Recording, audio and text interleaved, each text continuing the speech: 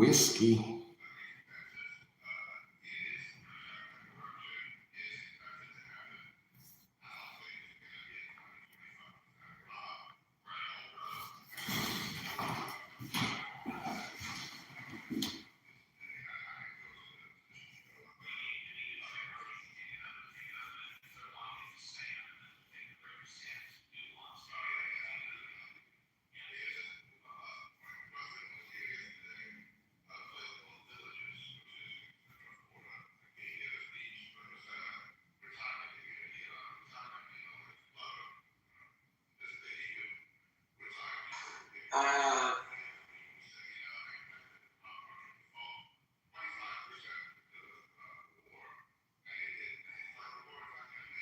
You can't fully commit, don't you?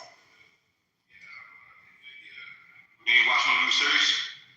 Affected that much by what's going on in the oil market. So, that's, a big drop is not really expected. Maybe it's going to, be flat like we did for the first 3 months of the year. A drop to 5 to 10% is possible. But then again, we don't know what's going to happen from now till the end of the year. The bottom line, investment always, you shouldn't worry about these short-term events, because if anybody sold when the tariff war was going on, when the war with Iran was just announced, they would have sold and they would have missed the uptick that happened afterwards. So always, be a little less emotionally involved with your investments. Believe in what you have, and don't look at your 401k every week. That's my advice. Very good. Let's say hello to Sam, who's new on stage. Sam, good morning. You have a great shot starting. Good morning, Steve. Great show. You're very kind. Thank you. Monsantos. Is that right? Monsanto. Yeah, you did a really good analysis, and it would, as someone who's been trading for 30 years myself, I understand what you're saying. Folks may not get the fine nuances of what you're saying. But I'd like to ask you a question. What do you think about the bond yields, where it's going to go? Monsanto, if you want to answer, you may. The bond yields they have been ticking up. There is, I'm noting that the risk is higher. International bond holders, I guess, a lot of them are selling our bonds as a response to the tariff and all that. When you sell U.S. bonds, risk goes up, the bond yield goes up. I read an article yesterday that the president has purchased $333 million worth of corporate bonds because of the expectation that with Kevin Walsh coming in, that it's going to be good for the bond market. The 10-year has proven to be resilient again, and it's probably going to go up as risk keeps going up. Right. Do you see what Jamie's was talking about a possible spike? Where do you think the top is on the yield? Because I want to get in on that idea. No idea what the top is. I heard. What's the spike he's referring to? How much of a spike are we talking about here? Well, the spike is going on, but how much is that? Nobody is going to answer that. Despite all the conditions are really right for bond yields to keep going up, and with that, you get your mortgage rate that's going to stay up and all. And it's just an indication that we are in a risky environment. And with risk, if someone is getting money to your bonds, they are going to ask for a higher yield in order for them to give you their money. So it's just an indication that we are in a high risk environment. And with high risk, high yield is kind of required. So how high it could go, we don't know what's going to happen 3 months from now with all the stuff going on. And with that, we are at the top of the hour for everybody on stage. And Howard is to encourage you to stay on stage,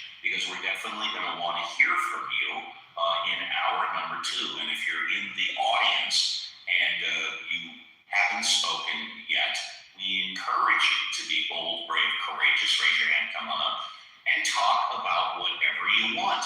1 hour in the tank, 2 hours left.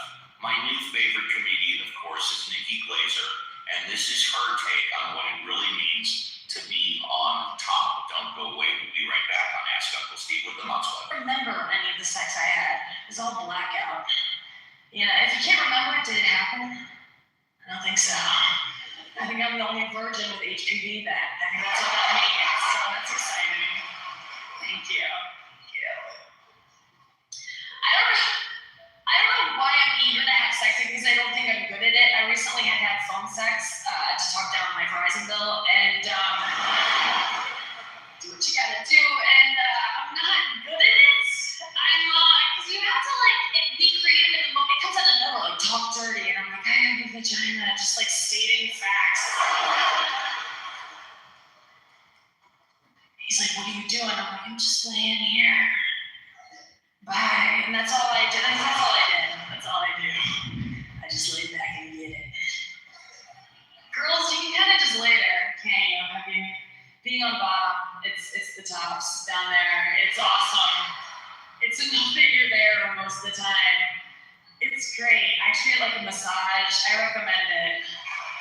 And yes, sometimes they'll ask you to participate, and you should. You know, if you bought your dinner at Chili's or something, you should wiggle, you know, at 2 for $20. That'll get you.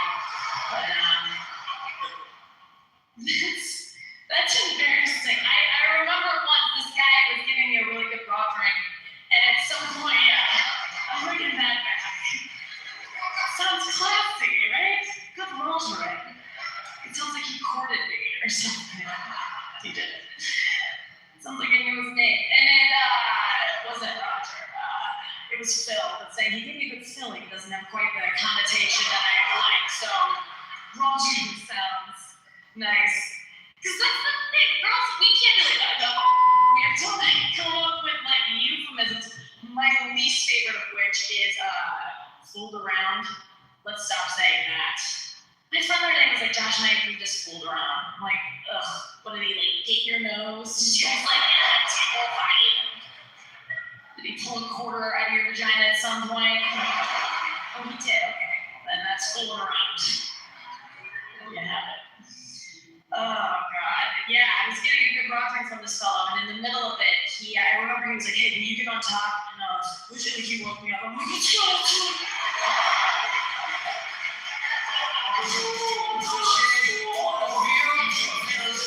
What's bothering you? Got a question that's on your mind. Be bold, brave, courageous. Come on up and get your fresh fire. What does that mean? Well, listen up. Have a take and just don't suck. Be respectful, make your point in a reasonable way. Love that. Welcome to another Saturday edition of Ask Uncle Steve with the Mod Squad. If you're here for the first time, this is how the show works. Everybody in the audience, especially the new speakers, that means you, is encouraged to be bold, brave, courageous. Come on up and talk about whatever you want. We never, ever put a restriction on content. Politics, current events, clubhouse, you, me, disagree with you, just to be able to make some sense. And with that, let's say hello. Even wants to respond to your last video. I tell you what, Benjamin, you can go after Howard, because Howard is new, and then we'll go to Benjamin. You got it. Howard, you have a fresh five. Thank you for gracing us with your presence. What would you like to talk about? Hey, good morning, Steve. Hi. Everyone. Yeah, I think I just put it in the chat. Did anyone see what happened at that Buffalo Sabres hockey game when the singer was singing "Oh Canada"? No. And the microphone cut out.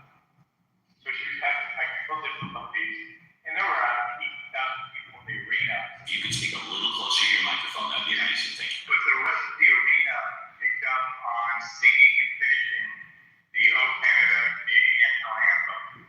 And I'm just curious, just in terms of call it even the political times we're living in, I just find it interesting that we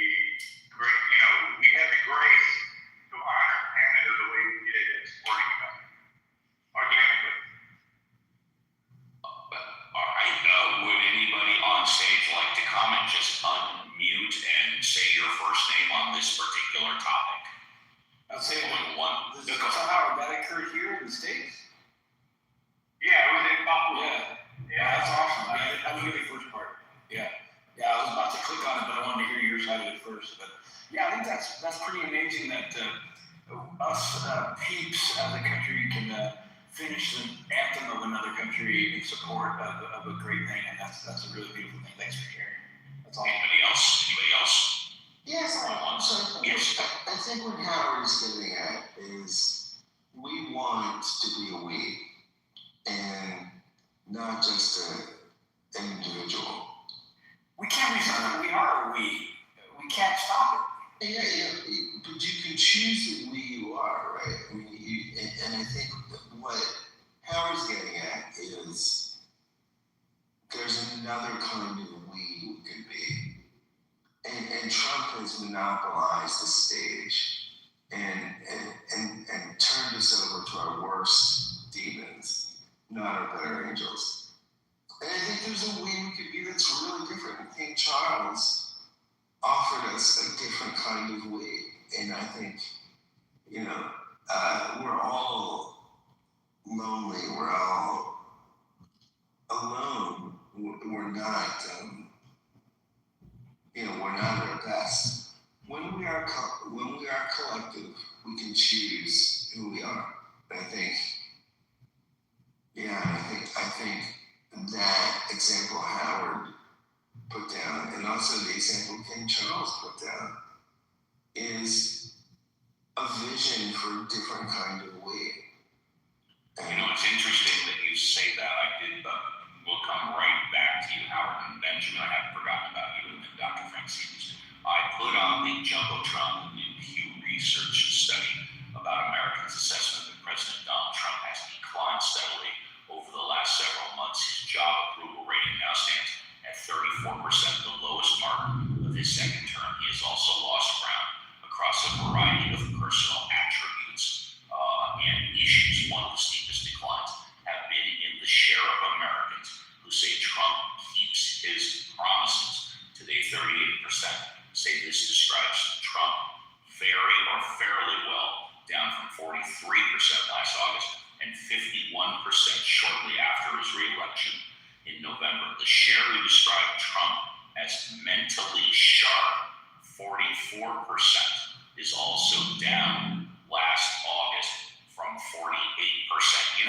If we go back to Obama, would anybody ever say that Obama was not sharp during his presidency? I mean, you may have disagreed with his politics, but dude was sharp as a nail. He was spot on. But let's go back to Howard, then Benjamin, then Dr. Francine. Go ahead, Howard. No, Steve, thank you very much. Scott really explained the point I was trying to make, so I appreciate it. You got it. And now, as promised, Benjamin, you get a fresh five, and then Dr. Francine. Go ahead, Benjamin. Yeah, well, I wanted to get back to something Scott was saying, and that is the definition of we. And America and its better angels. And there's this notion that the Statue of Liberty stands out as an invitation for people to leave the country that they can't abide and come to a country that will give them fresh hope. And the problem, I think, has become people don't want to leave. They want to come, but they don't want to leave. And it's letting go of the thing that you can't abide that's difficult. And so when people come to California from India, for example, it was the case when I was younger, people would come to America and become Americans. And they would leave India because they didn't want to be Indians. But now, people come from India and they bring with them all of the things that make India a place that people would rather leave than go to with the migration. I don't know how many Americans are leaving America to live in India relative to the number of Indians leaving India to come to America, but it's probably like 1 million. So that gives you the develop a measuring stick on what kind of placing it is. Now, when people come from India and they come to California and they set up Indianness in California, I would think it's great. Indian food blows. But what's happening in California is Indian people in California are complaining to their boss, to the place of work, to their senators of the Indianness. And specifically, they're complaining that when they are at work, the people treat them like shit. Because that's the way of India. Is the caste system. The Brahmin are the elite class, and they have the right to shit on everybody else. And so they come to America not to leave that crap, but to bring their crap to the United States and reenact their shit in the United States. And it's not a problem, weirdly, it's not a problem for people in the United States. The Brahmin don't look down and don't treat people in the United States like shit. They treat other people who have immigrated from India like shit. And it's the people who are leaving the country. Very often immigrants leave a country, and this will come as a shock. If you're liberal in the United States, if you're left, if you voted for Kamala Harris, close your ears for a minute, because this is going to be really difficult for you to hear. It's really difficult for you to hear. Sometimes when people leave a country, they leave that country because they don't like it. And when they go to another country, they want to get away from it. And they want to be away from the people that they are leaving. And when they come to a country and they get a job and they're exposed to the same kind of past drama shit that they just tried to leave, it is really depressing. And it's a problem. And when people leave an Islamic country and come to the United States, the best thing for them would be to escape Islam, right? But the worst outcome is that they get shuttled into a place where there's a lot of people, and the imams are there, and the dominants, and the people who will threaten them, literally kill them if they leave Islam, are there. And they haven't escaped the very thing that they left to escape. The Sharia law is still in place. If they leave Islam, they can be killed. If they don't wear the hijab, they could be, treated harshly, and etc., etc., etc. So I think that what we have to do as a country is we have to understand who we are, what the rules are here. I have known people that have immigrated from Russia. The last thing in the world they want to do is be around other Russians, because that's exactly the culture that they left. And they know how people behave in that culture. They know how the men treat the women like objects, and et cetera, et cetera, et cetera. And if you're a liberal and you vote for Kamala, you don't know this. You think that all cultures in the world are equal, and everywhere people treat each other with respect and dignity and equality. And Kamala told you that, so you believe it. It's really sad that you're in this condition, and I don't know what can be done to help you. But look, reality is a bitch, and you have to appreciate that you are infinitely better off in the United States than you would be in an Islamic country. 1 minute, Benjamin, 1 minute. So Poe challenged me with this the other day, and he said, well, what about Malaysia? It's an Islamic country, and it's good. And it turns out that in Malaysia, if you draw pictures of the Prophet Muhammad, you can go to prison. If you blaspheme the Prophet Muhammad, you can go to prison. You don't have freedom of jack shit in Malaysia. Okay, so I'm just challenging anybody here to name an Islamic country that they would send their daughter to go live in. Country that they think has good laws on the books, laws that will protect their children. And I will show you a country that will kill your child if they are gay, if they blaspheme the Prophet Muhammad, if they have opinions about religion or politics. You just don't know because you're so goddamn ignorant about the real world, and there's so little people can do to get through to you and make you understand that America is indeed the best country, not because it's first in literacy, it's not. But Japan is far from the best country. Japan would be a goddamn shithole if it weren't for the United States. Do you know what Japan was doing? Do you know the kind of violence that Japan implemented on China? There's just a horrendous anti-civilization that was Japan before the United States got there. And fucking Canada? Canada can't defend itself against a ship full of rats. It's the United States that is creating anything that looks like civilization anywhere in the world. The reason Canada has a medical system is because it doesn't have to pay the cost of keeping the world safe for people who are atheists, who have ideas about religion, who criticize a Muslim country where the axiom is come to America and kill the infidel because it's baked into their religion. It's only America defending civilization. Thank you very much. I appreciate that. Charles, can you mute up, please? Can you mute up, please? Yes, thank you. Charles and Daniela and Doctor are new on stage, but first is Dr. Francine. Dr. Francine Hardaway, it's always a pleasure to see you. You get a fresh five starting now. What would you like to talk about? I talk about what Howard said. Please. And what Scott said in response to what Howard said. And I just want to say that we, the people, not the government. That's something we always have to remember. And Benjamin, we have to remember it about Islamic states too. That not necessarily are the people a reflection of the government. You get what you get in the government. You either elect it or you don't elect it, depending on what your political system is. But your government still doesn't necessarily reflect your wishes or your desires or the way you would like to see yourself as people. And I've been, I don't know where you've traveled to, Benjamin, but I've been in, I'm going to say 45 countries. And I've seen, including India 4 times and China 4 times. And I've seen Malaysia. And so there are a lot of these countries where I've actually been there.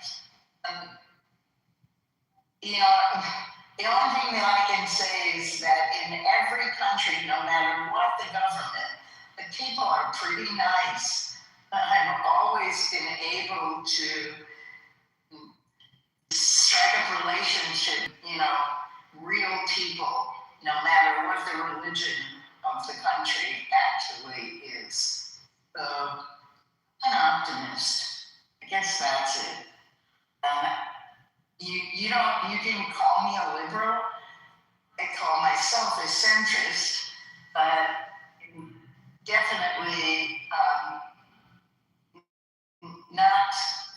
Never mind. I'm not going to start that discussion. Thank you, everybody. Dr. Francine, thank you very much. Doctor is next. Doctor, good morning. Welcome to the show. You have a fresh five starting now. What would you like to talk about, Doctor? I think really quick in response to Benjamin, the data shows otherwise. People escape tyranny, but when they come to this country, they gravitate toward their own. They build family businesses as opposed to becoming entrepreneurial in the sense that they're escaping their own culture. They do all kinds of things to actually find their own tribe, if you will, when they come to this country. Absolutely, such as here in Los Angeles, we have Tokyo, and then we have the Armenian communities in Glendale. Absolutely, people gravitate towards their own truth. So that's all I really wanted to say. I'm just waking up here in Los Angeles. Thank you. Well, please go on. You stay on stage, and when you wake up and have a fresh cup of coffee, maybe you'll want to talk an hour to 3. Let's go to, is it pronounced Daniela? Do I have that right, Daniela? Daniela, good morning. Welcome to the show. What would you like to talk about? Yes, good morning, everybody. I usually say that today is School Assist. I am glad that you took the plunge. Is this your first time on our stage? Yes, It is. You know what? It's a pleasure to have you because the show is better with you on stage than without you. What was I talking about? Well, you just take offense about what Benjamin just said. I was married for 25 years to a brown man from India, and whatever he relates is completely wrong. My experience is that most Indians, which are usually highly educated, navigate very well the US. They respect the laws, and they adapt to the culture, but they keep their costume. Yes, they may dress in a particular way, they may eat a particular food, but this is one of the populations that have contributed the most to the US. They are doctors, they are economists, they are scientists, they are doing a lot of contribution to the US. And the way he portrayed them is just disgusting. One of the things that I liked about this country when I came in almost 30 years ago to do a master's degree and decided with my husband to stay, it was that you could be whoever you want. Do you feel comfortable saying what city you're in? I am around Washington, D.C. Washington, D.C., please continue. Which is a very multicultural city. You have people from all over the world from the international organizations. You have the embassies. I feel I'm very comfortable living in this city, but I'm more comfortable every day with the kind of discourse that people like Benjamin is saying in social media and in this art. I don't know what is his background, what is his religion, but every culture, every religion has a group of people that are very backward. I don't want to offend anybody, but even the Jewish religions have people who are almost living in the, 200 years behind, and that's okay. The greatness of this country, that's what I thought, was that you could be whoever you want as long as you respect the laws, the constitutions, and you treat your neighbors nicely. Thank you very much. Appreciate that. And before we go to Charles, if you're in the audience and you would like to get your fresh vibe, we're a friendly bunch. Please raise your hand and come on up. Charles, you're next. You have a fresh vibe. What would you like to talk about, Charles? I just wanted to respond to the prior speaker who suffers from American exceptionalism and delusion.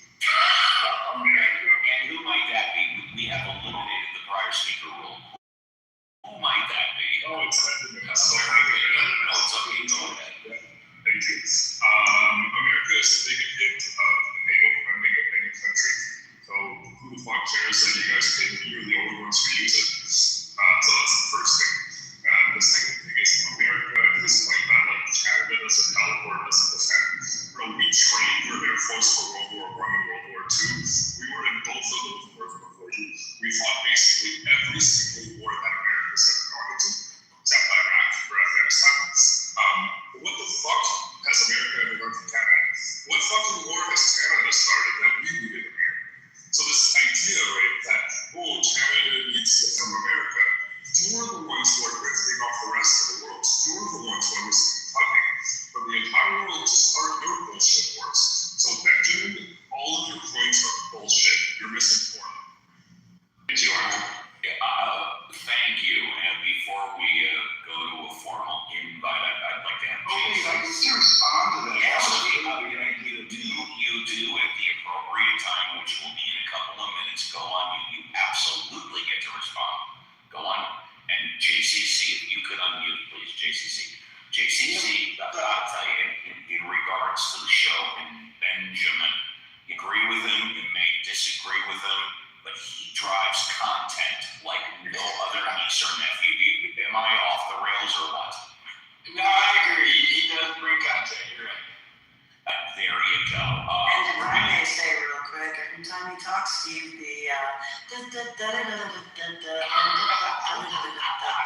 goes through my head.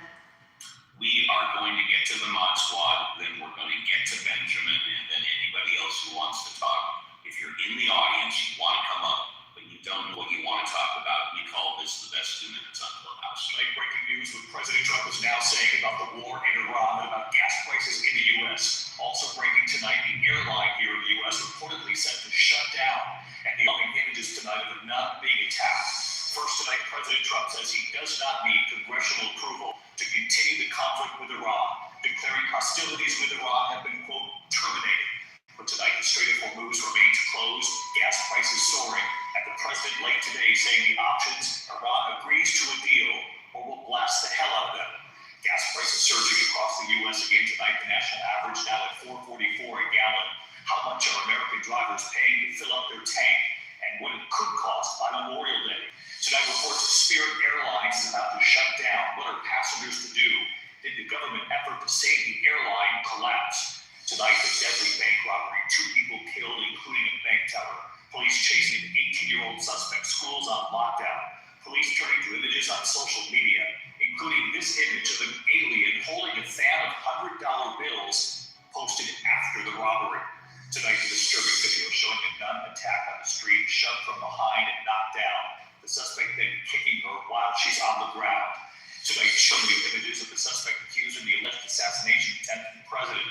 The suspect heading into a doorway and alert canine, appearing to send something seconds before the suspect sprinted through security.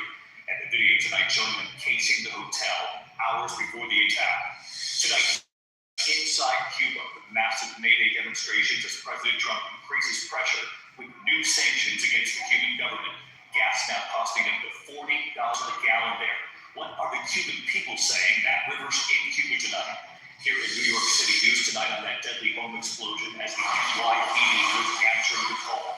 Officers thrown from the front door. There is a major element of this. The deadly plane crash in Texas. The images coming in, 5 people dead.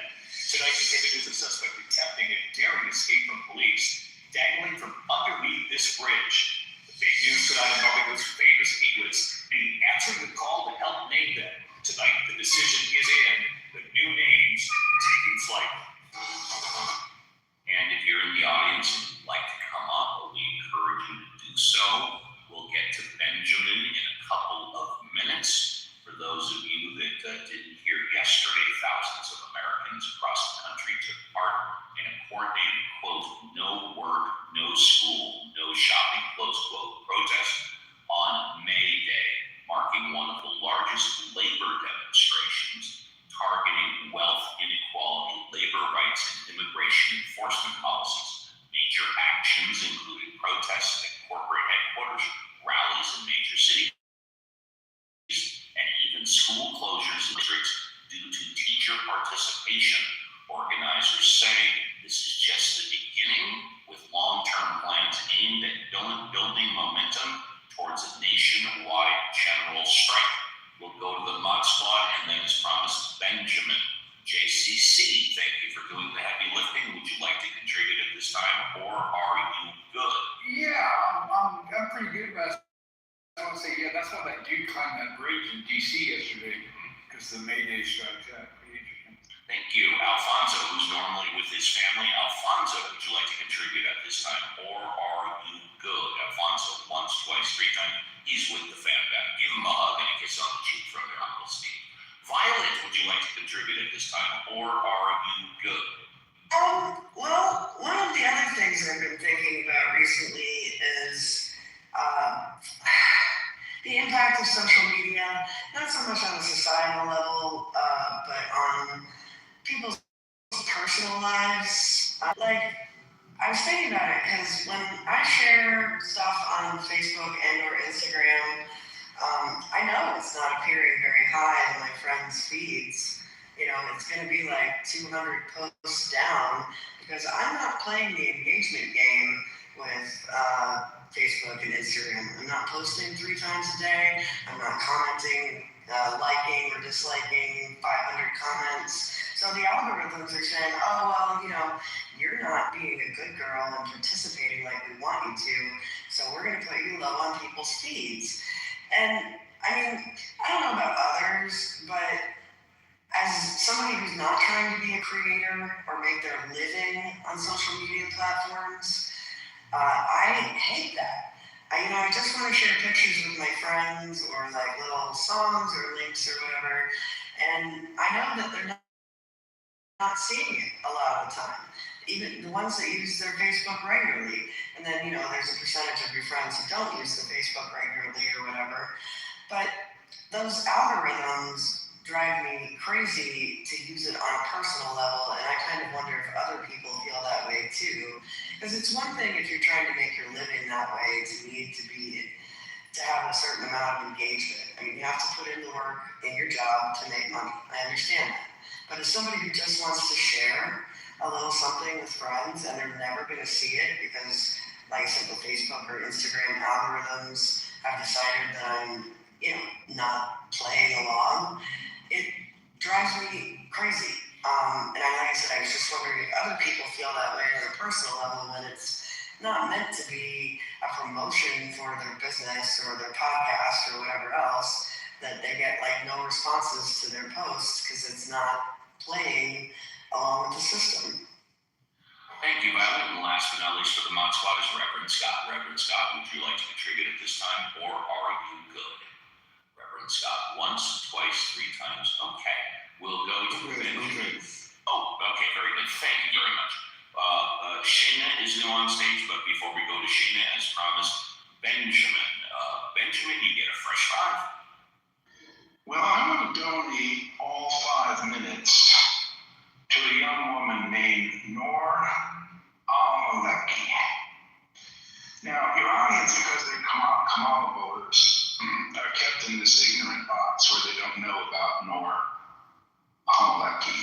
And bless their hearts, people who think that it's just so great to go to other countries and just not know what's going on in those countries. So I just want to read for 60 seconds about Noor Al-Maleki, because in the chat way, people who say that I don't bring bullshit, I also bring receipts. So thank you very much. As a reminder, we do have the 60-second read rule here, which is still in effect. So anybody can read for maximum 60 seconds. Thank you. Growing up, Al-Maleki was expected to cook, clean, and help take care of younger siblings. Following this, Al-Maleki began to move in and out. The father disapproved of her non-Muslim style dress. Her father sent her to Iraq to marry an older cousin, but she flew back to Arizona in 2008 and began dating someone of her own choosing. On October 20, 2009, Al-Maleki was assisting her boyfriend's mother with translation at an office of the Arizona Department of Economic Security in Peoria. Outside the office, her father, Falel, struck them with his vehicle, causing a brain bleed, partial paralysis, and other injuries in the case of Al-Maleki. Then slipped into a collision and injured her boyfriend's mother, including fracturing her pelvis. Falel did not stop and render aid nor did he call for help. Following the damage, doctors performed surgery, and to make a long story short, she contracted an illness and died. Now, Al-Maleki is just one of about 5,000 women who are killed every year in honor killings. And these honor killings, link is in the description, happen in countries as varied as Bangladesh, Brazil, Canada, Ecuador, Egypt, India, Iran, Iraq, Israel, Italy, Jordan, Morocco, Pakistan, Sweden, Syria, Turkey, Uganda, United Kingdom, and the United States. Now these are almost all associated with certain Middle Eastern ideologies and religions. And the point is, they don't stay there. When they come to the United States, they bring this ideology of honor killing with them. And women are largely the targets of Islamic honor killings. And when you're Kamala Harris and vote for women, people like Dr. French Steen, who think that they're supporting women's rights when they support Islam, they're just so profoundly ignorant and misguided. When you support Islam, you are supporting violence towards women. And you need to understand what you're doing. And you need to stop doing that thing that you're doing, because it's a bad thing that you're doing when you support Islam. So stop, please, in the name. If you're not going to stop for me, would you please consider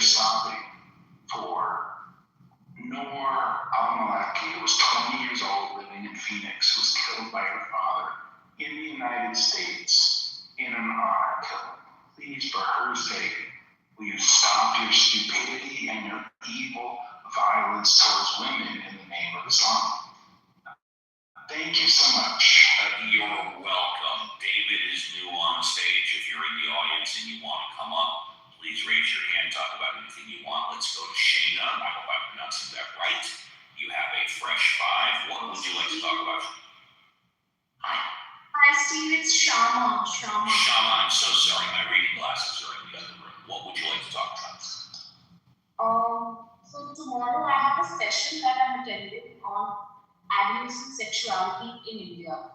So I was just doing some reading on it, and I was just curious to understand the American culture and American peoples. I know this is not just a room with people from USA, but just Yes, we have people all over the world in this room. Yes.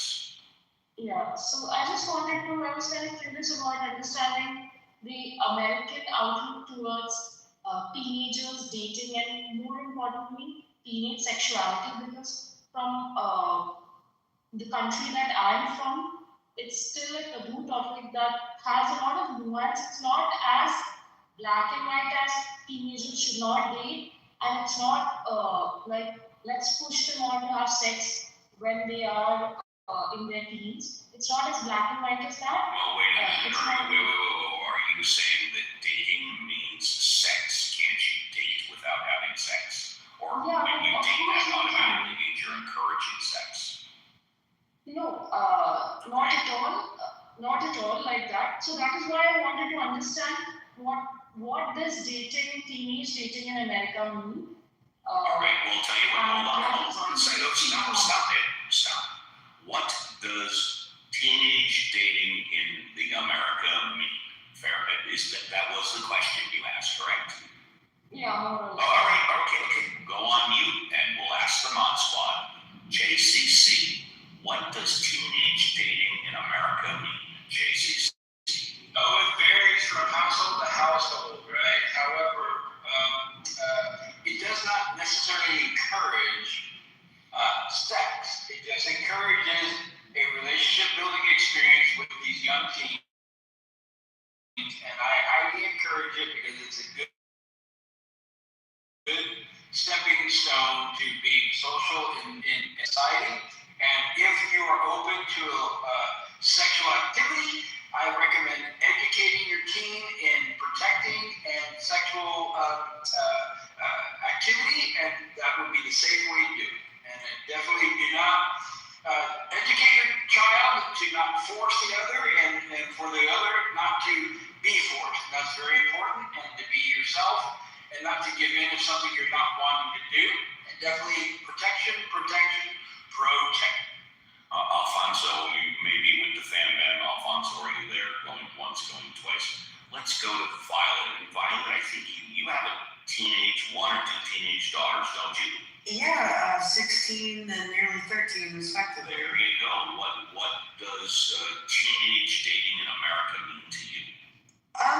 Well, I mean, my oldest daughter has a boyfriend, and what that means at the moment is, they like hold hands in the hall, walking down the hall in high school, and they go kind of on group dates. I mean, it's a group of friends. The other people aren't necessarily couples. They just all hang out together.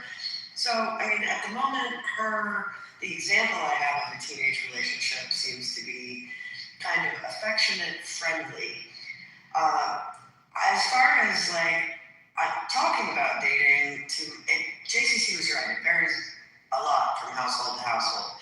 I mean, you have some people who just don't want their kids to have any kind of romantic, quote unquote, thing until they're above 16 or whatever it is. But in my case, I started talking to my girls about dating and relationships,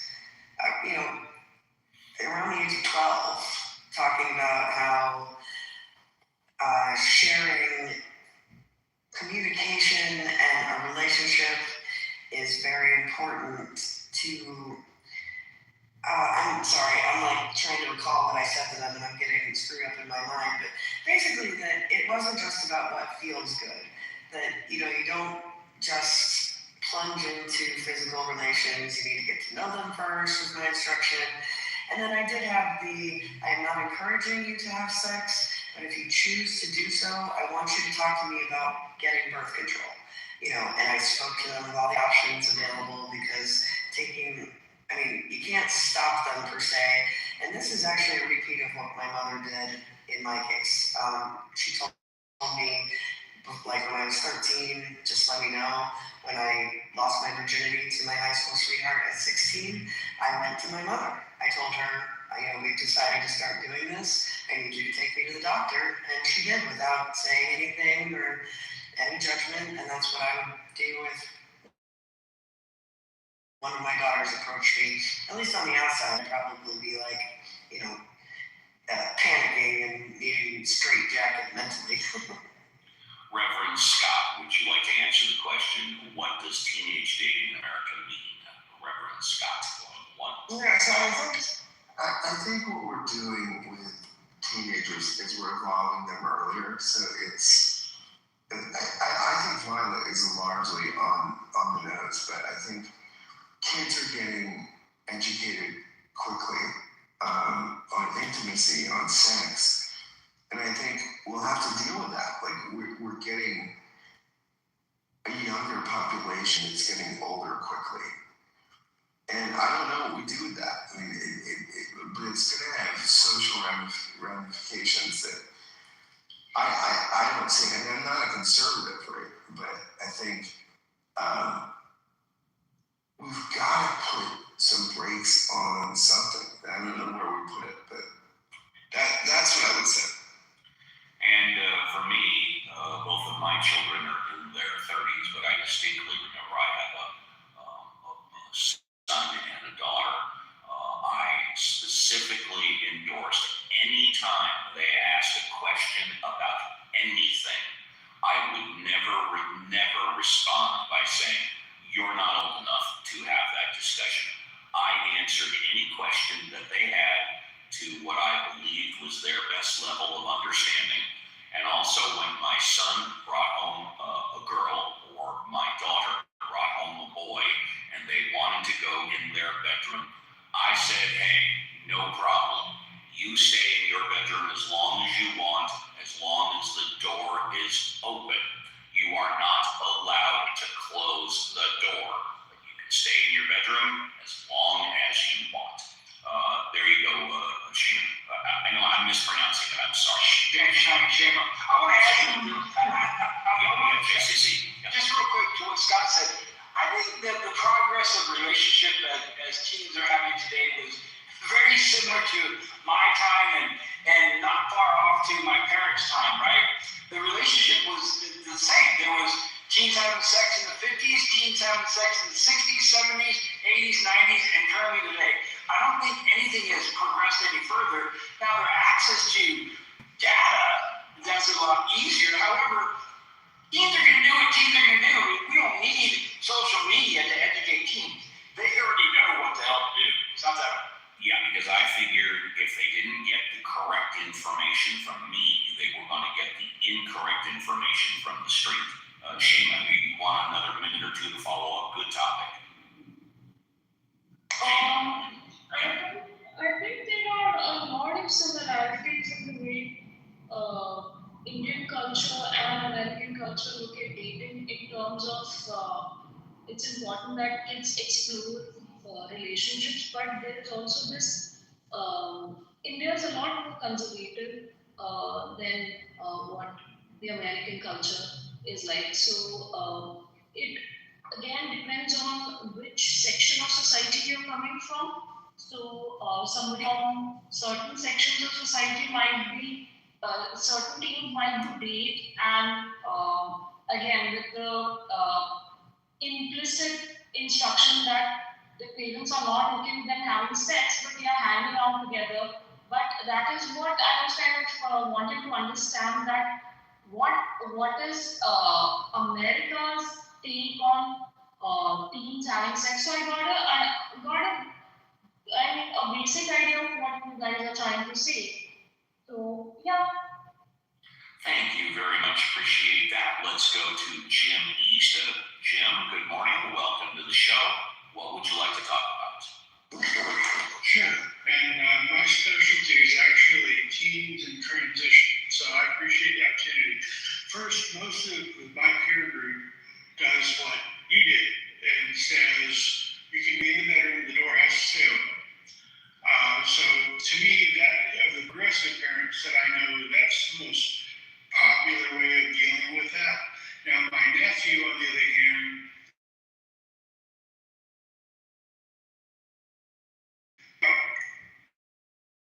with groups. He would go out with groups, and I think that that was a trend. I don't know. Sounds like it might still be a trend, so that maybe like there's less pressure, but I could also see that becoming more pressure. If everybody else in the group has done it and you haven't, or you and your city and the other haven't, then there might be some pressure there. But I honestly think, and he's not on the platform, so I know I'm not going to embarrass him by saying, but I believe my nephew is most likely a virgin when he got married. But our movies, our media, a lot of it, shows a lot of activity and can add pressure to that. But America, as you know, I don't know the lady's name, and I can't read the screen. So she asked a big question about America. You have to realize that we're a big picture of the world. We have the most conservative of any faith you can imagine here in the United States, and we have the most liberal, free love people in the world in the U.S. here, and then we have a bunch of us that are in the middle. So the U.S. is big. So to add from a social science background of mine, both bachelor's and master's level, I'll just tell you that I've seen both, but Steve seems to be what I've experienced with parents and with kids the most popular. Yes, you can spend time in the bedroom, but that door better be open. Thank you. It's my pleasure. Thank you. If you're in the audience and you'd like to come up and talk about anything, you're encouraged to do so. Would anybody on stage like to, who has not commented already, comment on teenage dating? Just unmute and say your first name. Well, we were hearing this last part. I asked ChatGPT, what do you think about teenage dating? This is what ChatGPT told me. Teenage dating is one of those things that can be healthy, messy, formative, and confusing all at the same time. It's not inherently good or bad. It depends a lot on how it's approached and the level of maturity involved. On the positive side, dating as a teenager can help people learn important life skills early, how to communicate, set boundaries, handle rejection, and understand their own values. Those lessons tend to carry into adulthood in a meaningful way. It can also be a normal part of social development, especially as teens start figuring out identity and relationships. That said, there are real downsides if it's not handled well. Emotions at that age can be intense, and not everyone has the tools yet to deal with the heartbreak, jealousy, or pressure. It can also distract from school, friendships, or personal growth if it becomes all-consuming. In some cases, there can be unhealthy dynamics like controlling behavior or peer pressure that teens might not recognize right away. The biggest factor is guidance and balance. Teens tend to do better when there's open communication with parents or trusted adults, clear boundaries, and a focus on respect, both for themselves and the other person. And that's ChatGPT's answer. So there you have that. We've got a break coming up in under 10 minutes. Would anybody on stage like to talk about anything? Just unmute and say your first name. This is Jim. Yes, Jim, go ahead, I please. just wanted to comment on something that the gentleman said earlier about people that voted for Kamala Harris, and I'm not going to be talking about the political side of it. That would be Benjamin, yes. About the belief systems and such. Okay, I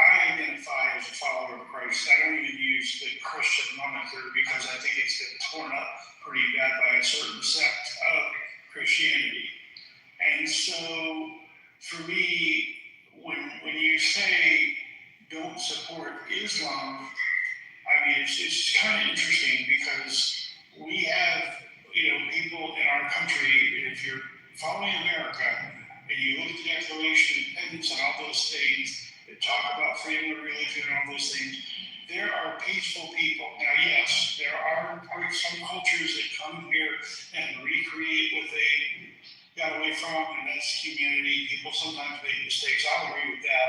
There's parts of Miami that are a little hot, and you're like, why? Or a little heady, you're like, why? What did you do? Why were you thinking? And yes, a lot of family businesses.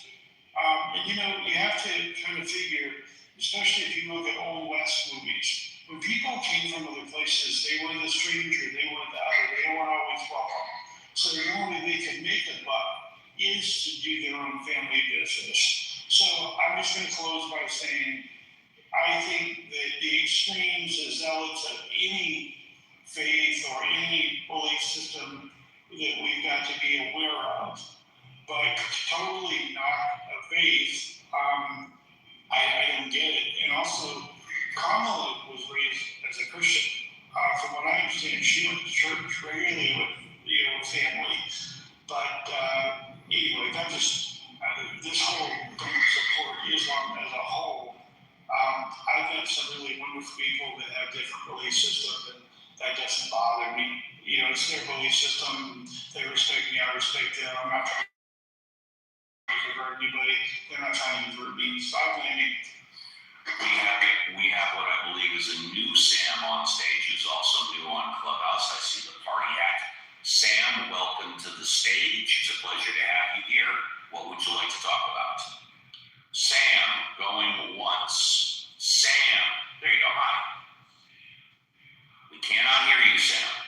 If Sam doesn't understand, I'd like to respond to that comment. You can in a moment. Let's see if we can hear Sam. Thank you. Benjamin, go on mute, please. Thank you. Sam, you unmuted. You may have to exit out and come back in, but we can try you. Sam going once. Sam going twice. Okay, Sam is having some technical difficulties. Benjamin, let's see. No, let's go ahead. Let's go ahead and have you respond. Take 3 minutes. 3 minutes. Go ahead. Yeah, sure. I get that everybody wants to be inclusive and turn a blind eye to people's ideology, but the honest truth is people who say this don't mean it. They're lying to you. They're liars. They're deceived. They're existing in a catatonic state of self-delusion. And the way you can test this, the way you can diagnose their delusion, is you just simply ask them, do you do this with your Nazi friends? You just ignore the fact that they're Nazis. Would you be comfortable sitting next to a Nazi? And you ask these same questions, right? And the answer is, oh no, I would never sit next to you. I'd never have a friend who's a Nazi. And that's how you can diagnose them. You just have to kind of it's very simple. It takes about 4.5 minutes, maybe 2, if you're smart as I am. But for people who have undiagnosed ideology confusion disorder, this is just a helpful diagnosis. Helpful diagnosis that what Islam is an ideology which mostly can be thought of as a systematic violence towards women. And you need the evidence, the numbers, the female genital mutilation statistics. I can help you with all of this. I can Google for you if your Googler is broken. But if you just think you can sit next to somebody who is promoting Islam like Kamala Harris does, like Mamdani who swore himself in on a stack of Qurans does, and not understand that what you're supporting is a system of violence towards women, then you are just you're just kind of like an intellectual turd. So all right, that guy, you have made your point perfectly clear. Thank you. Let's try. Let's see. I said 3 minutes. You'll have a fresh 5 in hour number 3. Let's try Sam again. Sam, are you there? Sam going once. Sam going twice. Sam, so we'll give Sam one more chance in hour number 3. Let's go to Jane, who's new on stage. Jane, good morning. It's a pleasure to see you on stage. What would you like to talk about, Jane? I'm good for now, Steve. Just listening. Oh, you got it. Okay, cool. Well, let's see. We were talking about, yes. I wanted to say real quick, I don't know why this is bugging me so much, but I did not vote for Kamala Harris. I voted for Jill Stein of the Green Party. It's driving me crazy that Ben keeps calling me a Kamala Harris voter. I didn't hear him reference you once. Did I miss it? No, well, not personally, but he kept saying, I know everybody on stage voted for Kamala, or whatever. These are all Kamala voters. I didn't hear him say that one either. I didn't hear him say that. Okay, well, I just wish to declare that I voted for Jill Stein since, And I voted for the Libertarian candidate. To Ben's point, I mean, I think his point is these are pluralist votes, right? And what his point is that the pluralist sort of multicultural vote leads to a liberal lens. I think that's fair, right? I don't know that it's right, but I think it's. I mean, that's. I think that's the point he's making. That I gotta tell you, I think Benjamin's modus operandi, and I very well could be wrong, is a mixture of truth, satire, and stirring the pot. And like I said, he's a great content creator.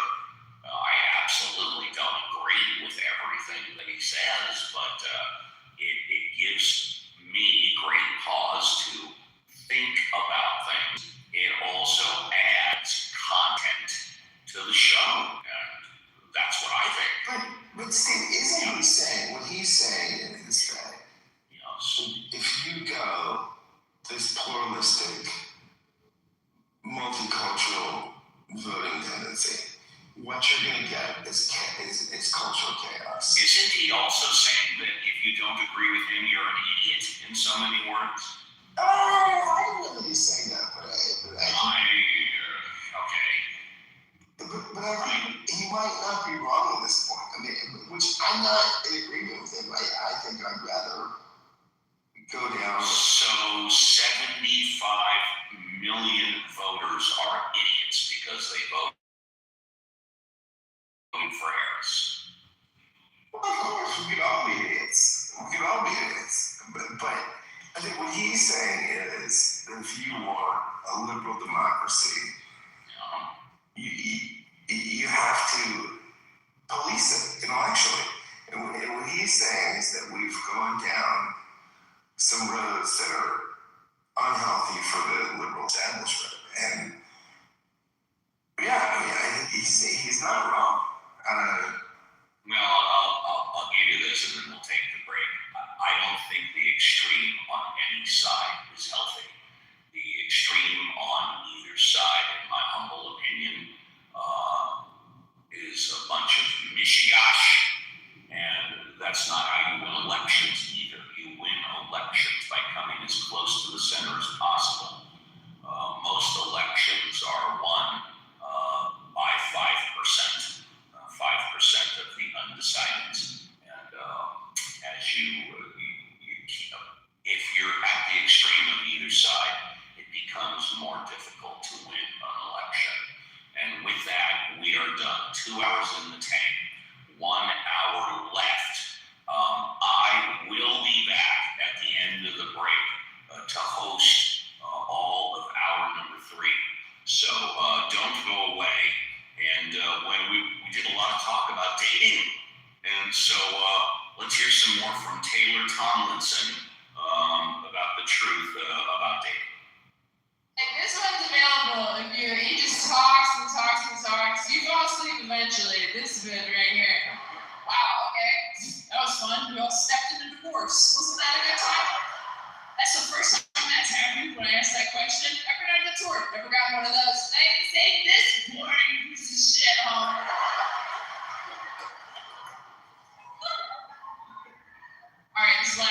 What do you got?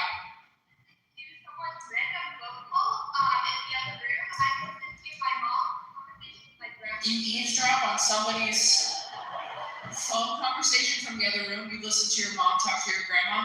Did you miss the whole part where I said I am alone?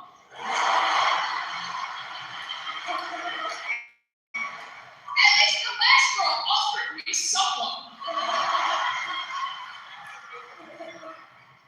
Have you tried falling asleep from sound of people who love you in the other room? I would that I could. Okay, well, those hurt my feelings.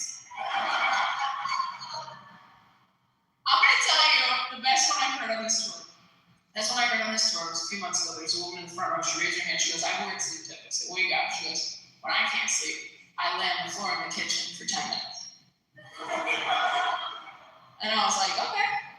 And then what happens? She goes, "Then I get back in bed, I go sleep." This poor girl, abusive parents herself. She's like, "Oh, you." The guy she's dating. I was like, "Really?" She goes, "Yeah, would you ever been through something?" I was like, "Oh my God, I don't want to hang out with 2 other people." I've never been in the middle seat on a flight fighting for an armrest like we were all naked. That would be cool.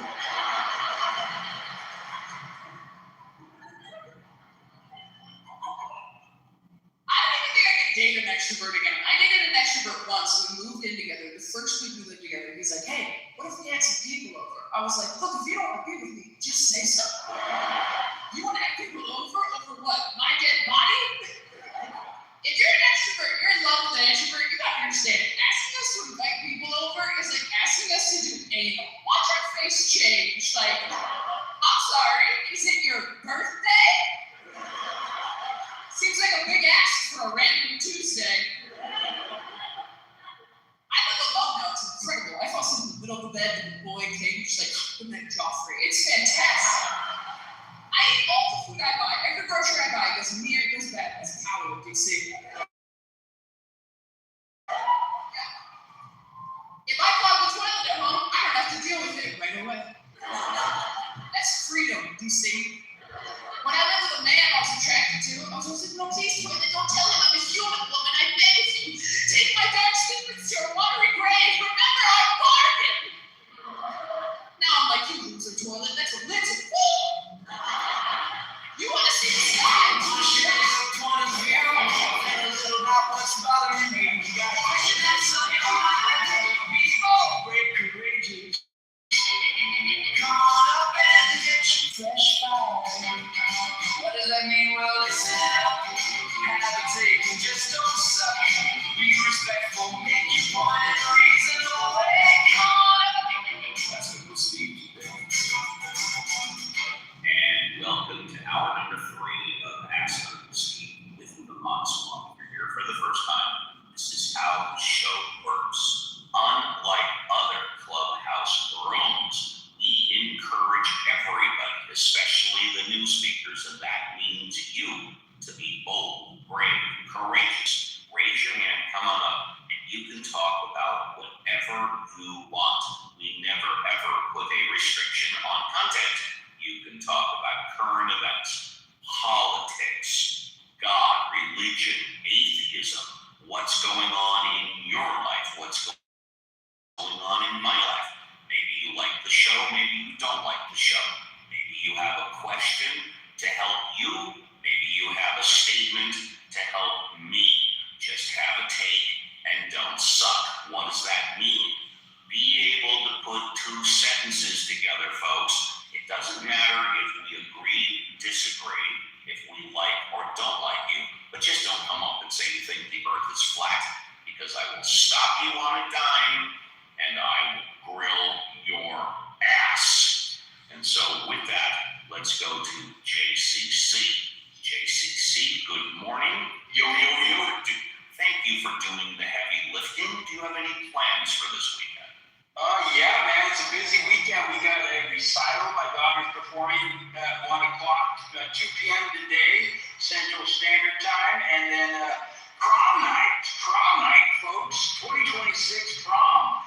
I'm helping her right now. I did an errand. I went out to get some black ribbon. She's making her own corsage, so I'm highly involved in her activity. I'm going to take pictures of her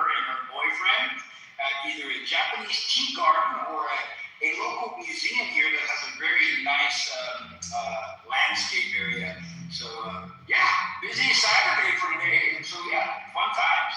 So JCC, if you don't mind me asking, did you say you have to be home by a certain time? Yeah, I'm pretty flexible. She has a 1 a.m. curfew. Okay, so yeah. Thank you for that. Let's see if Alfonso, he's been with the fam bam pretty much all show. Alfonso, are you there? Going once, twice, 3 times?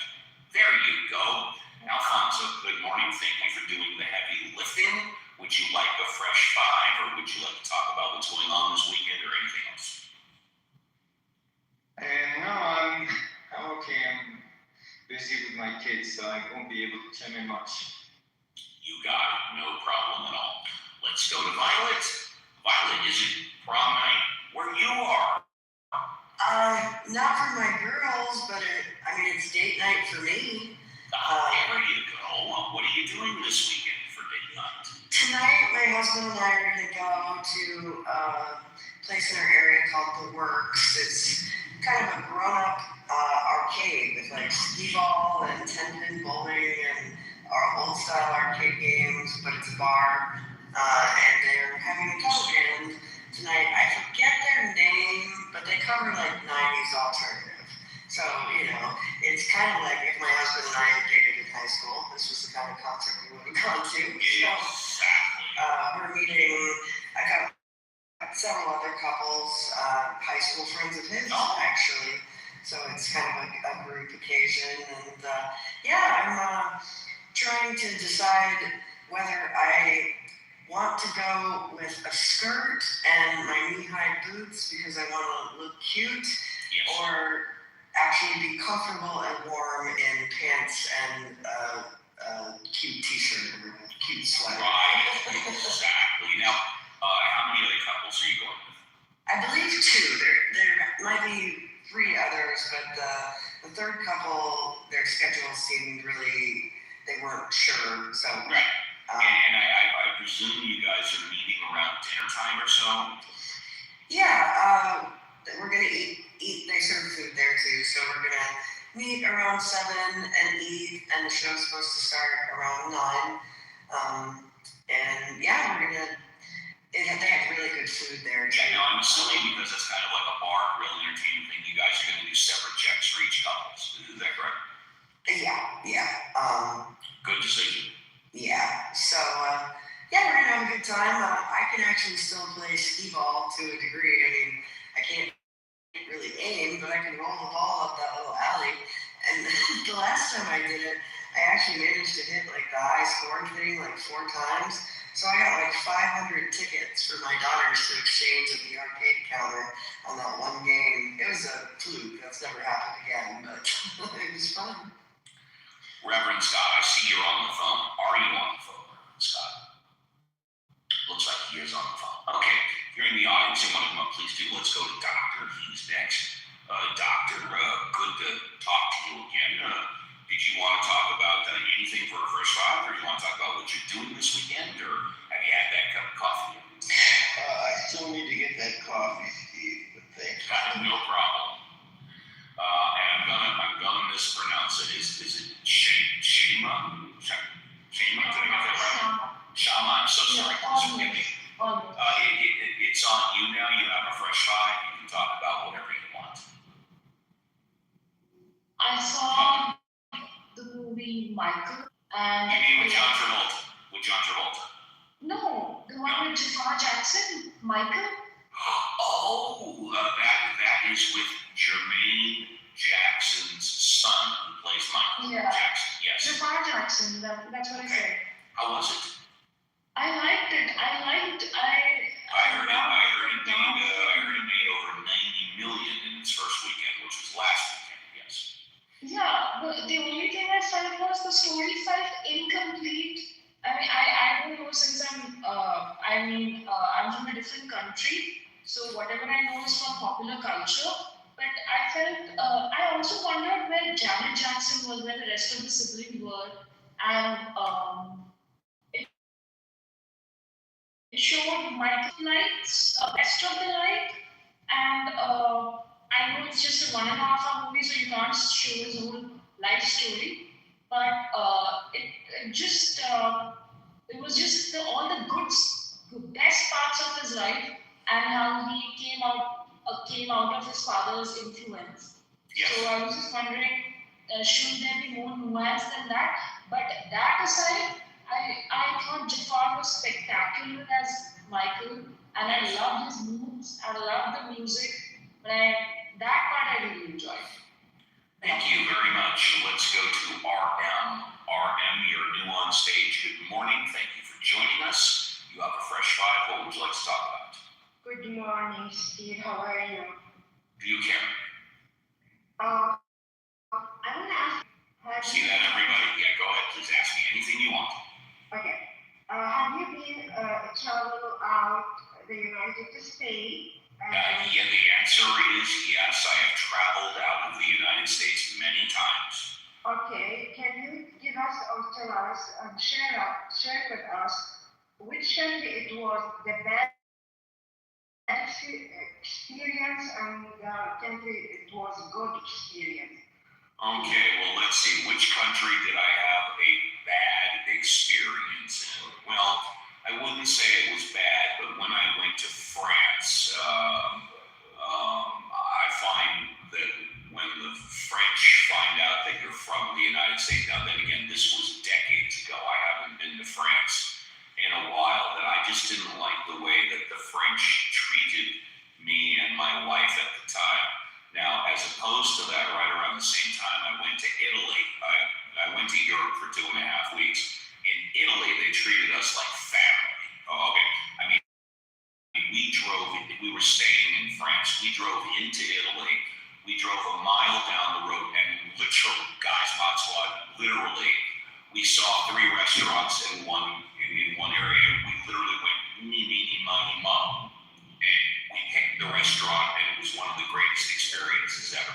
So I would say my worst experience was in France. It was simply because I didn't like the way that we were treated.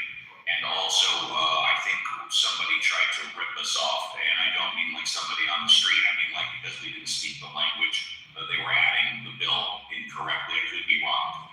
The best experience I had, without a doubt, and again, I haven't been there in decades, is when I went to Hedonism 3 in Jamaica, an all-inclusive resort, I believe it. No, I went to Hedonism 2, I'm sorry. Now that they didn't have Hedonism 3 at the time. I went to Hedonism 2 in Jamaica, and it was an all-inclusive resort, and I had a fantastic time. So if you want to advise me to go to visit in which country in Europe, you're going to advise me Italy, of course, not French.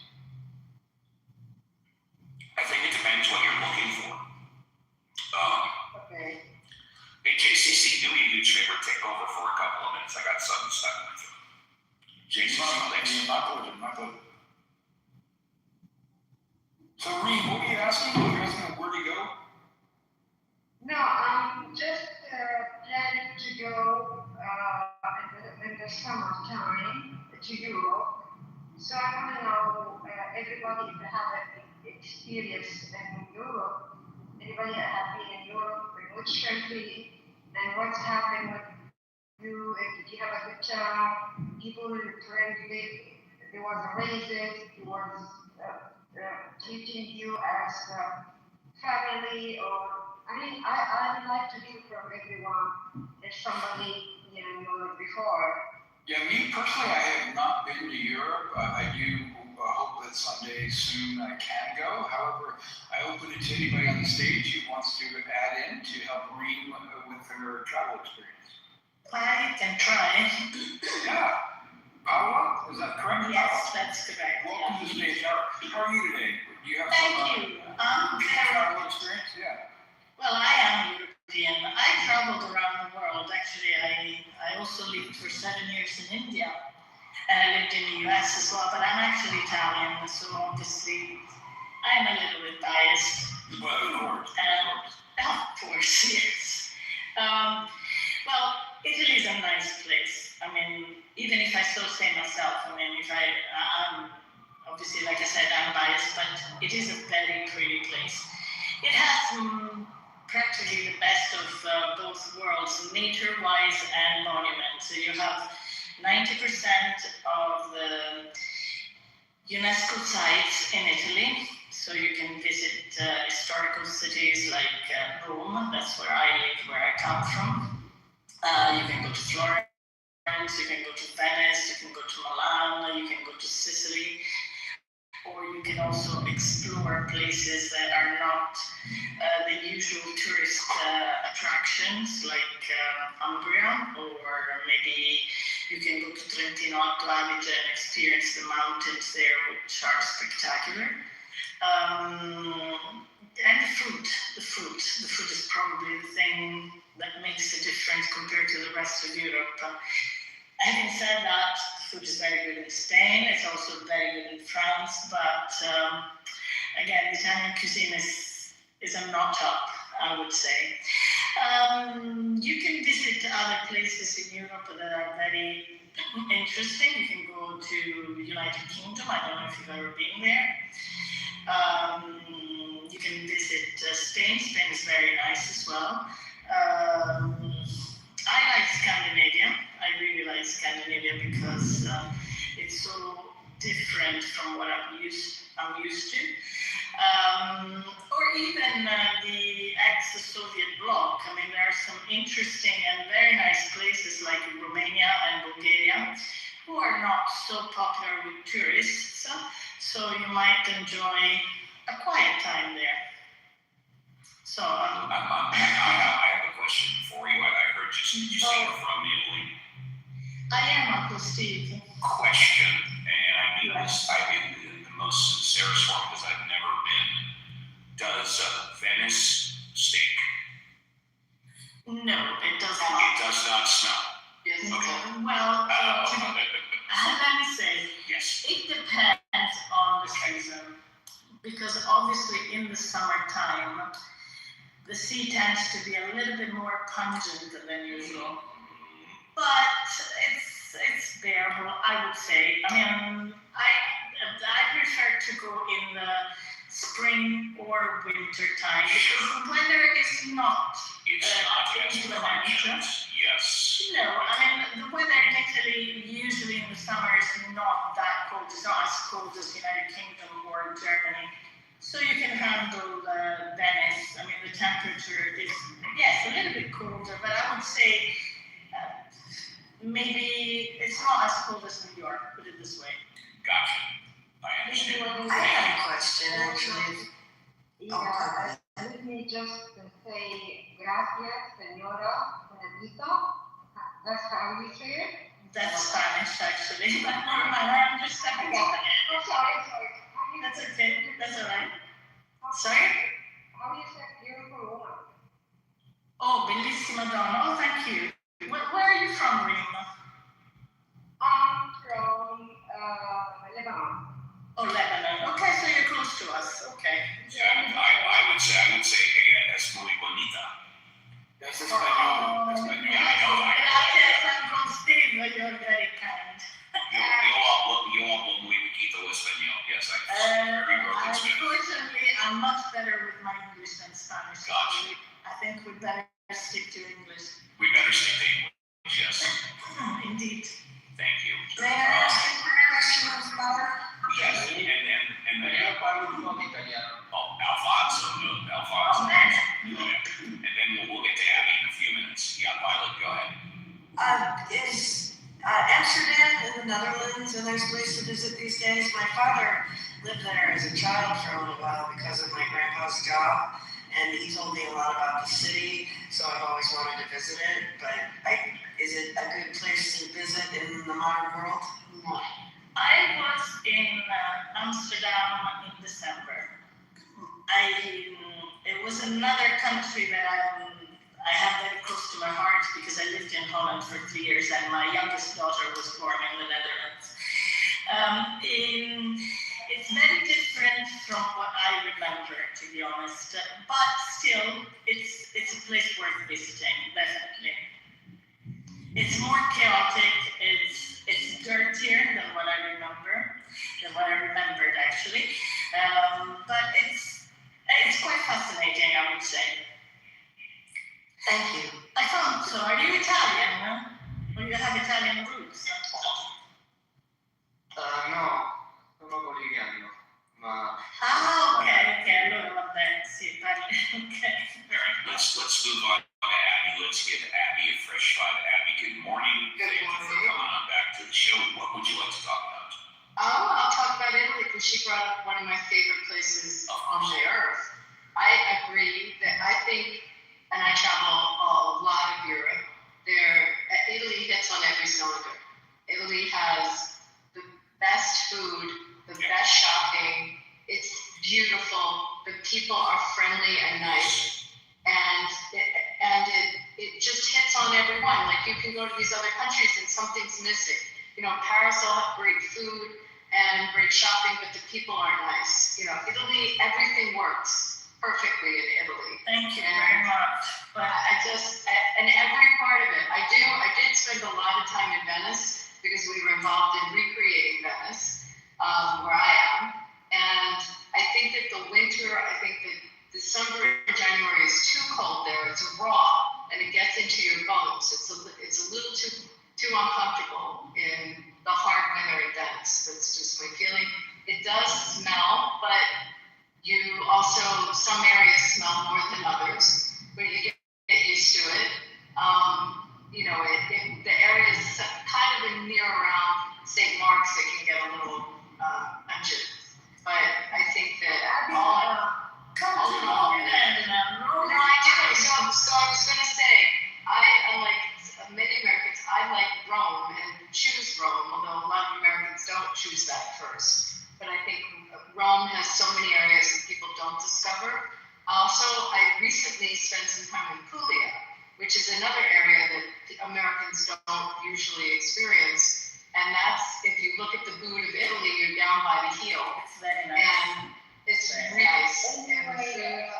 Abby, I've got a proposal for you from California, because if you're from LA, definitely not from California. I live right next to California, and I spend a lot of time in California, but I would never live in California. Because California is my second favorite place in the world. I would say I do not ever want to pay the taxes in California. So I live right next door to California. I can drive there easily, and I do. To get to the border is not far from me.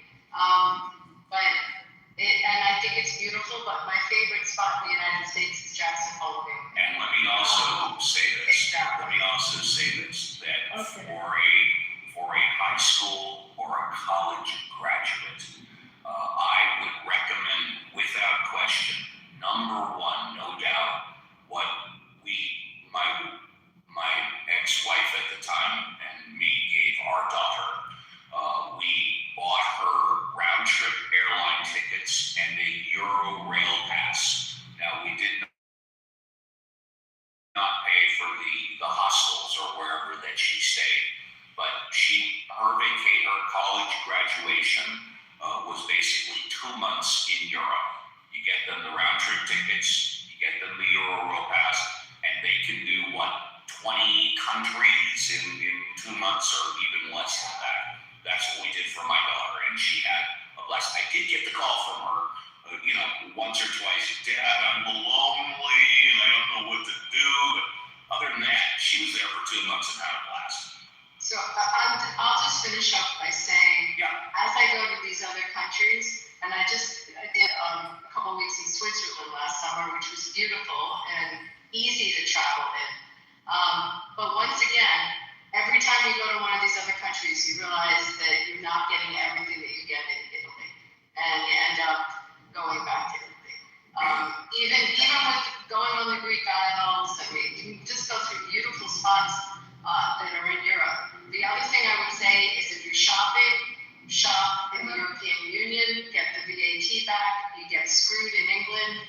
In England, you can't get VAT back as an American, so you're going to pay more. Okay, I'm going to go for 1 week. How much money I have to take with me? 5,000, 10,000? You take a credit card. You take a credit card, You take the credit card with the big limit. If you go even to the outdoor markets, Like, if you go to the south of France and go to Italy from the south of France, there's Venturiglia and San Remo with those great markets. You can use plastic in almost every one of those shops. So, I mean, you have euros with you, I guess, like for taxis and things like that, but pretty much you just have unlimited credit. Now speaking of that, Abby, But shop in the EU.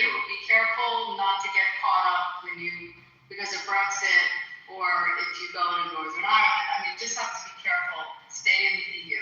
Abby, I can't remember the last time I used traveler's checks. Would you recommend traveler's checks or no? Oh, I haven't used them. You haven't used them in a long time either. Like 30 years? Come on, Steve. When's the last time? Maybe even longer. With the advent of Zelle, PayPal, ATM cards, credit cards, you don't need them. You don't have to carry a lot of cash because you can pick up $100 to $500 any day that you want. You don't need to carry $5,000 in cash.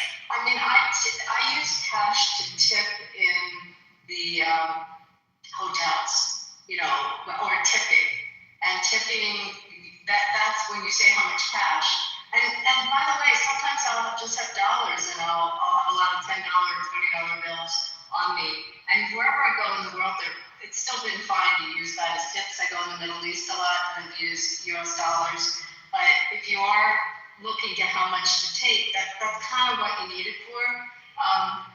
Also, when you purchase stuff, if you purchase it in their currency, you have a choice. It'll do a little better on the exchange. Yeah, good point. Italy every day. Absolutely.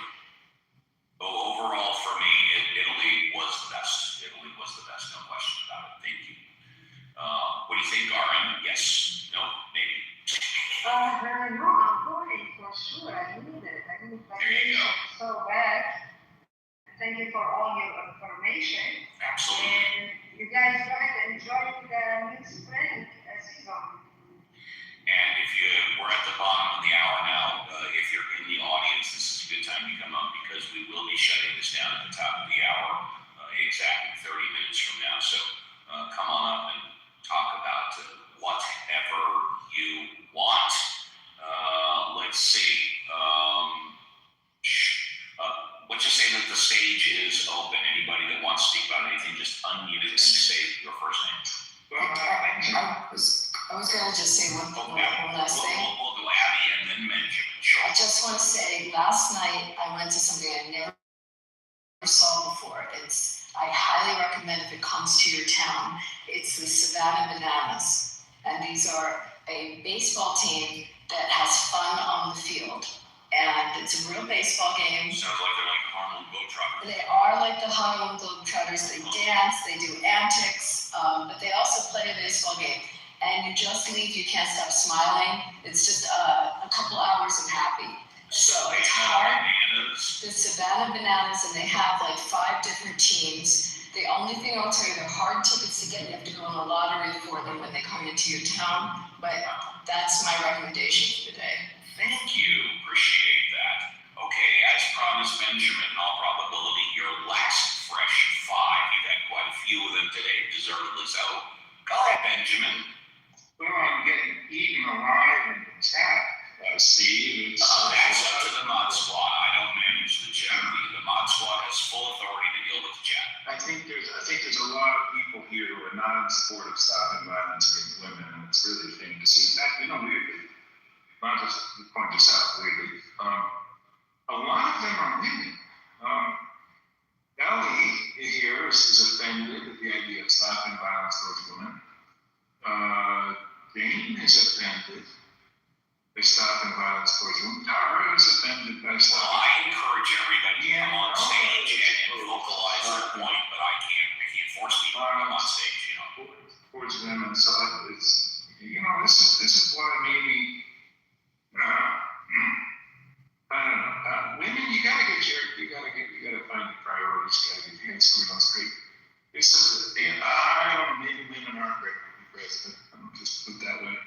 But violence towards women is a serious thing, and men and women would be prepared to protect from violence. Well, Benjamin,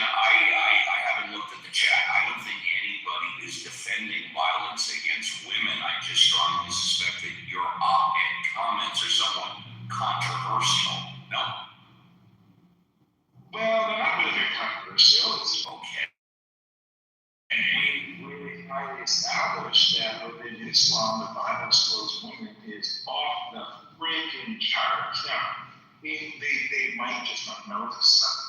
Either might women tend to be they just filtered, kind of the stuff lady, tend to like avoid conflict and maybe not talk about things that are a little like disturbing to theirs. Sounds to me like they don't mind responding at all in the chat. Maybe we'll see. Maybe, but here's the thing: they've got to get out a little bit. But but here's the problem: You need to come on stage and talk when you say get out a little bit.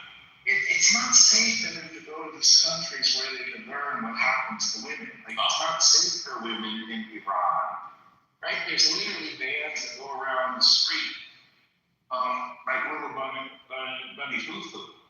Knocking all the rabbits and scooping up the rabbits, hitting them on the head. Like, they literally go around and they find women who are not wearing their hijab properly.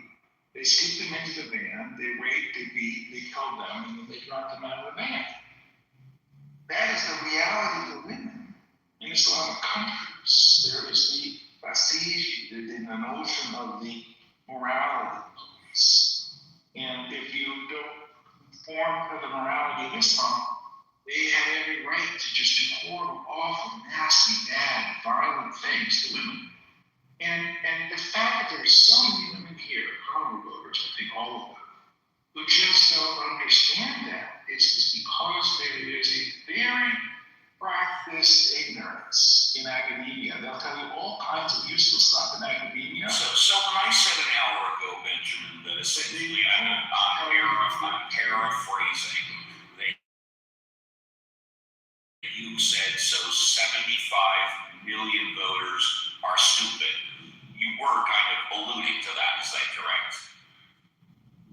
Well, let's be generous to the 75 million voters who voted for Kamala Harris. They were not given much of a voice, right? But at the same time, there is a real problem, and that is that we are afraid of our shadow. We are afraid. Ever since the killing of the cartoonists in, I think it was in Sweden, the West has been shaking in their boots. They're afraid to draw pictures of Muhammad. They're afraid to provide criticism of an ideology because they're afraid of they're just afraid to call a spade a spade. And so what you have is universities who will hook you up with hours and hours of unnecessary use of unemployable nonsense and a $200,000 debt. What they won't say is what's really happening in the world. What's really happening in the world is violent ideologies like Islam, like the caste system in India, are harming people. And I want to just let you know about my new DVD. Sure, yeah, take a minute and then we will move on, of course. My new DVD available everywhere 5 DVDs I sold. It's called Save on Plane. And this is a DVD as part of a campaign to stop female genital mutilation. And so everybody should want to save on plane. And let's stop female genital mutilation. Mostly by putting out of business the people who support Islam and other ideologies that are associated with female genital mutilation. You've got to get rid of it in New York, where Montgomery is the mayor. Hasn't bothered once to condemn it. I believe it's sworn in on the staff of the province. Now, I will say, Kamala Harris, to her credit, 30 seconds. Female genital mutilation. So if you're a Kamala bot, you should march out in the streets if it is possible and condemn female genital mutilation. But I do want to let people know, Stay at Home Plate is available in stores, wherever. Oh, sorry, it's got a thumbs down. That's like permanent PTR. Well, we'll find out right after our next speaker. He doesn't want to see it. We'll find out right after Andrew Benjamin. That is such a shame. Okay, Andrew, you're up first, and then Soren. Andrew, thank you for coming back on the show. What would you like to talk about? Good afternoon. Good morning. How are you today? I'm Doing great. How are you? I'm just having a Saturday. I'm waiting for groceries. Yes. I just think Benjamin, I don't know how, he does seem to paint the world in a certain way, but I'm not sure how he can lift the brush that he paints with. It's so fun. That's a good question. But that's fine. I just wanted to respond to something that he had said earlier about Canada. And I was very gratified to hear what Howard was saying. And of course, that was in Buffalo. And that's the proximity there is probably one of the reasons between Toronto and Buffalo. It's not hard to get to either city. Probably a little bit more difficult for Canadians to get into the United States now. Oh, and I just wanted to mention that in terms of violence that's happening in the world, I think the United States is perpetrating a little bit of that themselves right now in and around the Middle East with some assistance from Israel.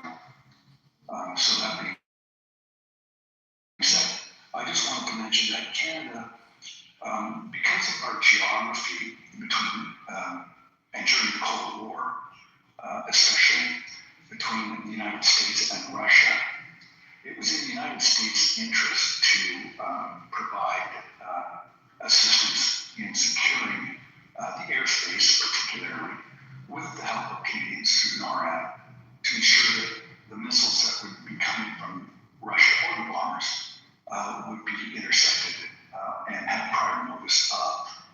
So that was one of the things that he is correct that we haven't spent nearly enough on military. And that has now changed. We're kind of forced into it. And we're spending an extra $75 billion over the next few years. But I would note that by spending that money, it hasn't interfered with our medical system. It still operates and still has support of most Canadians, so that we have, quote unquote, free, to hate to use that word because nothing is free, we pay for it through our taxes. And most of us are quite willing to do that. And so we'll be paying for the extra military spending through our taxes as well. And so that's just one of the things, this new order that Donald Trump has ordered up in the world, that's one of the consequences, and that's fine. But, I was listening to an argument about, how Donald Trump, is presenting himself on the world stage. And he constantly complains he's removing 5,000 troops from Germany. And it's not because he has any ideological belief in the protection of Europe or not. I guess he does or he does not. No, it just depends what day you speak to him. But it's really because he's having a little fight with the government of Germany. So this is how the man operates. So he's very vindictive, very, don't piss him off because, he's liable to fly off the handle of, just about anything. So a really difficult person to deal with. And he's upset because NATO won't come to the assistance of the United States in a war that he started. Well, that's not the purpose of NATO. NATO is a defense force. It's a defense agreement between all these countries that if they're attacked, then it's an attack on all. Well, I don't know if anybody's attacked the United States, like at 9/11, which is when Article 5 was invoked for the first and so far only time. So there was a previous speaker who said that the United States is the only one that's taking advantage of NATO in that regard, and he's absolutely correct. No other country has done so. I think his response to what's going on in Ukraine is dismal, of course, and that's probably because of his love of Putin and his ilk, which he desperately wants to become. I think the visit of King Charles, aside from the fact that the brilliant speech that was written and performed by King Charles at Congress the other day, I think just the whole idea of a king is intriguing to Donald Trump, not realizing that the King of England is a titular king and has only minimal powers within the Constitution, mostly as a consultant, really. The Prime Minister will consult with the King in terms of what the government is doing, but the King has no real power to enforce what his will is. Rather, he has to listen to Parliament and what they're going to do. So, very interesting. But anyway, I'll land there. I'm waiting for my groceries. They should be here momentarily. So, you all have a great Thank you. I wouldn't mind refuting about 50 things that you just said. Well, we'll tell you what, Abby, do me a huge favor. Take a couple of notes, write down or post it. We'll give you a couple of minutes for the closing thoughts, responses, and goodbyes. I want to go to Soren first, because Soren hasn't had a chance to speak. Soren, good morning. It's a pleasure to see you. Get a fresh file. What would you like to talk about? Hi, well, just want to go back to... and you're kind of in an echo, so if you could speak closer to your microphone, that would be amazing. Look, well, the other night, I lost track of my thoughts. I mean, just a quick thought for everyone in the room. I mean, when you guys, I assume everyone's using the iPhones or Samsung or Android or iOS, I mean, smartphone these days. So just a quick thought for everyone. I mean, when you look at the phone in your hands, everyone's, when you use the app, GPS, internet, and everything these days, it processes data, as you guys in America call it data. I mean, it runs on algorithms, and the actual words, ladies and gentlemen, algorithms that we use quite a lot is actually coming from this guy called Mohammed Khayyam. He's a Persian Muslim, which I know him. I read his book quite a lot. He's got books. We obviously read it in the original language called Mukhtasar, which actually the whole idea of algorithms is actually invented by these people. So when we're talking about these days about the modern technology, we're talking about the internet and everything, we're not actually talking about Silicon Valley. I mean, we're talking about centuries of knowledge and wisdom built across civilizations. And the mass powering of smartphones for today is rooted in those kind of works. I mean, so maybe many people in these apparatus don't actually realize that, but every time you unlock the phone, you're actually using data that trace back to those civilizations. So a bit of modesty would work. Centuries ago. Yeah, centuries ago. I have a hard time believing that, but please continue. Okay, well, I mean, fair enough. I mean, but again, that's the common knowledge. No, you're wrong. It's not common knowledge. That's not true, because as you said a minute ago, most of us don't know that. So it's not common knowledge. So it's all coming from the aliens, as you guys like to call it.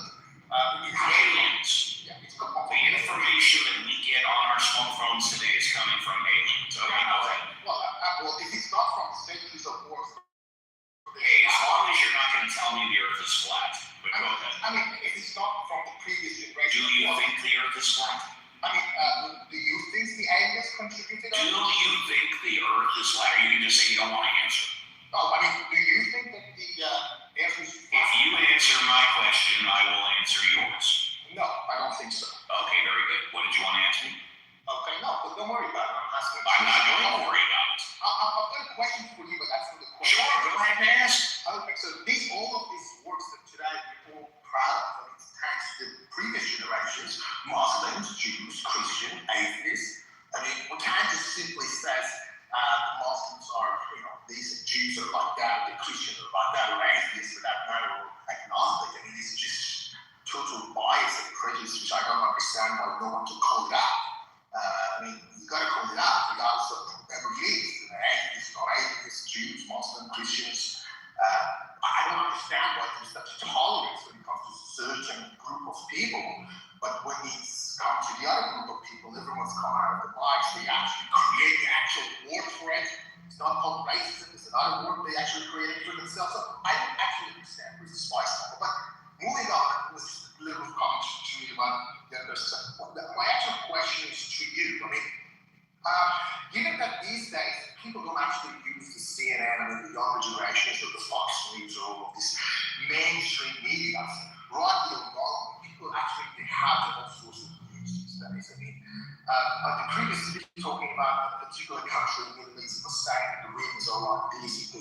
dress up. But I'm just looking right now to speak to you. I see a lot of YouTubers, streamliners, they call themselves. You can see them live walking the streets of Tehran. And I can see people how they dress up. So, and I know many people like in my shoes, they do that the same thing. If they want to know what's happening in New York, they actually see the YouTubers, the streamliners, as they call themselves. So you can actually see what's happening. You can see the whole business issue, like let's say New York. You don't have to rely on the mainstream media anymore. I mean, that's the people. Again, that's how they get their information these days. I mean, the younger generation, obviously, the boomer that I assume you guys are, will probably know. You still want to have your New York Times and Washington Post and CNN and Fox independent, which is the spectrum you guys come from. So, but the younger generations, they don't do that anymore. And that's why, and that's actually my question to you, Steve, is that given all of this propaganda that steals from people, mainly, associated with the boomer generation, trying to create a narrative in the media, particularly US media, why do you think the Time of Israel have got this piece a couple of weeks ago that says that polls find 60% of the Americans have an unfavorable view of Israel? Why is that? Is your question, why do 60% of Americans have an unfavorable view of Israel? Is that your question? Yes, that's right. Given that all. All right. No, fair enough. The very first class escort down the red carpet to the VIP. And I appreciate the question. Why do 60% of Americans have an unfavorable view of Israel? Well, I'm going to go to the Mod Squad because I'm not sure that that's true. And while the Mod Squad is answering, I will do some heavy lifting. Let's first go to JCC. JCC, do you know whether or not, and if so, whether or not 60% of Americans have an unfavorable view of Israel? Ooh, I think it's a high number. I'm not too sure. I'm going to say, honestly, I don't know the actual number, but I'm sure there are some people who are not in favor of Israel, but I think, I'm probably thinking there's more that do side with Israel. Maybe I'm mistaken. Let's try Alfonso. Alfonso, do you know 60% of Americans have an unfavorable view of Israel, and if so, what are your thoughts? Alfonso, once, twice. He's with Fam Bam. Let's go to Violet. Violet, do 60% of Americans have an unfavorable view of Israel? Oh, I have no clue. I'm Bolivian, so does it really matter? And let's try Violet. Violet, do 60% of Americans have an unfavorable view of Israel? I am unknowledgeable about the actual figure. I mean, it does seem a little high for, like JCC said, a little bit of a high percentage, but I'm going to need to rely on your heavy lifting. And we'll go to Google. Yes, on April 2000. I'm sorry. I can answer a little bit. There was a okay, tell you what, Abby, how about if I do read from this and then you can respond? Yes, an April 2026 Pew Research Center survey found that about 60% of U.S. adults have a very or somewhat unfavorable view of Israel, representing a significant rise in negative sentiment from 53% a year prior, and a 20-point increase since 2022. Unfavorable views are particularly pronounced among younger adults and Democrats, with 80% of Democrats viewing Israel negatively. Okay, tell you what, Abby, you're up, and by the way, I see pockets will get to you. Abby, why don't you take a couple of minutes? Feel free to comment on this and anything else you want before we say goodbye.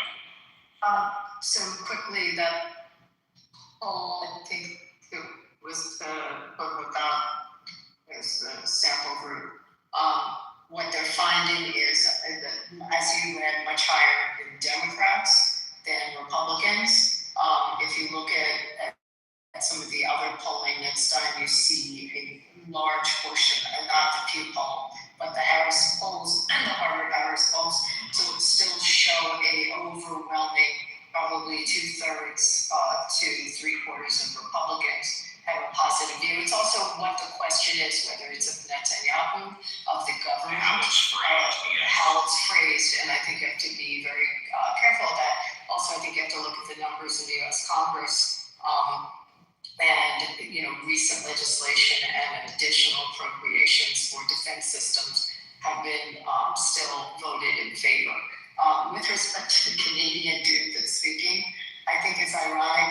It's funny to hear Canadians sing their praises, but they seem to forget. They love to talk about their healthcare system, but why do so many Canadians come to the U.S. for surgery and for doctors? We are, flooded with Canadians coming in, especially in certain states. I mean, I have in my state, if you go down to Florida, all the Canadians that are there for medical care, it's because they wait for like a year to get these surgeries, and also the quality of the doctors. So, they can praise and think that they developed the greatest system since sliced bread, except many are not utilizing their own system. They're coming to the States to get surgeries and medical care. So I wanted to say that to our Canadian friend, who also liked to comment that we started this war, and that is not true. Iran started this war and has been at war with us for 47 years and has attacked the United States on many occasions through their direct efforts or their proxies. They've killed American soldiers, American citizens, attacked American assets, American bases, and taken American citizens hostage. So we have been at war with them, and this is not just something that came out of the blue. There are a lot of reasons for it, and a lot of threats of additional attacks, as well as their decision to develop long-range ballistic missiles that will hit the shores of our cities. So I wanted to refute that ridiculous comment that he made. He just took something and forgot the history prior. And so that's what I wanted to say. Abby, thank you. First class escort to the VIP housekeeping issue mod squad. Don't invite anybody else up. Hillary is new on stage. Hillary, we're at the end of the show, but I love you so much in More Than a Clubhouse way. I wanted to give you a minute or two to say hello, say goodbye, and maybe squeeze in something you thought. Well, I just literally came up here to tell you how much I miss you and how good it was to hear your voice, and I just love you to death. I didn't have anything to ask or to promote or anything like that. I just wanted to come up and say I love you. You are a total sweetheart, and here is a first-class escort down the red carpet. Woohoo! There you go. Okay, Benjamin, let's say goodbye to Benjamin. You get a minute to say goodbye. Let's say hello to Benjamin. Hello. Hi. Steve, I think one of your last ignoramuses that were on the show had kind of hinted / accused me of being racist. And no, anybody using the race card is an ignoramus, is a fool, because race is not a thing. There's no definition. Nobody can categorize people correctly by race. There's no test to see what race you are. Race is an intractable category system. So anybody still using the word racism in 2026 is somehow just ignorant of that fact. Genetics has been invented. We now can do DNA sampling. We now know that there is no set of genes, characteristics, or anything that lead to 3, 4, 5 different identifiable races. So I don't know how to get people to stop being stupid, but I can just point it out to them, and maybe they can improve. This image on my PTR is Ayana Siali. She's a beautiful woman from Somalia, and she has said everything about Islam that I have ever said and more. She raves about the problems in Islam, the genital mutilation which we experienced as a child, the forced marriages which she escaped in Somalia, and her life of criticizing Islam is well documented. I suggest to all the people here who voted for Kamala and are suffering from the disease that causes them to embrace Islam. Please take some time to read anything by Ayaan Hirsi Ali, including her book Infidel. Now this book is real. You can get it 30 seconds. You can get it in Amazon, you can get it anywhere else. And she will tell you everything that I have been saying. And she will do it from behind this beautiful dark skin that she owns. And so all of the people who are losing their shirts or calling me racist because apparently my skin color is not the right color. If you need to hear from somebody whose skin color is this beautiful faded bronze, feel free. And if you need to hear from a woman, this is a 2-for-1 package. You get to hear from a woman who has this beautiful face, and that will fix it. If you can just take the time to spend 15 minutes with Ayaan Hirsi Ali, you will be fixed. You'll be great. You'll never overcome language again. Everything about your life will be better. Thank you so much, and thank you. First class escort to the VIP. Let's go to, am I pronouncing it right? Paula, would you like to say goodbye? Yes, of course. Bye, everybody. It's been a real pleasure to be in your room again, Uncle Steve, and I will come next time for sure. Thank you very much. Next time is tomorrow. Can't wait to see you. First class escort to the VIP. Jim East, would you like to say goodbye? Jim East, would you like to say goodbye? Jim East going once. Jim East going twice. Jim East, you get the stretcher ride. Oh, let's bring him up to say goodbye. Jim East, raise your hand. We'll bring you up because you caught it at the last moment.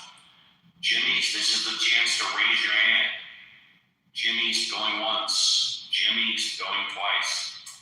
I don't see him raising his hand. Okay, let's go to Violet. Violet, would you like to say goodbye? Goodbye. It's been a great show today, Steve.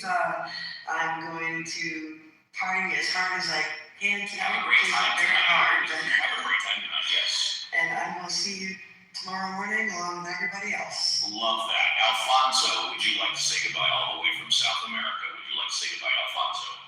Alfonso going once to say goodbye. Alfonso, there we go. Goodbye. Have a great weekend and see you guys tomorrow. Thank you. And last but not least, NJCC, I'm going to give you a call right after the show if you don't mind. Would you like to say goodbye, JCC? Of course, Steve. Yeah, great room, great show. So there's some good combos. We shared our American side of teenage dating. I really enjoyed participating in that conversation. Benjamin provided us some interesting content. That was some excellent content, yes. Just TSA, we lost almost 8% of the workforce, which is almost double what our attrition rate typically is. Yeah, so how do you replace this? Just moves over, sits another way, takes care of our cybersecurity. We're going to like 100 people. Joining me now is NBC Senior Homeland Security Correspondent Julia Ainsley. Julia, thank you so much for being here.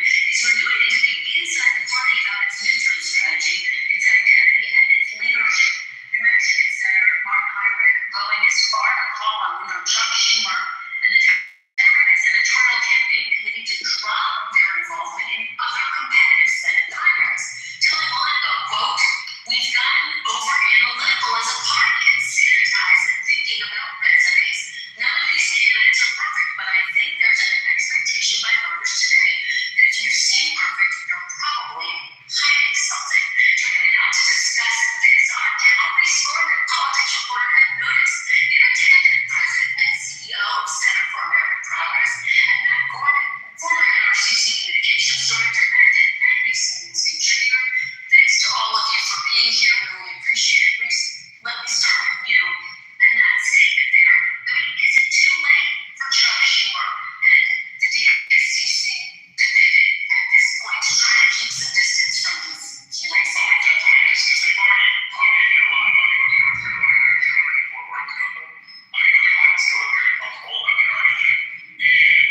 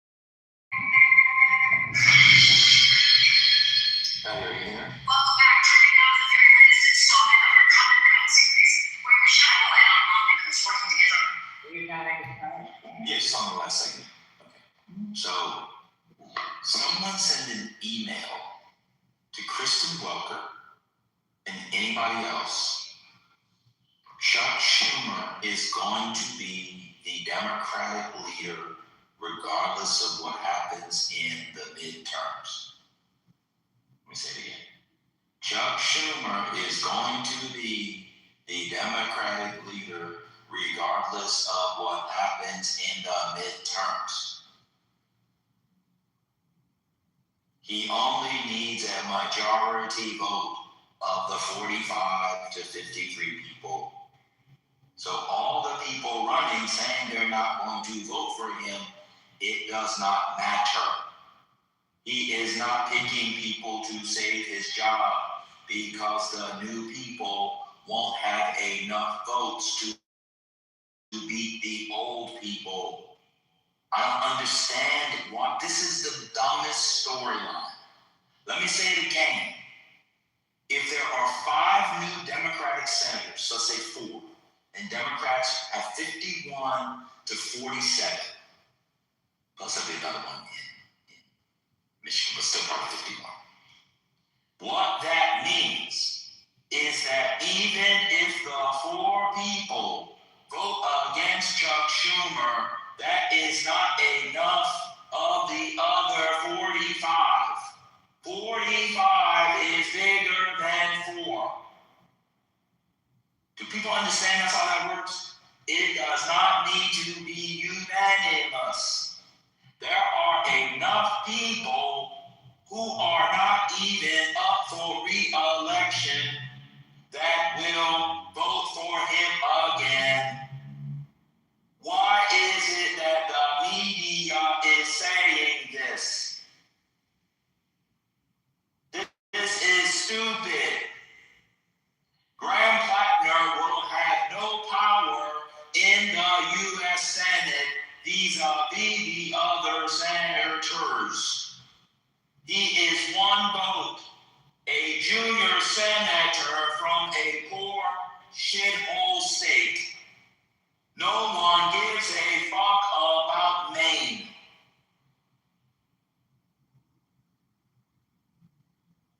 Let me say it again.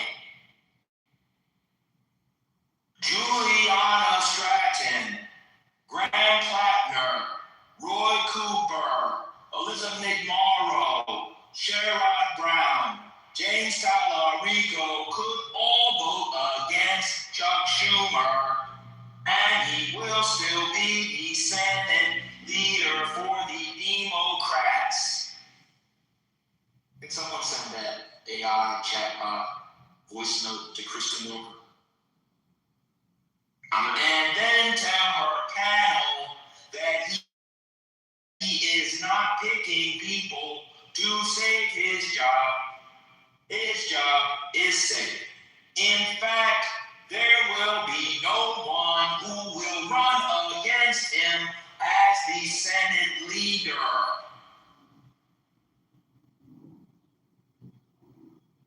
Everyone does not run. Patty will run. Bitch ass nigga will run. First lady will run. In the Senate, only one man will run. This is dumb. No one is going to challenge him. And so what Chuck Schumer has done is he will support people who, to get votes, will say that they will vote against him because they want power. This is not like voting for the Speaker of the House. I feel like I have to do this because if you talk normally, people don't seem to understand. The Senate majority leader is not like running for the Speaker of the House. It is a different process. Someone gained Victoria. It is this simple. Stop falling for the right-wing, pro-Trump, MSNBC, MAGA-loving media. At this point, I'm just convinced. I'm actually convinced that mainstream media execs are either telling their people directly or suggesting that for them to make money, which is to get clicks, listens, virality, etc., they not only need to be against the Democrats, which is fine, but they have to make sure MAGA and Republicans have some power. I truly believe that. Because at this point, Patty declared it every day, you walk with longest step, you walk with shortest step, the worst is over. Shout to Cosette. Every day, they have this Chuck Schumer segment. And put it in the chat. Has anybody ever heard of people talking about the single? I will cash at TC is money. And an extra $1,000 right now if someone comes off the chat in the next 5 seconds and names 4 Senate minority leaders of the last 50 years. 1 1,000. 2 1,000.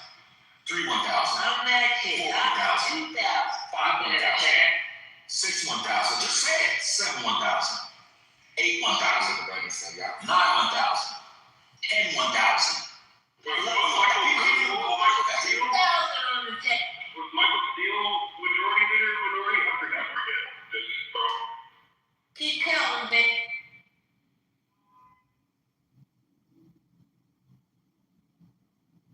Shut the mix. Y'all know who Harry Reid is? Hey, man.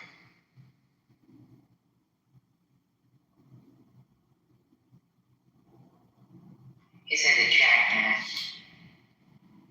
Oh, yeah, you're right, sorry. But these people, you know, I mean, gas prices is high, y'all should have Googled quick. Y'all need help. Y'all $6 gas companies.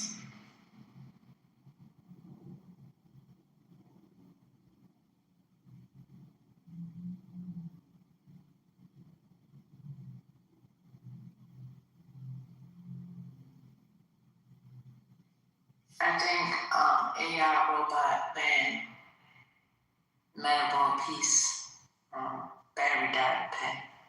Was that more to the clip? You gotta talk to Stephen Hawking to find out what he got.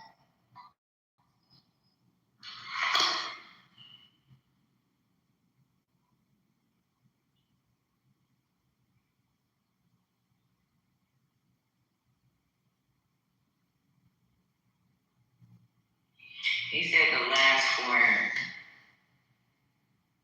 majority in I said any 4 in the last 50 years. Any 4. Oh, you said any 4. Oh, wow. No idea. And no one talks about the Senate minority leader except Chuck Schumer. You said minority and majority or just minority? Literally just minority. Yeah, majority leader. Not minority leader.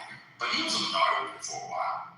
But I mean, I make a point. Like, this is who he's going to be the leader. Like, just move on.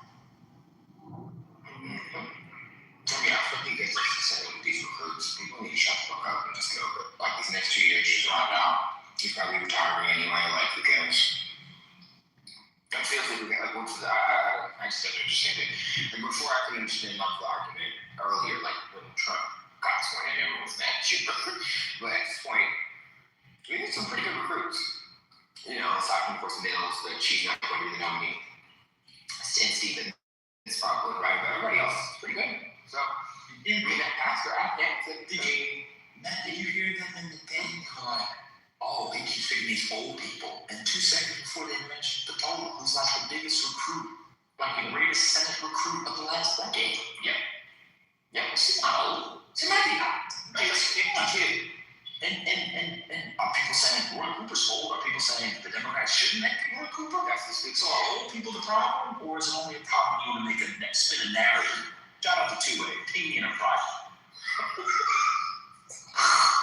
Well, I mean, look, I'm saying 60 years. Who kids so far? Or is he 50? No, we think it's late 50s. But isn't he retiring? Isn't he? Oh, no. Hamilton is the pastor of the First Methodist Church in Kansas, like the biggest one, the first and largest. He's running against Roger Marshall, the Democrat. But he's all so who cares? Like, I mean, these people are the ones that can win. You need big figures like this. You need people who have experience, you know, not that would mean all of them, some are older. you know what I mean, to run against some of these really powerful establishment Republicans who are also old. So I don't really, you know what I mean? Like, it's not like it's they're Mills's age. Mills's age, I can understand the conversation about it. We could discuss it because someone just died 2 weeks ago from Atlanta. So we could have a conversation about an 8-year-old. But these people are not even into none of them are step. How old is it? And he's retiring, right? Yeah, and he's retiring. Yeah, I'm sure it's gonna replace him. So it's just like I don't really like the recruits are strong. Like Turk is strong. I mean, it's probably looking like now might be Abdul El Sayed in Michigan. Young, he's like in his late 40s. He's not obviously a Schumer recruit, but he prospect as of right now. Looks like he's going to be the nominee there. I don't understand. Why not having my enemy? What'd you say? Minnesota. So Peggy Fleming? No, Amy Klobuchar. Oh, Klobuchar, yeah, she's 60. Yeah, but why is nobody talking about her? Like, I mean, well, she's gonna sweep the government. It's rated as safety. So what's projected is she ends up untying the House, but the ties right now in the House. to replace Schumer if he was retired. Oh, that would probably be the Brian Schatz, potentially Van Hollen, maybe Heinrich. There's a few different folks that have been kind of discussed, but she's leaving Congress. She's in this governor. So she would have been, I know I'm right, it's but I thought she would have been pretty effective, decent leader, majority leader. But she's going to be the new governor of Minnesota. So, because it's, we're not a decent, I'm cool with him on being, majority leader, or, I don't necessarily know about Chad. I think he probably has a shot. But they're saying he might not end up being a leader. I don't know. I think that's a 2028 conversation, but I know people they demand change now, and they feel like if we have them leading us through these next years, we're all going to fall off the face of the planet, which is not going to be true. 2028 is going to be the year Democrats have to kind of really, really reinvent themselves in terms of the brand, really, really, present, put the best foot forward and making sure that this coalition stays together for the future versus actual 26 to 28. I feel like we're, with whoever we elect, they have to be that person. There's going to be a lot on their shoulders. I don't think Schumer's even running for re-election, so I just think people gotta just, chill.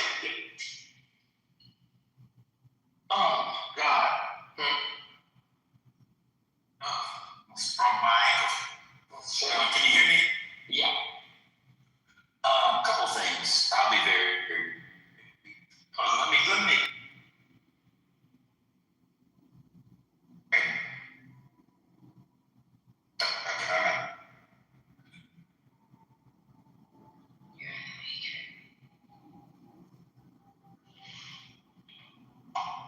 Can you hear me?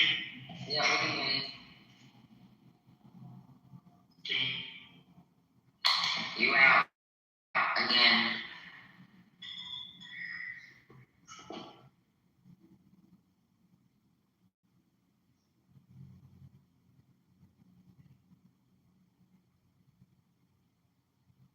Wow, babe. Remember to turn the Wi-Fi off. Are you connected to Starlink, babe? I have to reset. How dare you? See, I may be torn down this. Hear me? Okay. A couple things. Hold on.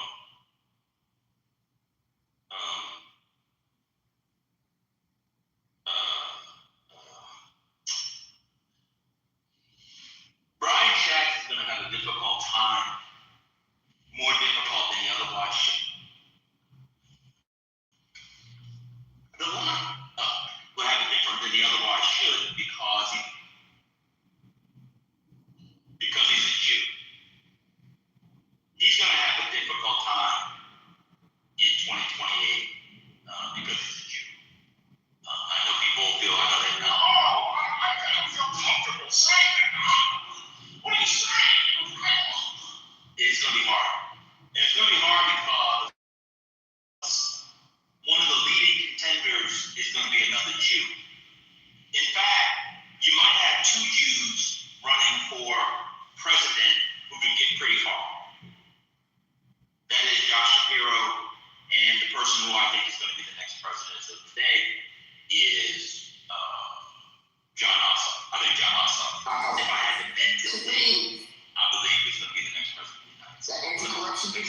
was fucking amazing.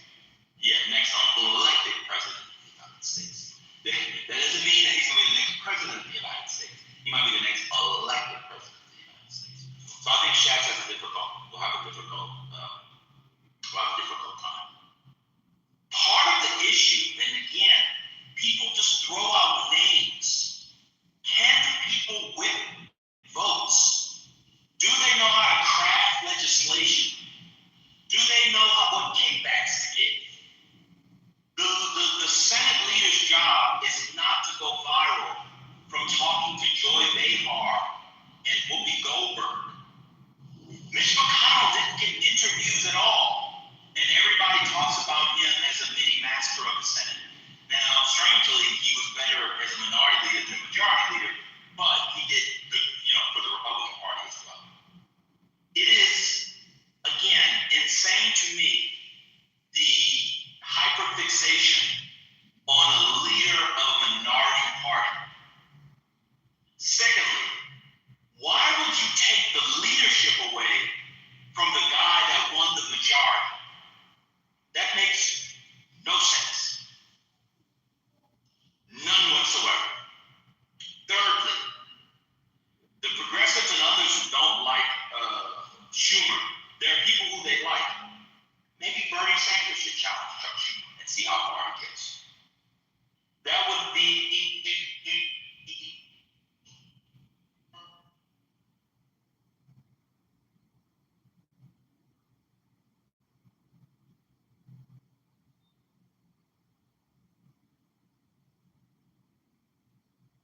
I think you got in the Matrix. Victoria is doing devil's work today.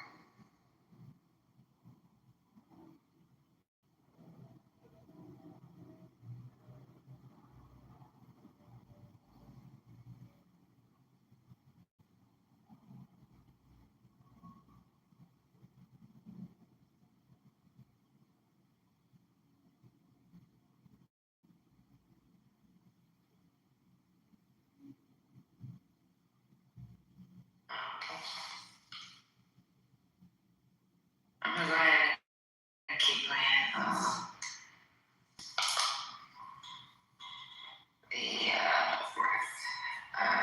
meet the president now.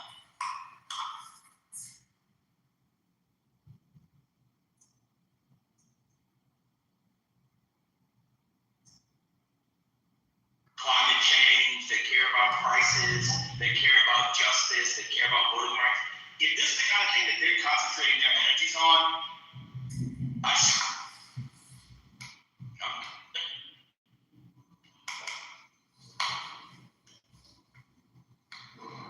So Kiana said,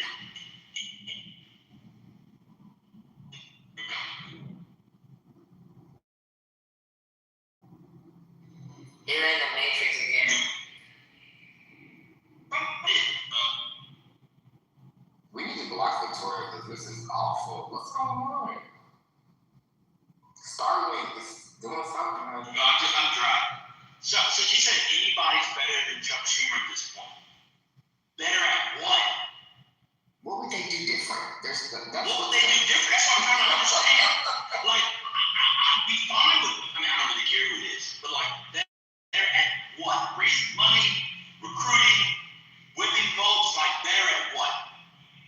I just feel like Chuck has been ineffective his whole time. He's been talking. He doesn't really get anything done.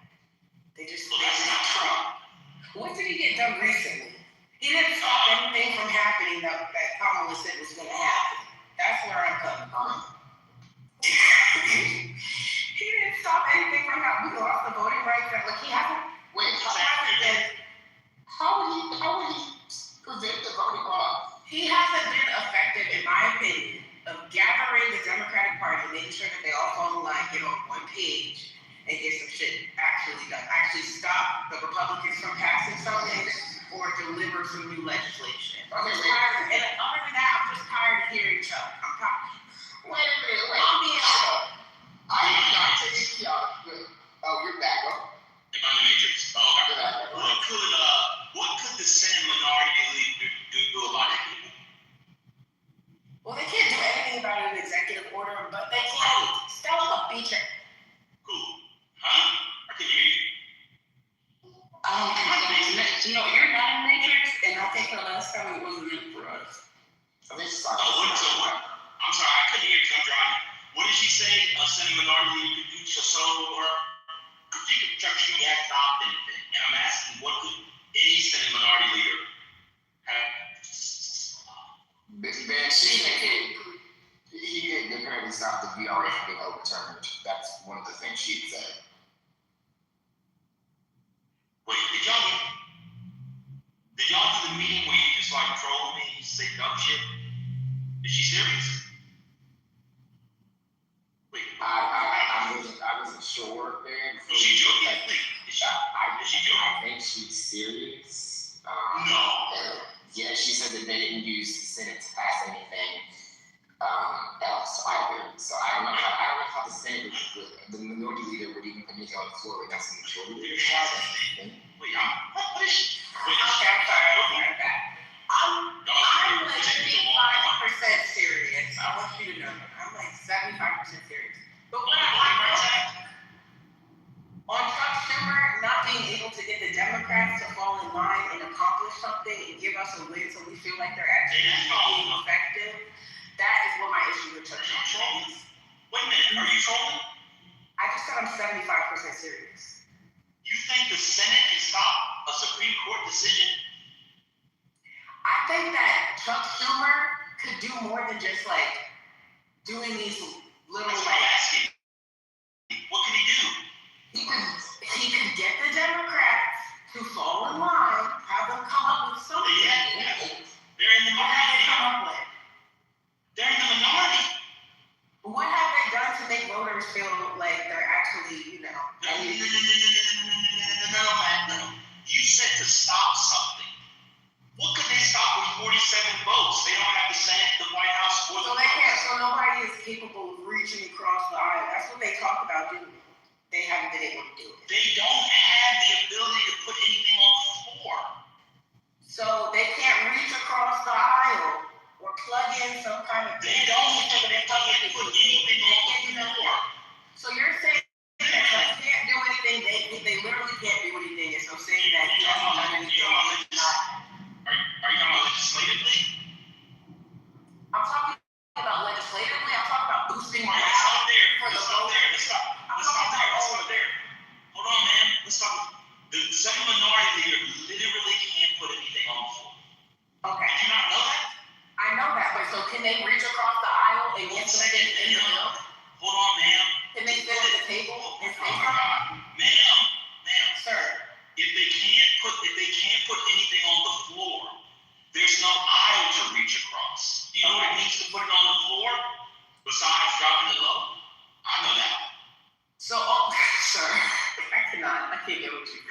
So when they were doing all of this talk about the big beautiful bill, right? And Chuck Schumer did like so many press conferences talking about, so all he can do as a minority leader is inform us about what the Republicans are doing. Yes. There's no plan of action that he can take.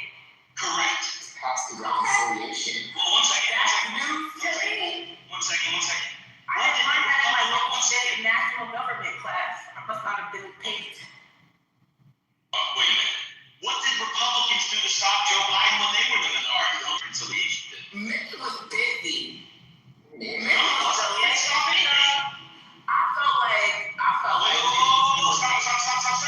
Stop. What did Mitch McConnell stop when Biden was president and he was in the minority? I feel like there was even if he didn't actually stop anything, there was a lot of pushback, and he made the Republicans feel like he was doing something there. No, he didn't. They didn't stop anything. Oh my God! Look, and see, I'm glad you came up. I respect you coming up. This level of ignorance is exactly how the Republicans, through Fox News and their other media outlets, have been able to warp people's brains. This is insane. You think that somebody that has 47 votes can stop somebody that has 53 and the House and the presidency? Let's say that Chuck Schumer could do the thing he wanted. What happens if it doesn't pass the House? Then it starts over again. I'm just a bill.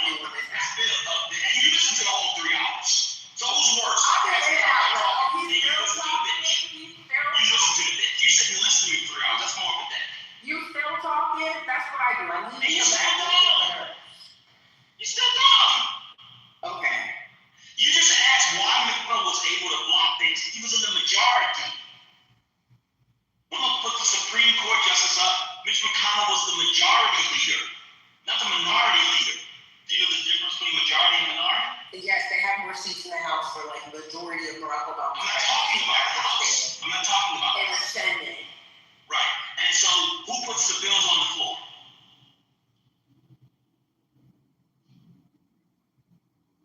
Who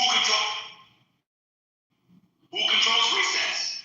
Go ahead, you got it. The majority does everything, and the minority can't do anything. Even if anything that I'm asking them to do, they do not come up with a plan for when they actually become the majority. That's what I'm talking about. There's no plan. There's no Project 2028. The Delta are not doing it. That's my plan. Argue. That would be, why would you want Project 2028? That came out of a think tank. You're all over the place. You don't think there are Project 2028, Project 2029 think tanks? You want Chuck Schumer to come up with a think tank? This, I'm telling y'all, Democratic voters are so uninformed. And she is convinced she's correct. She has no idea what she's talking about. Just like Kayla, I mean, Ada. Hold on, one second. Come on, man. So she said the Dems took on stuff. They did. Which is why Chuck Schumer passed historic legislation in a 50-50 Senate. They literally had a 50-50 Senate. She said the Dems don't have a plan. Of course they have a plan. They're the minority. You can get the majority. Now, if I tell you the plan, you'll say you didn't know about it. There's Project 2028, Project 2029 shit all over. She's uninformed and ignorant. And arrogant to boot. It's one thing to be uninformed. It's another thing to be ignorant. The worst is to be uninformed, ignorant, and arrogant. I may be arrogant, but at least I'm I'm just going to say the Project 2029 plan includes packing the Supreme Court by getting rid of the filibuster and then potentially giving state head to D.C., Puerto Rico, people are going to also add it in now, Virgin Islands and Guam, basically effectively locking Republicans out of Senate control, which therefore would prevent them from being able to allow anyone to be confirmed to the Supreme Court when Thomas and Alito do die, and when Roberts dies, because he's like 70 now. So people got to understand that they do have a plan, right? There's a lot of folks saying we have to make sure whoever is running in 28 runs on this plan. Basically says we will be doing this with, when I win the presidency. Like, that's what folks are demanding. Of course, we have the Gaza shit, we have the Israel stuff, we have the corporate PAC money stuff, yes. But beyond that, a lot of folks are saying at this point, based off what happened to the VRA, we must run a candidate, right? Whoever it's going to be for president that supports this. So, and also, the VRA was passed into law. Are y'all not aware of that? That it's a law, Voting Rights Act, that it was deemed unconstitutional? Well, not fully, obviously, but it said you can't basically make districts based off of race. That's what the argument is on the conservative side. He can't do anything aside from basically packing the Supreme Court. Who can pack the Supreme Court? The Senate. Who has to control the Senate to pack the Supreme Court? Who has to control the presidency to pack the Supreme Court? But you have to have a Democrat president and a Democrat Senate. You have to gut the filibuster. You have to have 51 or you have 50-50 Senate. You have to break the tie. But you need an overwhelming amount of support from the Democrats, which the majority of them support getting rid of the filibuster. Get rid of the filibuster. You have to have that president be okay with it, and then they would have to basically open up what's being discussed is 13 because that matches the circuit court, right? Circuit judges. Like 13 would make sense. You would add those folks in, they'd be like liberal judges, and then from there, once those folks are confirmed, that probably go through and into the summer. You would then probably talk about statehood for certain states, maybe referendums in those particular territories, so you probably vote on that. And while that's going down, you would figure out how Dems can go ahead and start passing some of this stuff like single payer, et cetera, et cetera. They probably do a reconciliation bill, but they really would need a reconciliation bill if they would have a majority. They'd have a comfortable majority of filibuster. So these don't have, this is how government works, right? Like they would probably then pass the John Lewis Voting Rights Act. And then guess what? That would help. And essentially, a lot of the things that we just had happen to help reverse some of this. But also, you would have these liberal, quote-unquote, minded judges hear the lawsuits that the liberals probably brought to sue these states for the racial gerrymander and the erasing of these majority-minority seats, right? Then the court would probably essentially strengthen the VRA because it's been weakened through the conservative majority the last decade. Those steps required. Chuck Schumer, the minority leader under Donald Trump, cannot pass a bill into law. And for you to say, well, he can rally Republicans, you can reach us up.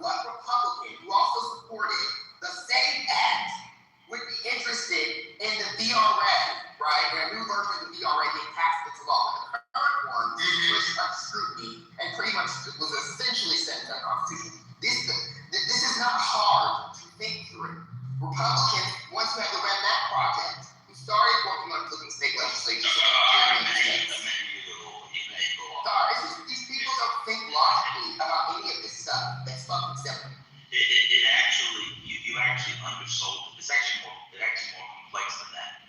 The back to court would also have to go through the House because there's a law that sets the number of judges, justices, excuse me, time.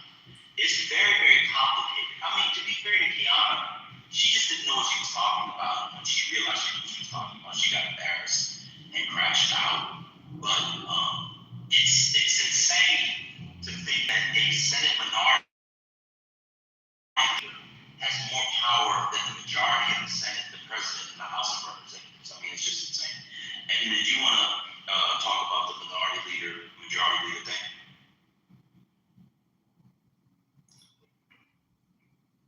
Well, if not, Edna is on stage. She said that. Oh, you said Edna? Okay. Yeah. Edna, are you there?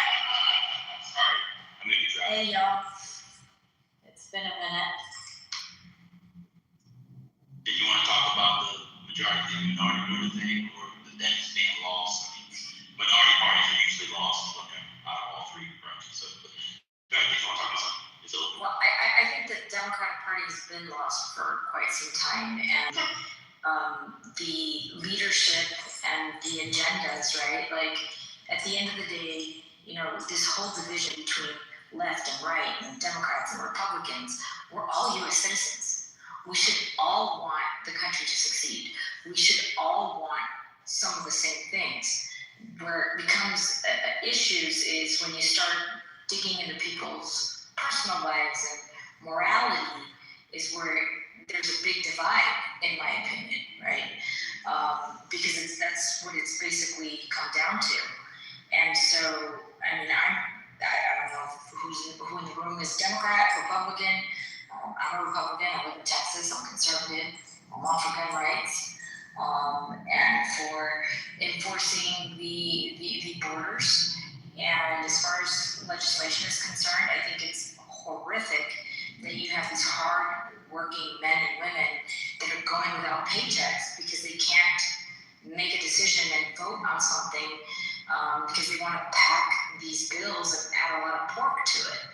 And so, unfortunately, hardworking men and women serving, you know, people like ourselves or people here that want to travel and DHS and everything else, and I just think it's wrong and it's so stressful for them and their families, and I don't agree with that stuff. How do we find a middle ground and meet in the middle? How do we get there, right? Instead of attacking one another and instead of saying this person's right, this person's wrong, how do we come to the middle and make it work? Yeah, I think those days are been gone. At least for now.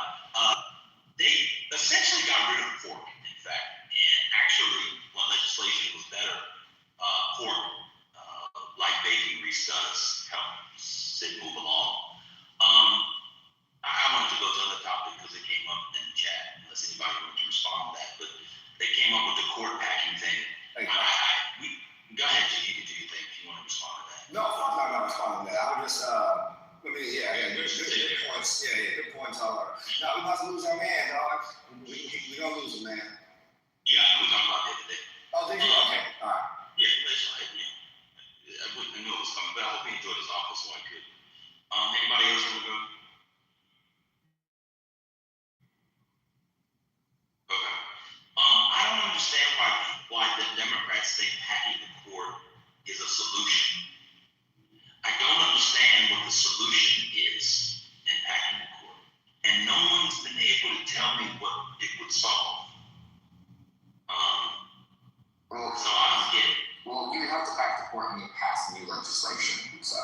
And the Republicans win and repeal it? And then you have the Supreme, and then you have a liberal majority court that would more likely allow what it is that you're trying to obviously say is constitutional to be read as. I'm talking about repealing the court packing law. Oh. If the Democrats pass a law putting 13, now let me put my cards in. I think there should be 13 justices outside of court packing. We only have 13 circuits. Exactly. So the 13 circuits is fine. But why Republicans can just win and repeal the law? It sounds good, but it doesn't actually make sense. I don't get it. I mean, it's unfortunate that's the loophole in our Constitution. If there that we have the ability to add these justices. I don't think it's a permanent solution. I just think it's a solution for now. I don't actually think there is a permanent solution because I don't know if these judges just also impact the court right now more conservatives as they want because they can't. There is a solution. The solution would be for Democrats to win the presidency and appoint justices. I mean, it's very easy. So the Republicans didn't get 6 justices to 9 based off of some magic hacking with special dust, Expelliarmus, they went to Harry Potter and Hermione. They just won the elections.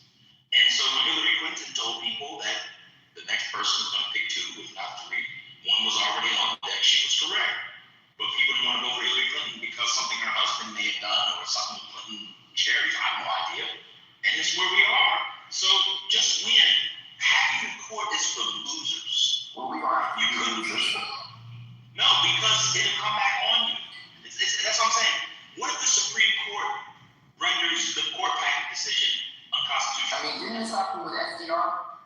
Hey, just win is it's starting to become a harder and harder statement now. One second. We're moving a little bit fast. Hold on. Okay. What happens if the Supreme Court, the current 6-3 Supreme Court, says what they're doing is unconstitutional? They said. Then how do you? I thought they said something. I can't remember. I thought that with FDR, they tried to pass something. They said it was unconstitutional. And then you basically back the court and then they say it was unconstitutional. The law never passed. They never. The law never passed. There's a law from the 1870s, I'm going to say, which literally says 9 justices. So he never got the votes, even though he had 2 judges. But again, what happens if you guys get your filibuster going, whatever, and they pass the law, and then Roberts, Gorsuch, the handmaid, Alito, Kavanaugh, and Clarence Thomas say it's unconstitutional? Then what do we do? But it was still a law that was passed. Then it's over. You shut down. But then what do we do? You shut down. It's over. I mean, these people don't get killed, so no shame. No, I mean, what you do at that point? Okay, so you're packing your court up to No, I'm trying to respond. Well, at this point, if they try to do that, I'm saying the country will go to people to be murdered. So, welcome to. No, the fuck we won't. No, the fuck we won't. We're so goddamn complacent in America. It's trying to resolve. What's going to happen? Everyone wants to pretty much. I have to keep screaming over me. Basically, they're trying to pack the Supreme Court, and everyone is going to go for it. Everyone, meaning people who are tired of what's happening to Trump, and these people can say, "I'm constitutional to pack the court." Are you talking over me still? Jesus Christ, man, control yourself. I'm not actually out of control, nigger. How about that? No, that's out of control. That's not what I'm talking. Well, see, now you can't say you're not out of control. I'm going to calmly call you that because you think I'm out of control. I'll show you that. Shut up. That's just proof that you're out of control. Shut up when I'm talking. All right, guys, let's just share the mic. Let's just share the mic. Yeah, I'm trying to see how you do it. It's a submission, and this nigger is talking about. Okay, come on. We gotta get You pull out the words. Oh, you hate yourself. Oh, my God. Disrespect me. It's fun. No, you hate yourself. You disrespect me, so I'm going to disrespect you. You hate yourself, so you're looking for good reasons. No, I'm not. You need to get your nasty ass just like you did. All right, let's stay focused. I'm trying to stay focused. The guy's over here killing the evidence. Okay. All right. I ain't saying shit about this guy. I got it. Just listen to me. Listen to me. Listen. This is why we lose. Talking about. Jeez. Stop. All right, so we're talking about the courts. Go ahead, carry on. Anyway, this is why we lose. Oh, here we go. Continue. Let's let G, thank you, appreciate it. The lovely, Come on, get your excuses out the way. Go ahead. At that point, man, you just gotta wait it out, bro. If the Supreme Court comes in and rules it unconstitutional, save yourself from having an overstacked supermajority in the Congress and all this kind of other shit. Supermajority in the Congress? Yeah, a supermajority. Okay, so 67, what are you talking about? Shit, about 70 to 75. It's a good strong number. What are you talking? What does that have to do with the Supreme Court?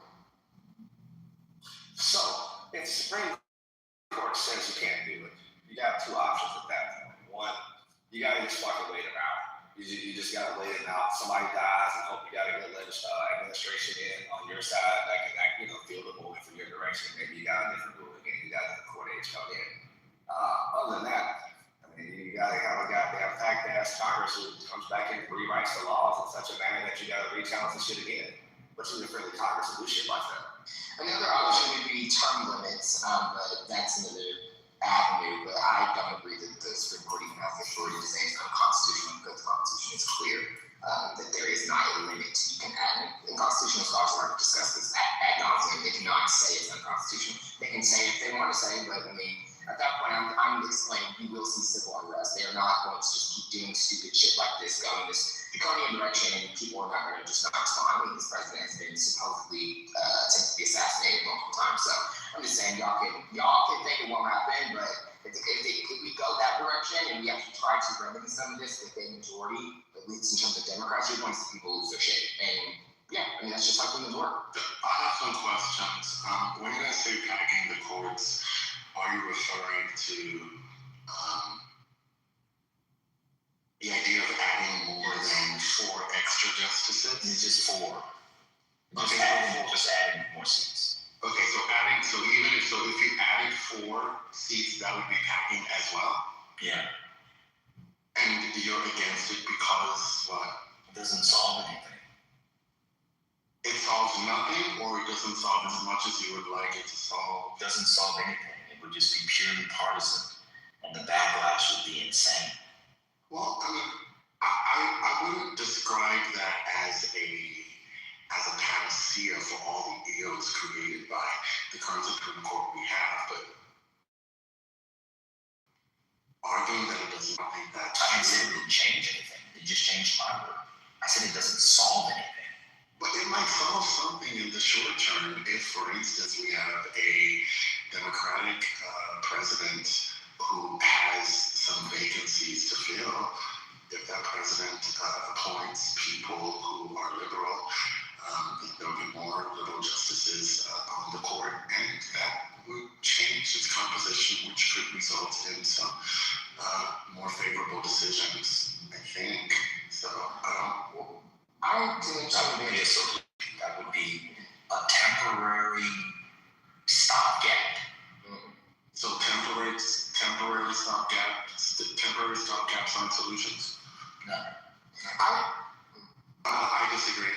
I mean, if you think that a Democratic president coming in 2028 and the Democrats getting rid of the filibuster and adding 4 seats solve something, cool. One, I don't know what cases they would have. By the time the case that you think it's going to solve gets there, who knows? The Republicans probably would have taken back the Senate. Because you don't even have a 50, 51, 52 seat majority. So then what? How are you going to get them confirmed? You would have to have a larger, this is the thing. So just talking about the Supreme Court back then, I understand why it's a losing strategy, but unfortunately, you would need to be committed to doing more than just that. In addition to getting rid of the filibuster, you probably would need to have a conversation around statehood for other states that would allow you to keep the same. Because a lot of folks talk about it, if Dems do bring in a few other states, they will keep the Senate. I mean, they would not get that. I mean, effectively, you would have 2 in Puerto Rico, 2 in DC, 2 in Guam, and 2 in Virgin Islands. You would make all 4 of these states. I mean, they would not lose the Senate, and they would not lose the ability to confirm the justices should die. Of course, it would be the president nominating them. Yes, it could be a president in 4 years, but these cases would not take 40 years to end up at the court. They'd be probably a 1 to 2 year process if they're going to go to court at all. So certain things could be quote unquote redecided and new decisions based off new cases, based off lawsuits. So I get it would not be the solution. So I think that's a fair take. I just think that in the interim, it would be all that we could probably do. I mean, I'm not interested in living the rest of my life under these justices. I mean, the other thought is yes, if we don't do this, do not have the court. We're just waiting, which is possible as well, because it's a reality as well. We would just be waiting for Clarence Thomas, Alito, and Roberts to die, and then we have a jury. I mean, that to me is more of the wait and see hope. I don't think that the, if you will, or the voters at large would be happy with that. You would be be disenfranchised, or allowing folks to be disenfranchised in the South, even though we would respond in the blue states, right, in terms of the congressional maps. Also, the state legislatures in those states would be, pretty much fucked for a decade. I just do not see people, voters, especially ones in the South, being very happy with the Democrat Party, even if they are kind of effectively blocked out and their voice mattering, aside from those who live in North Carolina and Georgia, right? I don't see that being something that's a winning strategy either. I feel like we would have to take some sort of action on the court, some sort of court reform. I mean, I don't know that 18-year, that little pitch of, 18-year terms. I don't know if that's enough. That feels like a rubber band too. A Band-Aid too. There's a lot of options, but all of them have that doesn't solve this problem today. The only thing that would solve the problem, quote unquote, would be today, maybe in a couple of years, would be packing the court. And, you're not wrong. Yes, but what problems would it solve? What if you don't have a case? I don't know. Cases. Everyone's going to sit, so that's not a problem. Everyone. But you need cases. Yeah, you would have to be, there was some forming right now in North Carolina. There was some forming right now in Florida, in Tennessee. They're getting rid of the Memphis seat. They're suing in Alabama right now. They're redrawing early with Ivy. She says, screw it, we're going to redraw now. Louisiana has to get me. You're going to have cases all over. No, that's not what I'm saying. But now, when you say cases, are you referring to cases in a particular area, or? I'm referring to everything. There's a midterm. There would be a midterm. So by the time the Senate would start listening, I'm going to be honest with y'all hypothetical. This hypothetical Matt laid out is so insane. I was not just when you just said Guam State. Yeah, everyone's talking about this as part of Project 2029. Explaining you would have to do this would not be a singular approach to just packing the court and saying that's done. You would have to have a multi-pronged approach to this. You have to give statements to other states, so you would basically lock up the Senate behind you for Democrats. Like, that's the point. Because the Senate is how the president would basically get these justices confirmed. So yes, the Project 2029 plan is what I'm mentioning would be the only quote-unquote solution in the short term. Because yes, you pack the court, but you would lock up the Senate behind you with adding these different states that are probably going to have Democrat senators. Therefore, you would not allow Republicans to get the Senate in probably a decade. This is what people talk about this like all over, all online. And they talked about letters of Congress voting for this. Say that again. You don't need election scholar. You think Chris Coons is going to vote for Guam statehood? Yeah, I mean, I don't know if he would or wouldn't. I'm just explaining to you, this is what people are saying strategy should be. This isn't saying that we have the support. This is what we're saying Democrats need to figure out how to get behind so that we can somehow try to repair what Trump has done. Okay. That's literally Project 2021. Well, that's that. I'm just messing. It just, there's so many holes. I mean, how do you, the Senate calendar, I can't go. But you really think there's a perfect solution to the problem? I don't. It's one elections. There is. You win elections. You win elections. No, it's not. No, it is. And you change American culture. Yes, you have to change. You have to do politics. No, you're not listening to me because you're not listening. I'm saying there's no perfect solution to the Hydra problem. So you have to come up with a solution that you can actually implement. All right, so you don't have to throw them out because they're not perfect. How do you repeal it? So how do you get 13? Break it down. Since you studied this. Break it down. I'm not gonna respond to that. That's what I thought. You didn't even know how to get 13. No, I'm not gonna respond to it because of how you're talking to me. That's why. Did you hear how you were talking to me? You weren't even having a conversation. I was responding to you. Of course you were. I wasn't even talking to you. I was talking to Matt. I asked questions when I first came on because I was trying to understand what you guys were talking about. The court packing isn't something that folks have thrown out as undoable. I mean, it does. It is undoable. You don't have the votes. You don't have the senators to do it, sir. It's undoable. I understand. The Supreme Court reform is a very difficult thing. Joe Biden himself took some time to assemble a commission to study it and make recommendations. And a poppycock. Of course, and after all the recommendations were made, what did they do? They set them aside and said, not at this time. It's not going to happen in the next year and a half. Oh, I agree. That I do agree about it. They shouldn't continue thinking about it. Why? They should continue because they should think about this guy's 78, this guy's 80, this guy was just in the hospital, this guy said he wasn't going to retire, this guy said he wasn't going to retire. They're going to be replaced. You get the Senate, you block any nominee that Trump may have, you win, and then people die. That's that. It's literally the only answer in our lifetime. They're not going to put 13, 15 judges with term limits and all that, change the Constitution. You have to change the Constitution for term limit. I'm not a fan of term limits. I'm not a fan of term limits. Adding a few more justices to the Supreme Court is something that I think can be achieved under the right circumstances. I'm not saying that those circumstances will be easy to create. I'm not saying that, but I do believe that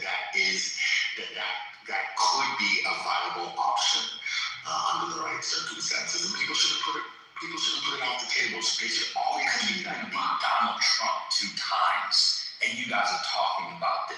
Let's get basics before we come on. I imagine my high school football team could beat the Kansas City Chiefs if we put some water on the floor in the hotel, and at Mahomes slips and falls, and Taylor Swift shows up, and Kelsey goes to the That's not analogous. That's literally what you're saying. No, it's literally. It is. It is not. Okay, you know football analogies. Real quick. To Ben's point, I'll say this. I agree with what you're pitching, Ben, is obviously what's going to happen. I'm just saying based off at least power market, I'm just go off odds. We're going to win the Senate, and obviously per also those stupid markets, and obviously based off common sense, we're probably winning the presidency. So yes, unless Alito and Clarence Thomas retire in the lame duck this year, that is probably what we're going to end up dealing with, because I don't know that we have support today. And this is also just me knowing what you pitched and insinuated regarding Chris Smith. Unless somehow there is enough, quote unquote, pressure from the public, from voters, right, to get some of these folks to move towards it. Now, this was also the problem with filibuster, because a lot of them said the same thing. I'm not getting that filibuster. And under Biden, you had behind the curtain several of them finally, based on public pressure, said, okay, fine, we'll do it. And the ones that didn't, of course, were mentioned. Some of them, that's why it didn't happen. But I feel like there's an opportunity for that to potentially happen. I think that, I'm just saying that's something y'all can argue with. You can argue with the reporting that they said that they had the support of the other Democrats, that the only two that were not on board were Senator Manchin. That's why one was dragging them on. But my point is this: there is enough, public pressure does work sometimes, right? I think that there is a lane for it. I don't know if they'll feel it's necessary if we have the Senate and, of course, for the presidency in 28, because at that point, just thinking of the landscape, you're going to have a lot of these blue states already responding to the VRA's weakening in the South, you know what I mean? So they'll probably, I don't know how to say for sure, there's a chance then still also hold the House in 28. So they can effectively make some stuff happen. And I think that, you'll see the leftists and progressives online saying, okay, now's the time, pass the bill in the House, change the law, change the Supreme Court law, make sure we can pack the court. That's going to be where people want the Project 2029 stuff to be discussed. And whoever ran on it, maybe presidency at that point, the president didn't run, but they're going to be trying to push a lot of this stuff. And there will be more conversations about it then. So I think that's going to be when we really see if it will or won't happen. I don't know that now just saying it won't happen because we don't think it's going to happen personally is something that makes sense. I did a lot of things for going to the House that did, so who knows? I mean, I think that if Dems want to keep the majority they're probably going to get, they're going to have to figure out, yes, how to broaden their coalition and how to hold the coalition of the anti-Trump people that did vote for them and got them said majority, and they have to fix their brand. I think a way to do that is to pack the court and is to do some of the Project 2029 stuff. Otherwise, it's going to be politics as usual. And a lot of people are going to be angry, and I think we could potentially end up right where we unfortunately started. I think you are going to need, true change at a fundamental level for people to want to engage after we likely have a different trifecta, and I think that that's a fair point.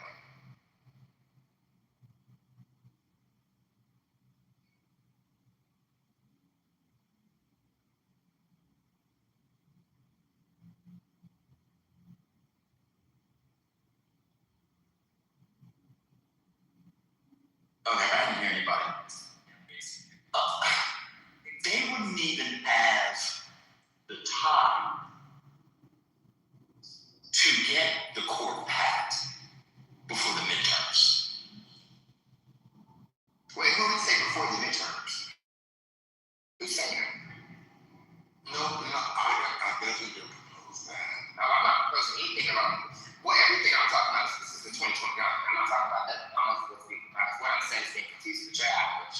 But I'm not talking about this. I'm talking about 2029. Like all this stuff. That's what I'm talking about. That's what I'm talking about. Oh, you're talking about that midterm. Possible. They were repealed the law. They set a new law for teen seat. You need 4 more seats. You wouldn't even have time to get the 4 people before the midterms occurred. I looked at the calendar. You would actually have to spend time in the fall confirming the justices, and then basically from there you would have, of course, a new Congress, new Congress for fall 2020. You'd be pretty much approaching when this would happen. And then you would have to do quick referendums if you do statehood, if that's something they do. Because I'm just telling you what's in front of 2020, what people are pitching. They want them to pretty much, lock the door behind getting these other places statehood. So Democrats would, no matter the outcome of the midterm, keep the Senate. Would be obviously within a conversation. But if you, at that point, are getting statehood to the different states, you would likely possibly keep the House because we would have a very narrow House majority because of the DLA weekend.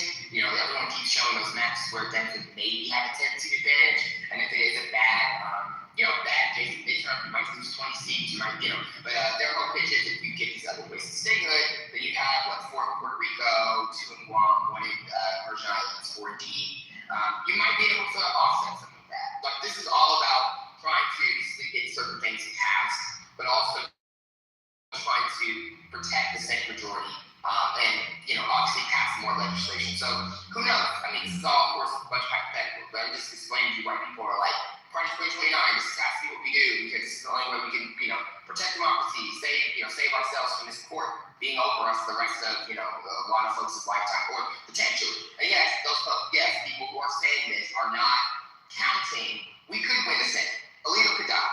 Thomas could die, right? Like they might not retire in Atlanta. They might get, we might replace them with liberal judges. Sure. So I'm agreeing with you there. I'm just saying, I still see a point where these folks are like, we do need sweeping change. I do agree with statehood for some from these other states, and I do personally agree with packing court.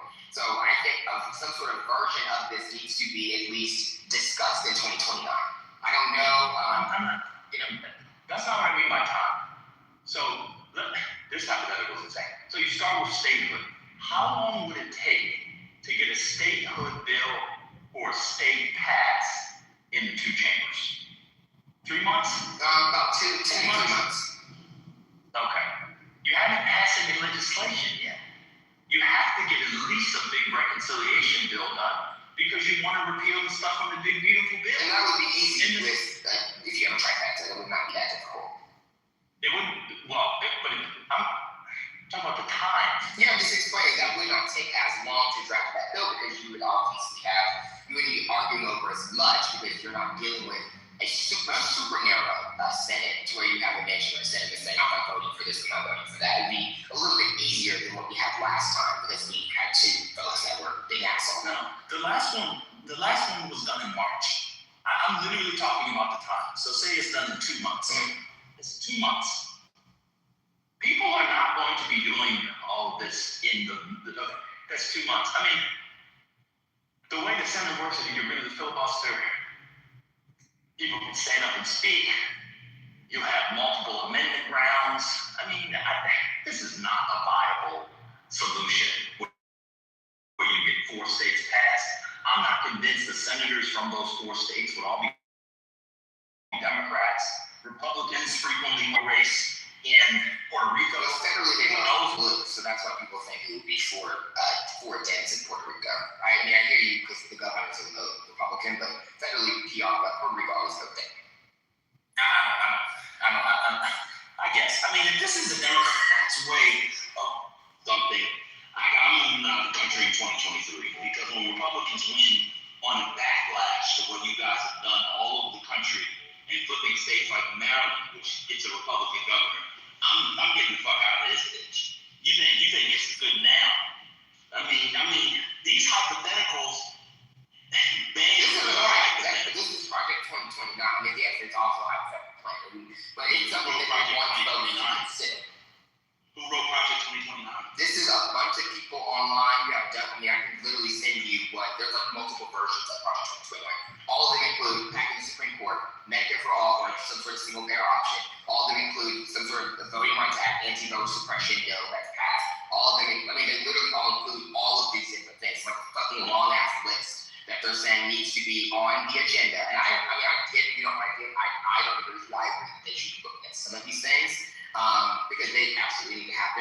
it will just take one other 2016 election to end up right back here. And I don't know that that's not a solution. It's not like it. Project 2025 was not some loose amalgam of all ideas that people. It was a think tank, but that's not what they've not put a think tank yet. I know they're talking about putting in some sort of, there's like a few think tanks discussing creating their own version of the 2029 that's official. But I'm just saying what's been circulating online that voters want, like the people who are being, all of us who have been affected by this are saying these are the things we do want. And, we do have, unfortunately, we just independents who are like, yeah, I'm about it. Let's fucking, because a lot of these people want to just get rid of the system. They're tired of it. And so I just feel like, off this frustration, yeah, you're going to see some stuff in this. It's probably a little ridiculous. But I think you do need to, whoever's the president, look at this and take a hard look. I mean, literally, this will be also why you probably lose the House if you do not take some sort of action, right? Like, if you do play politics as usual and play the establishment game, you're going to lose. Well, it would seem to me that one way to win the House is, instead of trying to do this, pass a national ban on gerrymandering. Well, then we have this draconian court policy.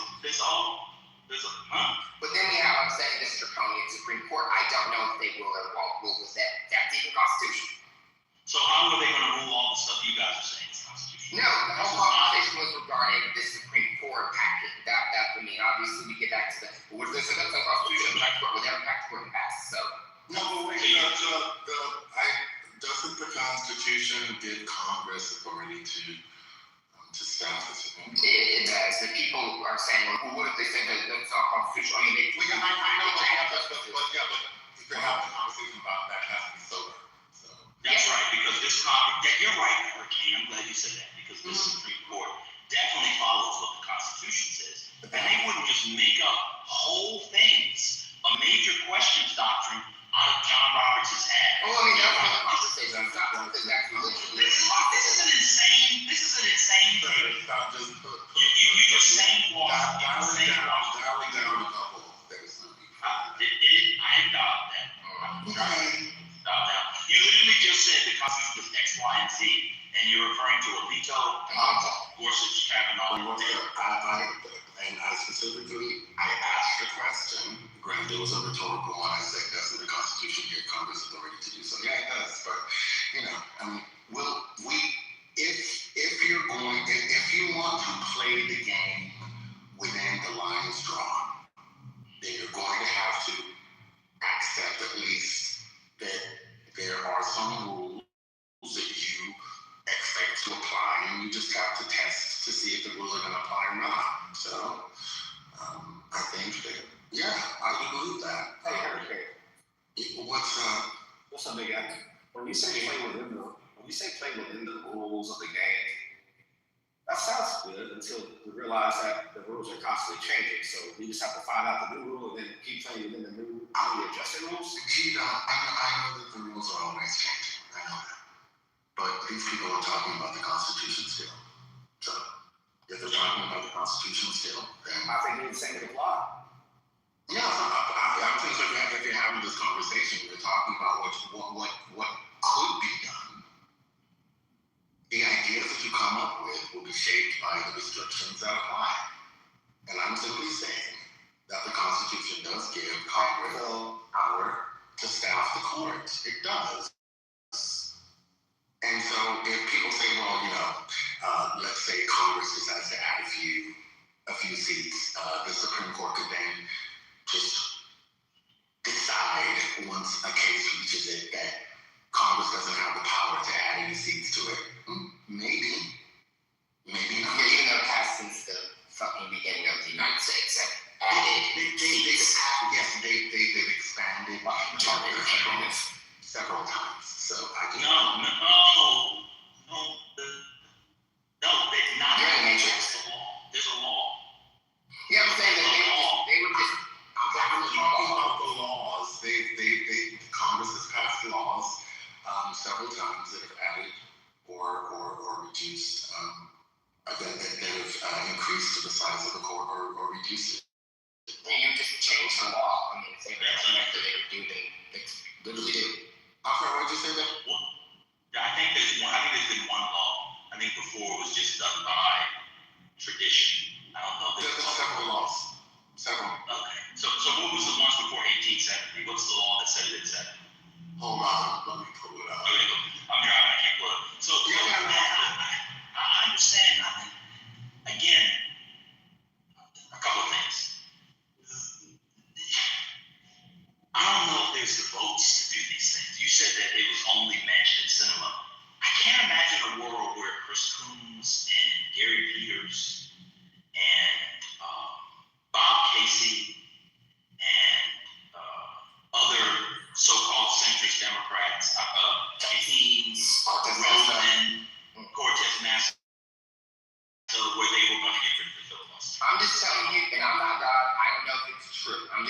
going to reporting that came out that was considered credible, inform the public.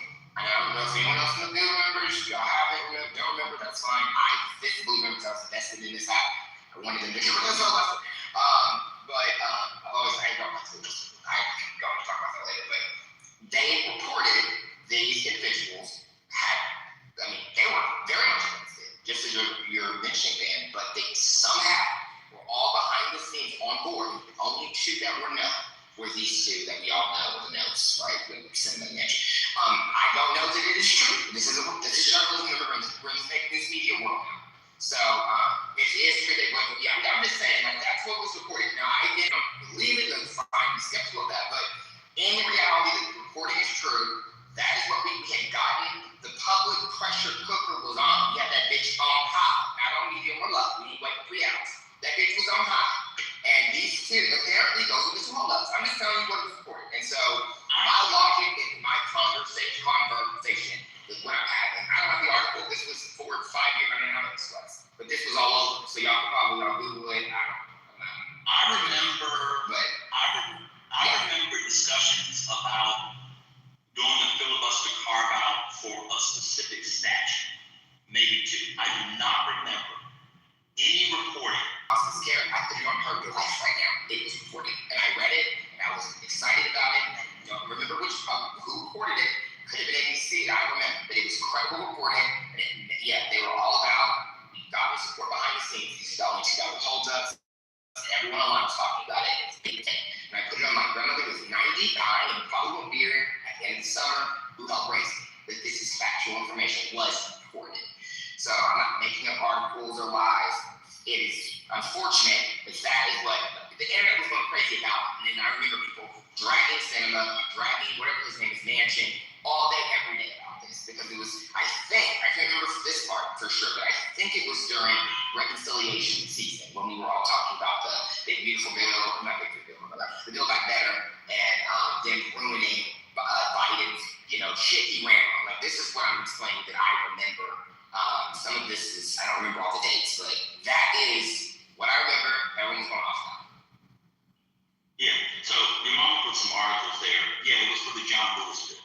I remember that. I don't remember, okay, so if your claim is that they'll do it for these specific ones, that's fine.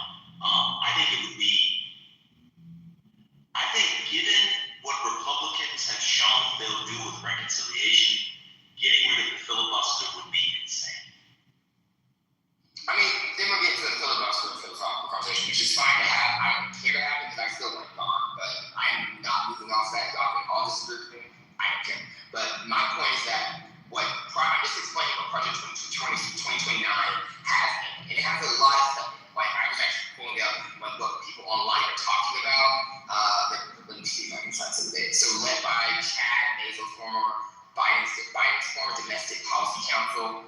He has his own little version. There are other people who have their own. So in a sense, like, here's some stuff that's being floated around. You have to expand the Supreme Court is number 1. Overtime of Citizens United, federalizing ranked choice voting, outlawing gerrymandering, you mentioned, strengthening anti-corruption and its nepotism laws. But so much of it is in what we're all talking about Project 29, right? Like $25 minimum wage, which ain't gonna happen. Like, there's a bunch of stuff that's ridiculous. So I agree, brain rot, ridiculous, stupid, retarded, ignorant thinking, all the things that, you can say all those things. But some of these things are unfortunately very popular among the base, quote unquote the base, and also non-base people who hate all of these parties and who want this country to just change. And don't want to vote because these things are not okay. And so I'm saying whoever is president is going to have to consider some of these things and figure out how to try to make something work. Because yes, the House theoretically always is lost, and you always have a bloodbath every time. The president is a D and it's an R, but the president's an R, and there's we get it. But you're going to probably have worse outcome if you do not do shit and stay establishment and do not try to change anything that is pitched to be changed in this little Project 2029 list. I'm just speaking as the messenger, and I feel it in my soul. I see it on my fucking timeline. These people are fucking pissed, and they do not want this to continue. They don't want it to be business as usual. Another Democrat, even if it's one I like Ossoff, who becomes president, he don't do shit except another reconciliation bill, we don't have the syllabus for the majority, and it's just more bullshit. Like, nobody wants to go through that shit again. No. Well, it's transformed change for y'all economics. Nobody wants to. I think part of the issue is people have a fundamental misunderstanding of America. And that's just what happens here. And the sooner people resign themselves to that, the sooner they realize that you're going to have to change it in a way that you think you can't just change it. That's just what happens. I'm sure people didn't want to go through the bullshit in 1898 either, and they had to go through it for decades. But that's just now that doesn't mean it's correct, but those weren't structural changes. These things make literally no sense. So the idea is I don't even know if Guam, Puerto Rico, and then would have ready for elections in 2030. I have to think, I don't know how soon. How could they even do it? You have to have primaries and shit. Well, I read something about how that's, I have to find it. Like, I'm doing something right now as I'm talking about, so I can't really Google shit, but I read something about the process of that, so I was curious, like, how would they have the time to pass these referendums or whatever today's Supreme Court say? And there was a deep dive on how you could do it and how it would be done in a timely manner, but obviously it would be something that would probably be a 2030 thing, but I agree with you there. But I'm saying, I'm not pitching the whole thing has to become, the law of the land. I'm just explaining, if someone does not make it, I'm making it very clear, if someone does not make a concerted effort, what the Democratic president is, to look at what the people are saying they want in response to what we just went through, and if their plan is just to proceed with politics as usual, as Joe Biden did, right, the regular way, try to get things done, you're going to lose again. You think Joe Biden went the regular way? I think he went the way that everyone else is going. You go the straight and narrow. You have the Supreme Court you try to work with. You have other stuff here. You have Congress. You go to your party. You try to get a reconciliation bill done. You try to do things as much as you can. Exactly. You do the regular way. You do things. You don't have the votes. No, I'm not talking about him not having the vote. I'm specifically saying that's how you're supposed to do things. Biden did a good job because that's how things are. Your plan. What if a person says, okay, I want it back to court, and doesn't have the votes to back to court? But I'm explaining to you, this is what the people are saying. They are not accepting no. They're saying, figure out how to get some of this done. It doesn't have to be all of it, but some of it. They want single payer. They want Citizens United to be there. Like, they want some of these things done. So, if y'all's reality is we're going to continue, I'm just going to finish that thing. I'm going to go down because I'm not going out right as I'm talking to y'all. But if y'all's reality is we're running the presidency and it's back to business as usual, the way Biden did things, which I don't have a problem with. But if that's where we're going to probably end up, another reconciliation bill is going to be passed every couple of years, and we're going to, maybe if we have some, some deaths, we'll then add nominate a couple justices. If that's the path, I think that's okay. But I'm not saying I'm not speaking for me. I'm telling y'all what literally the public is bitching and moaning about. I don't think I'm smart for devs. I'm being a pseudo strategist, right? So I'm not a strategist for Democrats, right? I'm Liz Smith. If you guys think that will probably keep us the House or mitigate probably some of the bloodbath that we'll see more than likely in the 2030 midterm, then good on. I don't think it's a smart strategy. I think you should try to show some of these people who are the populists, while the progressives who are some of these leftists, and who are also independent and the people who just normally don't vote. I think you need to keep this coalition together, this anti-Trump coalition. And my pitch to you in the room is this president, we have to figure out how to make sure some semblance of 2029 is being attempted to be passed so we can try to keep this coalition together so we don't end up where we're at now. And I don't like that y'all think I'm being dumb by saying this, because I think I'm being very fair by saying you should show the public you're trying to get some of this done, especially if you're a candidate that maybe ran on something, right? That maybe had a town hall where you had to answer these questions, because voters are going to be asking these questions. Are you someone that supports packing the court? Are you someone that supports single payer? Are you someone that, look, they're going to ask these questions of these candidates. And so I think it is smarter to lean into it than run away from it. And I'm done after that. All right, so a couple of things. A lot of that won't matter. Let me give you an example. E. Jeffries is very he was pro single payer. They now call him centrist, Zionist, whatever. People change on these Democrats like some of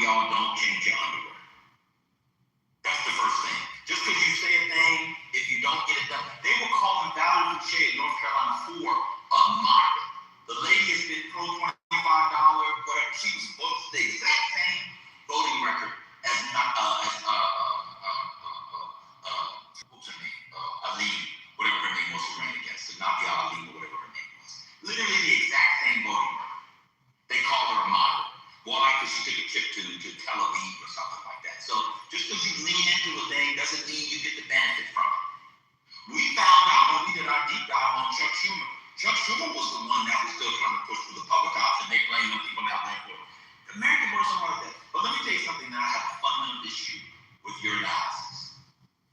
You think that this country is center left to left. This is a center right to right country. It really is. You keep saying the public wants X, Y, and Z. Maybe some Democratic voters and people on. That's not what regular people do. You go ask people about the Supreme Court, no, that's a major issue for American voters.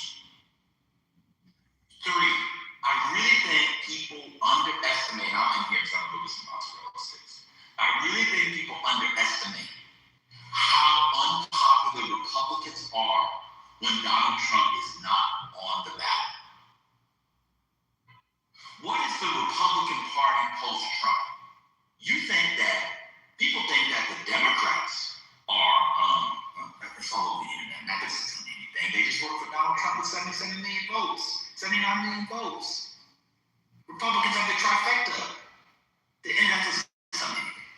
Anyway, people say that the Democrats are in the wilderness like Jacob's sons before they got to Egypt to find post-Potiphar Joseph. What is the post-MAGA world look like? Fredo, Louder Trump. It's all a mess. It's all a mess. Project 2029, I think just using the phrase. I don't know. That is substantively different than the Heritage Foundation. The Heritage Foundation accrued power in D.C. You go to any cocktail parties, those people were there. Voight was the OMB guy then, he's the OMB guy now. They made a deal with the devil with Trump. Like, it's a long-standing thing. People's having ideas on the internet is not at all similar to Project 2020. Project 2024. Hey, Ben, I can ask this question. Sure, go ahead. You and Matt, you guys can answer it. What Republican federal lawmakers support increasing the size of the Supreme Court, if you know?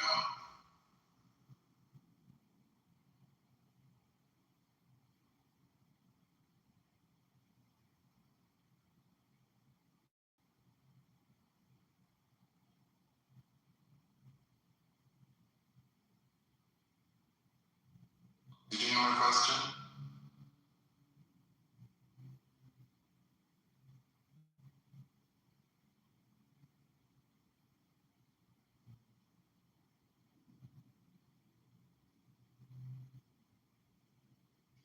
I think he said he was going into a store or something. Oh yeah, he said he needed to get mozzarella sticks, yes. But yeah, I'm just curious about it. I know that from what I recall, there just wasn't enough support for it even among Democrats, but that was a different time. I don't know that they have the votes now to even make it happen, but I'm just wondering if there are any Republican lawmakers that support it. Maybe there are a few, maybe there aren't any. I don't know.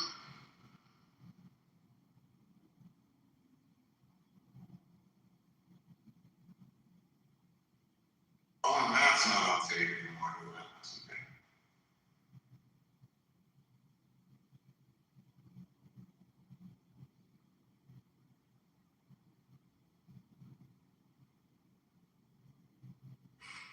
Well, I think, perhaps maybe we should have a space where we go through those documents, maybe next week or so.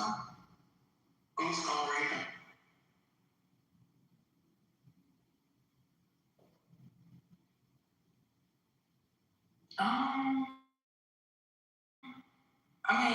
We can have a conversation around the document. We can't discuss them if we haven't read them, First Lady. It's hard to do that. Hey, isn't that black? Yeah. Okay. No. What's going on, Judah? Stop. No, I'm just sorry. He's not black. I'm on canvassing right now. But what is it? If he's not black, what is he? Because he definitely called me a hardy art, and everybody just kind of let that shit fly. Everybody was gonna sit aside for that shit. Oh, okay, all right. So we support that shit. You can't tell me he has. We can't say shit to him because he is who he is. Yeah, but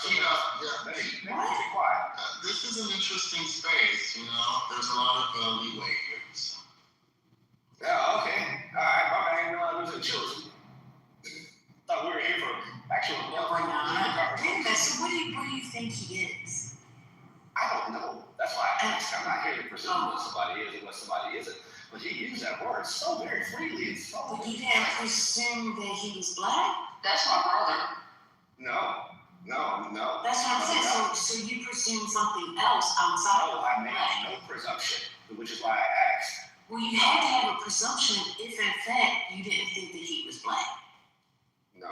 I'm actually. I can't have no presumption. Hi, G. I'm back. I'm right here. I'm going to actually finish up this. G. I'm a stick. I'm a beaner. A wetback. I'm a Jew. I'm a kite. And I'm a faggot. And I'm a reach out because I'm autistic. I'm all of those things. And I'm a nigger. Did you know that? I am a nigger. Just like you. So I can call. How about that, Paul? Fuck you. You go away.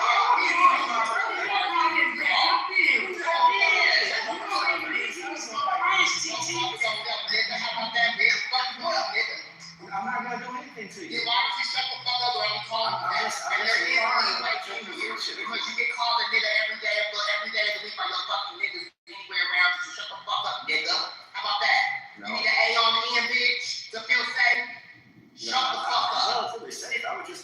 I thought this was not you know, deep ass you and straight. Y'all deep south motherfuckers. Shut the fuck up and learn how to speak proper English. Oh, I'm telling you. Proper English, bitch. How about that, bitch?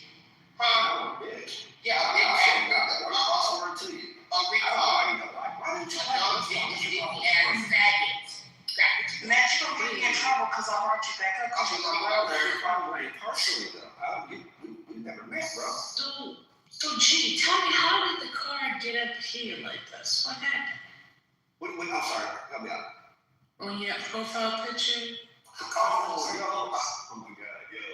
That happened after a cruise. We were leaving out from a cruise, right? Mm-hmm. And I think the lady, I think She didn't want you in?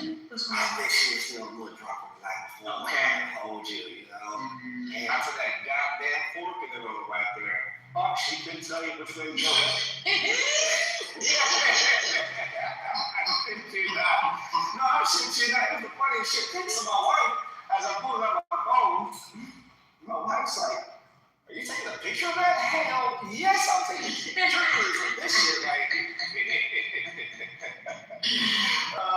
That's wrong. And I think, Did y'all see her to make sure she got help or? well, okay, so, if you go on cruises or whatever, like they have like these little Facebook groups, your cruise, like specific to your group. So I went into my group, yes, and I posted that within my group. I had to. I had to. Did she know it was her? She had to, But at that point, I mean, if you're in it, you got to be in at that point, you know what I'm saying? So, yeah, it was unfortunate, it was very unfortunate for her. Maybe she should, the fucked up part about it is the picture that did not include, that car had an Arkansas license plate, and we were definitely cruising out of New Orleans. That car, people who drive without state tags, they don't normally rent, they normally just drive their own car in. So I can only presume that car was supposed to be driving back to Arkansas. But I did get some really good updates from my post to the group. And essentially, one person said, like, "Yeah, dude, I saw him." And it was just like, she gunned it coming out, and she got confused and just gunned it. Like, that's wild. And then the other person was like, "Yeah, no, I also passed by shortly afterwards, and I definitely saw the tow truck get off of the median right there. And as they described it, the truck was just ripping pieces of the car off as it was dragging it off of that cement. Damn. Yeah. I put that up there. It's pretty high up there. It's pretty high. The wheels ain't doing nothing spinning, and not like in a thinking manner either. Like just idly spinning. Yeah. So that was right in your own car. Yeah, but that's one of those Allstate commercials, Mayhem, What's else? It's mayhem strike anyway, you know? Yep. All right, well, thank you for that. Appreciate it. Did you want to make any other comments? You know, I apologize if We're not going backwards, we're going forward. Praise the Lord. I was just saying, did you want to comment? I'm going to be sporadically able to comment right now because Okay. I am going door to door out here on the campus with me right now. Oh, you're Jehovah's Witness? Yes, ma'am, and if you would like some literature on that topic, I can certainly give it to you. Oh, It's a two-way thing. hey, bro, stop going. It's a two-way street. Actually, go ahead, sir. Yeah. Go ahead, Cass. What do you want to talk about? We were talking about court packing. We were talking about other reforms. I mean, for me, I'm a much bigger fan. This might be personal of reforming the House. The House makes no sense that it's at those numbers. Hey, shit to me, when you say reform the House, what do you mean? Just make more, have more seats. Oh, in the House? Like more seats up in the House? Yeah, so if it was 435, it should probably at minimum be 657. Okay, so it's way too small. I think that would have got to the 1920s. Yo, Jesus, stop going on people's houses and disturbing them. Alright, man. Well, we didn't have a major issue occur in the state, so it's not raising awareness on that. You're raising awareness on Jehovah's Witness. No, not Jehovah's Witness. It's not the recent ruling that came through the Supreme Court. What's this project 2029? I mean, and this is not for Matt, but Matt knows where I'm going with this. It's just difficult for me to listen to people online who want to do these sorts of things and then say, and again, it's not Matt, because Matt and I were having this other day, why didn't they codify the Voting Rights Act? Huh?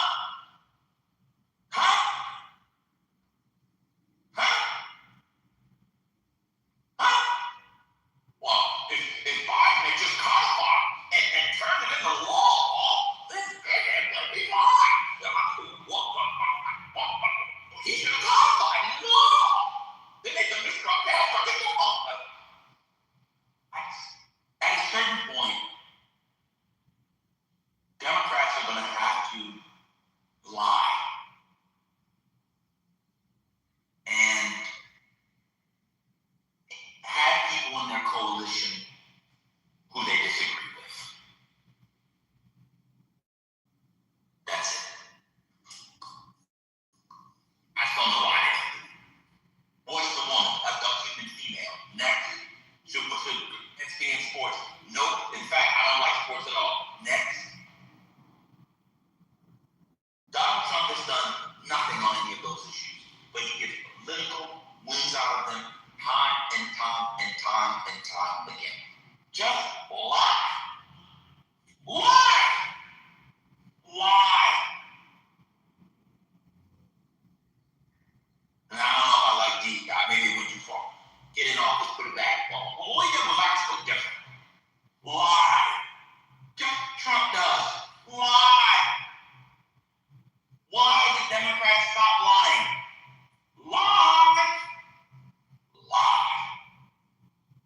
Lie. Lie. Please You know stop. what's better than changing the name? Lying. What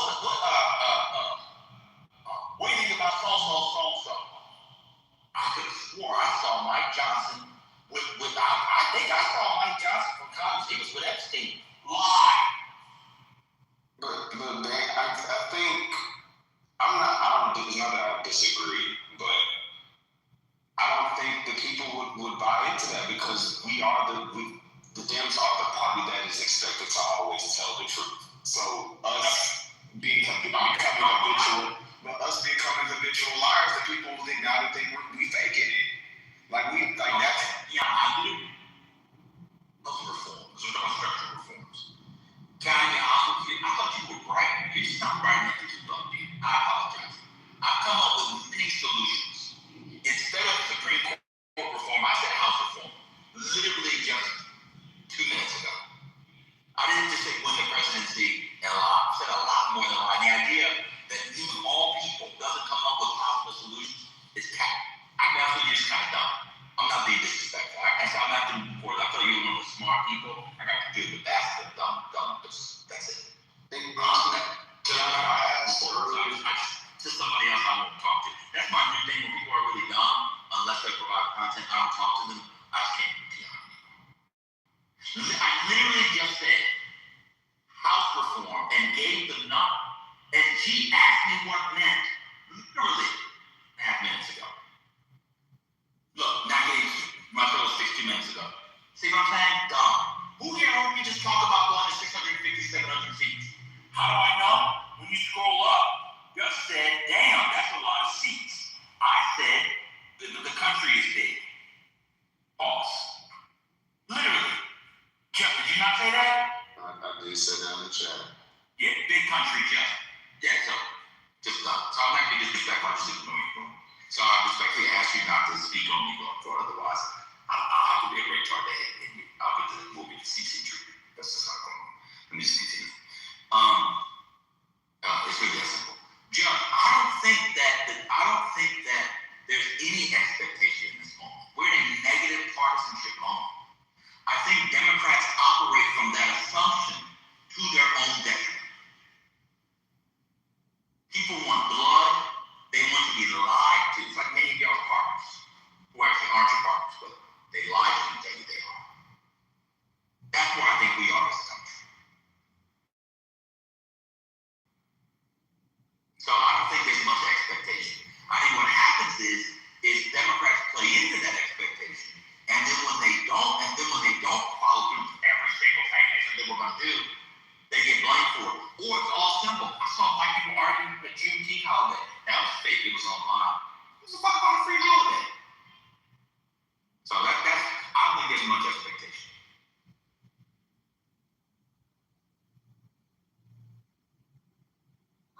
Yeah, I mean, I'm off the line. I mean, it doesn't bother me. I do think there needs to be very clear policy positions going into the next election cycle, because I don't think we had some stuff, but I just don't think they were strong. Like, we need very strong policy positions going into the next thing. I've still been waiting on the Dems to have something on education. I don't think, clearing student loan debt and universal pre-K, I don't think that's enough. I don't think that's really going to stick enough. I think we need to do something a little bit more revolutionary than that, but that's just my thing. I think there are an issue or two that Republicans have done with immigration where Democrats need to the territory and make it their own. But generally, I think that Democrats over-index, to use a fake business school, fake political strategist word that doesn't actually mean anything, but I'll use it because now it means something. Over-index on policy. I mean, they do too much on policy. And then what it does is it leaves them open to disingenuous, ridiculous attacks. Trump never said how he would bring prices down. She said how she would bring prices down through price caps. She got she hammered for that. Trump said, I'll bring it down. What they gonna bring it down? They gonna bring that on down. They gonna bring it on, something that's gonna bring down. And that's what people went with. Sometimes I think that the egghead thing actually works against them. We need more houses. I'm gonna give people $25,000. How dare you give Americans money to buy homes?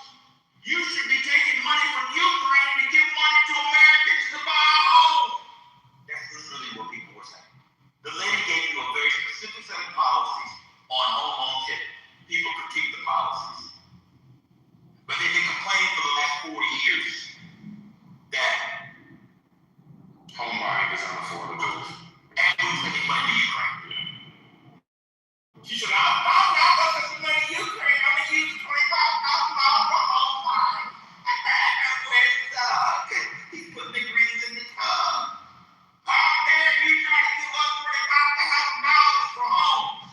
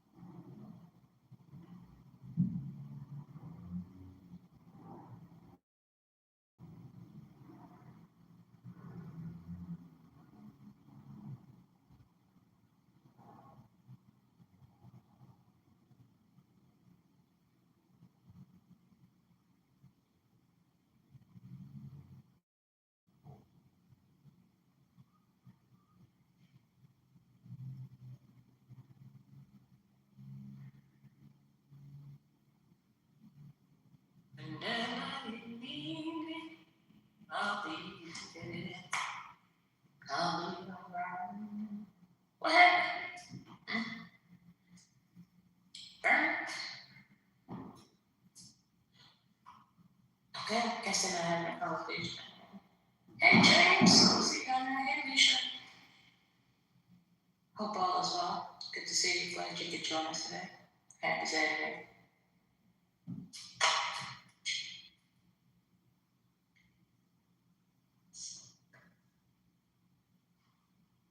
If someone is speaking, we cannot hear you.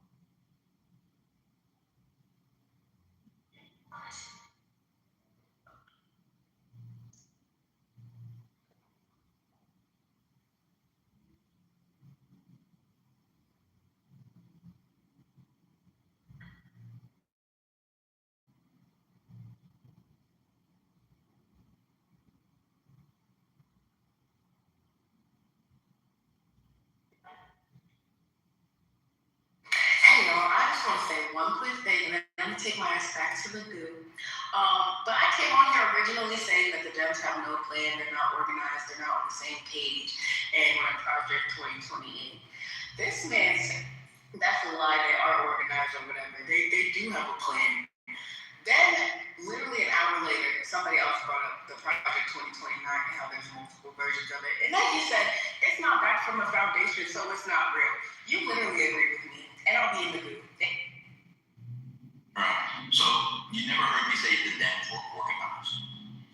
What I said was, and it's very clear, all you can do as a minority party is act like one and block it. Democrats won't get an agenda until they're nominee. They're in the minority. I'll be honest with you.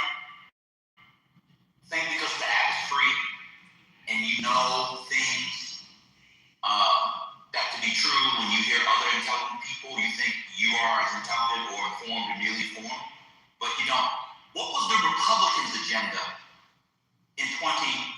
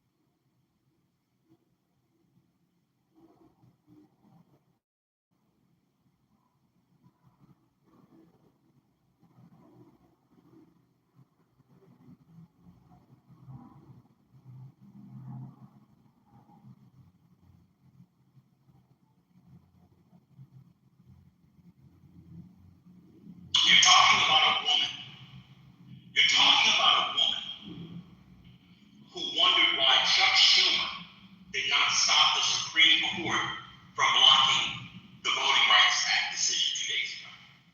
Can we just remember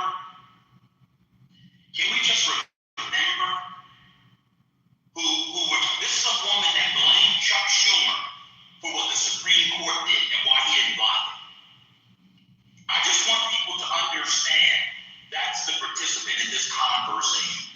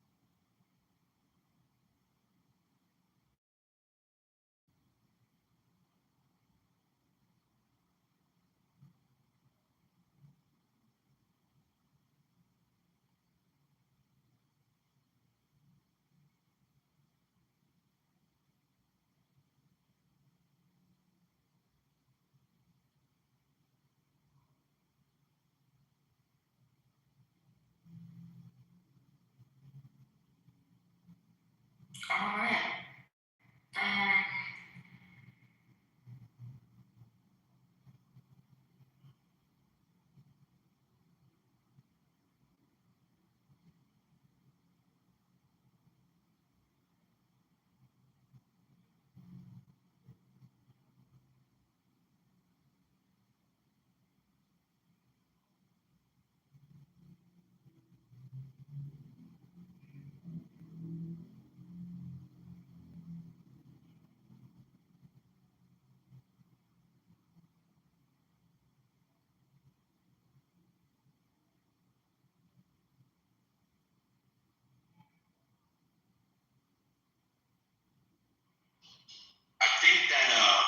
I think that what people like Kiana wanted Chuck Schumer to do was to go to the Supreme Court and tie up 3 conservative justices and hold them hostage, like in Silence of the Lambs. I think that's what she wanted.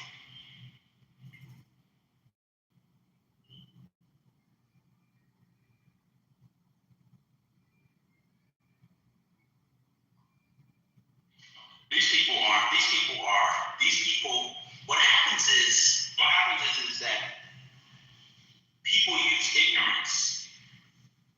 They cover up their ignorance with a fake indignation.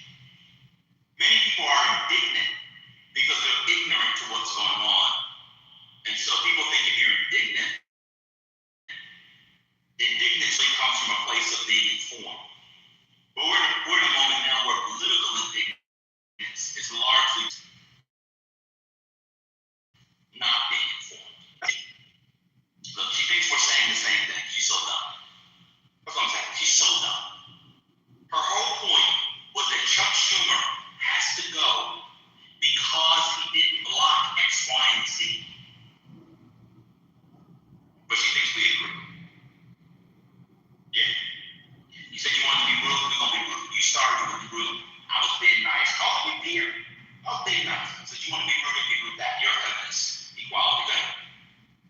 Oh, I only came up because I want to get back to when you were talking about the Dems need to get back to line. There's a part of me that agrees, and then there's another part of me that's on the fence.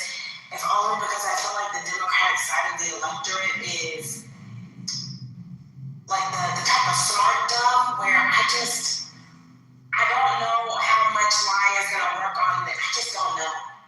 But I do agree that the Dems gotta stop talking and explaining and doing all this protracted.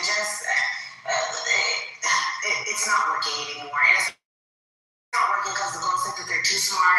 Whether they are or not is another question. But all this extra lip service, at this point, the people deserve crumbs. If that. Well, when I say lie, I use it as a larger category, but it could be mendacity, it could be prevarication, it could be duplicity, it could be disingenuousness, it could be any of those things with plausible deniability. Let me give you an example. None of us actually know Donald Trump's involved ins and outs of it with the Epstein files in Epstein. Remember how Democrats wanted to stay away from Epstein file?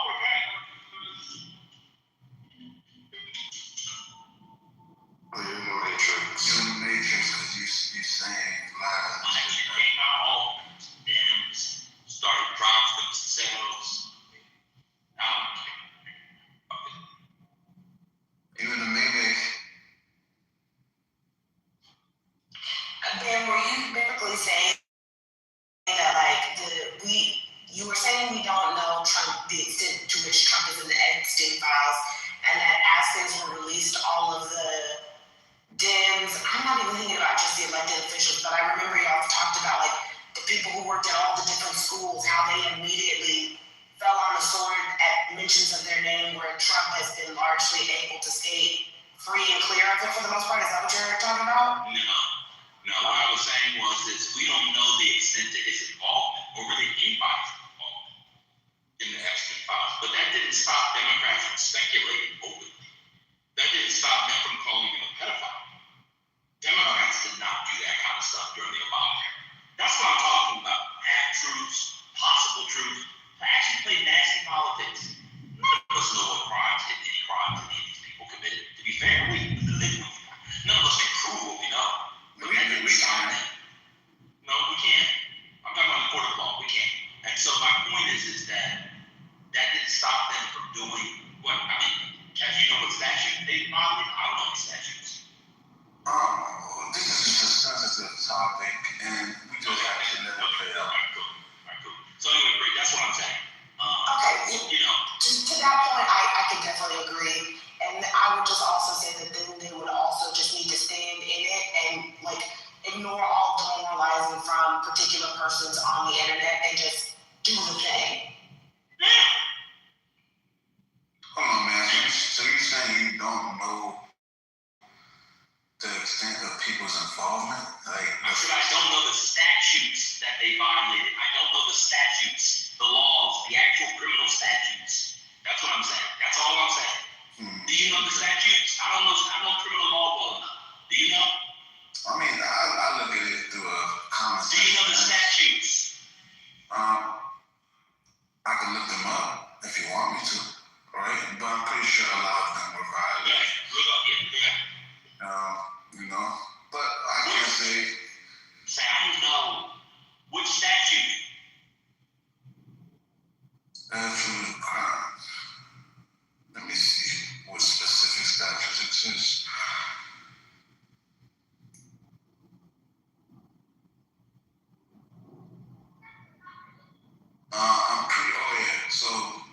I'm pretty sure murder was committed. That's not what I'm saying. So what are you saying? I wasn't talking exactly. You know that Donald Trump murdered somebody? No, Donald Trump didn't do nothing. That's literally what I'm talking about. Are you paying attention? Well, we could read the files and you could get us. I literally said we don't know if Donald Trump did anything. He might not have done anything illegal, but that didn't stop them from pretending like he didn't. That's literally my point. I can't argue with that, right? Sure. But, I could tell you Donald Trump didn't do anything. We don't know if anybody did. None of us. We do know what some people did. We do know that. Are they running for office? You're in the matrix, bro. Are they running for office? Who? The people you're talking about. They're not running for office, but they. That's what we're talking about. People running for office. This is insane.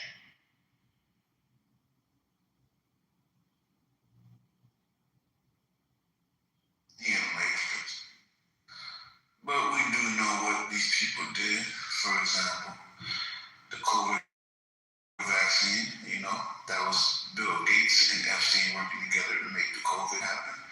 And everybody that got injected with it, they're not running for office.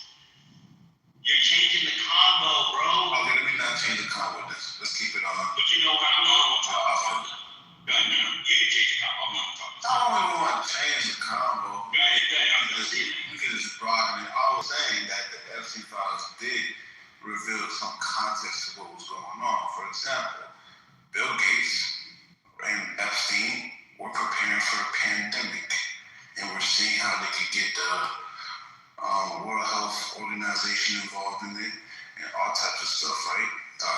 I've seen the emails, I can show you the emails, but yes, basically the context is Bill Gates and Epstein are the people behind COVID, right? And whoever else, and everybody that got the vaccine is just playing their little game. That's what it is. So that's context for you, in terms of we do know what some of these people were doing, though.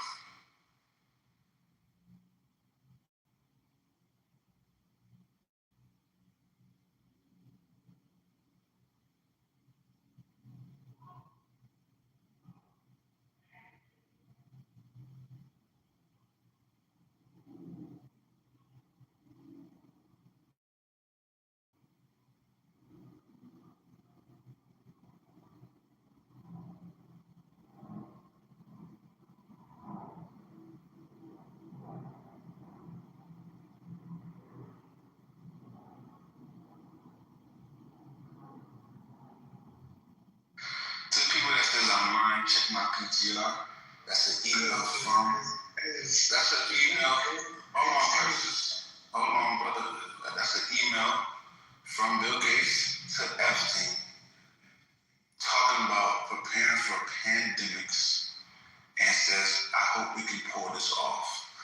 And then in 2019, Bill Gates and friends, they have this little simulation with everybody on how to prepare for pandemics and what people will do and stuff like that, how to deal with misinformation. Misinformation is basically how to deal with the truth being told. They had that 2019 and boom, 2020, COVID happens. So guys, hey, you know what I'm saying? I'm lying. Please don't. You don't have to. You can just shut the phone off. Hold on real quick. Guys, is anybody willing to engage you to say that what you just said is inaccurate? So here's the thing. Anybody else? Crisis. We're past the accuracy, right? Because I can give you multiple, right? No, I understand what you're saying. So what I'm asking is anybody going to try to say that what you said is inaccurate? Why does that matter if anybody says it's accurate, right? We're sitting here on the side of the stage, right? I stayed on mute for a good amount of time, right? Now I'm speaking. Now, if you have a problem with that, just let me know and we can stay in silence. Right. I'm asking, Kaz, I'm saying, is anybody willing to say that what you said is inaccurate? Is what I'm saying. How would I know what anybody else is willing to do when I'm only Kaz? I'm not asking you when I ask that question. I'm not asking you. I'm asking the rest of the stage. Is anybody willing to say that what Kaz just said is inaccurate? Well, most people can't prove what I say is inaccurate because, I don't just say random things, right? Even if they might sound random. All right. What's next? What's going on? First lady, there was nothing next. This is it. No, excuse me. No, this is not it. This is not where we're landing, sir. Thank you. If you'd like to comment on his picture, do so by hitting that channel. Thank you. Somebody just came up? You want to send us out, First Lady? Yeah. Like this. Sounds is good, especially on Saturday. Let's talk about science. Let's talk about what I'm talking about, man. No, it's okay. Why? It's important. Sir, it's important to everybody. To you, sir. This is COVID vaccine. Yes, guess what? What? It's not 11:30 p.m. like it was yesterday. I'll just put you in a goal. I'm not going to have a go back and forth with you. This is not up for debate. So you want to send This is not a democracy. It should be, right? That's what you want. No. You want a dictatorship, you're a dictatorship. I'm being a dictator. Okay.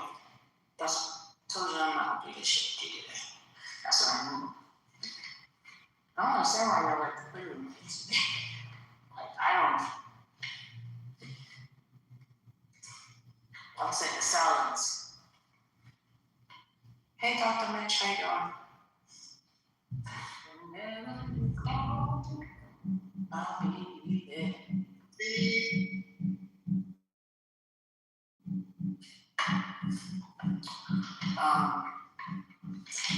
I can see the things that are things today. Way out the door. I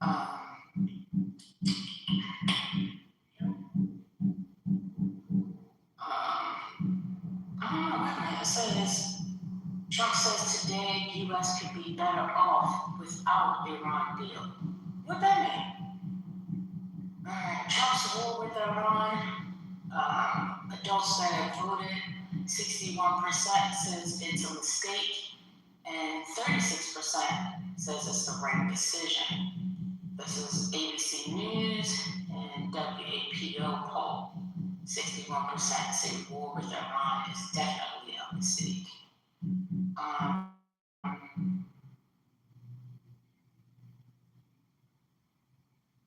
The Pentagon said on Friday the U.S. will be withdrawing roughly about 5,000 troops from Germany over the next year. The move, which comes after President Donald Trump's lash out, German chancellor over his criticism of the U.S. war with Iran. Oh, okay. We still leave about 30,000 U.S. troops in the country. Oh, I didn't know that. So we're going to withdraw some troops out of Germany because of the conversation that they had, and he didn't like that. Wow, I didn't know that. Did we talk about that? About the withdrawing troops out of Germany? Maybe I did. Today, the administration would increase auto tariffs on European unions, okay, to 25% next week. Oh my God. Based on the fact the European Union is not compliant with our fully agreed trade deal. Where's Trump? Trump ain't said nothing about this. Did he say anything about that?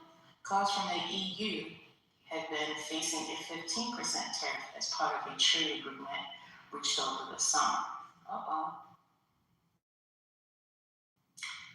Let's see, also, a federal appeals court temporarily reinstated a nationwide requirement that abortion pills be obtained in person, undermining access to the method of abortion that has only grown more widespread since the U.S. Supreme Court overturned Roe v. Wade.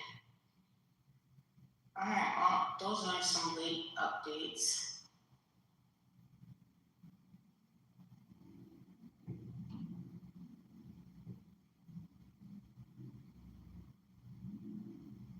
Last, Trump cast doubts on Iran's latest proposal, says he's not satisfied with what they've come back with. So, there you have it. Anything? Anybody want to have a conversation? Otherwise, we can let Kaz back on stage and you guys can listen to him. Which one will it be?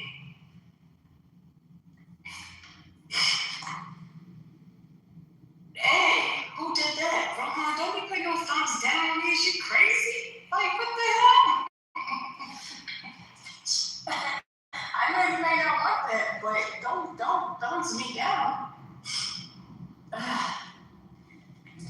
unless you want to sleep the whole stop silencing it. Hey, listen, I'm not silencing him. This is a free ad. He can go and create his own space. What's going on? What are you talking about? I'm not silencing anybody. Everybody gets the freedom to speak wherever they wish to speak. Just not in your space. That's all. Thought that was clear. Whenever you call me, I'll be there. Crisis, Dr. Mitch, I came on stage. I didn't say hi. I didn't hear a word. Crisis, you came right up and started talking to kids, asking him if other people want to talk to him.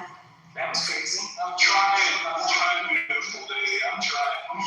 You didn't do hard enough. You didn't even say hello to me. What's going on? You did. I'm saying my. Why you don't want to interrupt me? I just gave you stuff to talk about. Firstly, there's a lot of noise in my background. Oh, sorry. I do want to say, good Saturday to everybody, and to you as well. Thank y'all for creating this space. Personally, and this is truly for myself. I do think that what Kaz is speaking on, that was absolutely beneficial for the conversations that are happening.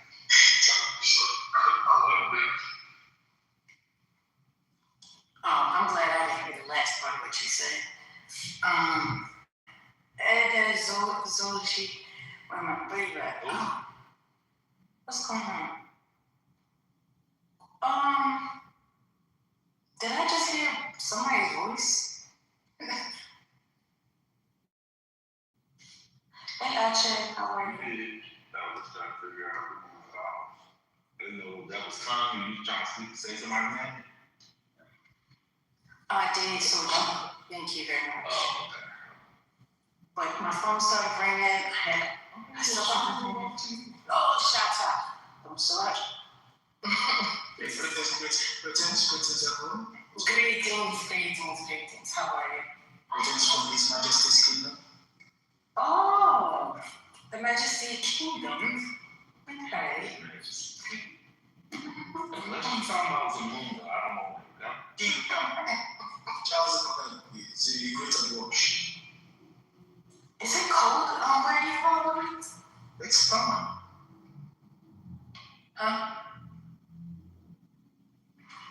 It's summer here. Oh, it's summer? That's nice. You didn't do my homework. Wait a minute. What the fuck am I doing?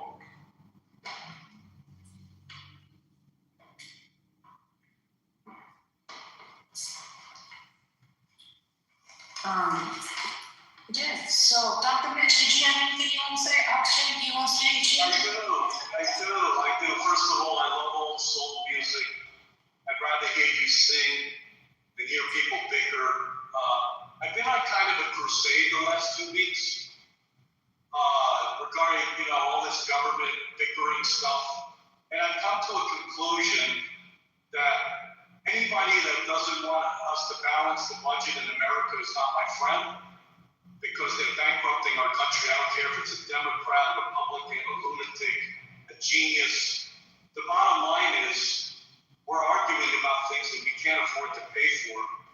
The interest on the national debt has surpassed our gross domestic product. So, anytime somebody says to me, you think somebody's doing a good job, I'm just going to come back and say, are they balancing the budget? And if the answer is no, then the answer is they're not doing a good job. They're not protecting our future or the future of our children. The country's bankrupt. They got us bickering. Nobody ever talks about this. Nobody ever talks about how expensive all these things are. And it's a real problem. I mean, down here, I'm in California, diesel fuel is selling for $8 a gallon now. And that means all the shipping costs are going to go up. And when they're trying to raise all this extra money to raise the military budget, have all these additional expenses, that forces inflation. You have to inflate the cost of everything to make up for that. So it's not over. The rising costs in this country are not over. We're not getting shit. Citizens aren't getting shit. You know, they're sending the money overseas. They're building weapons. Yeah, Trump said that he doesn't like the ceasefire because he's not done inflating the military budget and spending our money on stupid shit. So I don't, you know, to me, poverty is a form of violence.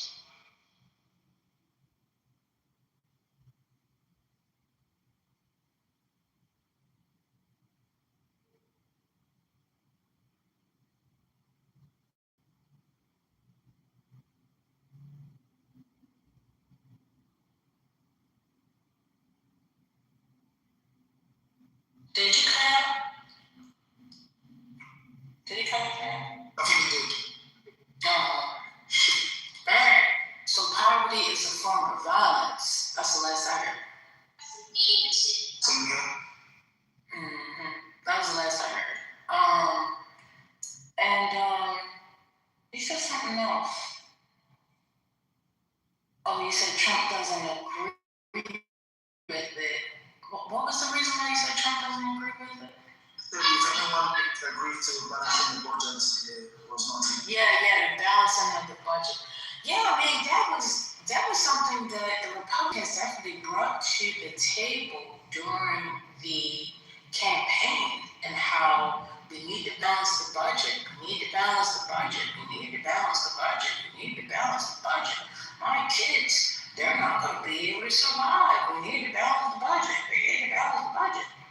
We're spending $1 billion a day. Is that what somebody told me? What's the number again? It was $1 billion with regards to Iran. Yes, that was the case. Wow, not $1 million, $1 billion. Yeah, giant B, capital B. $1 billion. $1 billion a day. How come y'all didn't complain when your money was being used to do testing on animals and stuff like that? But y'all care now. Was it $1 billion a day? Y'all didn't speak about it, no? I'm asking you a question. Is $1 billion a day? So what? And those funds. Wait a minute. But see, you cannot take potatoes and put them in the pot with your socks and your drawers. Like to compartmentalize. You just add stuff into the pots and those funds have already been appropriated. They're put in place for research and things of that nature. We did not actually budget for $1 billion a day war. Nowhere. Correct. Nowhere. You budgeted for frogs being tested on? We budgeted for science and for research purposes. And budget for that. I don't listen, sir. No, that's something that you want to place your minuscule mind to, and thinking something so small and saying, oh, well, you guys got money for research. How much was the research? How much was it? If we're going to talk about it. How much was the research? Millions of dollars. No. Tell me, how much? How much $1 million? $100 million? $200 million? $300 million? Come on. I don't care if it's a $1. Yeah, but oh my God, this is impossible. Yeah. I mean, it's hard to have a conversation with Arthur. Are you doing it again? Are you doing that thing again, Arthur? No, I was just gonna say, No, you're doing it again, and you can leave the conversation. Go ahead, Arthur. Leave the conversation. I'm like, no, I was gonna say what happened last night. I was gonna ask you. No, it's like my point is you never knew where your money was going anyway. So you never cared. But now that Trump is using it, y'all know where it's going. Y'all care now. But y'all, I believe them. Where is it? Yeah, if I break down to how much money was being at the rate of $1 billion a day. Yeah, so what? That's the only number you know. Do you know where the rest of your money goes? No, you don't. it used to go to health care. It used to go to kids. It used to go to what do you call it? Head Start. Like, what are we talking about? But yes, we do know where our money goes, sir. What do you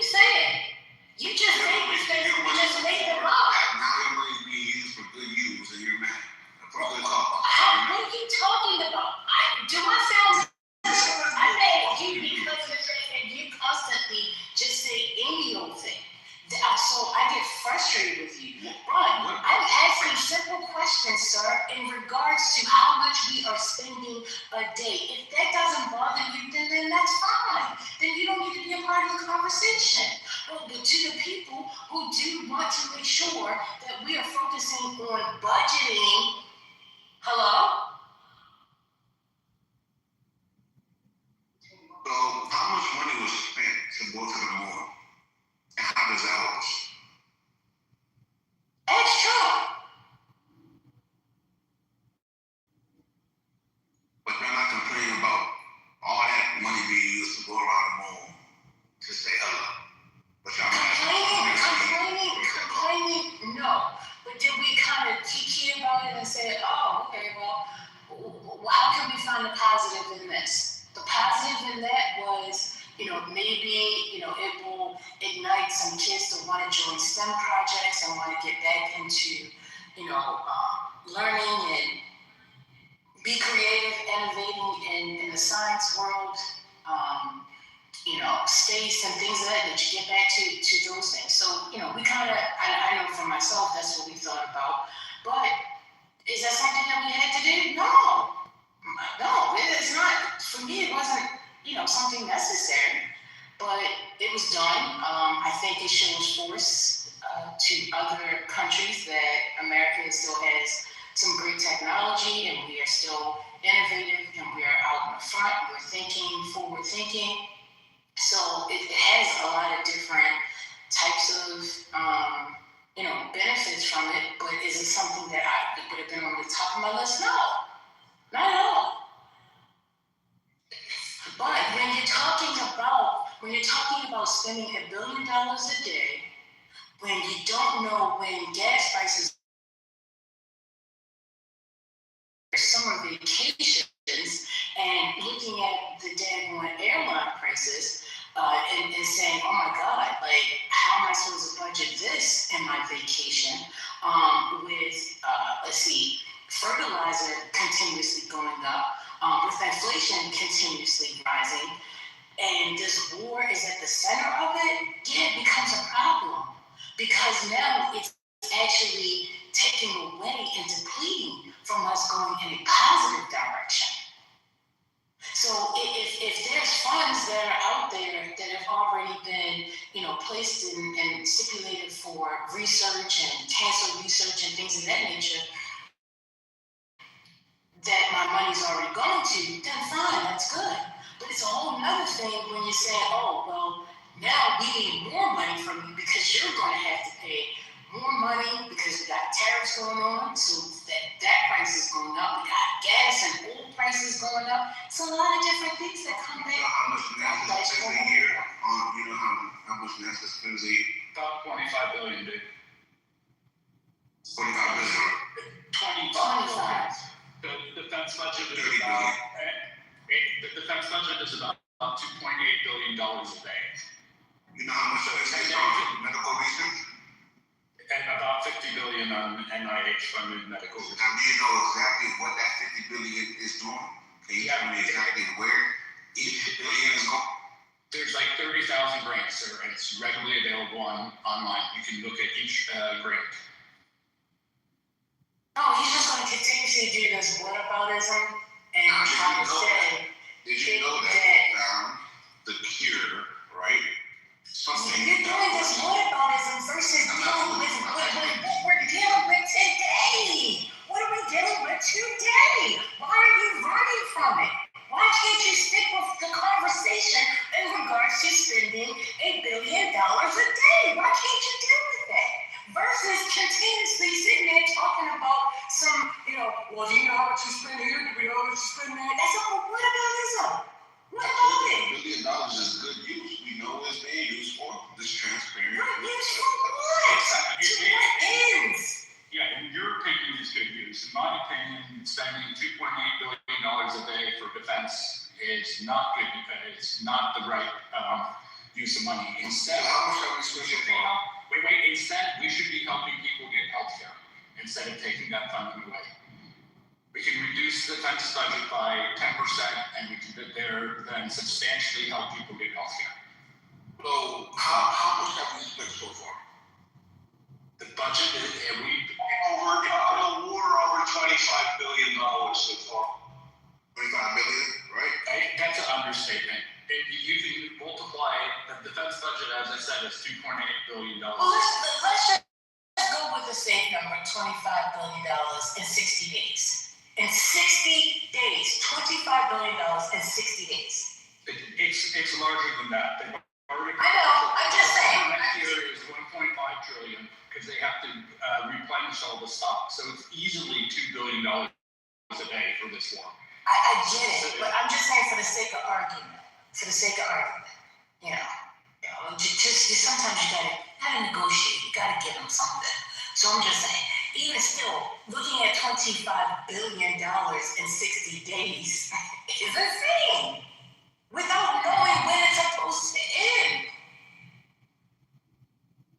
Well, plus, what's the economic benefit from it, right? If you think, what is it that these are questions we can't have right now because there's too many people suffering in America and inflation is insane. There's too many domestic problems that we need to deal with. Like, if you want to spend money, make money first. Don't just put it on a credit card.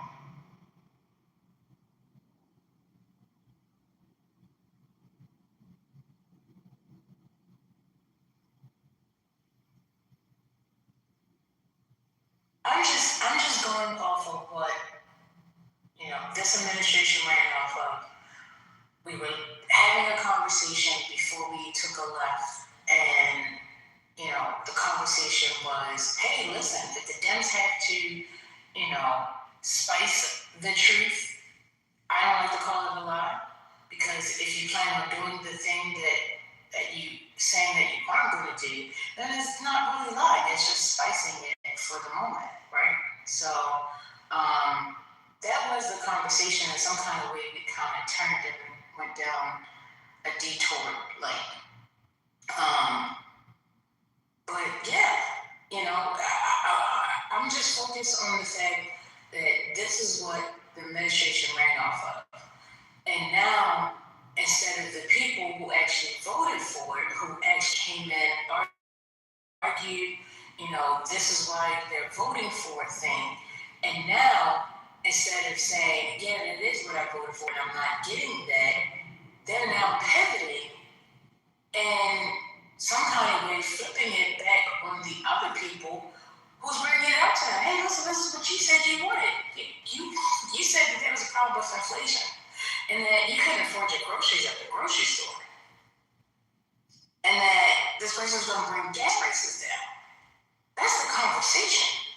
But instead, people want to go back to 15 years ago, 20 years ago, and have a conversation about then versus right now. How are we having a conversation what happened 7, 8, 10 years ago when we're looking at what's going on in Canada right now?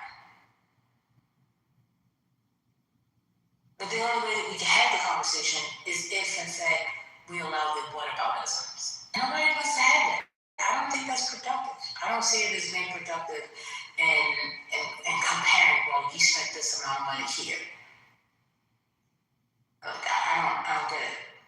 If you voted for something and you said that this is why you were voting for the thing, and then the person's not giving you the thing that you said you voted for, you're okay with that. And you're okay with that because you think that people dislike the person. That's insane. It's insane. Hey, First Lady, if I could comment, I'd like to ask people who think this is a good idea if it's okay for us to take out credit cards on their grandchildren and use those to spend on this, right? Can I take out a line of credit against you? Can your grandchildren be responsible for those credit cards so I can pay for this shit? Yes or no? No. Yes. Yeah, obviously no, but people don't think like that. They think this money is like, the government has unlimited funds. It's not like, it is your grandchildren's credit card. I see that. That's exactly what they're doing, man. That's what they're doing. Why would you compare a single individual to the ability of a government? Like, that's, I can't. Well, papers? You didn't know that they could go to central banks? You didn't know your grandchildren had that ability? Yeah, just wait. I'll be quiet for a minute. How is it reasonable for the boomers to push their costs onto the future generation? They should have to pay for what the services that they got. They've already got a big illness. I don't think it's fair. Granted, I'm not going to dispute that they'll budget correction or some way to increase the budget in the future, but why is it that under the GOP we run up the budgets more than under Democrats? Because that's what you voted for. Deal with it. Well, I didn't vote for it. Well, that's what the American people voted for. Well, that's fair. I'm not being flippant. That's you guys why. That's yeah.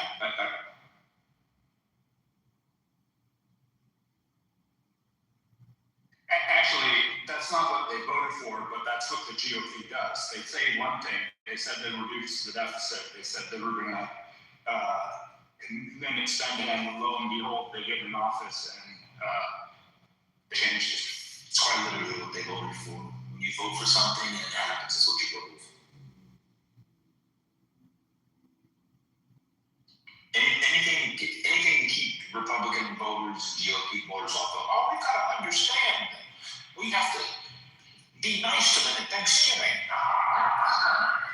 Do people make outreaches to poor black farmers? Like, we gotta do profiles. No, they don't care. Same thing, it's what you voted for. Who's next?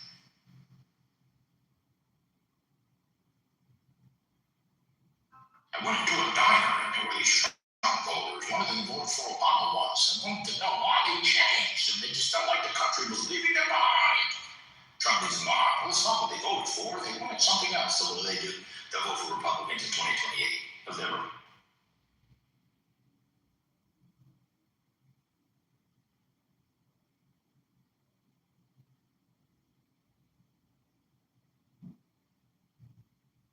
I mean, is it possible if the people start acting like they hate our wonderful president, that the people would then be able to see, or the wool be removed from their eyes? If we start to love the president? People already love him. Yeah, no. Well, so I'm talking about the people who say bad things about him. Like, if they were to start to find a different way and spoke positive, do you think that the people would then begin to be able to see? Or no? It still be difficult for them to see? I mean, because I feel as though the reason why they can't see is because they are blinded by the hate that people have for the president. That's what I think. They're the same voters. They're conservative Republicans. It's the same people. It's not a new group. Hold on. First thing, I was eating, but I want to say, right? You're complaining about the $1 billion a day. So I'm like, sir, please do not put words in my mouth. I'm not complaining about it. You mentioned $1 billion a day. So Trump spent about what? Let's say 25 to 30 billion on this war, right? The U.S. spends about 6.5 to 7.5 trillion a year. So that's only 0.33% of the U.S.'s budget. Meaning, if you had $100, that's equivalent to spending 33 cents. There's nothing to fucking complain about. Nothing at all. So you guys complaining about $1 billion, you just frame it different. It's $1 billion a day out of 7.5 a year. So stop complaining, So you guys are complaining about basically 33 cents out of $100. Y'all need to chill out.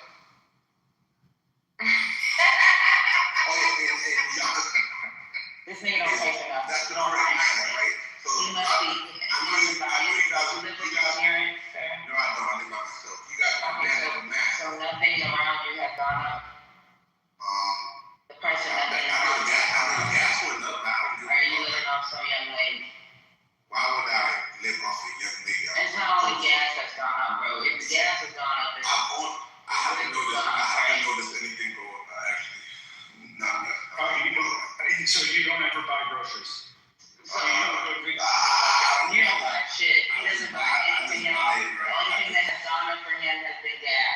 He doesn't realize that all really these trucks that deliver the fucking goods that's in the stores, their gas prices have gone. It's not life changing. He doesn't realize a lot of this shit. He My doesn't life realize hasn't changed. anything because he My doesn't life, pay for anything. It's not life changing. I pay for everything, right? You know what I'm saying? But here's the thing.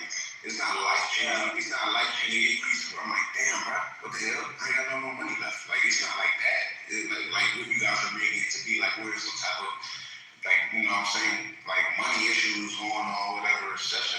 Like, it's not like, what the fuck? I put 93 gas in my vehicle. Like, yeah, it might increase, but, like, I still put the gas and I keep it moving. You know what I'm saying? It doesn't hinder, you know what I'm saying? But at the same time, we are complaining about 0.33% of the U.S. About a problem that would not have existed. This would not have existed if we never went to war. Right. Let's figure out where this would not have existed if we did not. Where the other 99% are going to. Let's figure out that. Hey, Cass, how much do you think that inflation is costing Americans now because of the war? So I did the math with gas prices, right? For example, for gas, your people are not paying even more than $1,000 per year now, right? So it's about 70. Let's say on average $70 extra a month on gas monthly, right? I've done the math before. I could look at the notes that I took, but you know, it wasn't that significant to where everybody's panicking. It's just more of a false exaggeration. People just complaining because they have the right to complain, free speech. But it's not nothing life changing. Oh my God, like bro, cancel that Netflix, cancel your Netflix subscription, cancel your Paramount, watch some Tubi for free. It's not that hard. Y'all acting like y'all can't budget and save that extra money, man. Just take a little fun out. Everything has gone up. Everything's gone up, but how much? Can you give me the numbers? You can't just talk about how much. Because look, something could be $1.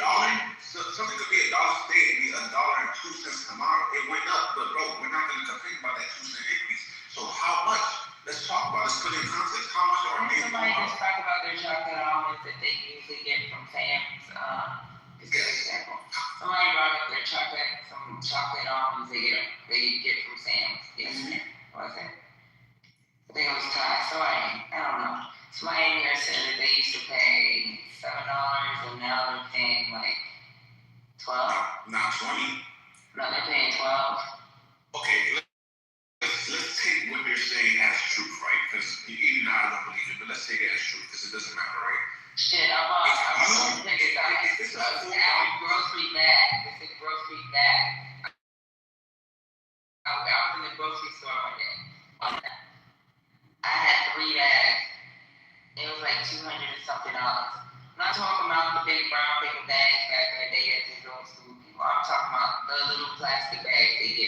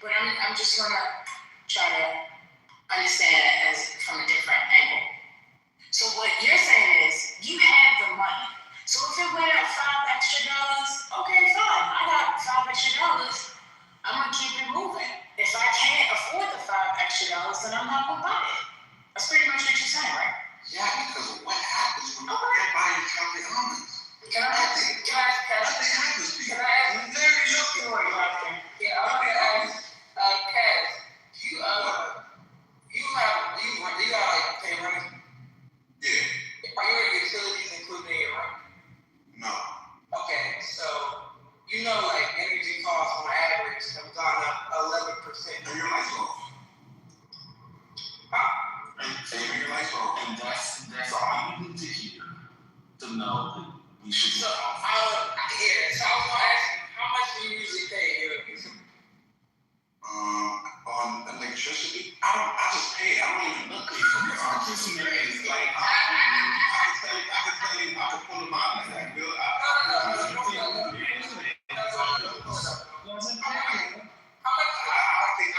Honestly, I get the electric bill. I don't even think it's more than 100 because it's like I don't know my life. I can't click on this, right? Yes. Not only do you not pay, but you don't manage your money.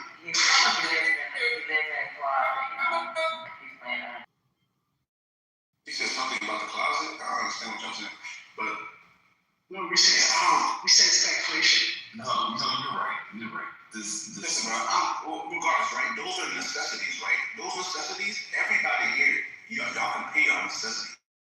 If y'all can pay them before, y'all can pay them now. Wait. That's it.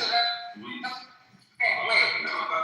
we're not talking about buying snacks at the store. Electricity, utilities, pay that. But snacks at the store, Netflix, cut that shit out. If the time is so hard, why y'all not cutting y'all Netflix subscription?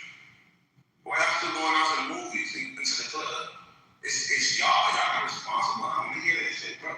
You real just man. The fuck you telling me all this shit, but how much money have you spent on entertainment this year alone? On shit that you don't need. On shit that you could have skipped over and I'm asking how much, please. How much, bro? Because I'm pretty sure that would negate the gas that y'all complaining about. Yeah. Stay your ass at home, like, you feel me? Turn your lights off and cancel the board. And you know, that's fine, but here's the thing. That's like me saying, hey, you know what? I'm just going to, take your car and I'm just going to take the keys to your place and you just go live with your mom because, I want my car back that I sold you. And no, I'm not gonna take any more money from you, and that's just gonna be it. Just stopping people's lives. No. They don't want to. Excuse me. Wait a minute. I did not interrupt you, sir. What I'm saying is, people living their life, and then all of a sudden you just interrupted and said, "Oh, you just gotta stop doing this. You gotta stop doing that." For a cause that nobody believes in. That's the problem. The problem, you're saying, oh, we're just going to do this. Yes, people know how to get low when it's time to get low. You're not talking to people who are survivors. That's not the problem. The problem is, why? For what reason? Right, For what reason? I hear you, but my problem is...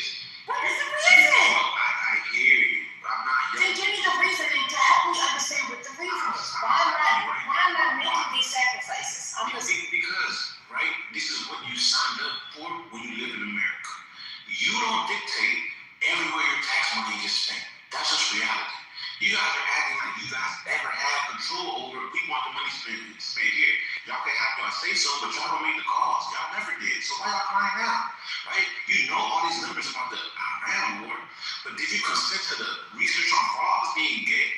I don't think y'all did that either. Oh, God, can't stop. I don't think y'all did that. Let me ask you this. I just wanted to cause. First lady, when did you give your consent to do research on gay frogs? Huh? When did you do that? Because I didn't do that, and you never did that. Well, why you did this? No, I'm asking you, again, you're doing whataboutism, sir. Just tell me why I'm asking you to make the claim as to why I need to sacrifice my Netflix and my HBO and my cable and my high-speed internet. Go ahead, sir. Because you're a citizen of America. I forgot. In the 5th grade, they showed us a social contract. Was it that or something like that? But basically, becoming a citizen, right? You're getting certain rights, but you're giving up certain rights. So you're on a social contract. So yes, being a citizen here involves that. If you don't want to do that, move out the country. It's that simple. It's that simple. Just move. Because when you start to be a citizen, it's a social contract. Meaning the government can't do this. Meaning you have to stick it down when it happens, bro. This is a good cause. This is a good cause. You heard y'all talking about that. This is a very great cause. And it's transparent. And it's letting us know what these cartoons would keep him in. Niggas okay with gay frogs getting millions of dollars, but complaining in the water. You're right. Like what? Y'all crazy. Yes, we're getting gay frogs and millions of dollars. Y'all crazy. I'm just being funny. No, that's not that. The research is going to the gay frogs. And it's crazy, bro. Brother, when did you consent? Oh, when did you consent? You don't even know about that research, bro. That research was done at UC Berkeley. Independent black researcher. He's a professor, and he didn't even get that. Your government, right? Berkeley was funding him in some other project with the actual.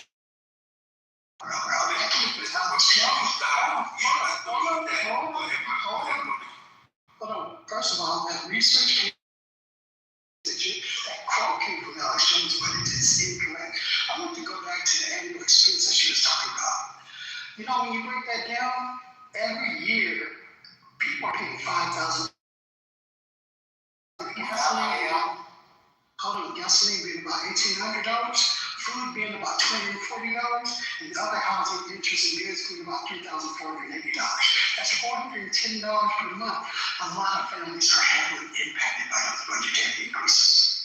Yeah, this is true, right? But here's the thing, right? You guys get into the millions of dollars being spent on rats, dolphins, and frogs. But y'all sit here and complain about the war. You're talking about Mexico? Are you arguing that you should get a say on every scientific? No, your mom would be bothered that we don't get a say. We're not the final decision maker. You see why? You worried about frogs. We are not. Meaning me or you. So just let it be.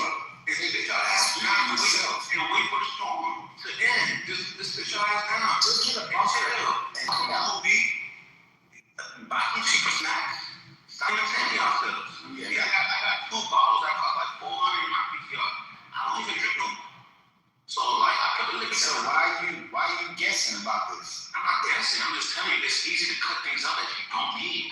Me personally, I really think you should focus in on AI and actually make yourself useful. Rather than complain about AI, I handled that.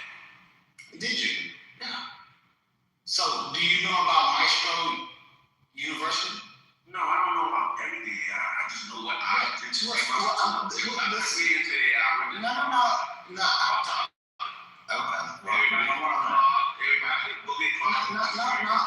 It's a full free scholarship. They'll send you a laptop and everything. I would do that too, you know, because if you didn't even hear about it.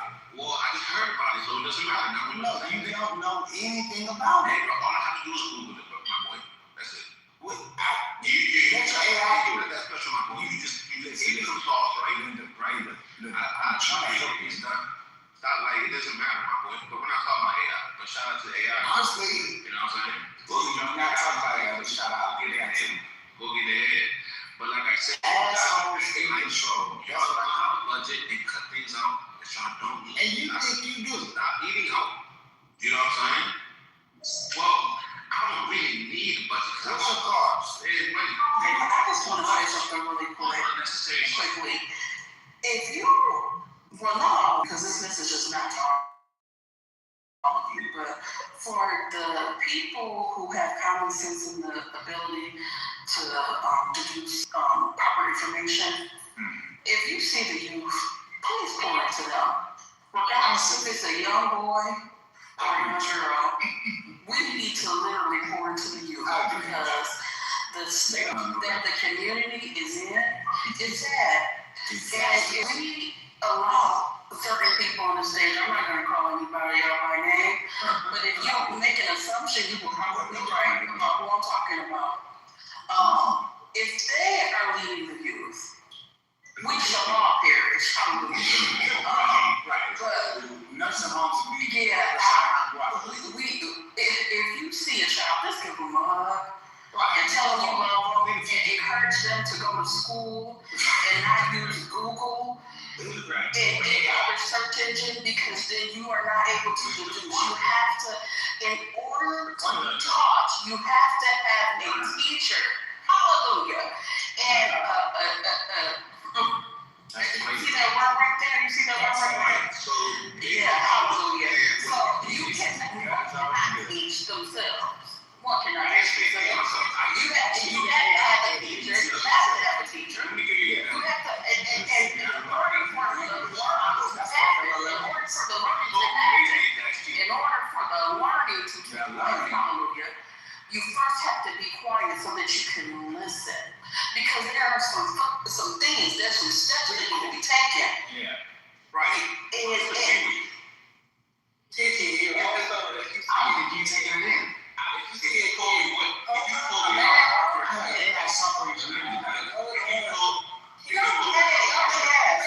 You're not hearing about the library card trying to get Everybody, just talking. All right, you know, please. Nah, say it. Thank you. DR, but These two. That's what I'm saying, Titi. I'm about to agree with you. If you see a child, you should also probably put them in an organized sport. You see how they jumping on this or the military. You see what I'm saying? You see how they like discipline? They can't shut up for 10 seconds. They just going. The kids don't have no discipline. So give them a hug and sign them up for soccer. And soccer is good.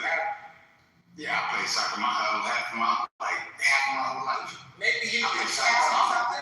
I think Dr. Ryder it don't teach you discipline. listen to me for a second. We have a conversation. Listen. No. I want you to spend a lot of time in the principal's office. Because you can't talk. She's teaching you. So we're going to practice it. This is the classroom. This is pretty cute. Well, you need to learn. That's what you're saying. No, what I'm saying is what I actually work with. This app is lacking. People that don't know I have ADHD, but I'm not this. I have discipline. This app. I'm literally in law school, sweetheart. This app is ate up with mental health issues. Of course it is, and the black community is running rampant. I totally get it. This man cannot go on mute for 2 seconds to let someone get out a full sentence. Of what? I'm pretty sure that any woman that he's with, that he's done before she even opened her legs. This shit is insane. Oh my God. She come first, I come last. It is insane. It's not, sir. No one believes. PP, according to what I hear.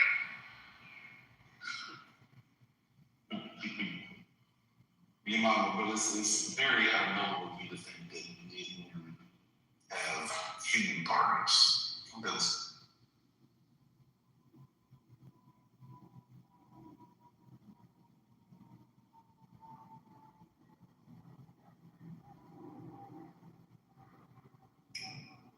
and honestly, you forgot people only have a certain amount of attention span.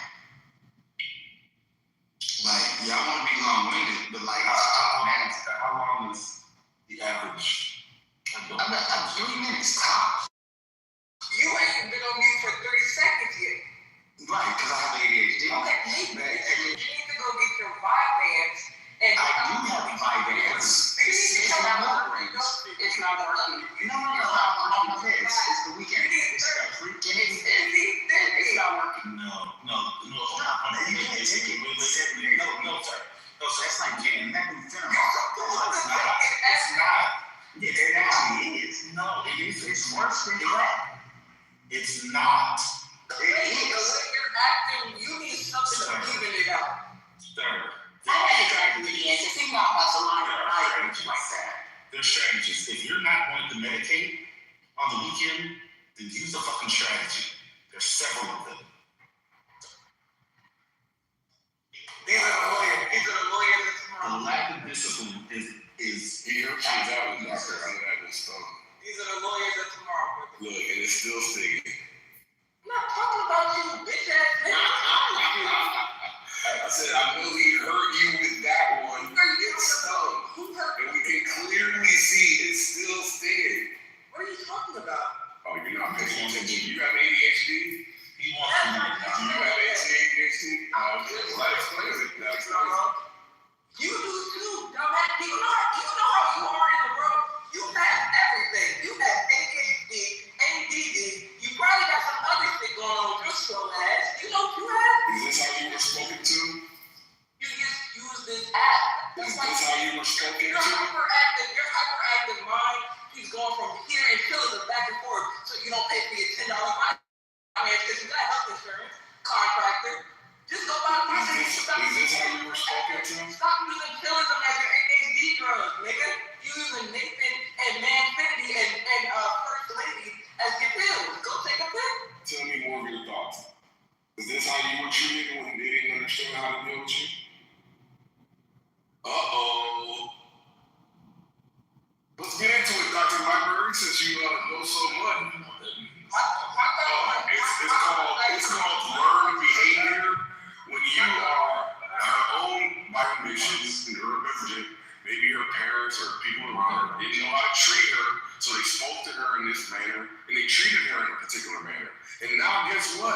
It would be somebody else, Alex, who she identifies with, she's treated the speaker in the same non-compassionate, patient, very demeaning manner. Learned behavior, the cycle continuing itself. What's going on? When do we grow? When do we learn better? And that's to you, brother. Aren't you an educated man? Weren't you telling me how to have coping mechanisms? Aren't you the smart guy in the room? Aren't you educated? But yeah, you have this really caveman type of approach. Interesting. Make it make sense, somebody, please. Getting your dopamine hit now? It's just crazy, bro. Y'all suck. And this is the best of the community, everybody. This is the conscious, educated, aware, politically involved portion of the black community, and look how sorry you are. Oh my God. He just crashed. Okay. That's why. Do we have a topic?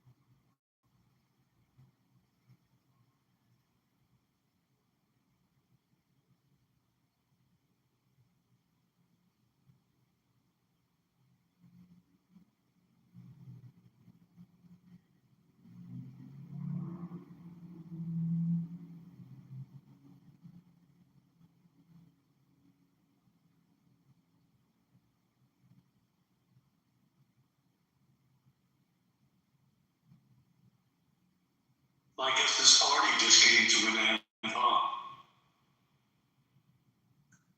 Nah, I ain't come to that, man. I don't know what the fuck they was talking about. Hey, Kaz, I wanted to answer you, and the answer is yes. The problem is much bigger than just the war funding. My original comment was, if people aren't in Washington aren't balancing the budget, they don't give a shit about you. What doesn't give a shit about you? The politics, Washington, your representatives and everybody that says they're representing you, they're just on this fucking crazy spending spree. And as far as the cost of this, Trump's already said he wants to increase the military budget next year by $500 billion. We don't have it. We don't have the money. We have it. Really? By high. So people here. So when we have terrorists, right? No matter you need, there's more money coming into the country. Logically, there's no way around it. No matter what people say, oh, it doesn't go here, it doesn't go there. Regardless of what people say or how they try to circle and discredit the terrorists, that they were struck down. They're struck down. They were. They're still active. I don't know where. Look, you should download the White House app and get this news directly from them and not people trying to fabricate information to make you dislike Trump, right? But the thing is, right, we have the money. It's not even a terrorist. What are you talking about? The point is, we have the money. We always have the money. And yeah, people are complaining about this $1 billion a day. That's nothing. According to what we spend yearly, that's really nothing. It doesn't even do anything. And we waste more money on other shit. That doesn't matter. This is relevant. This war matters right now, right? And it's gonna get done. People are saying, oh my God. People are acting like they were paying $1 for chips and now they're paying $5 for a bag of chips, bro. People are acting like their rent jumped $1,000 or some shit, or more. Like, you know what I'm saying? People are acting crazy, right? So it's just your job is not paying you less, right? Your bills didn't really increase for real, right? Most of your bills are stationary. He doesn't know what he's talking about. I feel like you can't rebuttal it being said. That's why you don't know what you're talking about. Right. I know you can't, because at which point I can let you take any point I say and rebuttal it until I talk. Did everybody know he's confident? Did everybody know? Did your Netflix get more expensive? Yes, that's the increase price. Really? Yes, Netflix increased price to $27 a month. When did that happen? That just happened this month. Last month. So imagine this person saying no, and what he references is Netflix. Yeah, that's $15 a month, bro. You don't need a dismissed y'all. So just things that we can think about and whether or not to engage with. He mentioned Netflix and bags of chips. Yeah, money. He dismissed people's rent. He didn't even talk about healthcare. He dismissed gas and transportation. How much has your healthcare? How much has your healthcare increased? How much has your healthcare? He talked about these things and he dismissed all of them out of hand. You don't even know so you know about it. He either is not paying his own stuff, which is very possible, and that's fine. But he can't enter the conversation. We can't have a conversation with him that is going to be logically centered, that's going to be reasonable. That's going to be logic. He doesn't have ignoring the reality. He talks about chips and Netflix. So how much does it know that you are engaging in a conversation that's a room who has no connection to your reality? Just understand that. You just see a whole bunch of bullshit. How much has your expenses increased, brother? $1,000? Are you spending $1,000 or more a month now? Because if you say yes, that would be a lie. So what are you talking about? I thought we saw that the average was like $430 a month. For the average family, that's how much more they're spending. No, we're not spending. Even people are not spending $1,000 more a year because of this. Yeah, I did the math. It's not even $1,000 a year. Respectfully, Cass, we don't believe it. I don't think you can show the work, and if you can't show the work, you don't get credit. So we're just going to go with Dr. Migrity Kaiser. Okay, thank you. I didn't say it. What's the name? The man who was arguing with earlier was up here talking to me. His source was Aleph, right? ALEPH. I was not here for that. He was talking to me. He literally said it on stage. He said something and you believed it. No, he said what sources got. You want us to believe you when you were wrong about the percentage of the budget.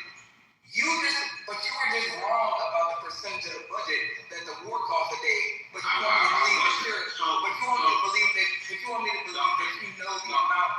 family spends per month based off inflation? Doctor, we spent $25 billion on this war so far. The U.S. spends $7.5 trillion a year. If you do the math, that's only 0.33% of the whole budget. My math is not wrong. Your thinking is wrong. That's in addition to what they allocated for the Department of Defense. That's another $25 billion.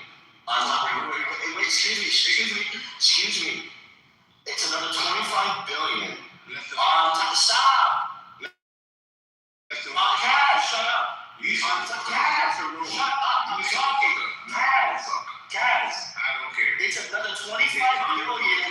Cash. Let me finish up. Cash. Let me talk, and then you can rebut it. Cash. Let me finish talking, and then Cash. Let me finish talking, and you can rebut it. Cash. Let me finish talking, and then you can rebut it. Cash. Stop talking. Let me finish talking, and then you can rebut it. No, there's no let me finish talking. Shut up. How much budget was allocated for this year?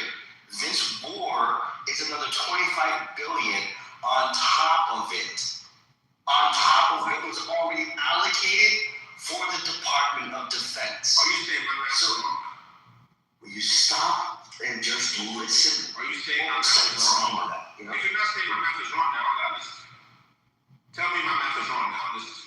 And then give us the proper math. Okay, I thought so, because my math was right. So your math is wrong. Yes, your math is wrong. So what's wrong about the math? Yes, your math is wrong. How much is the U.S.? Yes, your math is wrong. So how much is it? Yes, your math is wrong. Yes, your math is wrong. Outside of the conversation. Yes, yeah.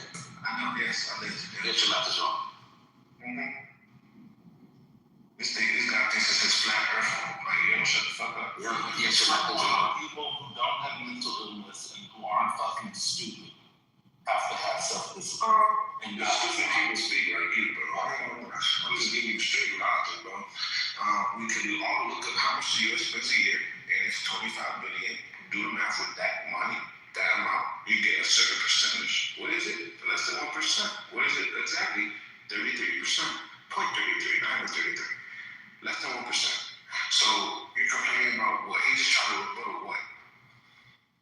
You could call me a bitch, but I'm so passionate like that, bro. Go ahead, you know what I'm saying? So good job, great, good advice, you know what I'm saying? You should tell him to go learn how to do some math. But yeah, man, it's so crazy how people like want to just get lost, man. Rebut my fault, Nikki, rebut. Damn, what's the noise about that? That shit crazy. Yeah, he couldn't rebut nothing. The whole argument is fundamentally wrong, Cass, where you Well, I agree with running documents. You could give me the proper math, right? I'm just going off the facts. If the U.S. spends about $7.5 trillion a year, and we spend $25 billion on this war so far, what's the percent? What percentage of the total budget that we spend here? So you're asking me for correct math. I understand to be correct. You're asking the wrong question. You already brought up the problem that the government is spending too much. So we should be attacking everything, but this one's easy, right? I mean, you got to start. So you're just going to say because we're spending so much money, let's just spend more? That's your argument. I didn't say that. You said it's only $25 billion more, right? No. I'm saying, right, the year just started. So this is just $25 billion included in that budget. You can't say it's more because the year is not done yet, right? When the year is done, we'll know exactly if we went over or we stayed within the normal ranges, right? Which is 6.5 to 7.5 trillion, right? So let's talk about it that way, right? Regardless, right? How are you put it? 25 billion is still a fairly low amount compared to everything else. Now, what am I saying? Well, I said this award is justifiable, and we need this shit, right? So everything else that we're doing, testing gate frogs and shit, we can help some people. What about food stamps? Do you think we need NASA? don't. Wow. Okay. Rich country can't afford to give food to the poorest people and the disabled. It's more important than the war. Yeah, because what the fuck? You're acting like Trump's been president for the last 80 years. He's been president not even 8 years. And he skipped a consecutive term. So what are you talking about, man? What's his argument with me? Everything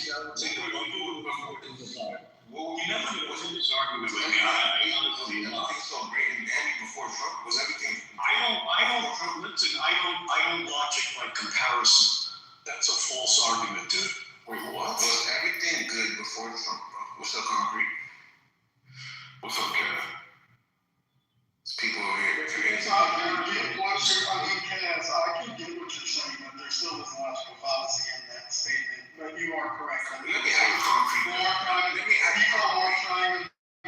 are trying to make a comparison between. Let me ask Concrete. Concrete will tell me if I'm bugging. Yo, Concrete, though. So the U.S. spends $7.5 trillion a year, right? People are complaining about this war, so right? Just the whole budget, everything. Yeah.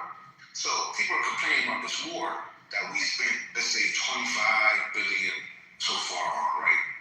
Now that's 0.33% of the whole expenditure budget that the U.S. usually spends. So it's very minuscule and irrelevant. It's still in addition. They're saying my math is wrong. It's in the addition to the 7.5. It's in addition. It's in addition to the 7.5. So, I think it's primarily a disagreement with the war, right? I think if you were to try to just look at it as a pure number, of course it's a minuscule number. But what I think the problem is, and especially for me, is that we have other things we could have spent this on that would be more beneficial to the community, right? So I don't know if they've made the argument. No, I made that argument. I told you. Well, they didn't consent to this. Well, I'm saying, well, you guys didn't consent to the testing on gay frogs, on all the testing on animals, and yeah. So it's like, why? Okay, if you guys didn't complain about that shit, why are y'all complaining now? Well, obviously, this one is different in terms of the loss of life, right, and its effects on the local economy. Whereas testing the frogs is going to be the loss of frog life and not human life, and it doesn't have a global impact. Was the allocation for the research? Next question was the funding for the research? Was the funding for the research on the side first? One at a time. So just go off to them. So Kat, let me ask you a concrete question. Kat, stop. Concrete. Let me ask you. I don't have to do this. Arthur, just shut up. Let me ask you a question. Hold on, Chaz. Let him get his question now. Because it's irresponsible. You say concrete. That's for a fair assessment. I want Chaz for a fair assessment. Let me hear what others on the side has to say. Please. So, was the funding for that research, was that allocated initially in that 7.5 trillion or not? And if it was, I don't know. Does nobody speak? Stop. If the funding was not allocated, then where did they get that number from, the 7.5 trillion, if it wasn't originally allocated for? You're saying that the budget, you see how this is? Hold on, Kevin, trying to understand what you're saying. He's basically saying that we know the budget amount because all the line items were prior allocated for. Is that what you're trying to say? Yes. Okay, all right. Okay, so was this 25 billion that you accounted for in that 7.5 trillion? Yeah, honestly, it's possible. Hold on. If you have a definitive answer, Kevin, then just talk. I got you. It's just blocked. Here, let's think of it like this, right? You're in a fight right now, and I think the best way to like structure your side is what is as much facts and information that you can provide that they're able to evaluate. So that's why links are gonna like trump you having, your opinion or just your word. So you're in a hostile environment. You should be proceeding with links over opinions or just stuff that you remember. Anyway, so Arthur, let's just say that it was allocated for, or for the research.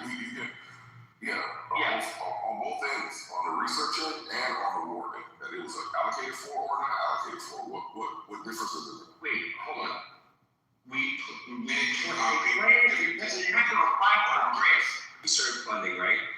They have to apply for the grant. Like there's funding set aside for the grant to do that research. Like that's part of that budget. Would you disagree with that? Just in general, when you talk about funding. Hold on, bro. Listen, I agree with you. If it's allocated, it's allocated. If it's not, it's not. Now, where are you going with that? Was this war planned for or not?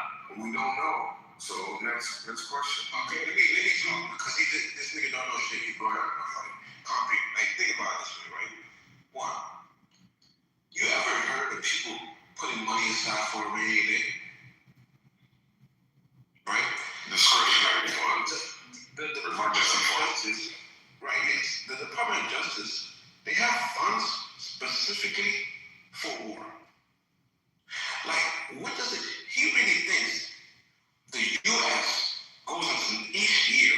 This is how stupid these people are. They go into each year. All right, so just look up how much is allocated.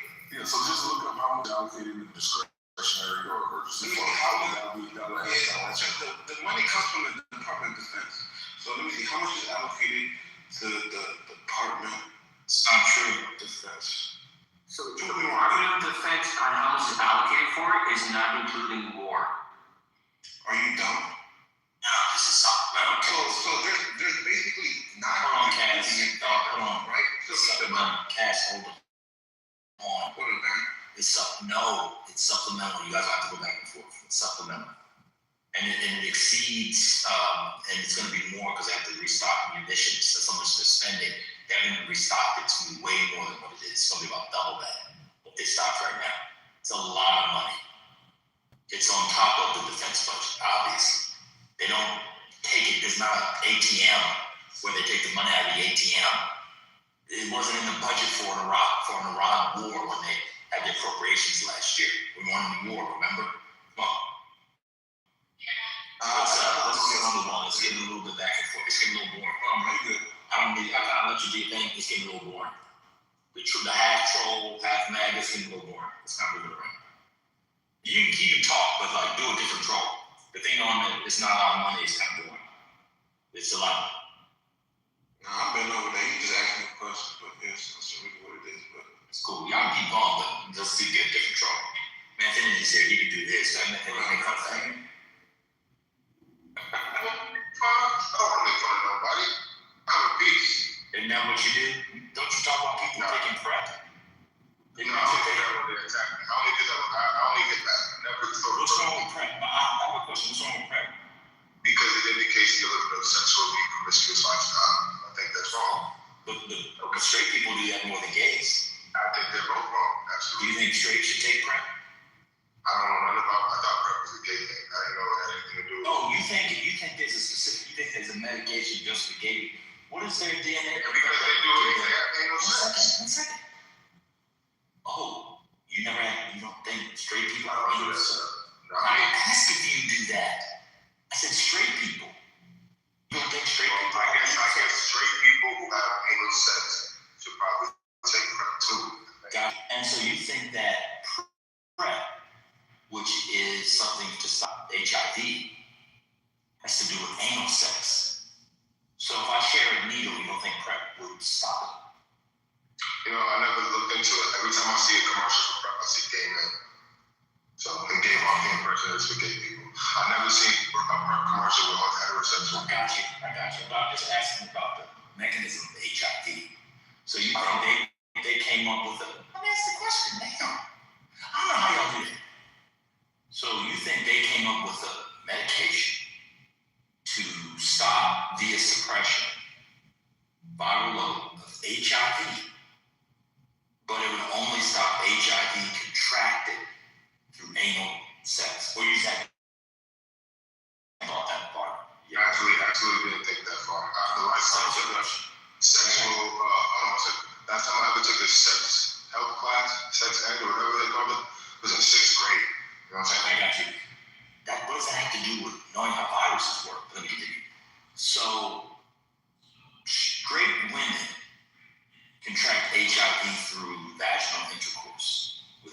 infected men.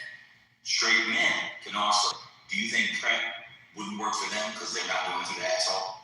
Not even thinking that strong. All I know is Ask you now. What do you think? Ask the question again. I'm sorry.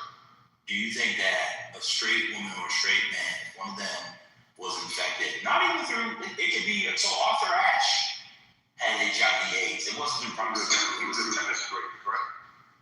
He was. He got it through, I think, blood transfusion. So you can get it in ways that are not promiscuous, just so you know. But do you think if they had PrEP, him and his wife, if he didn't know he was infected and he infected her, you don't think PrEP would stop it because they had vaginal sex? I'm sure PrEP would be a mitigating agent, absolutely. Okay, cool. I was just making sure you didn't think it was just for the butt. All right. Well, you know, that commercial is very misleading, but I guess it's... But there are commercials with straight people. For PrEP? Yeah. Okay, I've never seen it. I don't watch a lot of TV, but the only commercials I've ever seen for PrEP, you got a gay man walking around in the commercials. Right. So they gave off the wrong impression. Well, that's the ones you saw. I've seen some straight people in it. I would love to see one. I'll give you a PrEP commercial with women in it, not gay men. If I do it, you leave the app for a year. If I can't within 5 minutes, I'll leave it for you. Nah, man, I'm not gonna do that. I mean, I'm just saying. So I'm not. The only reason I hate Hurricane that's because he's very vicious with his words, and you know that to be true.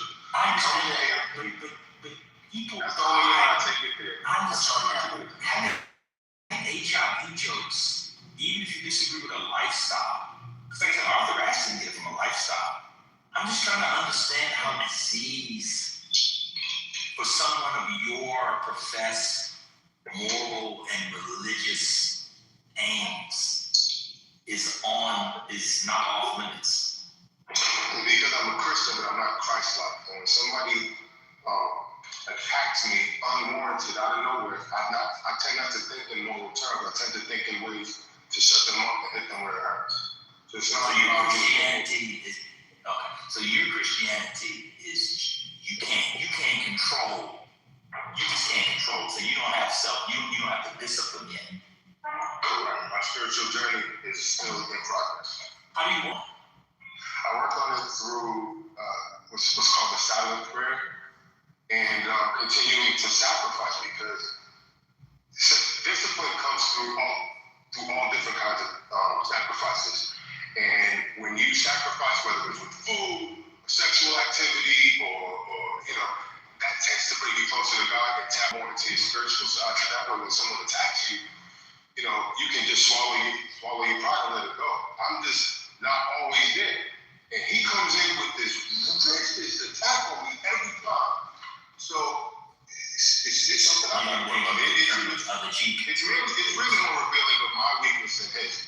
I should be able to let it slide. Maybe the Lord or the Holy Spirit sent Hurricane for you to learn that discipline. You know, there's this thing about tests and temptations that Christ talked about and the disciples.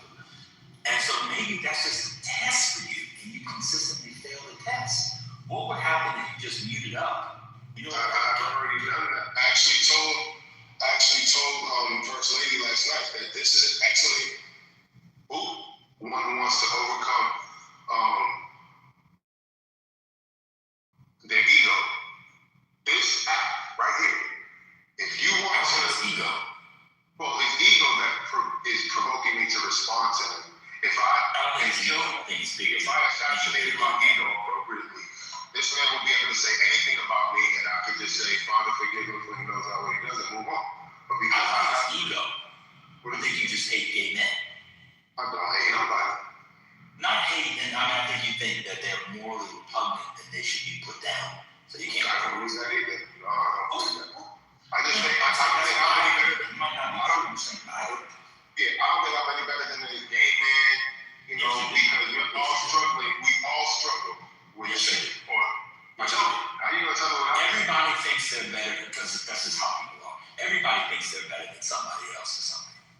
I think those men who take care of their children are better than those who don't take care of their children. Now, you can't take care of your children, a bunch of stuff like that. But people who actively don't take care of their children, I think people who take care of their children, men and women, are better than men and women who don't take care of their children. But here's the problem, right?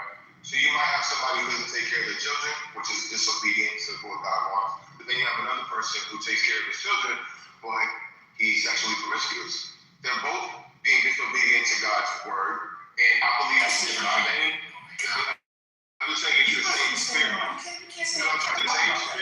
The same spirit that's influencing the one to not be a father is the same spirit that's influencing the one to not be sexually obedient. So I don't have conversations in real life. I wasn't talking about the spirit. I was talking about whether or not people rank people vis-a-vis others. I gave you an example. I had nothing to do with the spirit. Come on, man. But the reason why I don't think the father is not better than the other one because it's the same spirit that's driving them. So I look at them the same. You look at the same. You think one is better than the other. But because it's the same spirit influencing them, they are the same. So what was the second example? The father and what was one example is of one who's being sexually promiscuous. So you think someone who's promiscuous is in the same spirit and category as a mass murderer? From a spiritual sense, yes. But from a physical sense, no. So here on earth, how we have to judge people. Where do you get that from? So because there's a physical plane that we live in, but there's a spiritual reality that we don't know. Where do you get it from? That's just my spiritual understanding. That's what's going on. It's not from a verse or something Jesus said. I'm sure it is. I just don't have it. That's what I'm asking. That's what I'm asking. Yeah, I just don't have the scripture to give you. But so I think Jesus ranked all sin as the same. Right. There's only one sin. I'm asking you, do you think Jesus ranked one sin as all sins as the same? Yes, I know there's this thing about. I think there's one thing about abomination and man laying with men. I don't really know how to interpret that fully. I just put all sin in the same category because it all falls under disobedience. Man, I wasn't talking about that. I'm just talking about the nature of sin. Okay, I'm just asking. It's not a quiz. I'm literally just trying to find out how you feel. Well, if you think that the crack joke, I never understood the crack joke. I know it hits them where it hurts. That's why. You think? That's all. Why do you think? I should overcome that. I don't need to be. Why do you think it hurts? Because I'm sure he's not secure in his sexuality. Because as a Nigerian man, we know how the Nigerians feel about that. So I'm sure his family puts a lot of pressure. How do you know that? I can't be sure, but I believe that to be true. Just like you believe it to be true about the things you don't know for sure about me. That's what I believe about him. But it's based off evidence. The evidence is that the Nigerians are famously against that kind of behavior. So the odds are that his family. Which Nigerians? Nigerians in general have a. That's not true. They're almost like the Jamaicans in terms of how they feel towards gay lifestyle. That's how. This motherfucker is old. Do you think this man is 60 years old? Who's old? Hurricane. Hurricane's not 60 years old. I don't think he's 60. If he's 60, I stand corrected. I thought he was somewhere in his 30s. He don't seem 60 to me. He don't seem 60 to me. I'm thinking a 60-year-old Nigerian gay man who goes to the opera is not the case. I didn't know he was 60. I thought he was a young Nigerian. I don't know him to be 60. He never told me that. That's just what I thought. Did you say in his 30s? I'll put it on. I didn't know he was in his 30s. I do. I think he's in his 30s. Where's my gun? I have a gun. I have in my house. I'm killing myself. Wait, did you see the 30s? Are you insane? Why can't he be in his 30s? I don't think I'll be honest. People say this act has a bunch of. People always say that this act has people who wouldn't be who they are in real life or mental illness. I disagree. This act has 10% of us who actually have experienced the world, and the other 90% of us have never left the house. There is nothing about Hurricane that sounds like, that feels like, pause, any impression he's in his 30s. You think Hurricane was born in the 1990s? Okay, maybe 40s. I didn't think so. Nah, man, I'd kill myself. I'm gonna be honest with you. We listened to Cass talk just now for an hour. You made Cass sound like Plato. Listen, man, I was telling you, he didn't sound 60. He could have been like 40.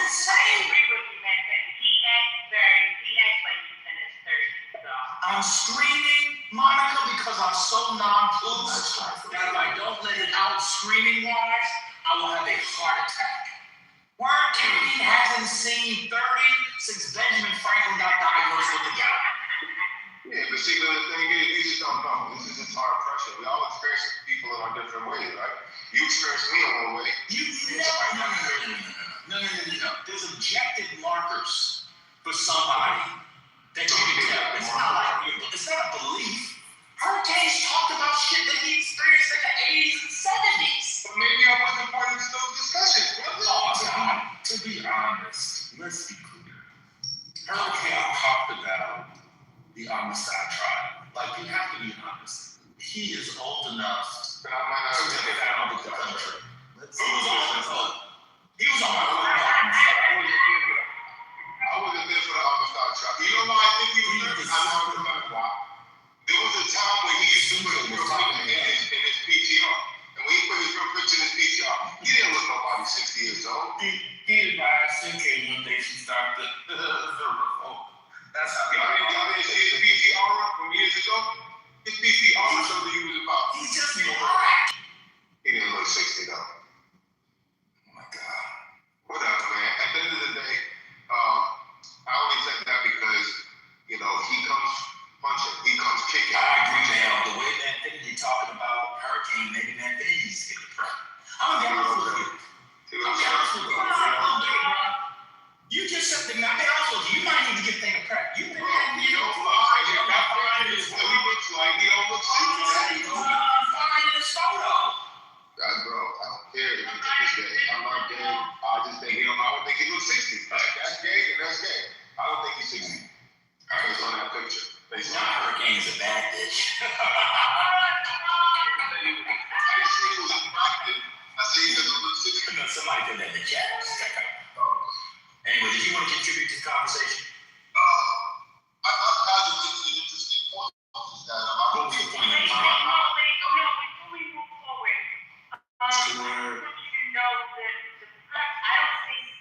I think you have to take it in a different form. It doesn't go the places that you have to eat there. Right, but the fact that I even said that further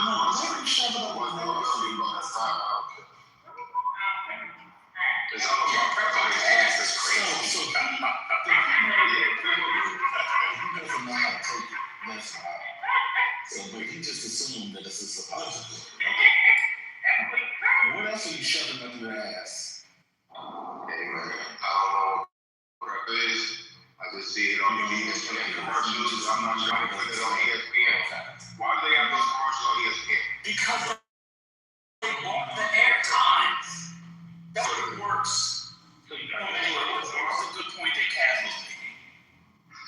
I thought Kaz was making an interesting point, but I would agree with the counterpoint. Because the counterpoint was probably even more compelling, which is that Cosby is talking about how, you know, there's a cost to life, and there's a cost to the world economy versus the other, you know, progressive tech projects like Gay Frog or whatever. It was an interesting point that he was saying, where is Gay Frog? Nobody talks about Gay Frog. I know I heard that.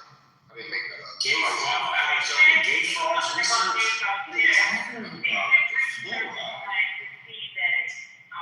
They put some type of water and supposedly they It's the fluoride in the water.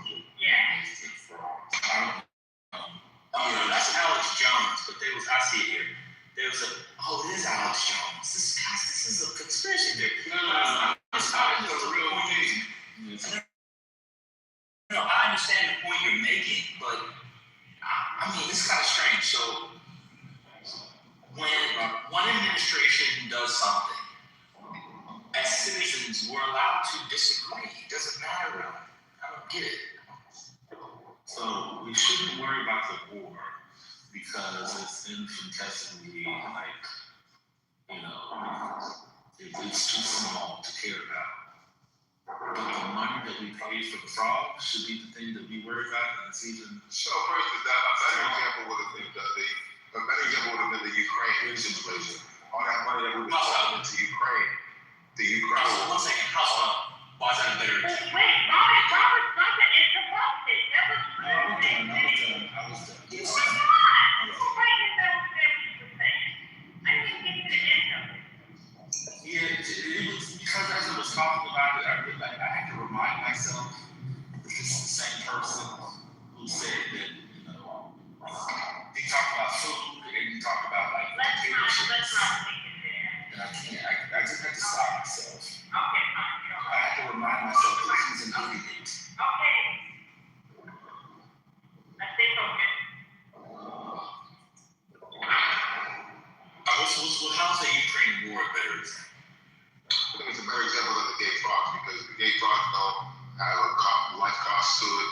It's a waste of money in my view, but it's not a life cost and it doesn't interrupt world economy. But when you look at the war in Iraq, oh shoot, people drive me crazy. When you look at the war in the Ukraine and Russia war, we were supporting Ukraine to the point where that was having a life cost associated with it, and that was a war that there was a conflict that so many people on the left were gung ho about. It was the people on the right that seemed to have an issue with putting money into that type of war. But now, the way that Trump reworked it, we're giving money to NATO, and NATO is selling our weaponry. You don't give money to NATO. I'm sorry, we're giving our weapons to NATO, right? And then we're selling them to Ukraine.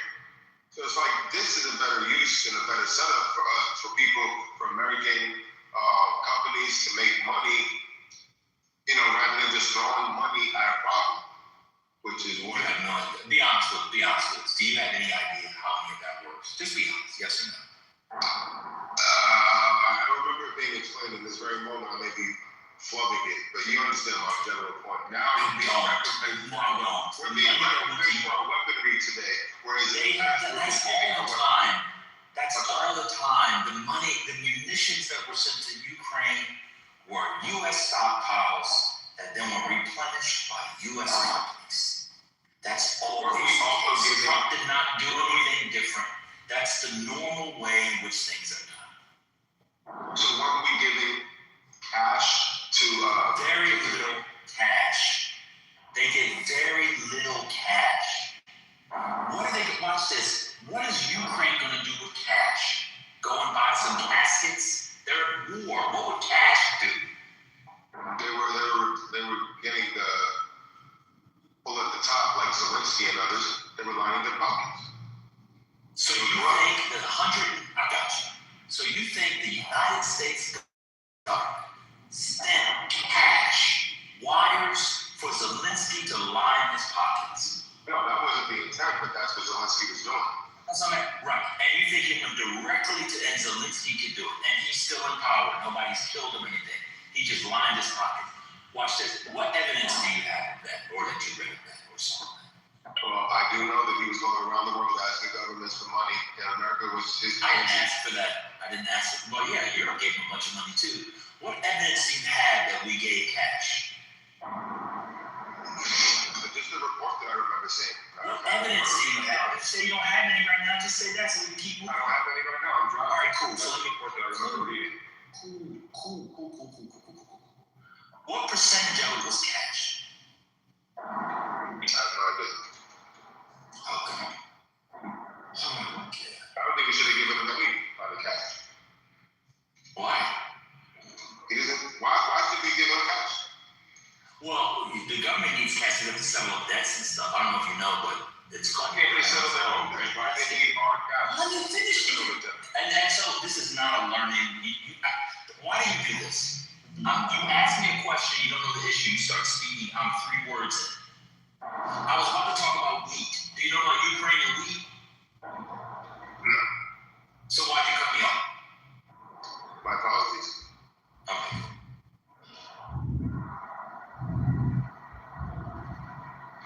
You can answer the question? Why do they need to No, you just want to talk. And not your thing is when people cut me off, they just want to talk. You got it. I'm not going to talk. So ladies and gentlemen of the jury, why does Ukraine need hard cash to settle their own debt? If they can't manage their own economy without hard cash, they need to fail as a government, and whatever happens, happens. They should not be using our money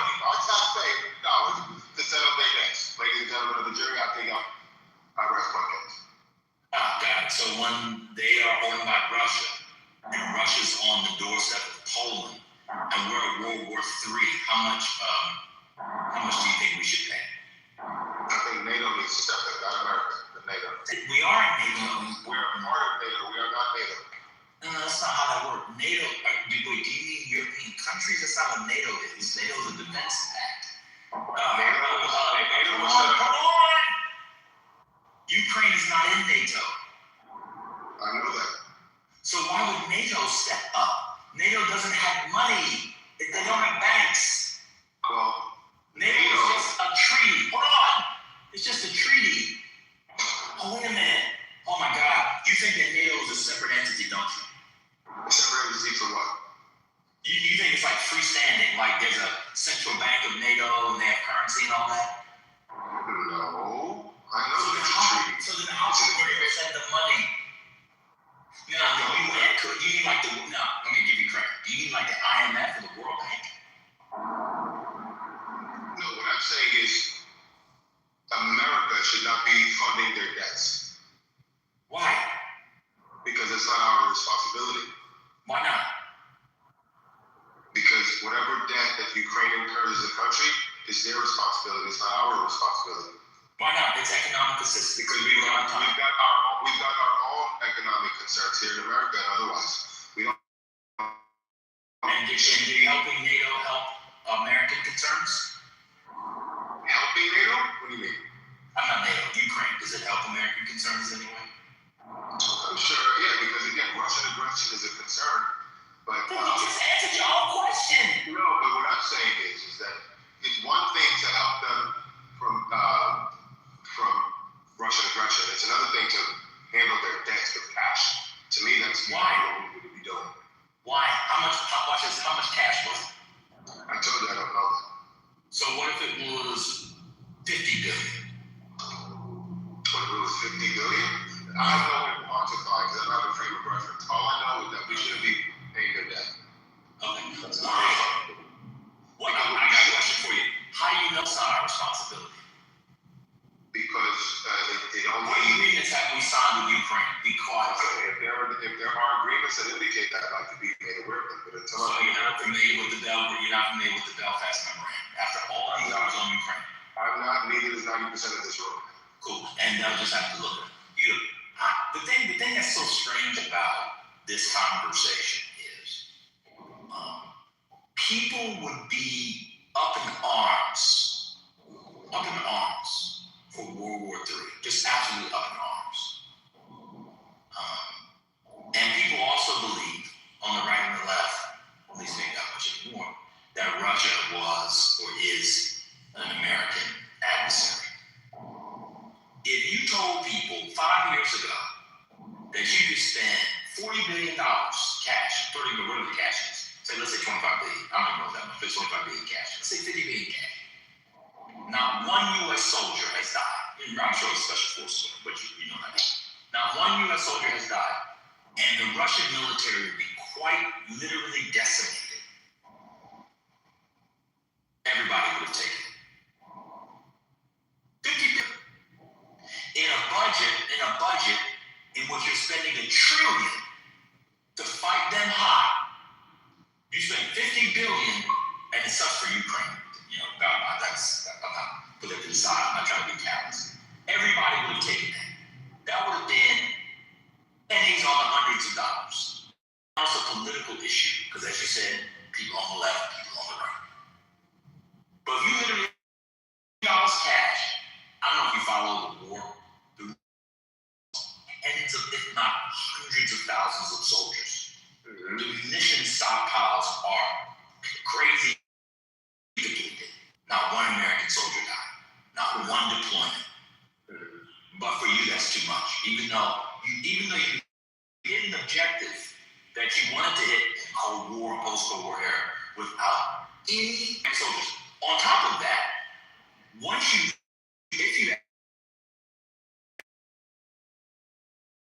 you understand their logistics, you understand their protocols, the kinds of things that you spend hundreds of millions of dollars on to model, they actually did it in real time. On top of that, Ukraine has developed the most sophisticated drone technology system. But to you, it's not worth it because you want the money to stay in America. Who would you prefer the money to go to? To the debt.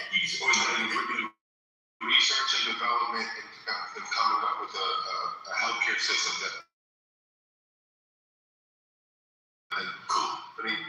That's one concern I have. So instead of sending money to Ukraine, we should have paid a bunch of researchers to come up with a. That would keep our costs low.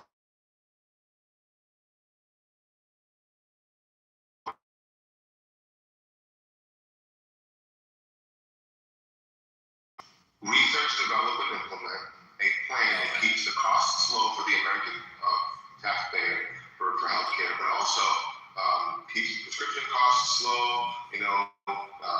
What is it? Pre-existing conditions. All of these things. We should come up with a pre-existing conditions. So right, remember prior to Obamacare, I believe it was Obamacare. It's already on. We don't need any pre-existing conditions were not a part of it prior to Obamacare. So now that we have you don't need to spend money on pre-existing. What are you saying? That's about health insurance. Right. That's about health insurance. You talking about health insurance. Yeah, that's what I mean, health insurance. Why would you need to spend money for a law that already exists? I want to improve upon it. How can you improve on a law that says they can't be denied? There's nothing to improve. Either they can be denied or not denied. No, what I'm saying is in the future iteration of healthcare insurance, I want to make sure the pre-existing conditions remain. I don't want to already is a law. You don't have to pay for anything. Well, what if they came up with another law to get it out? I don't want it to leave. That needs who do you need to pay for? I'm confused. What are you paying for? You're paying for researchers and developers to come up with a healthcare plan that maintains the status quo in terms of pre-existing conditions, but also improves upon it to keep the costs low and the healthcare efficient across the board. And we should come up with ways. Are you talking about an insurance-based system? Insurance-based system. And you're talking about the, okay. All right, cool. So, what about the Iran money? What about the money for Iran? Should they use it for that? The money for Iran is in the context of a military action to remove a nuclear threat. So I understand. So what's the question? But that money's worthwhile. I'm sure this disputatious. According to me, he's asking. According to me, yes, because I think that nuclear threat needed to be confronted. And you think the nuclear threat?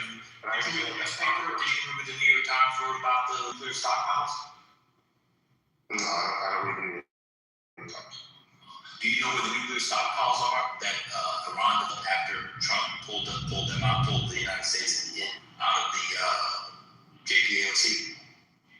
The Iran nuclear deal, Obama's Iran nuclear. You read about the breaking news of the week. Did you hear about it? I've had a very busy work week. I'm sorry. So you don't mind the billions of dollars, but your week was busy, and so you don't know about their nuclear, their enriched uranium, and their uranium stockpiles. You don't know about that. Right. There are some things above my pay grade. Okay. Well, I think New York Times, you get a subscription for like $8. Yeah, but who got time to sit there and read all those articles? All you have to do is read the headline. Let me read the headline to you. Pull the headline to you. I mean, he just said it. I wish you would just be honest. You're not being honest about the Ukraine money going to a healthcare system. That's not you, That's what I would run. Okay, cool.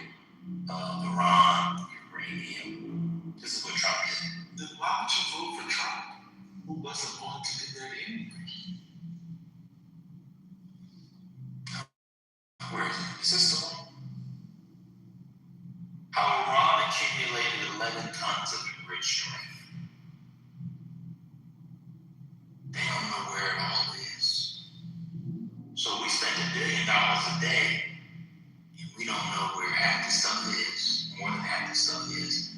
So how much do you think we as Americans should spend? Did you see the gas price today? You know the average gas price is?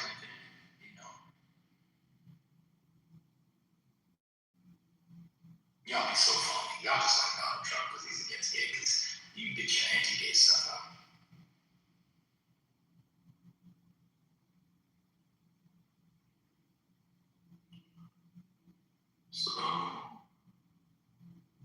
Boston City is now $4.99.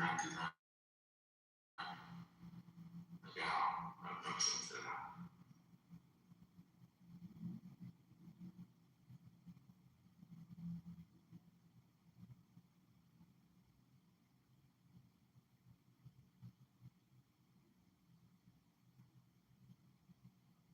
Before the war, it had dropped to $2.69. And now, So, the agree with Lena,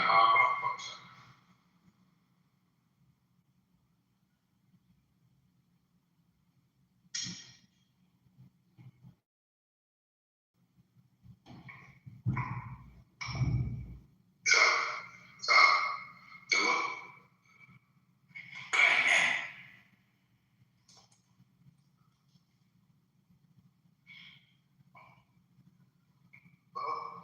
Ben, can you hear me? Go ahead, man. My question was, do you agree with Alina Habba when she said that, short-term pain for long-term, short-term pain for long-term gain? No pain, no gain,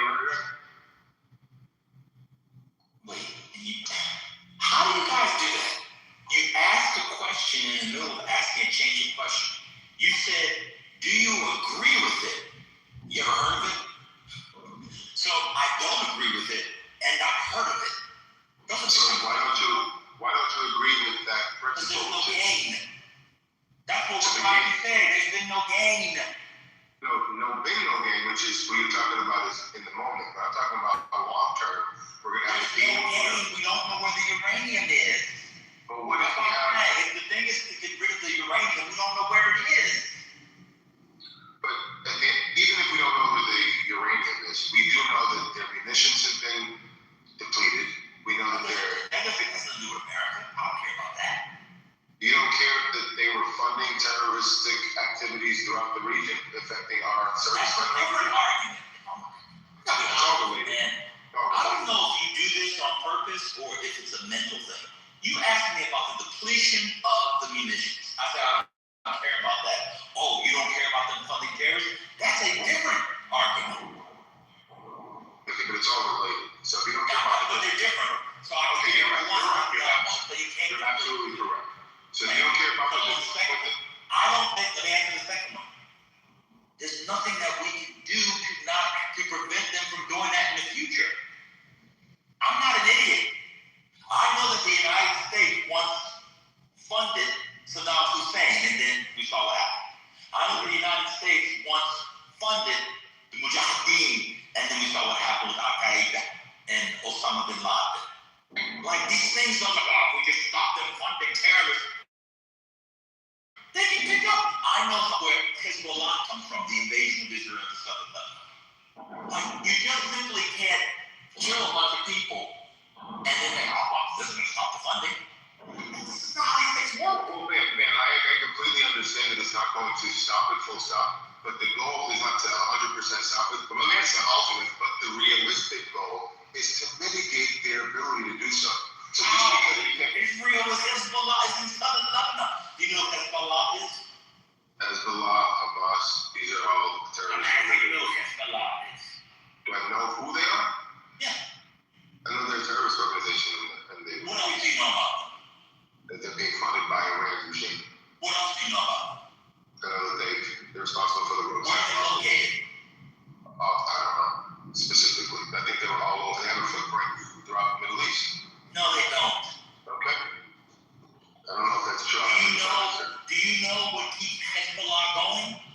Iran. No, do you know what keeps them going? Do you know why they continue doing what they do? What the Iran Declaration is? America's intervention. No. Israel. Oh, I see. But also America's interventionist posture, correct? No. Israel. But America being like a force. No. Why doesn't that have anything to do with it? It's about Israel and the border. Do you know that Lebanon and Israel border each other? Lebanon and Israel, no, I don't specifically know how it's made up over there. But I do. Specifically? Wait a minute. I do know that Lebanon is in the Middle East. I didn't know that it bordered on Israel. No, I didn't know that. But that's the whole front of the war.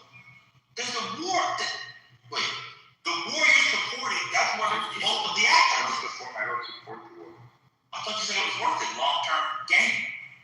No, I presented that argument. I got you. So you don't know that Israel and Lebanon share a border? I didn't know that without, and 90% of the room didn't know that either. Of course they did. That's the war. You're crazy, Lebanon. What do you mean? What's the war? The war is Iran having nuclear weapons. No. Please be honest. I want you to be honest. You are trolling right now, aren't you? No, you can't. Please, you know what? Just lie. Just lie. You're trolling. Just please take it. No, don't do it. Please take it after all that. All right. Okay, Sammy, I'm trolling. Thank you very much. Okay, y'all back to the room. No. You gotta say I'm trying to understand something. Yeah. Let me just ask you the same question. Why is it important to know? Excuse me. Why is it important to know that? Let me ask the question, please. Why is it important to know that Lebanon borders Israel if the war is attacking Iran for building nuclear weapons? Because Israel is attacking Lebanon. That's part of the negotiation with Iran. I'm sorry, I couldn't hear what you said. Arthur, I couldn't hear what you said. Come on, bro. Please. This is for the benefit of those in the audience. We all know that's the whole thing what's going on. I'm sure if you quiz some people, they wouldn't know. No. We would talk. No, most of the deaths per capita have been in southern Lebanon. You remember the whole ceasefire? Trump couldn't get the ceasefire because Israel and Hezbollah and Lebanon didn't want to get it out.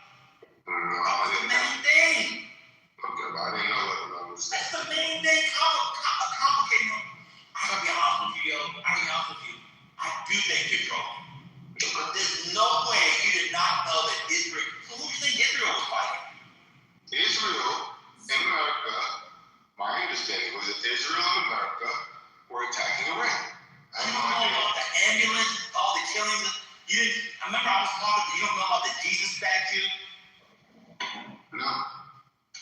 You don't know about the Israeli soldiers desecrating Christian symbols? No, I have a problem with that, but I wouldn't have known that. No. You don't know? You talked about it with me in here. I did not talk about Israel denigrating Jesus statue. IDF soldier with the Not with me. You talking about somebody else. I didn't even know about that. Did you not hear about the nun that got beaten up in Israel this week? No, the only thing I heard about was a school with girls was killed in Iran, I believe. That's all I know. I didn't hear anything about Jesus. I don't want to argue nobody. I don't know about that. I just wants to talk to you. But you seriously didn't know that the like soldier on soldier was happening between Israel and Hezbollah in northern Israel and southern Lebanon? You didn't know that? I did not know that. Absolutely not. I did not. You haven't heard about any casualties, deaths between Hezbollah in Lebanon and Israel, the IDF in Israel? You haven't heard about that? Those headlines did not cross my feed, and I did not know about that. I did not know it was bleeding into Lebanon. I thought this was a war that America and Israel tag team hit Iran. I didn't know that Lebanon was involved in it. So I appreciate that. Trump was talking to the president of Lebanon, trying to get Hezbollah under control. Oh, let me back up. Do you know that Hezbollah is in Lebanon, but they're not the Lebanese government? Did you know that? I did not. I thought Hezbollah was a rogue terrorist regime organization that existed throughout the Middle East. I didn't know that it had its base in Lebanon. I didn't. I appreciate you sharing that. What about the Houthis? Who are they? I've heard that term. I don't know much about that. Where are they located? Houthis? Yeah. That's not the Turkish thing, is it? That's not the Turkish. I don't know. I'm guessing. I know there's something in Turkey. I know Turkey was somehow involved or something. But I don't know about the food. Something about that. Our Turkish people are very much. I don't remember all the in and outs, but I do know that I've heard the Houthis, but I don't know exactly how they're called. Sorry, my ignorance bothers you. No. So now that you know, what's a Shia? Shia is a type of government that's rooted in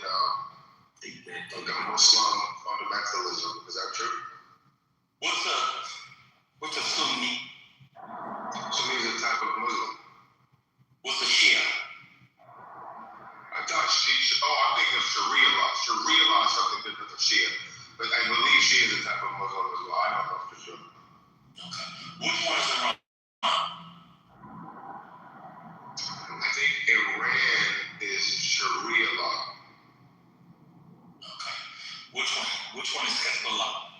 Hezbollah, then again, is a terrorist organization along with Hamas is being funded by the Iranians. I'm asking you what type of Muslim are they? Oh, that I don't know. I just know that they're terrorists. All right, what about Bahrain? Bahrain, I believe that's a region in the Middle East, but that's about it. I don't know much else. All right. Wait, a region, you said? Region or country, but I'm hesitant to say a country, but I think it's more of a region or a city. All right, cool. That's cool. What is Bahrain? What is it? Can you tell me what Bahrain is? It's a country. It's a country, okay. What is OPEC? OPEC, OPEC. I believe they have something to do with oil and how it's monetized throughout the world or something. What do you mean how it's monetized? Like they set the prices or something like that. It has something to do with the pricing. Who's in OPEC? I don't know. How does one become part of OPEC? Like, is it individuals? Is it groups? Countries? Like, what is it? I'd be guessing, but I want to say countries. It is countries, okay. Can you name a non-Middle Eastern country in OPEC? Would it be the UAE? No, I said non-Middle. What do you think UAE stands for? United Arab Emirates. So why would that not be in the Middle East? No, you asked me which Middle Eastern country is not part of OPEC. I said can you name a non-Middle East country? That's a part of OPEC? Mm-hmm. I want to say America, but I think that'd be wrong. You think the United States part of OPEC? Okay, cool. I don't know. What is the beef between Iran and Saudi Arabia? Had nothing to do with Khashoggi, right? Khashoggi was the journalist who was tortured. But I know that Saudi Arabia, is it Saudi Arabia? Yes, Saudi Arabia. And I know that Saudi Arabia threw in with the American, they threw in with America in the middle of this conflict, which I think has added to the conflict that exists between Saudi and Iran. What is the conflict?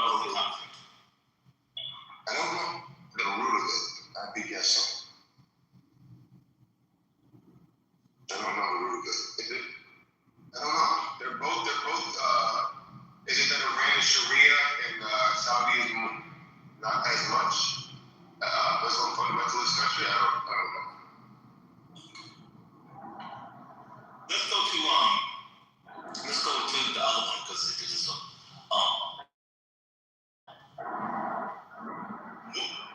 when did Russia, if ever, control Ukraine? During the Yugoslavia phase, or it was called Yugoslavia, I believe. When Ukraine was called Yugoslavia, okay. No. That's not what I said. That's not what I said. Wasn't there a time, am I wrong in believing that before Russia was called Russia, it was called Yugoslavia? Correct. That's correct. Right. That's what. Right. Well, I'm not saying anything you're saying is incorrect, but I'm just saying. So when it was called Yugoslavia, I believe, it was USSR, Soviet Union, right? Something. I believe when it was a massive landmass, I think Ukraine and Croatia and all these other places, they eventually broke off, and they all got to leave. But I think. You think Italy was part of? I don't think Italy was. Was Italy part of the USSR? I don't believe so. Name 3 countries that were part of the USSR or republics. They were called Soviet republics. Croatia, Ukraine, and just because I think it's funny, Georgia. Maybe Georgia. Okay.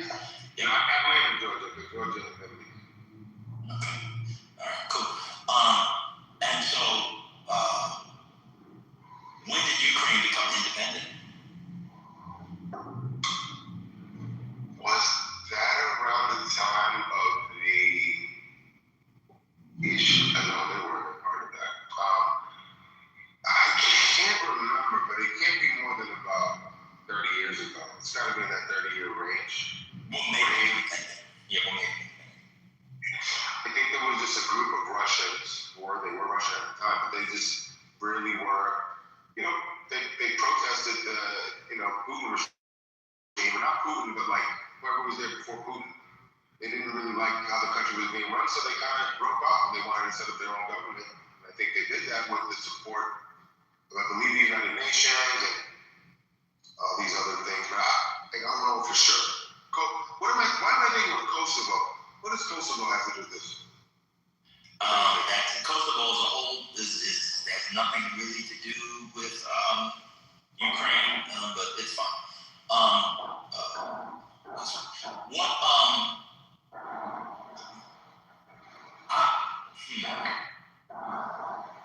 So you okay, yeah, that's fine. I'm done. Anybody else can go. Y'all go. I enjoyed that. Thank you. Oh, you helps me. What's the difference between the USSR and the Soviet Union?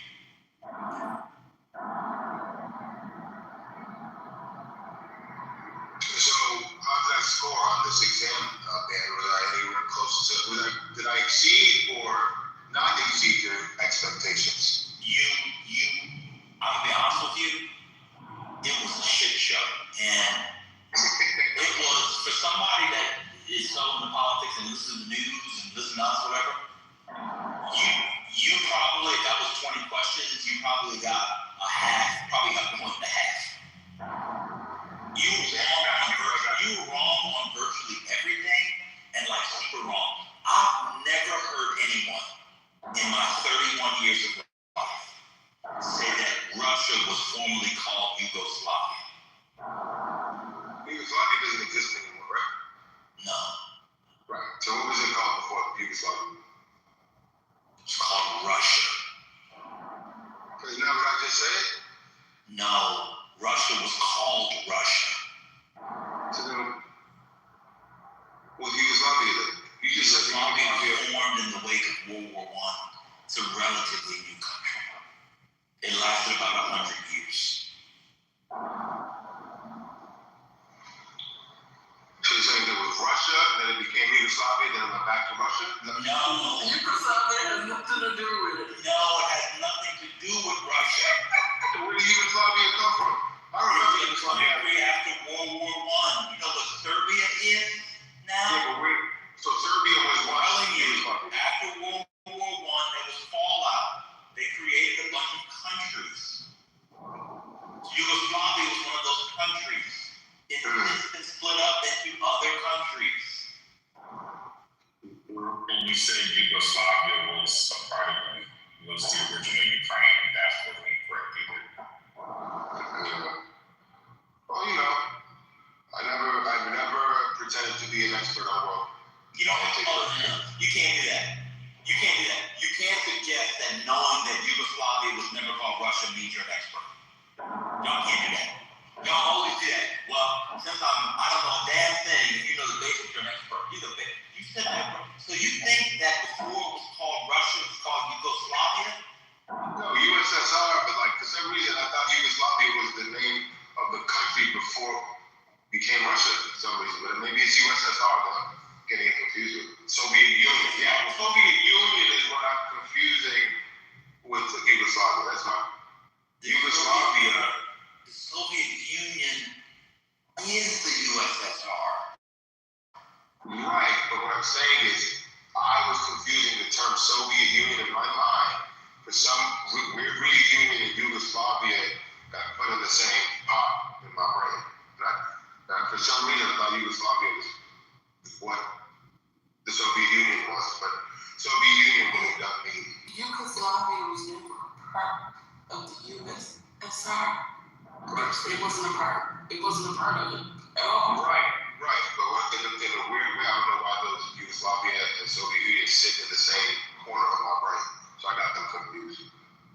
That's why you confuse yourself with Croatia was in the USA. So Croatia didn't break off from Russia? Croatia is within Yugoslavia. Yugoslavia has nothing to do with the USSR. So who's going to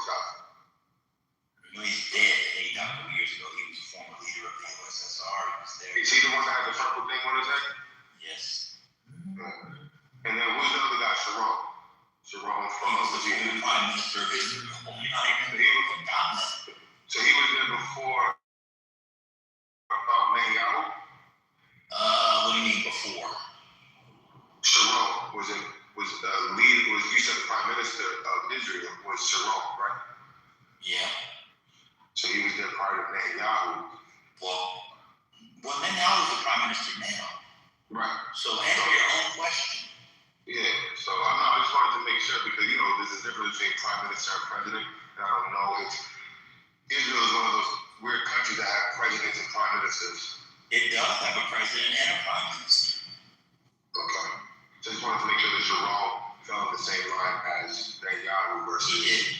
Okay. Now Netanyahu, to be fair to you, has been prime many times. And that's why I'm confused, man. One second. And sir. And so he was prime minister before him, and then he became after. He's the current prime minister. You thought Netanyahu was the president? No, I understand. Actually, they're transposing on my so I wasn't sure, but I was going to lean towards prime minister. But my thing is, prime minister. President is more like in the context of other countries. Like in America, it's different. But in the context of other countries, the president is more like a figurehead. He goes out and he's like an ambassador of sorts. The prime minister actually makes decisions that affects the national politics.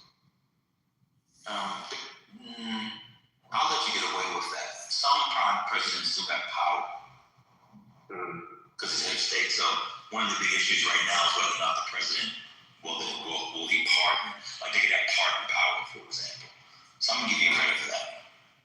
In England, so the monarchy is considered the king.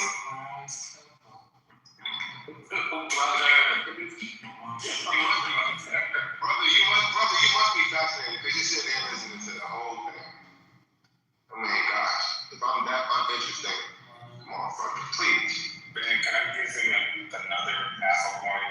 Please, you guys can speak. Yeah, so Anthony, I'll give you a little bit of credence. So the Yugoslavia and USSR thing, you were conflating the two because they were both communist nations coexisting at the time before Yugoslavia split off. So maybe you were confused because they were both communists. No. So black people have to stop. Let me. I'm trying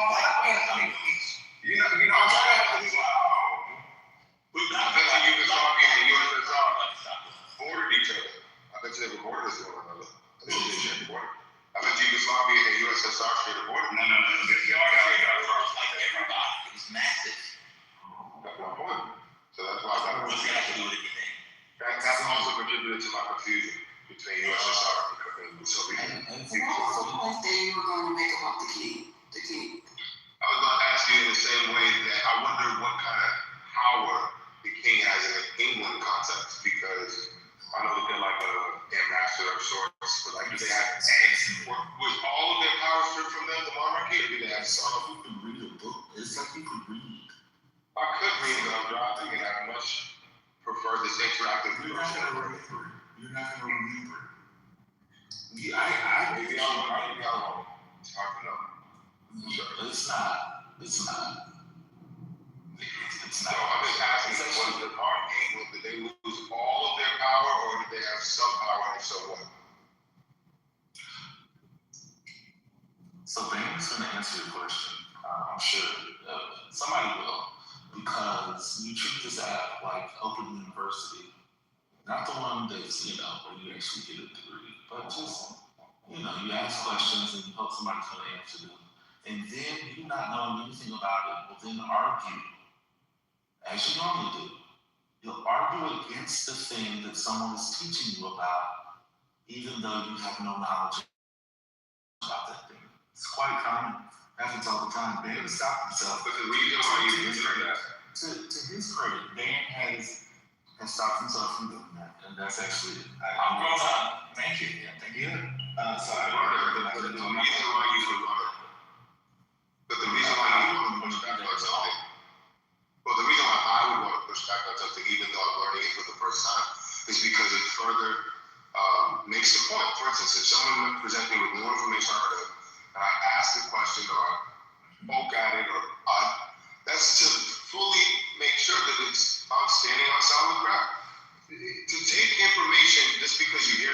first time and say, oh, well, this person knows. I'm just going to believe it without questioning it.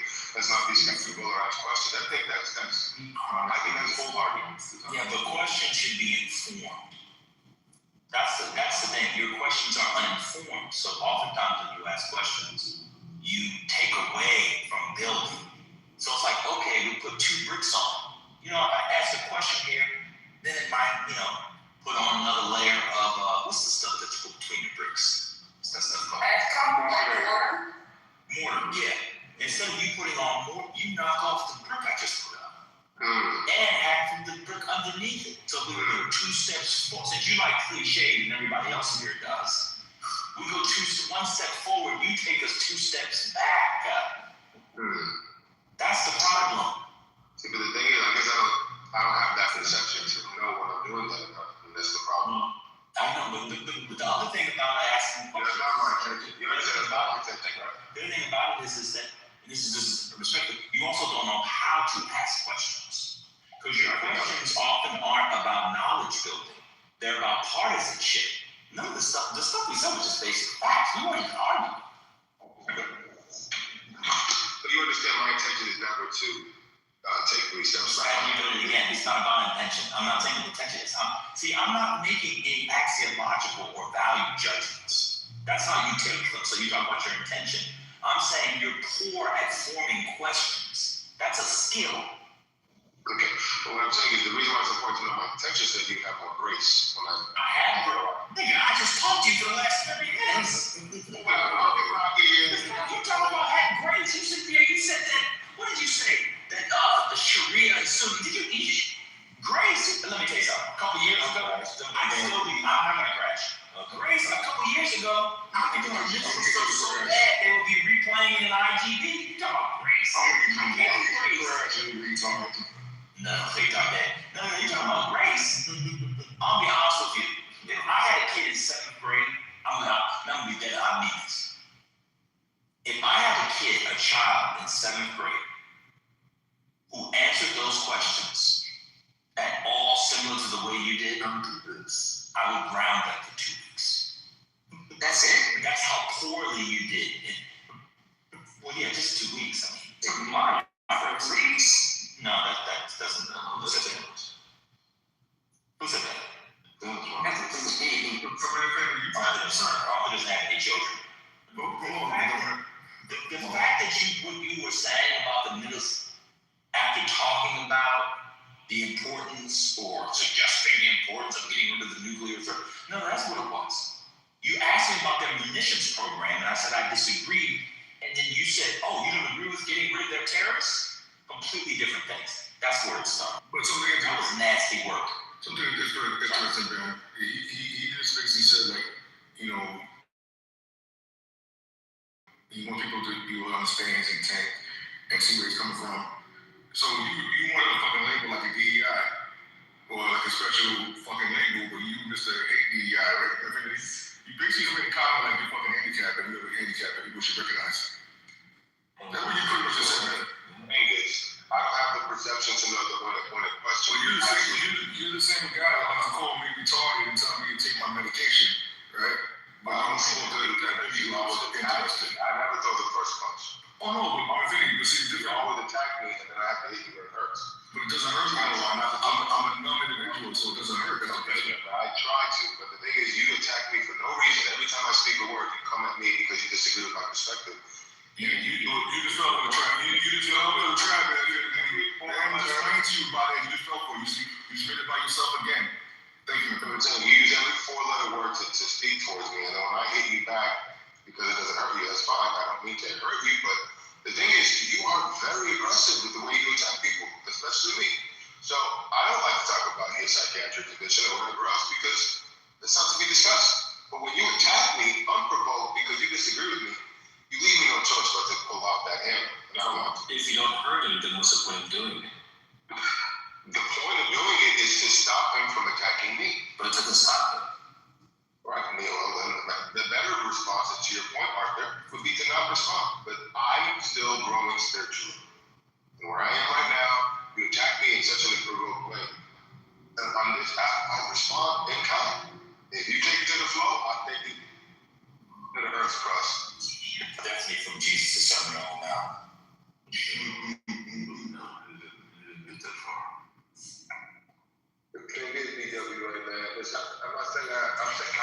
perceived when the question is actually hurting the. Because I think when I ask this question, why you sit back and learn what self-awareness is, man? But the thing is, how do you know when a question? You know how people tell you, "Oh, there's no stupid questions."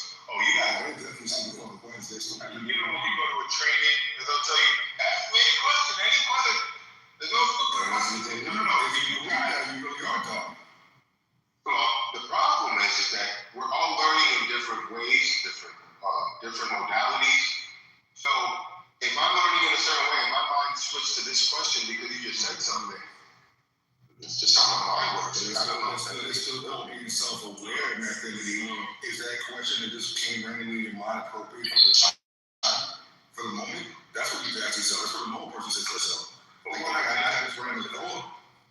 But when I ask the question, I actually think it's advancing probably because it's running with clarity. But you guys don't perceive it that way. And I'm telling you, there's people in this room within the sound of my voice that when they hear me ask those questions, those are the same questions that they're bringing. But they're afraid to ask it because it's really ridiculous. I just don't care about it. They didn't ask it. It is interesting though, and I think. But trust me, why ask the same questions that are ringing in the other room? That's an assumption on your part. Right. At this point, I don't know. This is not a question to you, but it is a statement. I think it's a very interesting position that you find yourself in, given that you voted for a person who doesn't actually care about people. I mean, the person that you voted for doesn't give a fuck about whether or not you need time to process. So he doesn't care about what? He doesn't care about what process? He doesn't care about different learning modalities. He doesn't care about diversity, equity, and inclusion.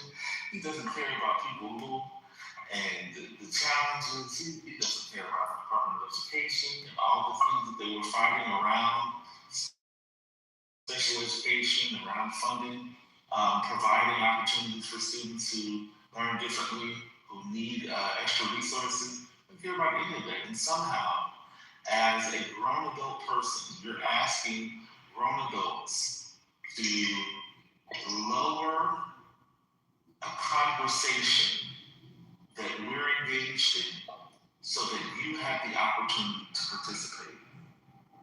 And it is interesting to me that you expect us to give you that grace, but you don't expect that in the politicians you vote for. The policies that you support actually go against the thing that you want individual people to do. And I'm having a hard time. I'm not asking you a question. I'm just, because you're here and I'm here, I'm stating what I find interesting. I'm talking to other people. I find it interesting that you expect other people to slow things down for you, to give you grace, and yet you don't show that in the people that you vote for in any sort of meaningful way that might impact other people who may experience things that similar to you. And I don't know why you think that we would honor that for you. So the sensitivity to different learning modalities, I believe that Trump does have that. He just doesn't believe it should come from on high, from the question. So I'm just speaking out loud to anybody that will listen. I'm not asking, I'm not responding, I'm not talking to you. I'm just speaking in general. In general, I find it interesting that someone can't understand that just because they want to get rid of the Department of Education, which is a federal apparatus that wants to, maybe the politician I voted for is for sensitivities to different learning modalities on the state level. And wants the state government to handle it, at the state Department of Education. I know, but I'm just speaking in general, not to anyone in particular, because this particular person is so juvenile, they're afraid to have some kind of back and forth with me because of whatever reason. All I want to say is out loud, for anyone to hear, within the sound of my voice, is that Donald Trump isn't necessarily against sensitivities to different learning modalities just because he wants to get rid of the Department of Education, because he thinks that the Department of Education at the federal level is a waste of time and redundant. And we know, and I know, that you know how many jobs and positions and roles are tied into inefficiencies, and no one wants to bring efficiency. There's more efficiency than the federal department. Right, what I'm saying, no one wants to bring the. I'm going to finish I said, yeah, no, I know. It's fully, you know, people are, no, if they fully hear what I say, I can call me rambling. I'm just going to say, I'm calling you out for rambling in the midst of rambling. Yeah, well, let me make this very clear. We have jobs and roles that are tied into inefficiencies. So anytime someone's bringing efficiency, they get pushed back because jobs and roles are tied into the inefficiencies of jobs. I know that to be true at the state and local government where I live. There are people who want to state inefficiencies. I work, for instance, I know of a government out. Do you work for the feds? No, He wants it to go to the states. Let's go on to ramble. That's what we're saying. It's kind of numbers. No, because my point he was trying to say that just because Donald Trump is going to You just said let's move on, and you have to stay on your bullshit. Yeah, just keep it going. Like you're not really saying anything. And this is the sad part. We get your point. We get your point. Donald Trump was at the state level. We got it. And this is the sad part of Infinity. As crazy as I may be on paper, right? As crazy as fucked up things that a lot of us or myself have been through, I don't wear that as my motherfucking as my badge of honor, who the fuck I am every day. You legit, bro, are a fucking retard. Who you had plenty of time not to on this app to actually listen to grown people, actually grown black men as well, right? That can actually put you on the game. You can actually ask questions and try to build yourself as a man. Because I know I probably have taken you to the back channel before and try to talk to you as a man and give you guidance. I'm a nasty motherfucker that will curse anybody the fuck out in a heartbeat that's a dumbass nigga like you. Why? Because that's who I am, bro. I don't give a fuck. You're not a godly man. You know nothing about God. I'll open the Bible to you if you really want to classify me. But you are not a man of God. And I don't come here trying to preach nobody because I know I'm a nasty motherfucker that will fucking nigga up in a heartbeat because I have a little tolerance for bullshit. But you are not a good man. You're not a good person. You're a piece of shit, bro. In reality, I'm one of the nicest fucking people in the world that will give up the shirt on the back for somebody. But you are a clown nigga, bro, that stands on your stupidity day in, day out. Dan actually tries to have some fucking patience with you. Tries to give you some checks in between of telling you how dumb you are. But you do the same fucking thing. You come back with the same dumb shit. You don't read anything that video. So you can say I studied this and that, speak multiple fucking languages, you dumb fuck. And was also paid for speaking multiple languages. I'm like, all my shit on paper, Can we find peace in this conversation? It doesn't sound like I don't know what's going on. When you let an unstable person speak, that's what happens. They're unstable. They bring instability to the conversation. He's just a dishonest person. There's actually nowhere you can go with it because it isn't about evaluating information. He has the information. He just doesn't want to acknowledge it. That's the point. It's like a personal motivation as opposed to an intellectual motivation. He just wants to align with Trump and all the bullshit. One second, brother. He has to defend it because it's a part of his identity. He resonates with Trump. Trump resonates with him. They're simpatico. So he said, whenever Trump is diminished, he's diminished. So he has to elevate Trump in order to elevate himself. That's it. It's a psychological thing. It's unfortunate because along the way, somebody else could have given him another actual tenet and worldview to hold on to, and they didn't give it to him. And this is what filled the void. And there's nothing that's going to remove it from the void because it's been so good to him. So it is what it is. Nothing more, nothing less. It's dishonest about what I'm saying. It's not what you say, it's how you prosecute these conversations. It's like, bro, you're not even like this. You're not talented. So we see you move to pivot from one point to point and engage in all kind of fallacious reasoning. And then when you get caught, you just start memeing. That's the typical progression, right? First is, okay, let me see if I can defend this point intellectually. Oh no, that's not working. Let me just be willfully obtuse. Oh no, they found that one out. Now let me just try to play the moral high ground. Oh shit, moral high ground's not working. And now I'm just gonna fucking meme and troll, right? That's the last resort. It's just meme and troll, and now right now you're at the play dumb stage. Next we'll go to the moral high ground. You're just woe with me. You're just beating me up because I'm dumb. then the final attempt will be, I'm just fucking around. It's not that serious. You guys just tripping.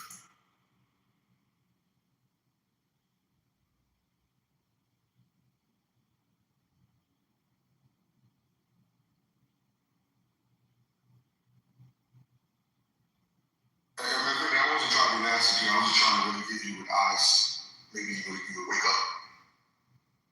He's a pervert.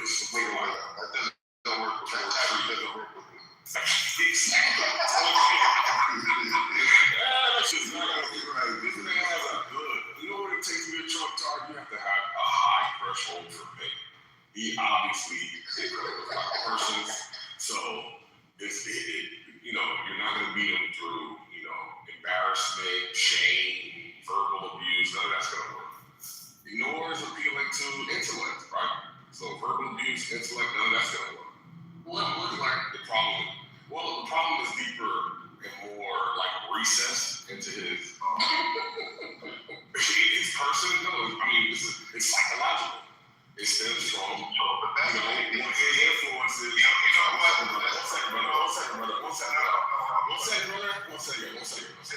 It stems from obviously childhood and fucking influences during your formative years and what's important to you, how you were treated, your alignments. Not necessarily. The therapy means that you think there's something wrong. He doesn't think there's something wrong. He just chose this as his path. It's just like if you were to choose, Genghis Khan as your spiritual leader, right? Or chose Jesus as your spiritual leader, or chose Trump as your spiritual leader.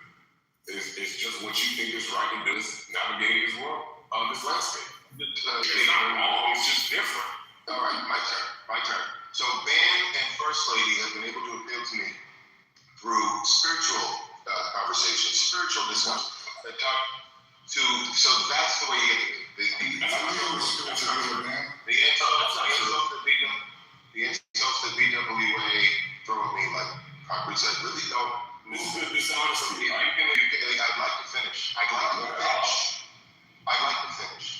So what I'm saying is that if you can appeal to me on a spiritual plane, okay, that's the most inroads with me. Because the intellectual, I throw that to the side because you've been infected by the universities and the academics who think they know it all.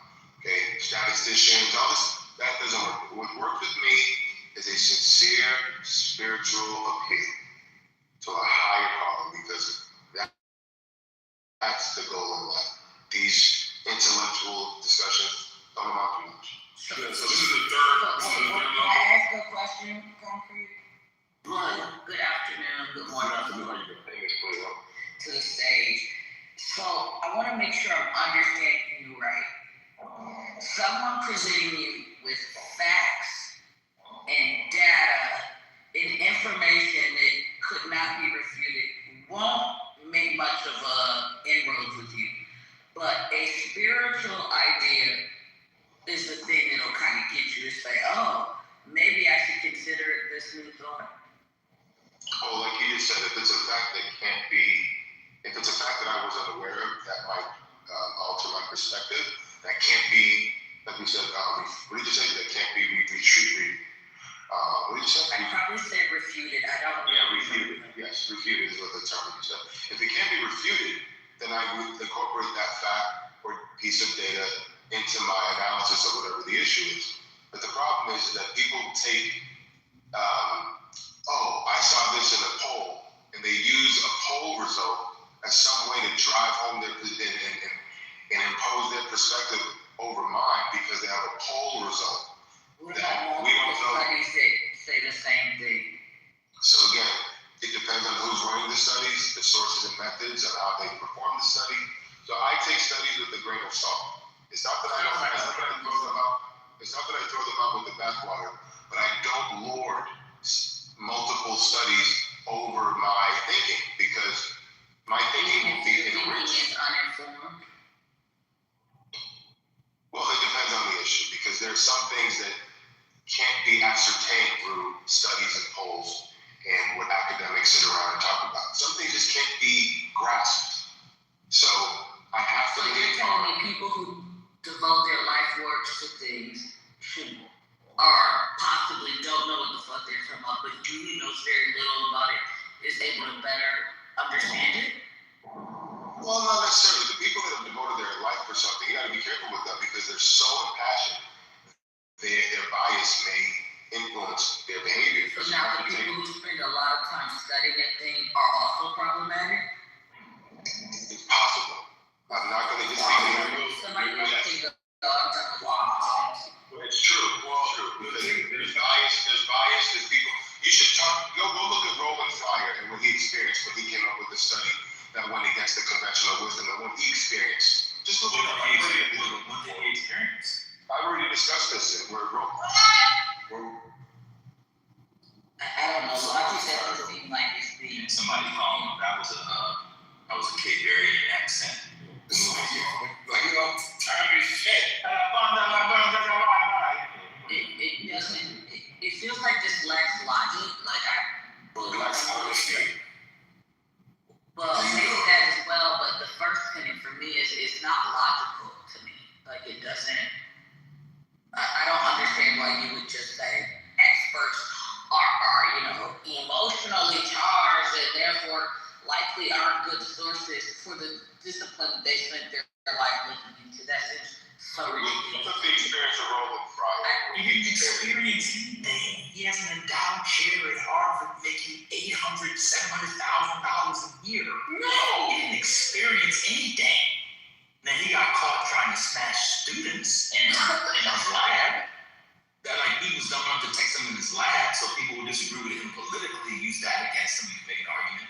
But he didn't experience anything based off of those people who did lifelong study. That doesn't make any sense. When he came up with the result after he did he was trying to. I don't want to go through it. Maybe I know exactly what it was. Wait, which one do you want to go through? I can explain it better than you, please. He came up. He had a working paper where he was working through the paper and others on whether or not black people who were killed at higher rates than white people by police. And because of the field he's in, criminologists and economists, and he's very famous, they went to tear it down. That's how knowledge is built. And so they tore it down because the study was flawed. And he never published the paper. But you're overlooking a part of what he experienced. He sent out 800-page reports. Let me explain. It's the first time he came up with a result that he didn't expect. He thought he did it wrong, so he hired a new set of researchers, and the second set of data came out the same way. When he published it, or when he sent it out to his round of faculty members to review it, within 2 minutes of sending an 800-page report, he got phone calls. And they can't read 800 pages in 2 minutes, but because they didn't agree with the conclusion, he was contacted, he was ridiculed, he was marched. Yeah, I knew the conclusion. So you don't know how academia works. He already presented. 1 second. The way it works is you don't just send it out. Like I'm working on a project. Unless you're Nash from A Beautiful Mind from Princeton. What's his name? John Nash. Unless you're John Nash and you have people know what you're doing. And people are like, hey man, and they were right. He was wrong in the paper. Methodologically. It got tore apart. They were right. They had been tearing it apart in conferences. He went to conferences. He was wrong. But you said, look what happened to him. What happened to him? He sent out a paper. People didn't like it. And he has a lab. 1 second. Roland Fryer from the outside sexual harassment thing has won debates prize. He has a lab at Harvard. He makes over $600,000, $700,000 a year. He has a chair. That didn't explain the abuse that he got. According to his own testimony, when he went to CVS to go get diapers, he couldn't even do that because he had to get security because he couldn't go get diapers for his. You believe that? Yes. You believe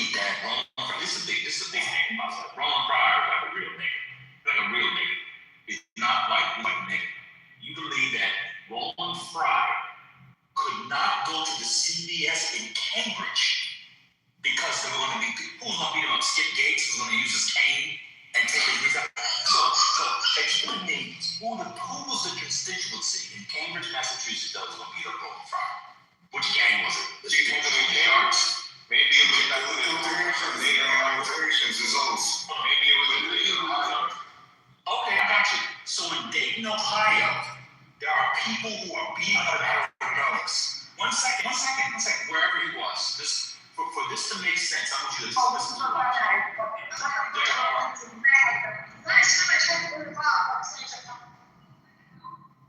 Your background is saying just I'm at a restaurant. content. So just so people for these story makes sense. An economist writes a paper, and there are random people who are waiting to beat up an economist for a white paper. If you believe that, just give me a cash app. I promise there'll be lots of money in it. I believe Coach David and his scheme more than that. Just imagine, you can't go to CVS because somebody's going to beat your ass over a white paper, which is full of math that's only 0.00001% of the population can even read. Because it's like the math is crazy. Okay, maybe 0.0015 because it's not that advanced statistics. So he needed bodyguards because a left-wing academic gang member who not only is in the Bloods but also had a endowed chair at Northwestern University was going to beat his ass. Come on, man, we got to get a little bit on. What's odd about patience? Let me finish. What's odd about this identity is say you're skeptical, right? So you're skeptical of knowledge, you're skeptical of the academics, but you're not skeptical of that story. That story sounds like we say to a woman when you tell me you love her, if you're not coming out and get some. To be clear again, I've heard Bobo too.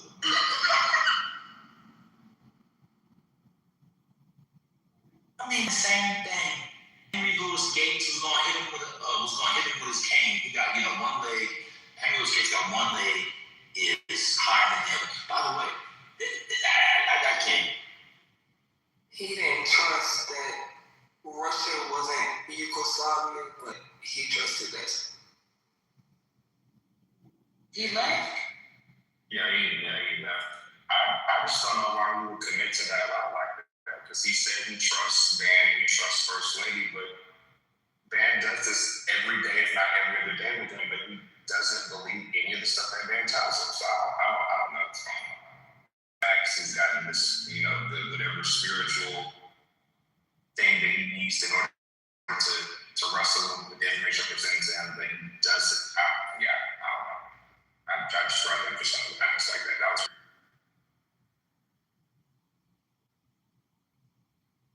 Imagine that bodyguard for a white paper in economics board To go buy nappies. to go buy diapers. Hey man, come on, what you got over there, son? Oh, guys, want to get some huggies. Going, oh no, I just want to get some baby wipes and my baby's got colic, I believe. Get some of these colic drops. No, I'm moving somewhere. Were you at the Chicago meeting of the American Council of Economists in 2023?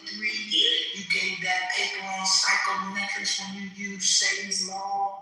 Because you really should use it for the behavioral X, and your N number, your N was a 25 instead of a 27. That's when you start. And they go beat his ass. I've heard some stuff. I told you, I heard some stories. Man, he won't believe whether or not Yugoslavia used to be called Russia. He can't solve, but that story he believes.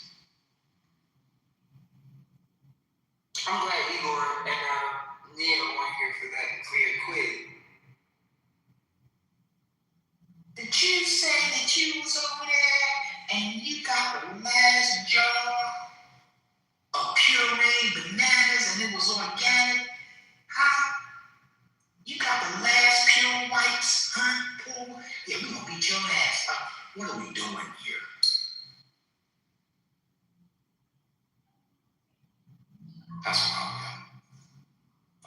There's somebody in the chat knows that.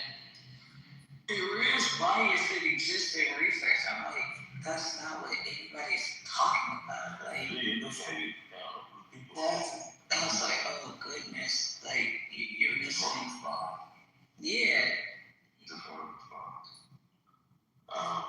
And he did the exact same thing I said with Clinton. Not knowing a thing about a thing. He's going to push back, he's going to learn from me. And then he's going to try and discredit the thing that he just learned that he never knew anything about. This app is full of people who operate like this.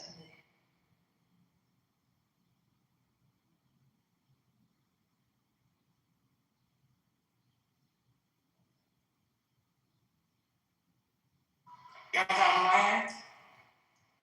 Hey, First Unity. Did you hear what he said, Fred? That a man had to get bodyguards because he published a working paper, and it comes with a chair at Harvard. He had to get bodyguards to get diapers. Yes, he did. Oh, you can It's the hard knock out.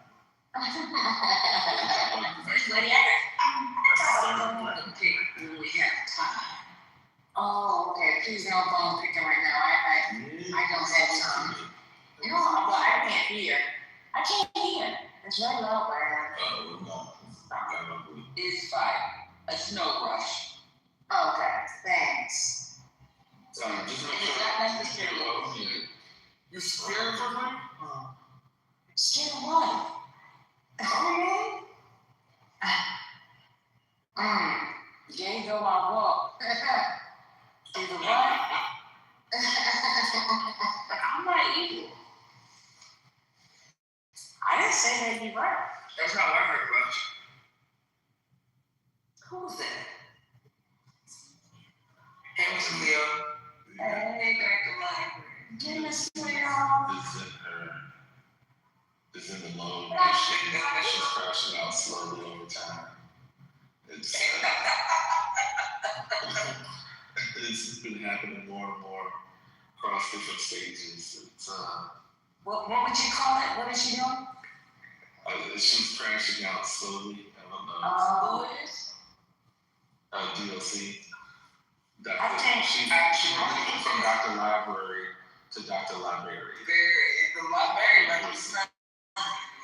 Yeah, Dr. Library. Yeah. I think she's going around staring at stuff. That's what I think. Me? I don't go anywhere.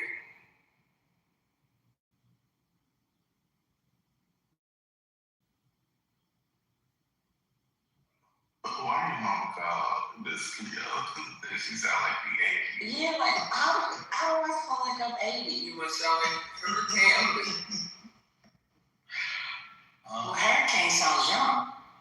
25. He just We will definitely revisit this conversation definitely at a time when he is around. Because I have to see how he feels about this. I'm sure he's going to be flattered. He's going to giggle for sure. Oh, definitely. Definitely going to giggle and boy. He's going to say, what? I mean, I don't know about the sound, but I can see somebody taking these in his 30s. I wouldn't think that he was in his 50s. Maybe not 30s, but 40s. If this was someone like, let's pick a random person. If you just picked a random person in the group whose face you is not shown, you never heard them, you could guess, okay, maybe you're in your 30s.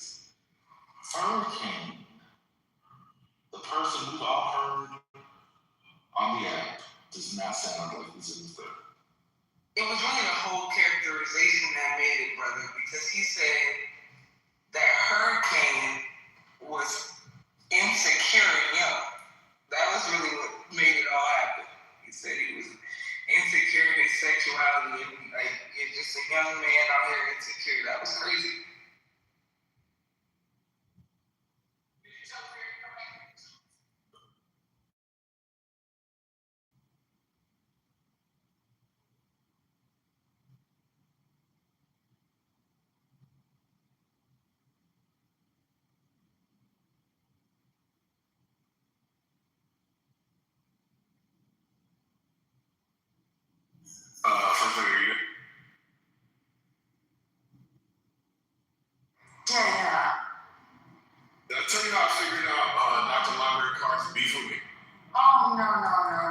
please.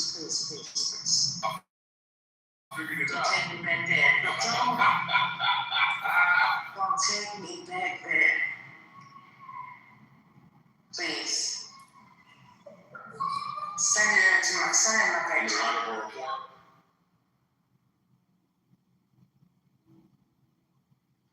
Nothing too detailed, just high level. I'll do bullet point. Some graphs. Intro to summary. Somebody's child is screaming. Lord.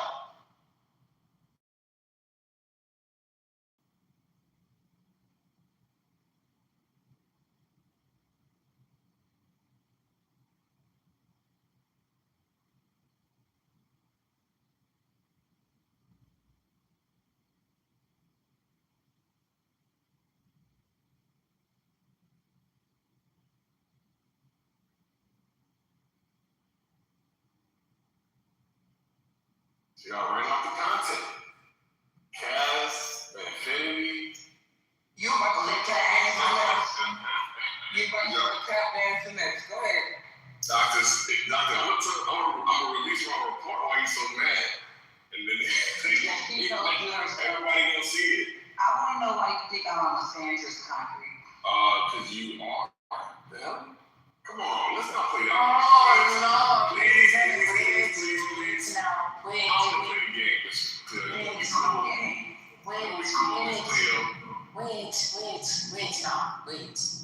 Hold on. Because that did come up last night. Oh, you want to pop? Oh, you want to set a pop in First Lady, huh? My God. This is not good. Oh my gosh. You got a faucet in the piece, or you can't stir the pot and a faucet in the piece. Listen, I'm not stirring anything. I just want to say that I came off mic to tell the two of you that this is how it starts. You guys do this friendly, banter kind of thing, and then next thing I know, we got fireworks and grenades.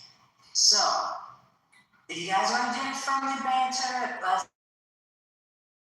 just stay there, okay? If not, then let's just. Okay. Because Miss Cleo knows that she's a Miss Sanders. She hangs out. Excuse me, I cannot yell, please. Alright, so I'm just saying, because now we have done so, we're going there. We're here now. Check this out. Okay. I take it Miss Sanders to be somebody who has a general temperament towards men. That's going to give you like a 51% of the time, or 51% of men, a generally negative disposition and outlook towards men, right? And I think it's going to be expressed on this here audio app in certain language that is used to discuss men, right? Such words as dusty, such words as, or alluding to illiteracy or lack of educational attainment, alluding to poverty or impoverishment, right?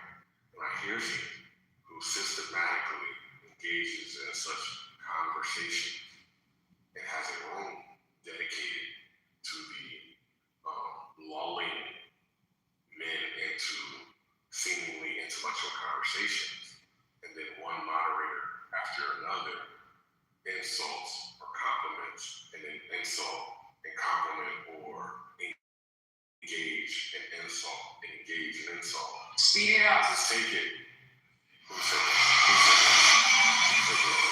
Who said that? This is the niggatry that I'm talking about. That's not a word. Y'all niggas ask for a fight. Do not get involved. 1 second. Okay, I'm just saying. Can we please stop taking 20 seconds on a sec? So, I'm laying out the argument for why I believe RPO is the headquarters of Kick Niggas in the Balls Organization of America. And Ms. Cleo is a moderator inside of RPO and routinely routinely engages in the shenanigans or the shenanigans. Thank you. Now, before any rebuttal, I just want to say, did I or did I not ask you yesterday? Doesn't she always show you grace? Does she? Because when I witnessed her with you and here, I feel like she's always made space for you. So you saying she switches it up when she's not in here? Yes, her grace is Oh, national and bisexual. Oh, wow. Jesus. Wow. Yes, her grace goes both ways. Miss Cleo, are you there? Would you like to respond? Listen out, Miss Cleo. Wait. She said hit him in the face Not to all prove that you are not misandrous. He takes our kindness for weakness. Who said ours?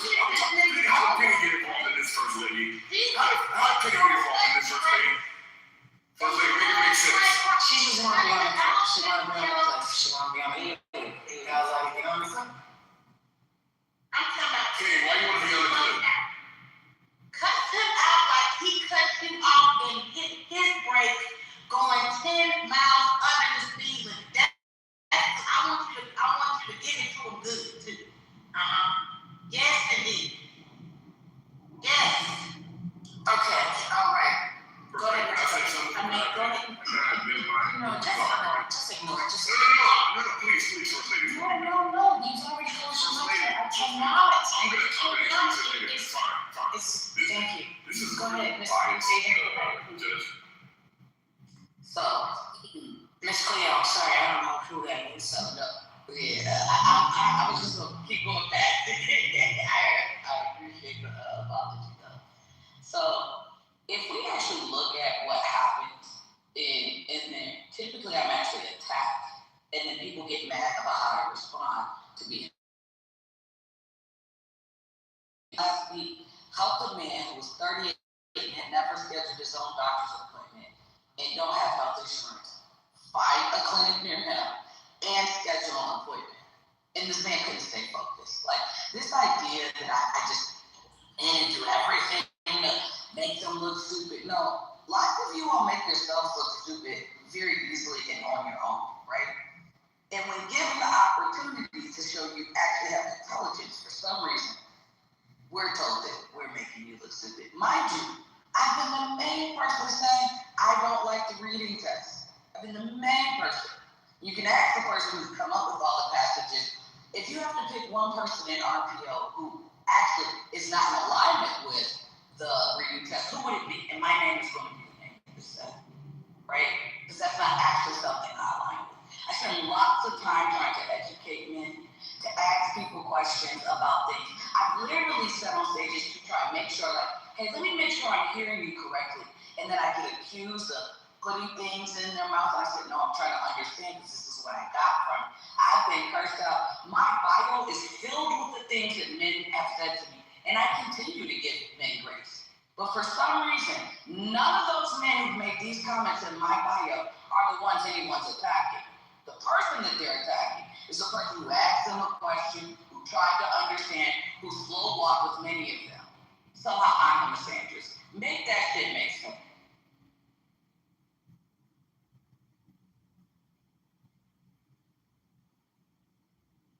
Hello?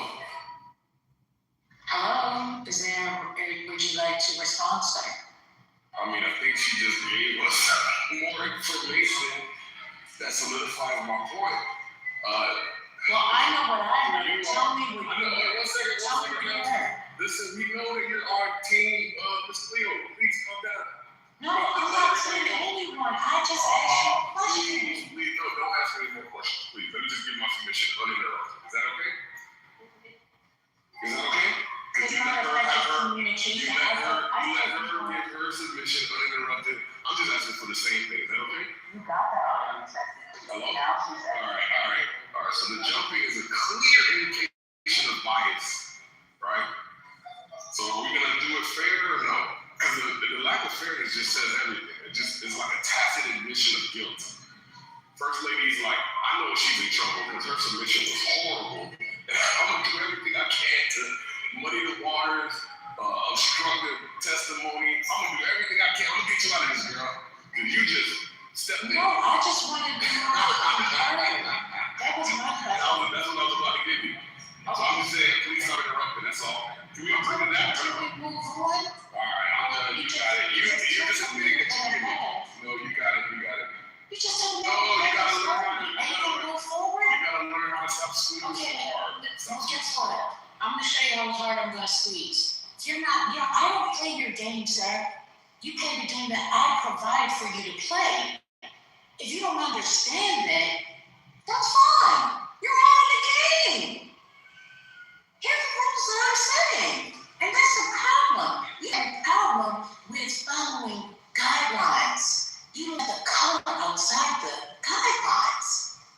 I was just simply asking, tell me what you heard her say and trying to keep it whereas a person can understand exactly what you're saying.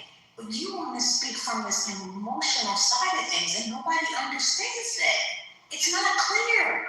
So I'm trying to help you so that people would understand you if in fact what you're saying is true. Maybe we all continuously think that you're a troll, but maybe your feelings are really feeling this way. But we don't understand that because you don't do a good job articulating it. You don't. So I'm trying to help guide you, not sit there and try to control you.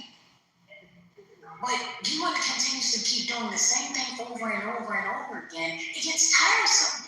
Nobody wants to do that, especially if you're not going to try to find progress in it. Doesn't make sense. Did he leave? I've never seen people who just want to sit around and be the victim all the time. I want to be victorious, not victimized. Yeah, and I'm trying to think. Every part of this story is victim, victim, victim, victim, victim, victim. My God. I'm sorry, go ahead, Ms. Clay. I'm just curious, like, I'm trying to figure out what he got out of my submission, because he's like, exactly. I want to know what I'm waiting on that answer, because I was like, I'm trying to figure out what I'm missing in what he's saying, because like, I'm sure I didn't say anything that supported his claim. And maybe it did, we just don't know. But he doesn't know how to articulate himself, because I didn't know what he's thinking. A lot of times I've heard him speak, and then when he finally got down to it, he just automatically assumed that somebody thought the way that he thought, and then thinks that people are playing with him. I don't think like you think. Clearly, that's the reason why we constantly have a disconnect. But if you don't know how to communicate and express yourself, it becomes very socially awkward all the time. That's why we're constantly having these, detours about behaviors. It's not productive at all.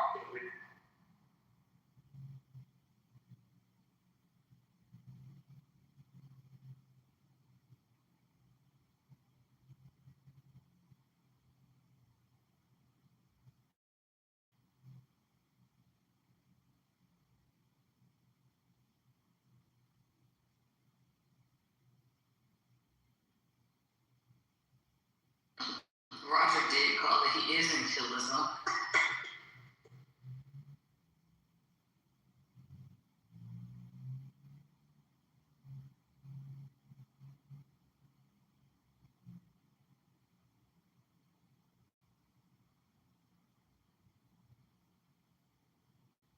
Well, how's everyone else doing since he ran away?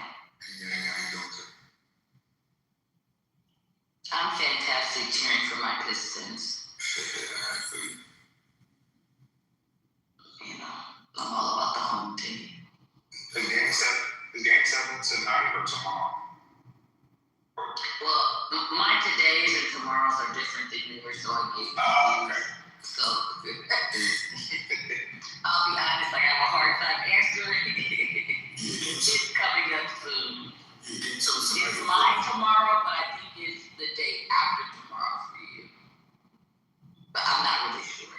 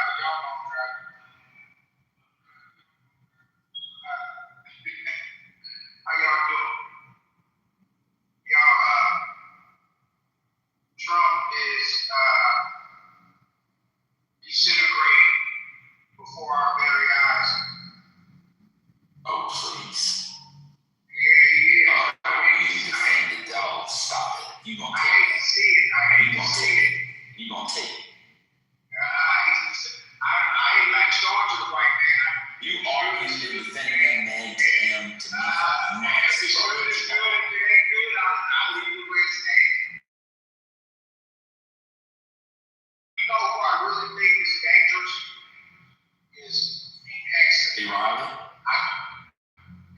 Pete Jackson. That guy should be nowhere So you voted for him? I know. Unfortunate. Take it. So will you have to, do you think your opinion will change after the war is over? Will you go back, or you think you're done now? Like you're I'm done. Well, you gotta understand that my business right now is connected directly to oil and gas.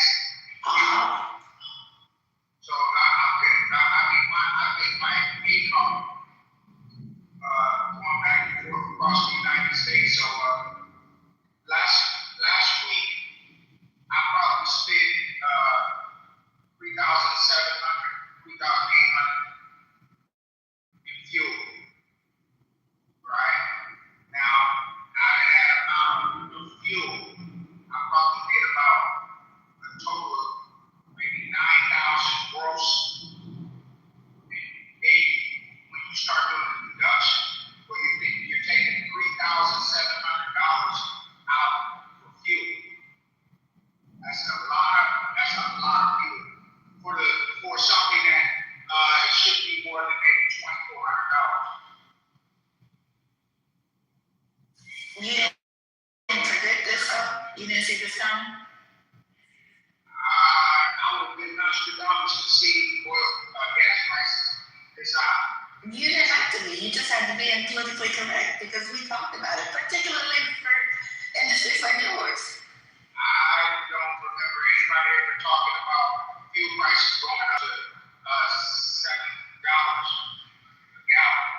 You don't remember us talking about fuel prices and how it jeopardized supply chain and logistics. You don't remember any of these conversations. You show me somebody who's doing that 6 months ago, and I'll show you somebody that needs to be. We were doing it with the tariffs, and then it extended with this. I'm sorry?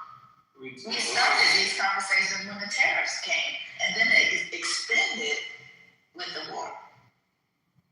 I don't think you guys ever predicted fuel prices. You're right. What did you vote for them for? What were the issues? I like the tax stuff. Was really good. Some of it I have been. What part of the tax? What? I'm doing a lot of things around tax. I'm not CPA. I can't tell you ins and outs, but some of that stuff that I was able to write off quite a bit this year. I even got returns. You should have fine, right? So you didn't get those same write-offs under Biden? I don't know about Biden. I wasn't set up to do what I did. Well, I guess was it all? It could have been. It could have been under Biden that but see, he had passed the big beautiful bill was passed early. So all that tax stuff that was in the big beautiful bill was what we got on this last tax stuff. Even Well, that's though what I was asking you. You said I was asking you about what specific tax benefits did you gain? No, I couldn't tell you. But I know this was in that big beautiful bill. I was able to. You got money back, basically. I got money back. Okay. I got about 1,900 back. 19, something like that. Back. Yeah. So you came out victorious, right? So you got 1,900 back. This way, and now with the cost of fuel, you should be good, right? Well, the cost of fuel is something that is an ongoing thing. It's like credit. So that's going to happen every week anyway. But it's I'm sorry? Let me put my headset in. How much do the headsets cost? Exactly. But there's some tax write-off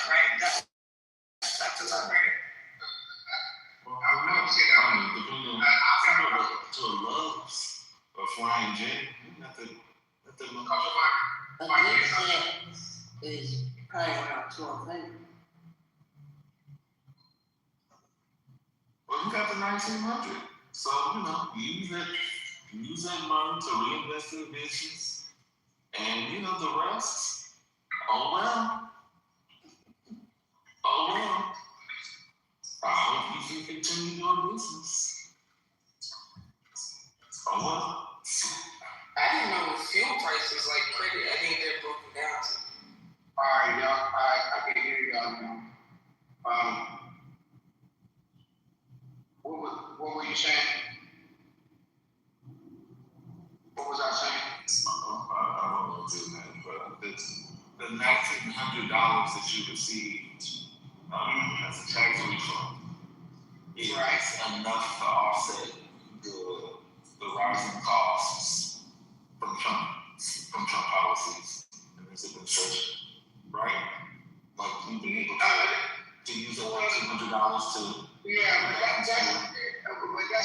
that's like the way that this particular type of business works.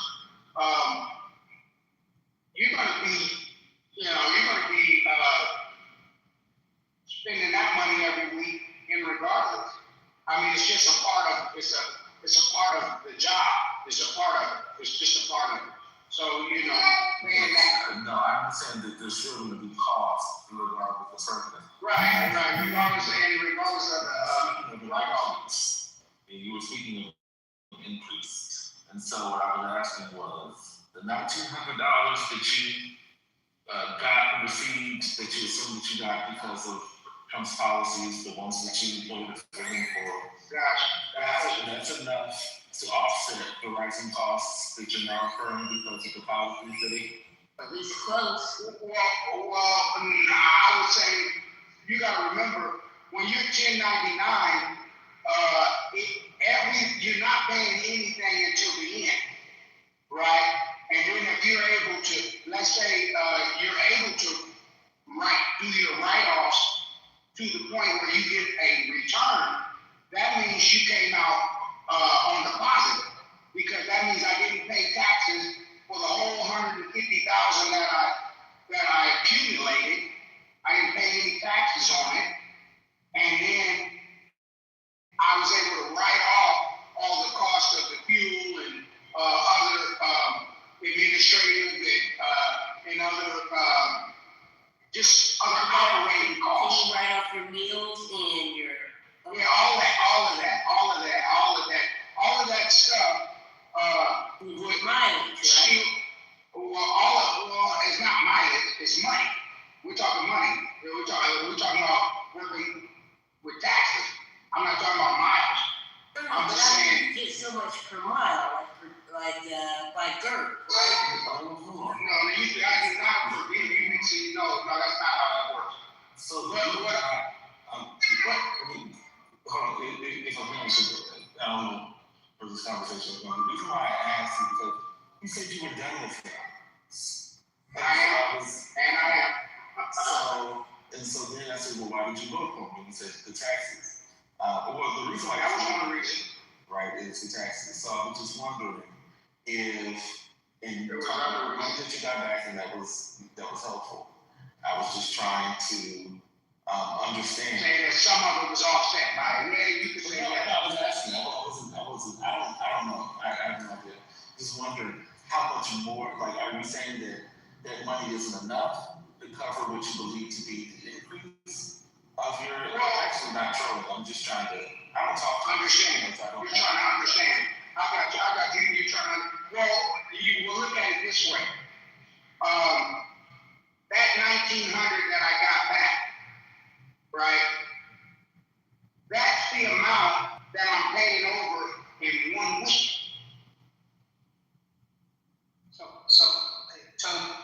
And it's 52 weeks in a year. You understand what I mean? Yeah. If it's 52 weeks in a year, and the 1,900, if you were to just say, okay, let's see if this offset. Well, remember, if I told you I paid $3,700, right? Now, out of that $3,700 I paid last week, a normal week would be about 22, right? So 22 to 37 that's 1,900. Yeah. Hey, Totem. So Totem, I got a question for you. I wasn't really clear on this, okay? You were mentioning how the tax reductions, how you were able to, deduct your meals and stuff, right? But Trump made a 2017 Tax Cuts and Job Act, right, that eliminated the ability for company I'm reading this, W-2 drivers to itemize unreimbursed business expenses, including the per diem meal deduction. All right, so, and then with the One Big Beautiful Act it made those cuts permanent. The suspension of miscellaneous itemized deductions, so actually you can deduct the meals and incidentals. Now, that I don't know, you have to talk about that with my tax preparer because everything was deducted and returned to income. He's self-employed.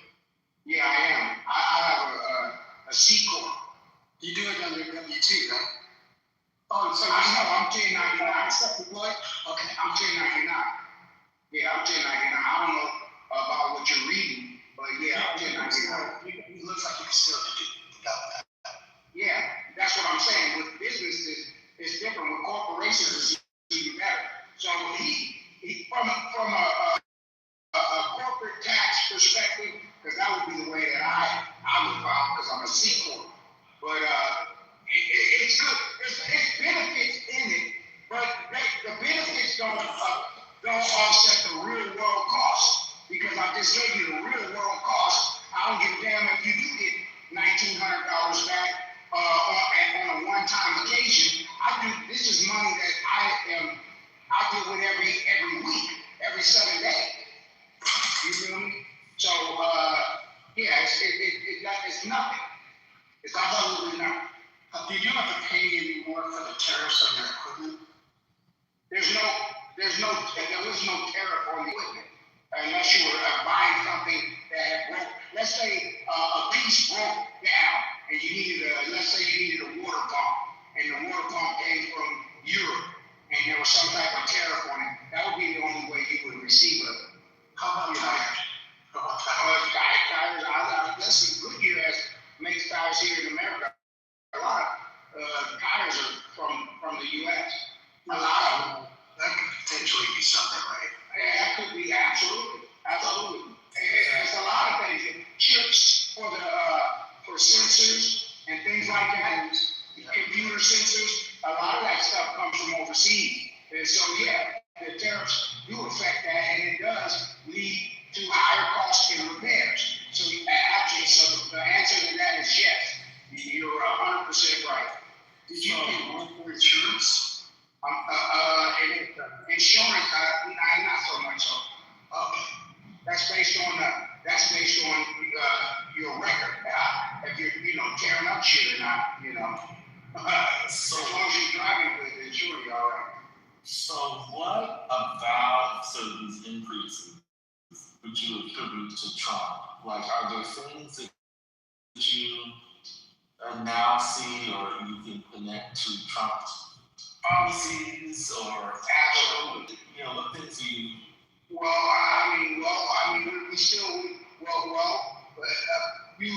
The food cost affects us all. We all eat. The fuel cost affects us all, most of us, because we drive. And so eating and driving, that's something that automatically is affecting. And then when if you're eating out, like I eat out quite a bit. I haven't had a good home cooked meal in a long time. So anything I purchased, somebody had to buy and prepare. And so that is affected. And all of that stuff is affected. When you go right now, I enjoy, this is a crazy thing, I know y'all want to trip this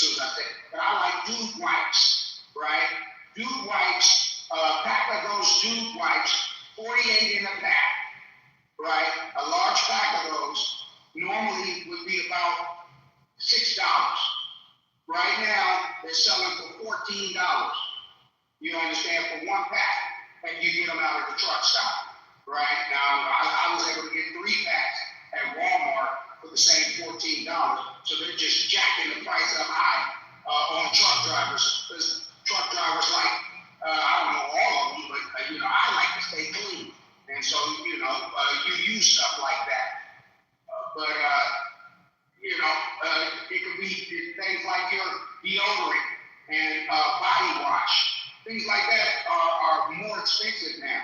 You know what I mean? Those are just those common goods. Anything you're getting out of the grocery store, I just bought maybe some cables or some charging for your phone or things like that. A phone cable C charger is $20, right? And we know that a phone charger cable, C cable, shouldn't be any more than $10. It's double. So we're seeing the effect of it in real time. And so for him, and then the war itself, all of that, we had a surplus. He came in strong. He came in and he hit the ground running with a sprint. But this is a marathon, not a 100-yard dash. So he came out real strong, and we had a surplus. He had actually accumulated almost $1 trillion in surplus from doing all them tariffs. He pulled a lot of money from other countries from doing them tariffs. He spent all that money in 2 days of this war. Just with those bombs dropping in 2 days. We don't make those bombs like that. We might make 200 or 300 of them in a year.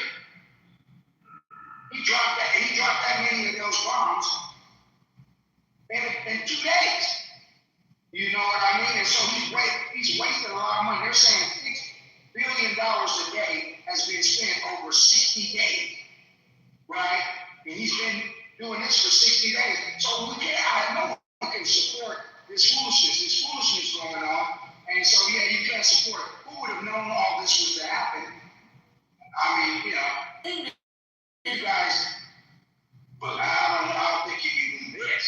Well, let me ask the last question. I mean, there's a lot, but I'll just keep it to this last question.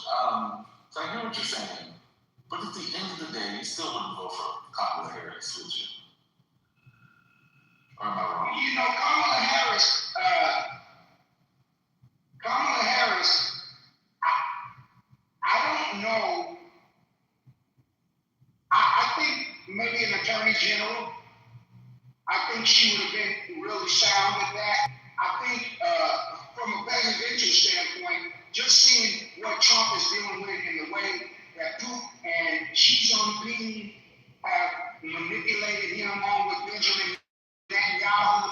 These are guys that have been running their countries and their nations for 15, 20 years, right? This is where Xi Jinping, I think he's been in there for at least 15, 20 years.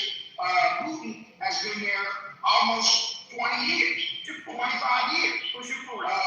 And the point of what I'm saying is these guys have had longevity in the office, and so they can manipulate the American 4-year president very easily. And we got this, bro.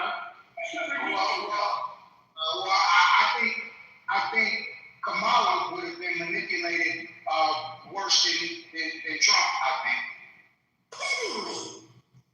Yeah, I do. I think what they did to Trump, they played him on his greed. What they would have did to her, it would have been played on her greediness. I think he was green and greedy. I think she was greedy and female. So female. So these guys would have done her bad. I think they would have did her pretty bad. You should reevaluate your statement then, I think. You should think why. Well, I mean, what else about the female part? Because Black females are doing the best. They're having the best education. They're doing the best professionally. How could you then transform that to they would do the worst politically, or even a point where you have those kinds of skills? For how many years? 1 second. All right, well, I mean, she was still very quiet. Elect, do you get like a punch on a pussy punch card? Why not say? What do you get like 8 punches? You get free 20 minutes of pussy for every 9th one. Why would you say that? I would say that because I do think that black women do well. I think they've achieved a lot, and they continue to excel. What am I going to do, Mom? Oh, interesting. It's interesting. Interesting you said that. No, but I'll say this. As far as from the standpoint of her doing negotiation, I think she would have not been taken to the level of seriousness that Trump has been taken. I think Trump has been played because he was greedy and he was in bed with Benjamin Netanyahu and the Israelis. And I think that's how he got played. Now, on that point, I don't think they would have been able to play her the same way. And so I don't think we would have been into war. I don't know. It's hard to tell. But I don't think we would have been in a war with her. I don't think Benjamin Netanyahu would have been able to manipulate her into bombing Iran the way that he manipulated Trump. I don't think that. I give her that. But I'll say this, and I'll say this in landing. We can see the mindset of her and her abilities just by what's going on right now with Megan Thee Stallion, right? And just looking at how men and women are talking about Megan Thee Stallion, that is about her mindset. Wait, what? I'm gonna tie it all together because she chose Meg to go and perform on a national Democratic stage, right, at their convention. She chose her to do that, right? Okay, well, somebody had her there. It was a convention. It was just 1 second, bro. It was just a rally in Atlanta. It was a rally? Okay, the rally. Okay, well, she chose her to do something, right? But now we see as black men from Clay County how black men look at that. Got it. Well, I mean, I suppose black, so I consider him black. But we see how men view her as a whore, right? And so one girl to another whore.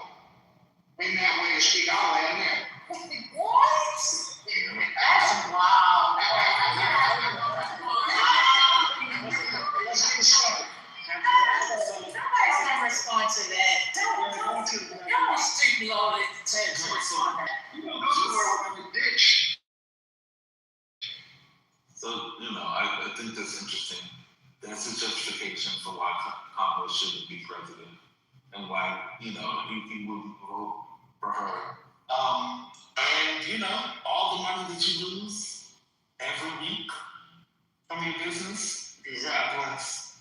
Every time that you lose. So wait, brother. You have earned it. Let me ask you a question, brother. Brother, because I'm in and out. So is he complaining about the prices of gas? He is saying that he is losing about, what was it, every week or, a certain amount of time, with some frequency.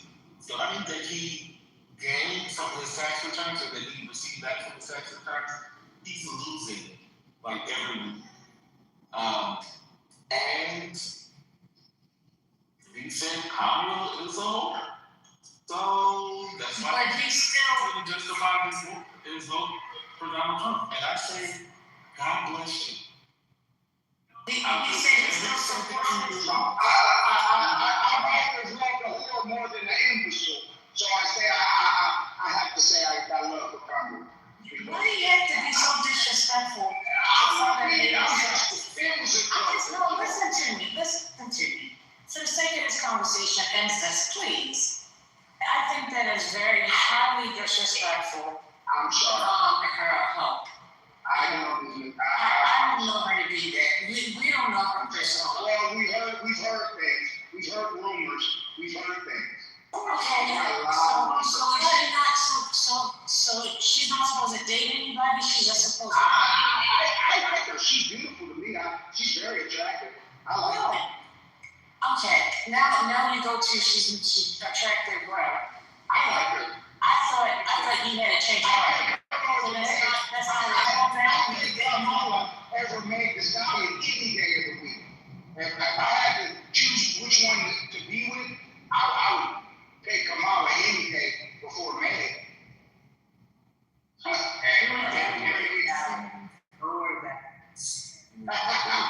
would. She's beautiful. You need to be focused on the word, okay? Because with 9 kids, baby mamas, you've looked at enough beautiful women. You love. I can't look at my people. Is that Penny's voice I just heard? Is that That was Butter. Oh, that was Butter. I thought I heard another It was voice. Penny too.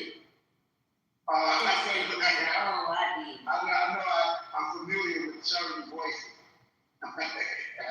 It is interesting though, the ability for and I guess it's an online podium or something. Just the inability to say that they were wrong. They have to believe that Kamala would know something. Even though, okay, well, that was, even though they voted for Trump because he was different, right? Because of X, Y, Z. But then they say that Kamala would have done the same thing as Trump. But they never considered Kamala because she's not like Trump. But somehow they're the same and they would have done the same thing. I don't know, it's like a weird, like expected leap. It's like, how the early settlers were like drink and go, their own shit. Like they don't know how to properly, bury it. So just get infected, just a continuing going back to brackish water and a recurring infection. God bless them. Do y'all think it would have been a war at all if Kamala would have been in? I don't really know if it would have or not. Ukraine would have kept on. The Ukraine, I don't know what's going on with Ukraine because they pretty much kind of been. I think Ukraine has turned into a powerhouse of Europe a little bit because they've been fighting them so long that Europe is, I think, starting to pivot towards Ukraine for security. I think Europe is kind of looking at Ukraine in a different way than the U.S. is. Jamal, what happened in the news since the last time I talked to you? What's going on? Nothing. I gotta call balls and strikes, man. I'm not sold to any of these white folks. They're all Anglo-Saxon, racist, arrogant, racist. I'm not trying to any of them. For one, no for a sister. What's wrong with you? Damn, Jamal, that was a good ass analysis right there. I'm good. Please, don't flatter me. I don't want you to use some dude like you had me telling you. You need to use more of them. They're great. I'm using them more than one. Shame on you. We'll use dude once. Oh, hell no. Oh, that's crazy, isn't it? Who does that? That's crazy. That's great. I don't even think about that. That's great. So you told me, Mario, do you watch domestic? Domestic. I don't know. That was above my head. It's only when I wipe my ass with. I don't know if it's sport or domestic. Oh my God.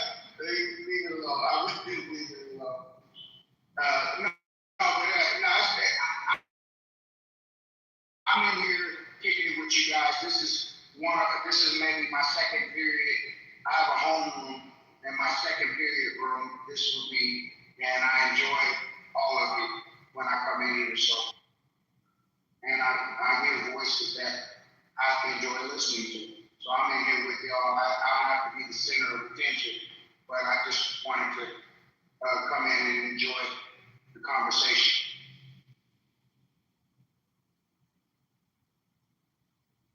Well, it's nice to hear you have such a joyful laughter. That means you're in a good place. Total, were you here when First Lady tried to jump me? I'm sorry, say it again. What did he say? Were you here when First Lady set me up and then tried to jump me?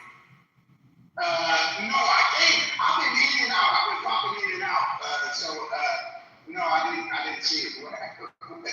It was good. It was like, you know, when you like mind your business and somebody cuts out in front of you, and then you try to reverse, and somebody cuts out behind you, you're like, oh shit, I'm being cornered in. But you know how to make a 3-point turn? Yeah. I had to get up out of there, bro. It was crazy.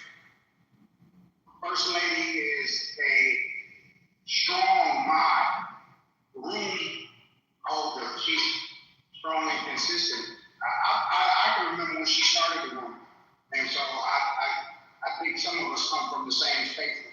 But yeah, this has turned out to be a really good conversation. She's pretty good. Pretty damn good.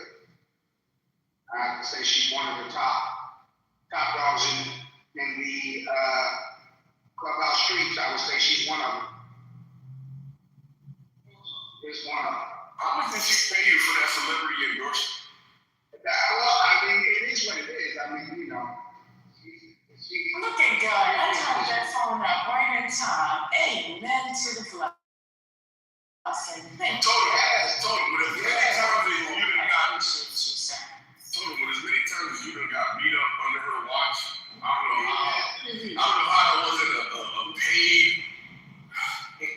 Well, the thing is, every day you guys are still here, so that says something about her. That says a lot about her. You talking about the entertainment value? I thought you were talking about the integrity and the. I mean, there's integrity in it because, like, I have been in here on times where she's just playing the news and just shooting it straight from the hip. News, a clip, boom, boom, boom. That You might have things in me with Patty. That sounds like Patty. Is that Patty doing that? One of y'all is in here doing that, and that brings integrity to the room. So you want to change your music? No. I mean, the room is the room. It is what it is. But I know Patty's in here too. Patty, you get busy with her. But I'm just saying that brings integrity to the space when you're bringing real live, real clips to the situation. Oh, you full of shit. Oh, fuck. It's real. Come on, you being here. That's real. That's real, Tom Paul. I support every word you say. Yes. That's real. Amen. That's real. When his cheeks puckered up, I mean, his lips puckered up and kissing ass, and now you know you ain't gonna show love to First Lady Patty. Wow, you a quid pro quo, brother. I hate you. No quid pro quo. Just boom, boom, boom. I hate when niggas lose all integrity, man. It's disgusting. Oh, God. I don't know, where's Gemini at? He be in here a lot. He used to be in here quite a bit. This was his own room. I haven't seen him. He's here in spirit. He's here in spirit. No, told him, you know he ran him off? He worked at. Oh, you think we talk? First Lady, something happened to him? No. Yeah, he was man pretty. I heard they ran him off. No, here some week, I think. I see him in here. This used to be his own room. Excuse me. I heard they ran him off. So he took The first lady said, oh, I'm so serious. I got confused for a second. Let me clear that up real quick. No, I'm just saying that he's probably here on a burner. Oh, that's what I heard. What? I'm just kidding. I'm kidding. I'm sorry.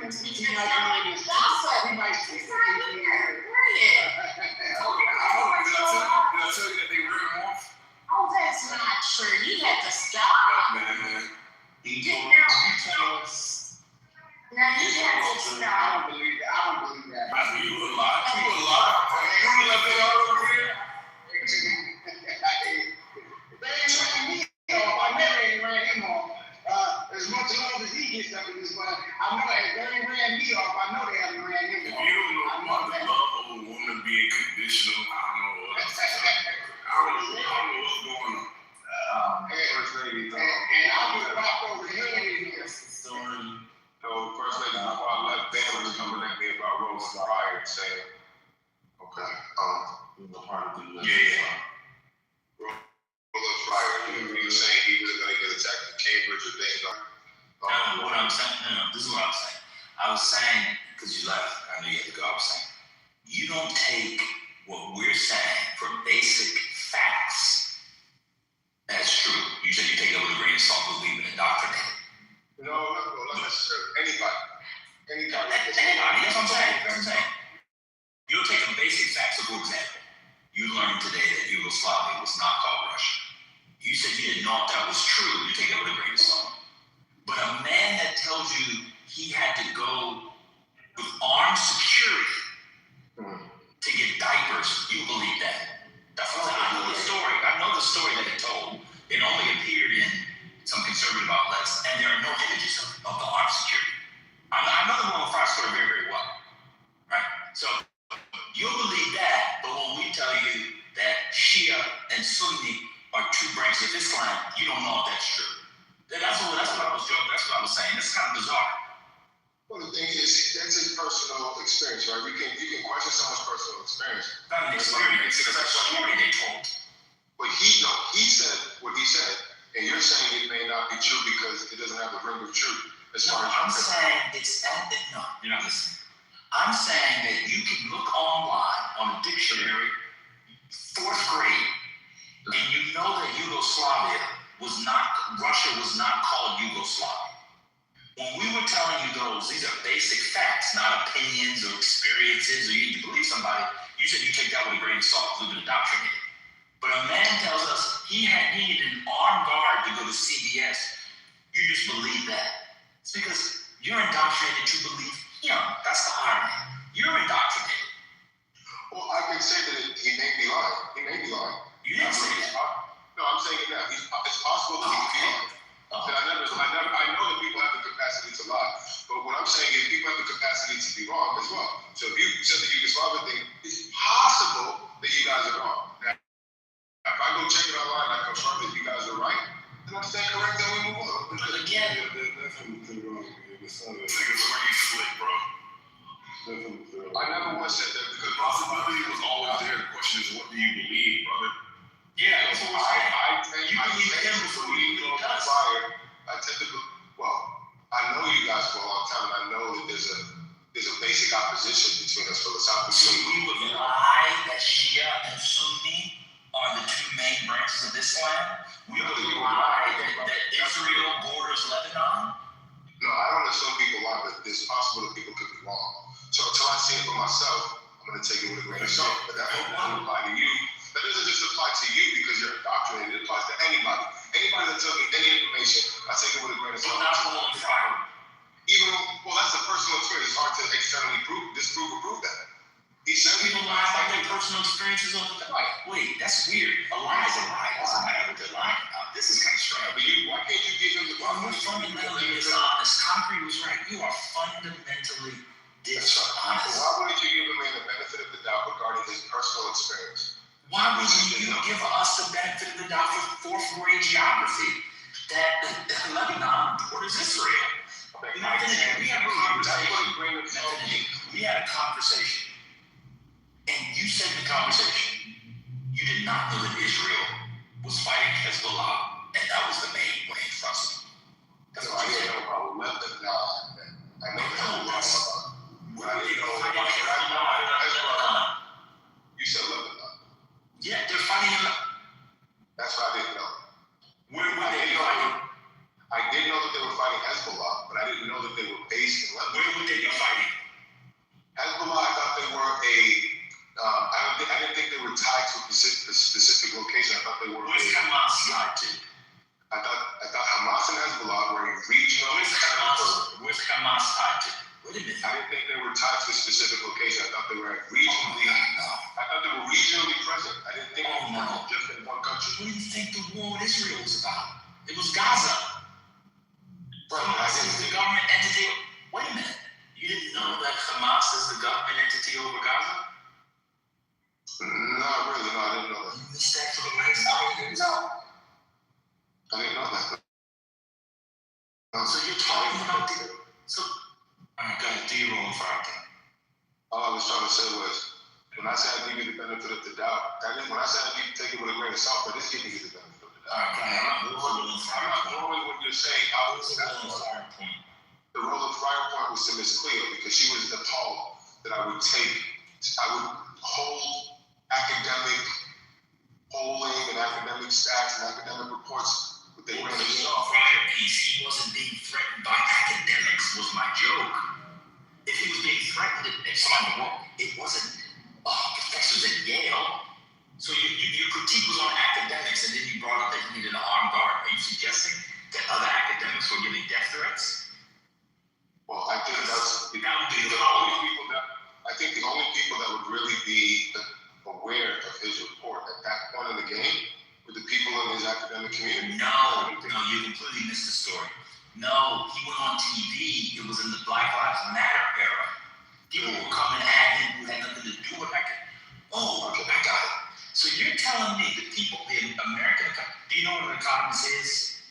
An economist is someone who wants to supposed to be an economist. Right, and you know they're like, you go, get a good job at Northwestern, I said, you become tenured and stuff. You think a tenured professor, an economist, by the way, economists are generally conservative, just so you know. You think they were giving it, huh? I do know that. My economists are You think that people, I mean, they probably vote Democrat, but they're more conservative. They probably vote Democrat. But most of them will vote Democrat, probably, if they vote, somebody will. You're telling me you think that economists, his colleagues, were giving him death threats? That's what you just claimed. I thought he was getting anonymous death threats from his colleagues, yes. That's what I believe. And who got arrested? I don't know if anybody got arrested. So his colleagues, someone who is an endowed chair or a tenured professor or postdoc or whatever, were giving anonymous death threats. I don't think that's one second, sir. One second. Someone who went to get a PhD in economics would be giving anonymous death threats. I don't think that's beyond that. Absolutely. It's totally beyond it. It's totally beyond it. What about the you know why? Can I tell you why? Tell me why. Well, they're economists. But you know how you actually debunk them. And then you get a better job and more money for dunking on him, which people did. That's actually how people love in the world. They don't get You might have a deranged one. You might have a deranged one in there. A deranged PhD in economics. Yeah, look at the guy who tried to kill Trump at the White House Correspondents' Dinner. This guy was very educated. He was educated. I'm talking about people in his network, in Roland Fryer's network. You think they would, some old, first of all, there's not a lot of black economists in that network. So, niggas like you should listen to his testimony again. Because he talked about how the ferocious opposition that he it wasn't from his colleagues that he talked about that first. Not from a colleague. How do you know? Let me ask you a question. If they're anonymous, how do you know? If it's like they're anonymous, how do you know? One second. We're talking. They're anonymous. How do you know it's an economist? Again, we're talking past each other. I agree. He doesn't know. Let me ask you a question. If there's an economist, I mean, if they're anonymous, how do you know it was an economist? Agreed. Can't be proven. I told you what I believe. Okay, 1 second. I don't know. You're not listening to my point. How can you believe it if they were anonymous? Because I think that the economists were so upset with him that that's what they would do.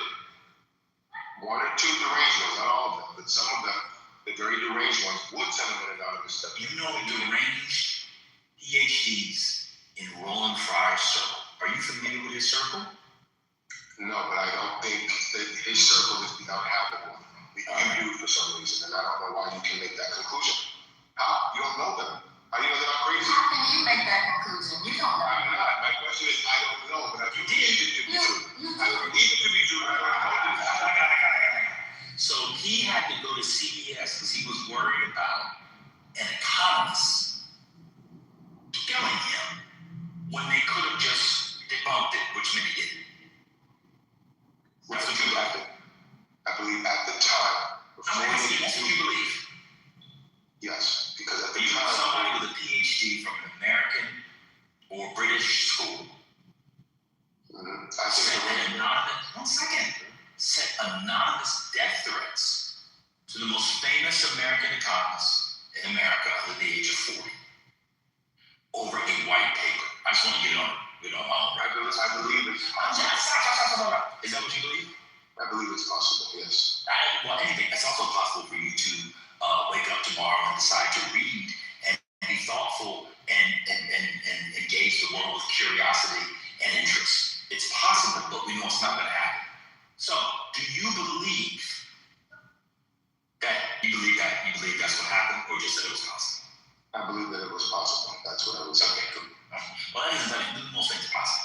But so the reason why you don't agree with data and people who study things is for two reasons. You said that one, they're so biased. So if I spend my life studying textiles in late medieval France, let's say the textiles around the time of Roland, you don't want to believe me because I'm biased if I say something. No, I said, you said that people would be biased if they spent a lifetime. That's what she said. She said that, one second, sir, because you're not going to lie. Miss Cleo said, well, what if they spend their life doing? You said even more so, they would be biased. That's what you said. I said it would depend on the context of process. No, it didn't. That's not what you said. You said that you said even more so, we biased. So I want to go ahead. So I just want to keep going on the build. And so because of this, when I tell you that Lebanon borders Israel and that the main sort of hot war, the shooting, is between Israel and Lebanon, because I'm educated, you think I could be lying to you for something that you could literally Google by the time I finish this sentence? Yeah, you could. Okay, one second. Let me say you did. I know that's something. What would be the point of a lie? Stop. What would be the point of a lie like that on an anonymous app when you just Google? Like, what would be the motivation? To see if I even have the curiosity to check it for myself. This is just to throw it out there to see if I'm willing to go along with what you're saying, even though it's a complete patent lie. Okay, so you think that when I brought the point up about Israel bordering Lebanon, you think that's just something I would lie about? Well, I tend to believe it, but until I see it for myself, I'm going to take it with a grain of salt. But I do tend to believe what you said. I do. I'm not. Okay. When it comes back to the question, have you checked it out to see if he was lying about these things? Well, I just had a few lobster rolls and I'm doing multiple things at the time. Oh, you can't go home while chilling? But if you just Google Israel, Lebanon, you can do it, you're done right now. How long are you going to take? If I'm having a conversation, I like to be fully plugged in. Just Google it. Really? You know, that's where most of the deaths are, right? Outside of the girls' school, outside of the girls' school. That's where most of the deaths are. That was the whole thing around the ceasefire. Trump was like yelling at Bibi Netanyahu, we need ceasefire. Everybody need this? But where is the Lebanon borders Israel? I didn't know that to be true. I didn't know that they were fighting Lebanon in the moment. I thought it was a war between. I didn't say they were fighting. Again, you don't listen. No, they're fighting Hezbollah, which lives. You say Hezbollah, which is based in Lebanon. Yes, it's in southern Lebanon. You know why it's there? It was formed in the early 80s. You know why? Because Israel tried to annex and take part of Lebanon back then. That's what they want to do now. You didn't know Israel had expansions? Oh, you think Israel was just fighting for its survival. You don't know that it has expansionist desires. You know that Israel was trying to expand? I know that there's a Zionist movement, but I didn't dig deep to know that Israel wants to expand beyond their current borders. I know. You don't know about Gaza in the West Bank? I know about Gaza in the West Bank, but I don't look at that as like outward expansion. I know that's a piece of land. I looked at that map. The Gaza is on the inside of Israel, like deep inside of the country, like along this strip of the Gaza Strip. So what is the political entity that runs Gaza? Do you know the name of the group that was elected to run Gaza? Didn't you say earlier that it was Hamas? Correct. You never heard that? I've heard that, yes. But I didn't know. Why did you say that Hamas was not based in Gaza? Because I thought that was just one of the locations that they were based. I thought they were based throughout the Middle East. That's my view on Hamas and Hezbollah. I didn't look at them as just confined to Lebanon and Gaza. I thought they were all throughout the Middle East and that Iran was funding them. I didn't know that they were just in that location. That's what was lost on me until this very moment. That's let's ask a quick question. So that's I'm going to tell all these people, I'm going to say, look, so as a man of God that you say you are, all this shit that's going on in Palestine from October 6th or 7th, whatever it was, 4 years ago, or whatever the fucking day it was, you think this is just the way they're handling these people? The way they're killing these people is just?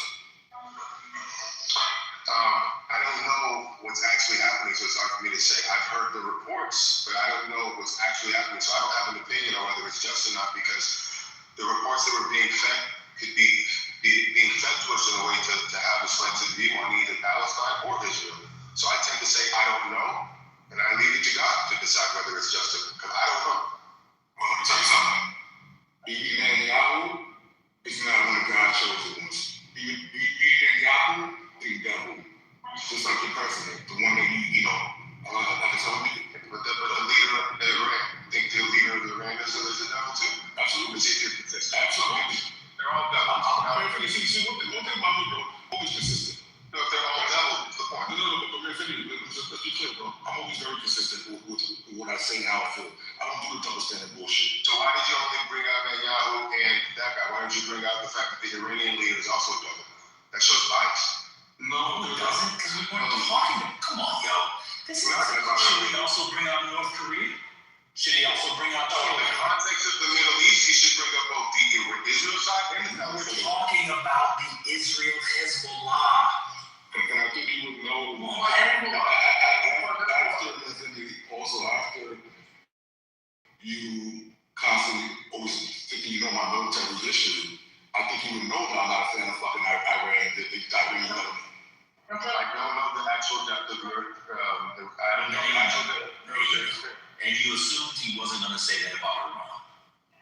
I don't know what he knows about Iran. I said you assumed he wasn't going to say that about Iran. No, I didn't know. That's why I asked him. If I believe that you assumed it, I could tell based off of your question. No, it wasn't if I assumed. And then you accused him of bias for not saying exactly what you wanted him to say. Should say all of it. Let's be honest. Why would you always say what do you think about the head of Bahrain? I don't know anything about Bahrain. It shows your bias. No, but it shows my ignorance. It doesn't show my bias. But you can't say we're having a conversation about Israel and Hezbollah. And Hezbollah is funded by who? The Iranian regime. So he should know that. He should have mentioned that they're also the devil. But when he only puts out Netanyahu and Trump, shows bias. Because he was talking about one specific. It doesn't show bias. Okay. Because you then asked him and he said they were also devils. It showed original bias, but I took it back. It's not original bias. He just didn't say it the way you are. The concrete's right. You are incredibly dishonest. Okay, but why do you think? All you want to do is cast aspersion. The man was saying he said the thing about Netanyahu and Trump, and because he didn't bracket the way you wanted, you assumed he was showing bias. But I He's dishonest. If I didn't ask the question, I'd agree. You believe that a man got a security guard for Samsa, but you think we could have been lying? No, I think that Russia was not called Yugoslavia. Roman Fryer could have been lying. I tend not to believe that he would lie about something like that. But you use that but the leaps that you made, you had to make a whole series of leaps as a response to Miss Cleo, because you were responding to her about why you don't trust academics, and it's because Roland Firefire said he had armed security to get diapers, and you think that he had to get it because he possibly got a death threat from an economist over a white paper. Beyond that, when he had to release that, the ferocious opposition that he dealt with, and you can hear his own testimony about how I've talked to him. He's not off limits. I know the guy. So why did the academic community come after him so hard? Because they disagreed with him. Why did they disagree? He got articles about Uncle Tom's cabinet people of disagreed with him, and they particularly just didn't like it because they said he was being politically biased and it was bad research. And it has serious ramifications. 1 second, sir. You asked why they came after him. I'm telling you. Let me ask you a question. Did he publish the paper? I don't know. I just know that when he tried You don't know that he published the paper? I know that whatever he was about Did he publish the paper? I don't know if it was published or released. I don't know. No. I mean, after this, I said it was a working paper. I'm talking about the final. Did he publish the final paper? Published, released. No, you're not listening. They published the final product after the working paper. So after this, you keep getting working, and then you're still working on it. Did he publish a final product? My understanding is that he did. I thought that was what the controversy about. No, that was a working paper. Yeah. All right. I don't understand why you get so mad because I don't know what you know. Because I'm telling you it was a working paper. Okay. And so I'm asking you, do you know if he published something after? I was going to ask you the journal. Or where he published it.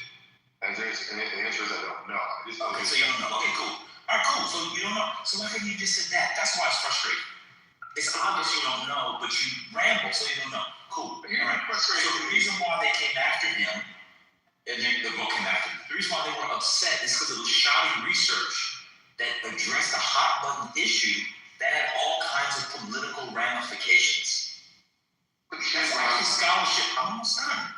That's actually scholarship at its best. But Roland Fryer removed the original researchers that he had because he also thought that it was wrong. He couldn't. No, he didn't remove. What do you mean you remove? So for instance, he did the research. This is according to his testimony. We can play it in the room if you like. What testimony? It was a court testimony, not the testimony. Excuse me. I'm sorry. It's his personal testimony, but he said it at an interview. In an interview, he said that the first time he did the research, he was expecting a certain result. When that result didn't bear out, he removed those researchers, hired a set of new researchers, did the research again. Let's listen to it. Pull it up. I will play it. We played it in this room before. But he removed the research because he also thought. I know a lot of times they get removed because there's many reasons for people being removed to go to different things. This is not, you are saying this like it's some sort of revelation. The revelation to me, more than the researching, the revelation to me is that once he emailed it out to his academic community within 2 minutes, which means they haven't had a chance to read the 800 paperwork. They had already heard the results. He didn't, but he said they haven't had a chance to investigate the sources, the methods, and how he did the research. Because other people had done. Okay, it's not a ground answer for everything. Because I know the story very well. More so than him, because he didn't say anything. No, more so than you. But what about what he said? I would believe what you said. Just play it. All right, give me 1 second. Right up. Now, he can play this, but he can't look up whether or not Israel borders Lebanon. Excuse me. I did look up Lebanon. Right here. It says here, yes, Lebanon shares a direct land border with Israel to its south. The border is marked by a UN-designated blue line separating the 2 countries. Wow. So not only did I tend to believe you when you said it, now I absolutely believe it because it's not I'm not going to make it be wrong because I'm so created that. Go ahead. I'm wrong, but I tend not to believe all that. I'm not that conspiracy. I don't think you don't believe the internet either, so you probably think Lebanon is in South America. Go ahead and play the clip, bro. You give me no grace at all. I just can't believe you don't know basic geography. I think it's strange. Basic geography? Nobody knows the Middle East like that. No, I think it's basic because that's where the war has been going on for 2.5 months. But they talk about like airstrikes in Lebanon, airstrikes coming from Lebanon to Israel. The soldiers, you're not listening. You actually aren't curious. You're actually very disrespectful. You're fundamentally dishonest. Go ahead, what do you think? All right, here it is. Hence why I'm the way I am with you, bro, because you are. You don't have to do that, brother. This is what I'm talking. We're talking. What I'm saying, even though we disagree, I can't really disagree with respect. Why do you have to be disrespectful just because we disagree? I'm trying to point something out to you while the room is not like packed and people just kind of know without thinking and listening, right? You do this all the time, bro. Like you have no idea of what you're talking about, but you want to come gunswinging, right? Ready to fucking start shooting people. But you have no clue, that's what you're standing on. Like, why don't you do the research first and then come stand on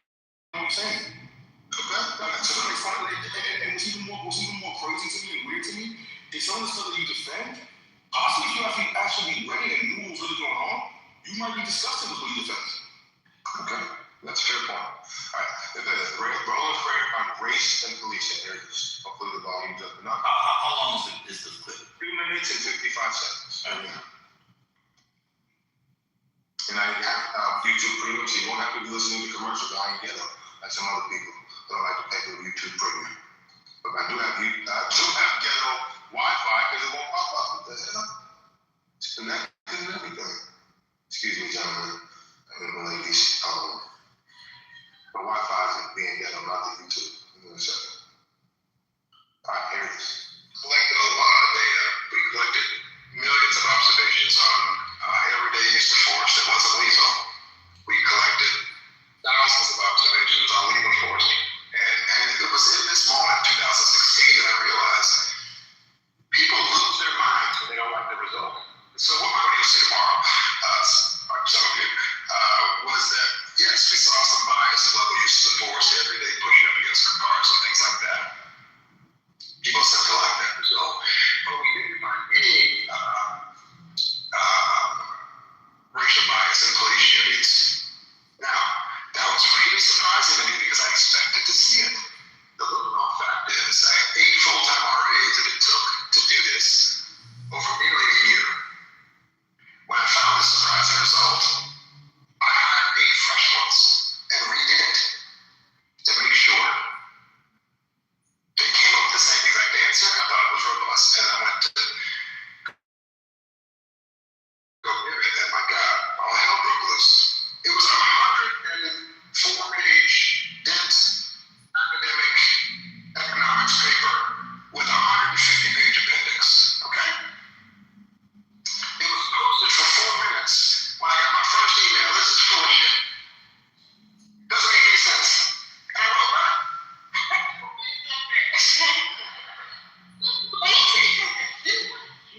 And I had colleagues take me into the side and say, don't publish this.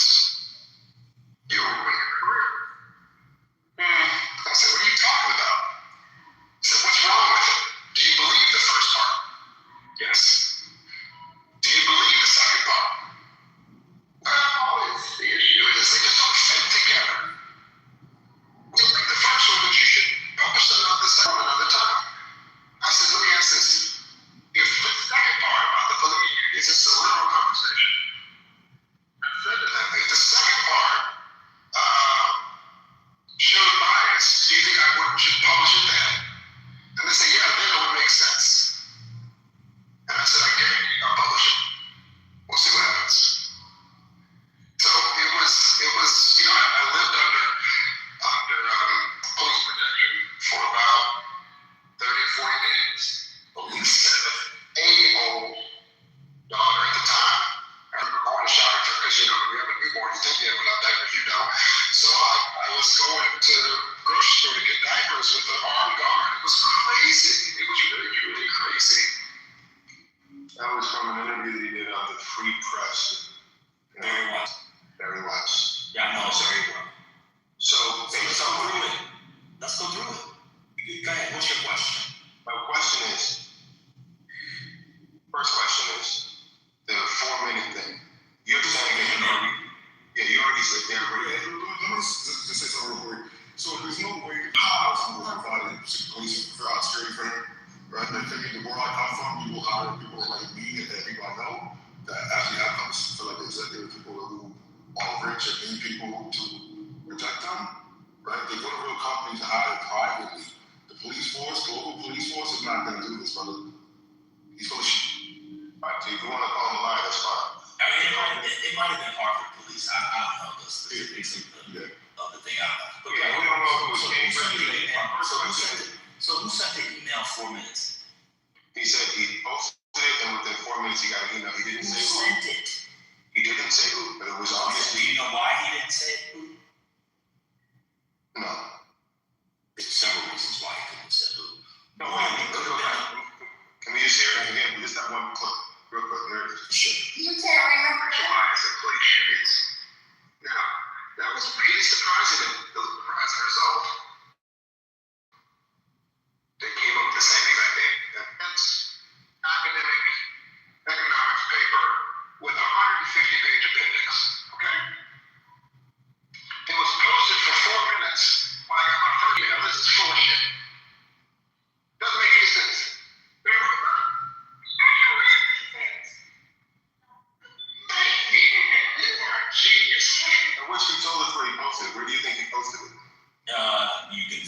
it's just like there's a economics board because it's a working paper.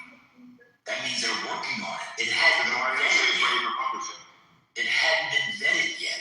It's a work. Oh my God. I'm sorry, I don't know how these things work. So if you don't have the patience to explain it, let me explain, and then you might learn. Okay. But go ahead. What's your question? I'm not going to interrupt you. So the main question I have, right, is on that piece. Okay, about that one piece right there. If there was a response within 4 minutes of posting it, one would believe that the person who's responding hadn't read it. They just disagreed and they're pushing back. I assumed incorrectly that he posted it in some area. I thought he was posting it in an area that was only accessible, where it was only accessible to faculty in the academic community. But you're saying that's two separate things. That's two separate things. There's two separate things I'm talking about. Two separate things. Okay. Let me go slowly. As an academic, as an executive, as anything, you're always going to have haters. Roland Frye could have sent an email that said my left nut hangs lower than my right nut.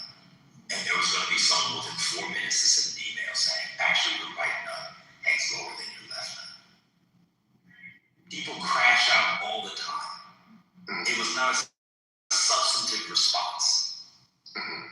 So, again, Roland Frye's career is arguably the greatest career at that point of an American economist of the last 30 years. He has haters from here to Kalamazoo to the Maldives. He could have sent out, here's a paper on Say's Law, and someone might have said that. That doesn't tell me anything, except it was one hater. No, say he got one email. It's probably someone who wants the stuff he has. But academics are very egotistical people. So do you think they're prideful people? So what I'm saying is if we take that as an academic who responded, I don't think it's a substantive response. I think it's a hateration response. It doesn't mean that person wanted to kill him. Right. That particular person did not want to kill him. How did he get about an interview with the what? I didn't understand what you just said. Yeah, the way somebody not liking words is not quite common. Okay, but here's the more salient point. The most salient point is that he was pulled into rooms by academics to say, don't publish it. It's a range. He was told not to publish it because they disagreed with the second half of the finding. The first half of the finding, because it jives with the common narrative that Black people are oppressed and the victims. That's great. No, that wasn't about oppressed, and it wasn't about being Black people being oppressed. It was that there was bias in low-level encounters. You can't do that to Black people. The way you minimize and mock Black people's historical and ongoing struggles in this country, I'm just not going to tolerate and have a conversation. Be specific. It was specifically about low-level stops. It was not about Black people. He was not debunking Black oppression. Okay.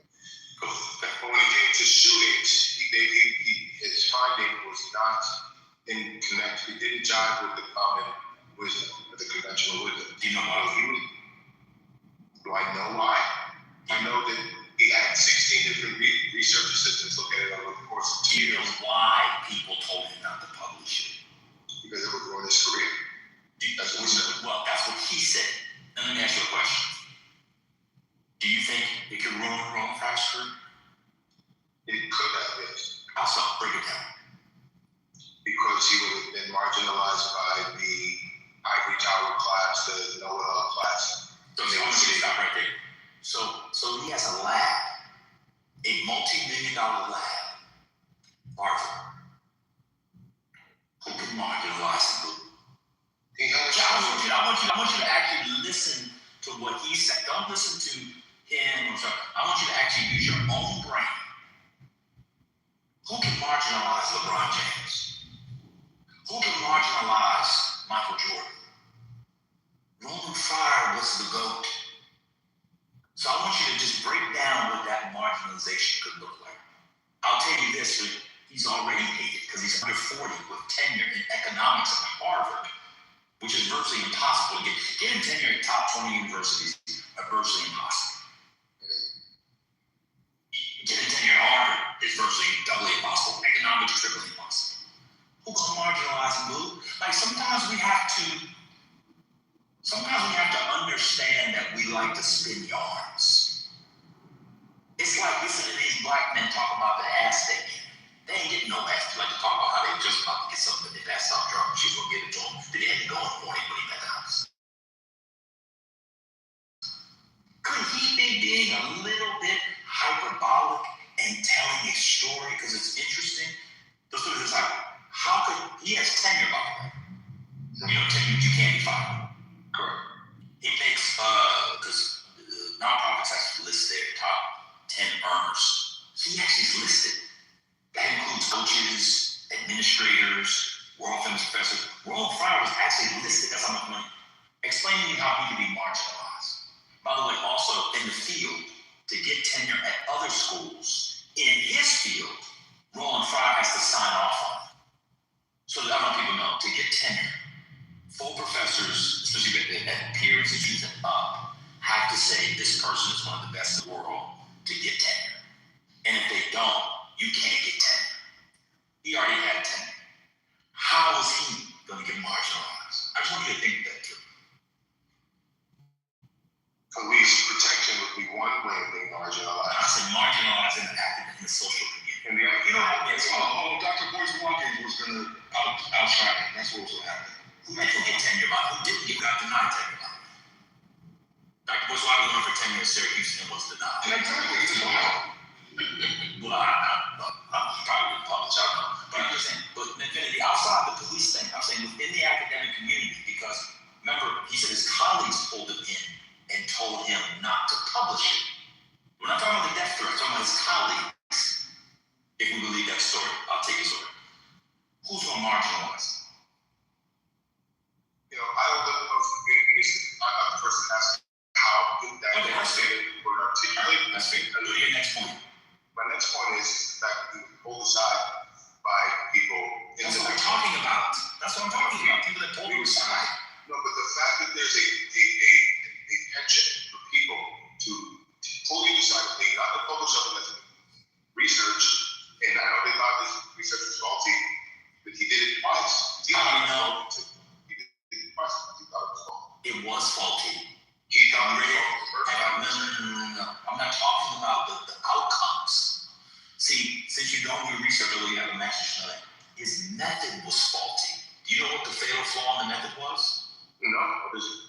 I can tell you, it's all over the internet. If you actually decide to look it up, you will see. He was looking at bias after the stocks. Listen, think about it. No.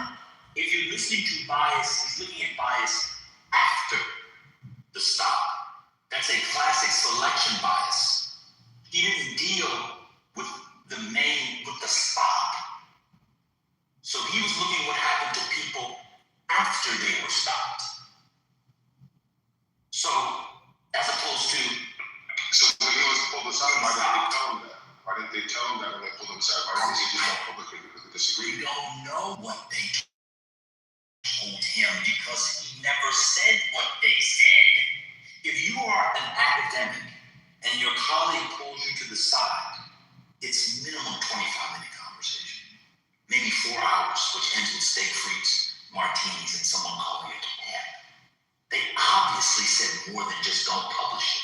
He's telling a story to a biased journalist, your phrase, a biased journalist with her own ideological biases. And that's very wise, who's openly biased, and on this issue, openly on the right. We can both agree. So, do you think his colleagues pulled him to the side and said, hey, bro, come here, man. Don't touch it. Gotta go. Got frisbee golf. Gotta go. Gotta go play golf. Gotta go do T-ball. Got tennis. He's not telling you the whole story. I'm not hearing the whole story. I'm going by what he said. And what he said was, they told him we agree with the first one, but you heard him just say it. What he said. It is amazing that you'll go by what he says, where we can't verify the stuff I say and others say in here, you take with a grain of salt, and you don't have time to verify. That's cool. All right, go ahead. I can take what he said with the grain of salt. What's the next one? My point is that this is just one example. And I believe this example exists throughout the academic community. I think there are. But you just said you don't know about the academic community. Now you're gonna tell us something that exists. Which field? This is just something I've started. Which field? Like which field? Social sciences, hard sciences, or humanities? No. The hard science, trust me. And what I'm telling you is what have you researched? I said which field? I'm saying field of the hard sciences. I didn't get a master's in philosophy. It's a hard science. Okay, that's. No, I'm talking about the biases in academia. What part of academia are you talking about? In this social field, where they're talking about which one? Social science? Social science, economics. Social sciences, okay. Economics. So, do you think economics have bias on this? Clearly, according to this example, they do. 1 second. Were they economists who pulled him to the side? He didn't say that. He just said. Exactly. Do you know who the economists at Harvard are? Noam Chomsky. Right. Noam Chomsky. It's okay to say I don't know. That was ridiculous. I'm sorry. He said MIT. Which one is the one at BU? There's another one at BU. Well, I'm sure there's thousands of teachers at BU. Anyway, you know who probably pulled him to the side? I'm gonna tell you somebody who I think pulled him to the side. I'm gonna be honest. You know what I think he's talking about? Claudine Gay. Claudine Gay, isn't she the person who was the president of Harvard? Former person. Yeah, she was the president of Harvard, but she eventually became the dean who had to suspend him because he was diddling. She was the dean of the faculty of arts and sciences. I didn't know all of that background story. All I know is that you didn't know the background story. That there was all this diddling happening and stuff like that. What I'm saying is, well, you don't know he was suspended for multiple years? Wow. Wait, you don't know about Roland Fryer being suspended for multiple years because he was trying to fuck his lab people? What? Wait a minute, hold on, 1 second. You don't know about Roland Fryer's Me2 scandal? No, I don't. Wow. But we have the bias. I love it. Well, I didn't say that. I don't know if that's bias. They don't know if that's absolute bias. You don't know about Roland Fryer. I'm gonna crash. This is fascinating. You don't know about Roland Fryer and his suspension from Harvard? How would I know that? No, I don't have one. What do you mean? It was all over the news. Bro, it was a big deal. Oh, you know this one, but not that. You know how fractured the news is. It wasn't fractured. The reason why this was in the news is because it was following up this. Like, this is his whole thing. He was Mr. Holier than thou, and then he got suspended for teaching for multiple years. You know about this? You didn't hear about the text messages with students and stuff? No, but that doesn't take away from the example that I raised. I'm just asking. You know, I don't know. I did not know about it. No. Okay, keep going. Absolutely. It's irrelevant. My point is that there exists a atmosphere in the academic community that if you do not hold the line, you will be ostracized. And I know you want me to articulate how we will be ostracized. I can't. I'm just telling you that there's pressure in the academic community for people to produce results. I hold the line. And that's a problem.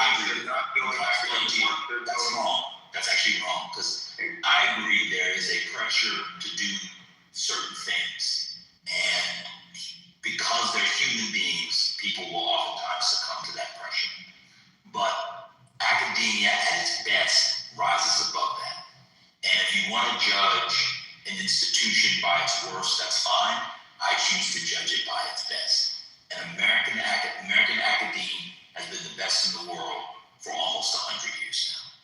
So I agree. Well, I will agree with you on that. On certain issues, you're advancing a lot. Now, a lot of times it's on stupid stuff, and it is annoying. I actually agree with that. But not in economics, in this regard. You should go and look at some of the people. My economics professor was he doing this type of research. To me, he was on social behavior. I mean, come on, man. I don't see how that. No, okay.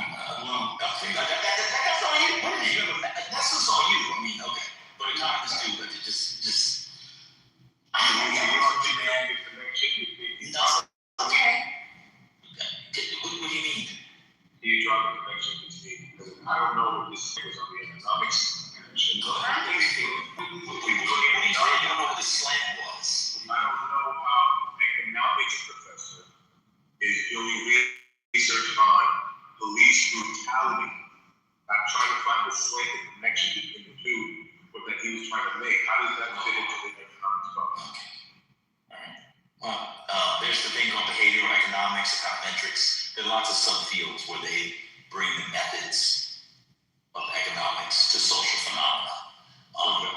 It's been that way for, the Chicago School started in the 1890s, so for about 120 years. So I'm glad I was able to catch you up today. But man, let's move to comments. But I just want to keep going. So you didn't hear about Roland Fryer's sexual scandal? Are you being serious?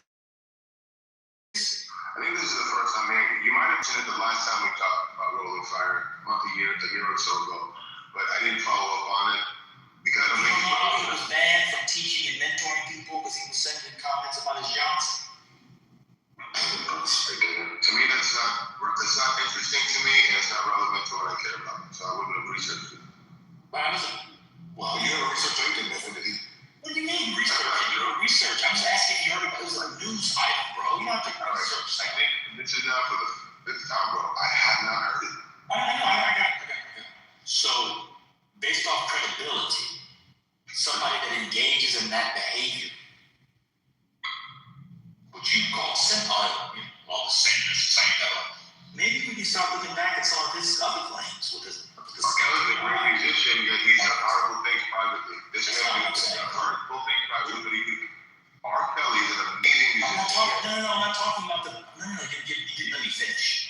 I'm talking about one's credibility as a narrator. I'm not talking about the output. So I'm not talking about the work he did.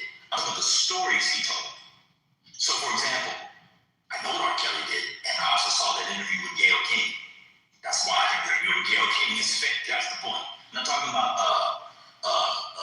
world's greatest, which I believe I can fly. That's a different discussion. I don't know, man. It's interesting to me. Something about Roland Fryer. Poorly he was treated, because you know how poorly they treated the girls in his lab when he was trying to put his Johnson down the throat. That's despicable behavior that you need to do. This man, he's been defined. I'm trying to take the top. Because Roland Fryer was treated a certain way, and because of his findings that Negroes are not oppressed, they pushed him to the side. 5 minutes later, did you know he was trying to get that tickle tonsils? And he couldn't teach or mentor for multiple years. Well, those things aren't germane because R. Kelly created some great stuff. Absolutely not germane. They're germane to his credibility as a storyteller. Okay.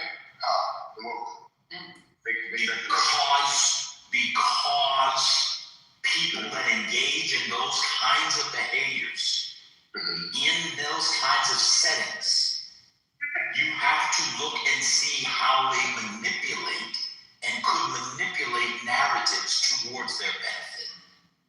Which is why if R. Kelly tells me a story, I'm not going to believe it. Might be the bot. Roland Fryer is not a friend of the right. Why would he manipulate a story to benefit a right-wing narrative? For what purpose? I'm not talking about the output of the paper.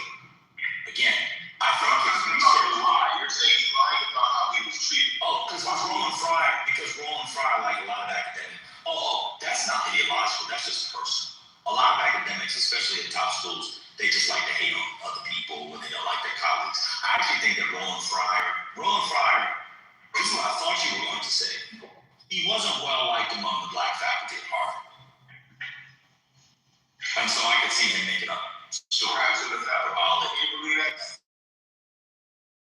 Even black people. It's not crabs in a barrel because they all have tenure. It's not crabs in a barrel. It's a different thing. It's not crabs in a barrel. No, they didn't like each other. It's outside of the work. They just don't like each other personally, man. It's not like, for you earlier said it was about pride and ego. You said I'm talking about the individuals there. They just don't like each other. You know that you could agree with somebody on politics and not like the person. Of course, I know that. That's what I'm saying. It wasn't about crabs in the barrel there. They just didn't like it. But you said it was about pride. Oh my God,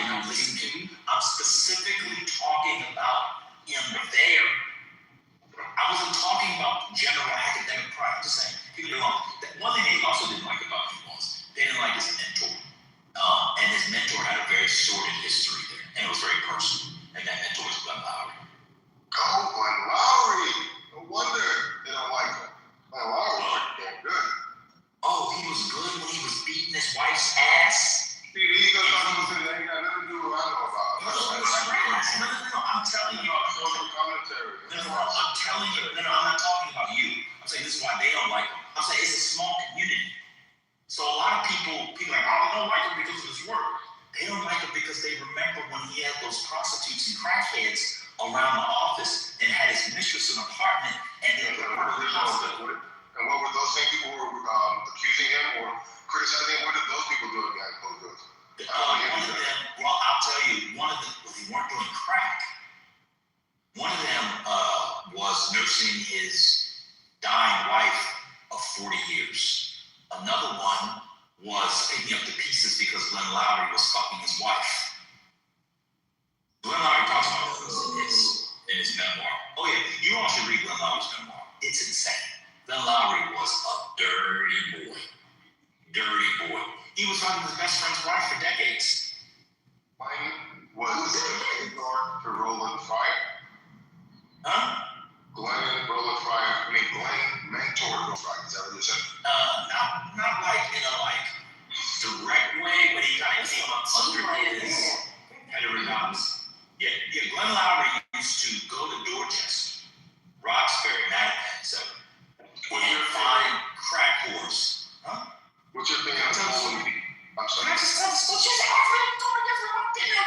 That's how disrespectful you are. She just asked, oh, not some tea. I'm giving her some tea, and let me tell the story, my opinion on Coleman Hughes. You're actually not listening to respond to it. You're just listening to get me on recording. What's your question, Anthony? What you say is interesting, but it's not so interesting now. I'm sorry, my question. Then why ask me a question and then not listen to the answer? I was trying to ask you about Coleman Hughes. You wanted to get the tea. So, but I was in the middle of speaking. I'm sorry. That's why I said. Go ahead. So what's your question? Coleman Hughes, who had something to say about race and politics. He has had interviews with both Glenn Lowry and Roland Fryer. I'm just curious how you regard Coleman Hughes. I think Coleman Hughes was pushed too soon and ruined his career. Next. Back to Glenn Lowry, please. I think he's a very undercooked thinker who is intelligent but not great enough and ends up getting pseudo. Other questions? Thomas Sowell. I don't know enough about economics or Thomas Sowell. I don't know enough about him, but I think he's a blessed old Negro who almost is 100 years. God bless him. I think I may have been in a room with him one time, but I can't remember because he's so old. Like, if you were in a room with him like 20 years ago, he was still like in his mid-70s as how old he is. But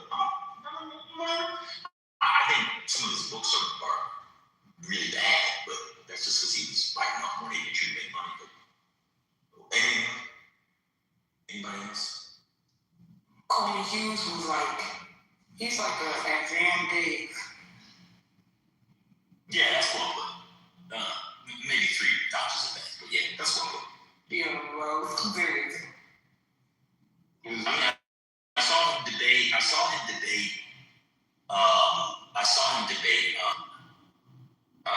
Jamel Bowie once, and it was about like color blindness, and he tried to argue that abolition is blind. It was so embarrassing. It was really embarrassing. Yeah, it was really embarrassing. And he did that thing where he like took a quote from it, and the quote he didn't read the rest of the speech, and the rest of the speech was all not colorblind. It was like, Infinity took off running. What? I thought he was in the middle of an interview. Wait, did you Infinity said he have a master? Oh my god. So just next name change, make it Open University.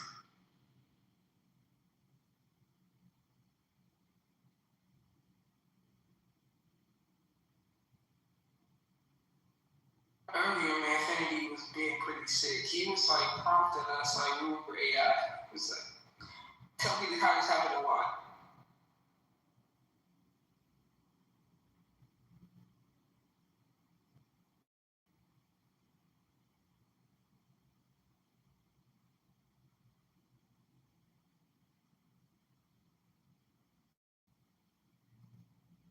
He didn't want to get that T on that recording. You should have told me the T on that recording.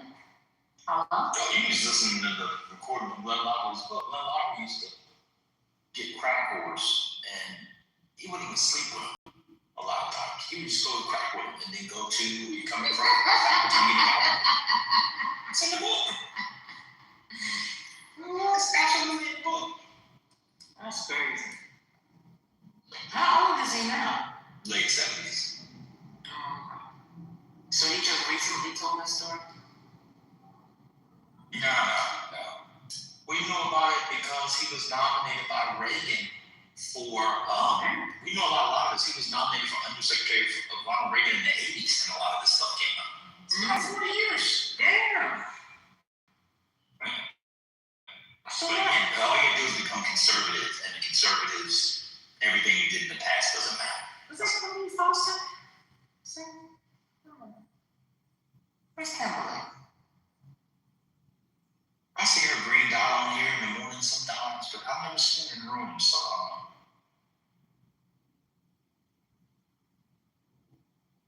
Kimberly, where are you? Come on a minute. Anyway. Man, y'all had a day today, huh? I don't know where it is near. She's not answering my messages. Oh. Maybe Rania has got your numbers. No.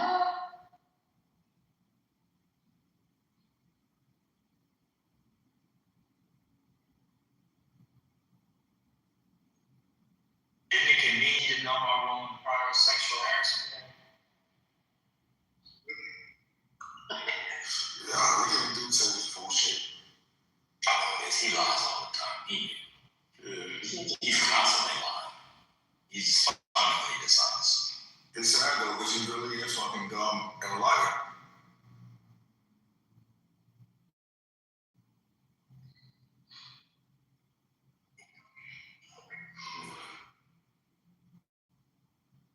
I'm sorry, the idea, I don't believe that he believes an economist sent anonymous death threats and we're going to kill another economist over a working paper. Nobody believes it. Paper, nigga. Paper.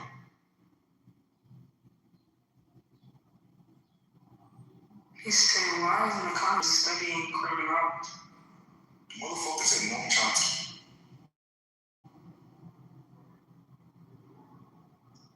Yeah, I gotta stop. And be you. Yeah. I don't know. I believe that he is as smart as he portrayed in these conversations, that he's as knowledgeable as he portrays in this conversation. I think if he's showing on anything, it's obvious in the moment, and it's not something that they have to wonder about. I just don't believe he's intellectually curious. I don't think he's looked up enough. Has he read anything on Roland Fryer? Absolutely not. But he heard podcasts, and that's how he gets most of his information. So he didn't hear about the scandal because he didn't listen to anything that talks about this. Maybe that's why he can't listen to people when they tell him facts. That's his version of like data source literacy, media literacy, because he only takes the information audibly. So if we tell him something, he can't take it to be true because all he does is hear it. I disagree with y'all. I think he knew. He lives there. Exactly. He lives there. Oh, I think he was lying. That was massive. Okay. That was massive news in Boston. That would be right now. Okay. Yeah, I'll give you that. If he lives there. It's like, I think it's because you said it before. Here, I believe you have said that. It's ringing a bell. Okay, I didn't know he lives there. Okay, yeah. So, yeah, he's lying on that one. If he knows about the person. But the other stuff, ask him next week. Again, I know you'll remember this because of just the way you're dealing with it. Ask him next week about Serbia and Yugoslavia. I guarantee he won't remember. Well, I don't guarantee it.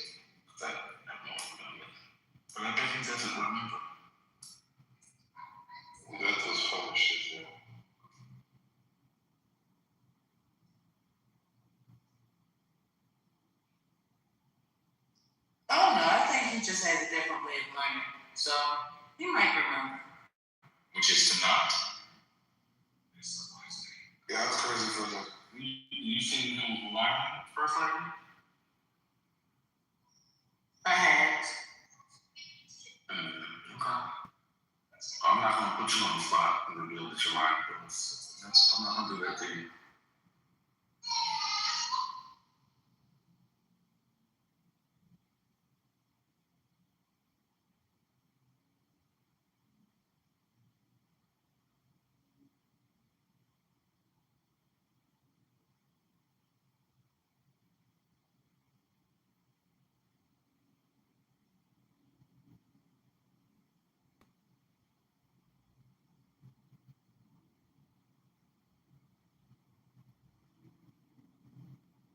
Man, y'all had a day today.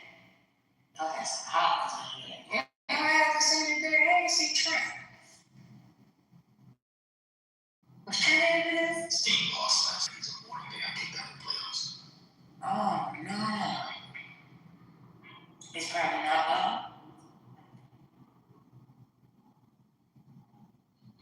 What team is that? The Lakers? The Rockets. The Lakers beat the Rockets last night. They crushed them too. They won the series 4 games to 2. Oh my goodness. He thought the Rockets was going to do something? Well, it was 3-0, and then the Rockets won the next 2. And there was a thing that was like, oh, if the Rockets win game 6, they might come back and do the 3-0. Yeah. They got crushed last night. They got lost by 20. God. They wouldn't even do the game. We got game 7 on now. So you think, what, game 7?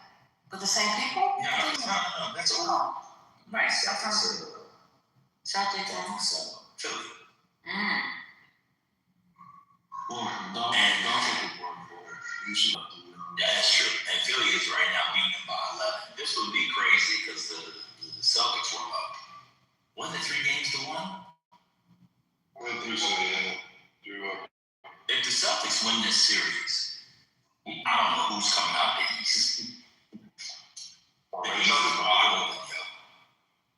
That's all right. It's because Jason Tatum just came back. They give him a chance. Wait a minute. You just came up there. What do you mean give them a chance? They were up 3 games to 1. You got a burner, don't you? How many?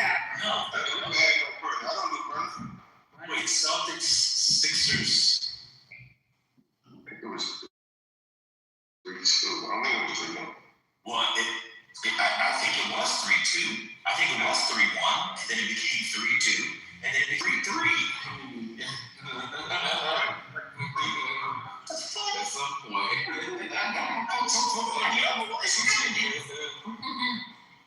It was 2.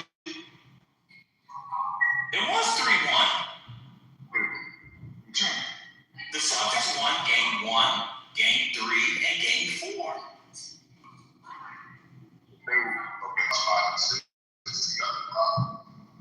The score. Come on. I'll tell you what you're saying about the Celtics.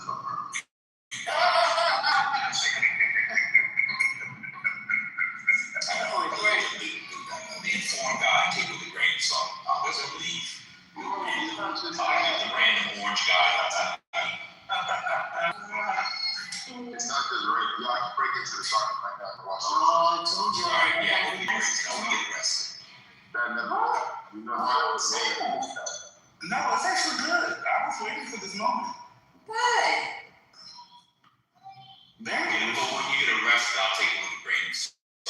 I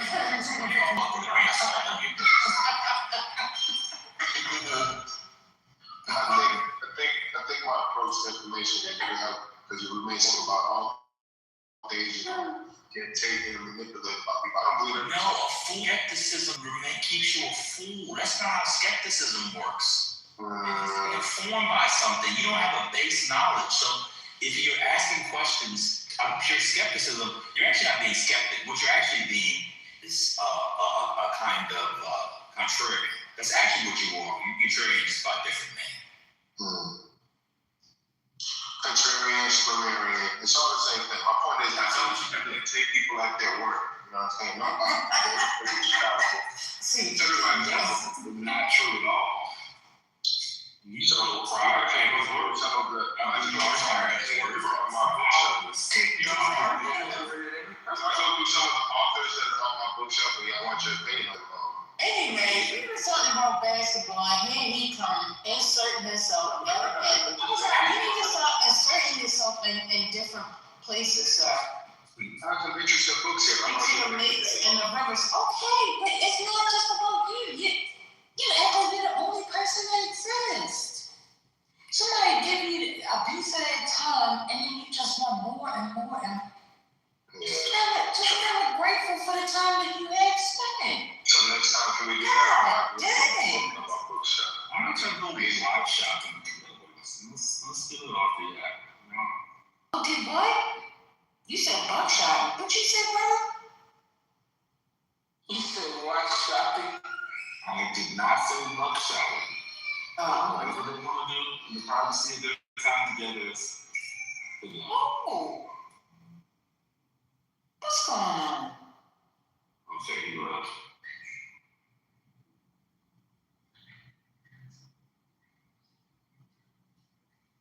Well, you know how to get in on it.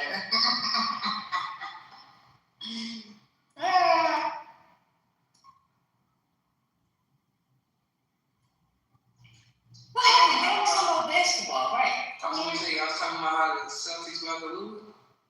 Yeah. Also, I'm sorry, my condolences, Eagle. Yeah, it's fine.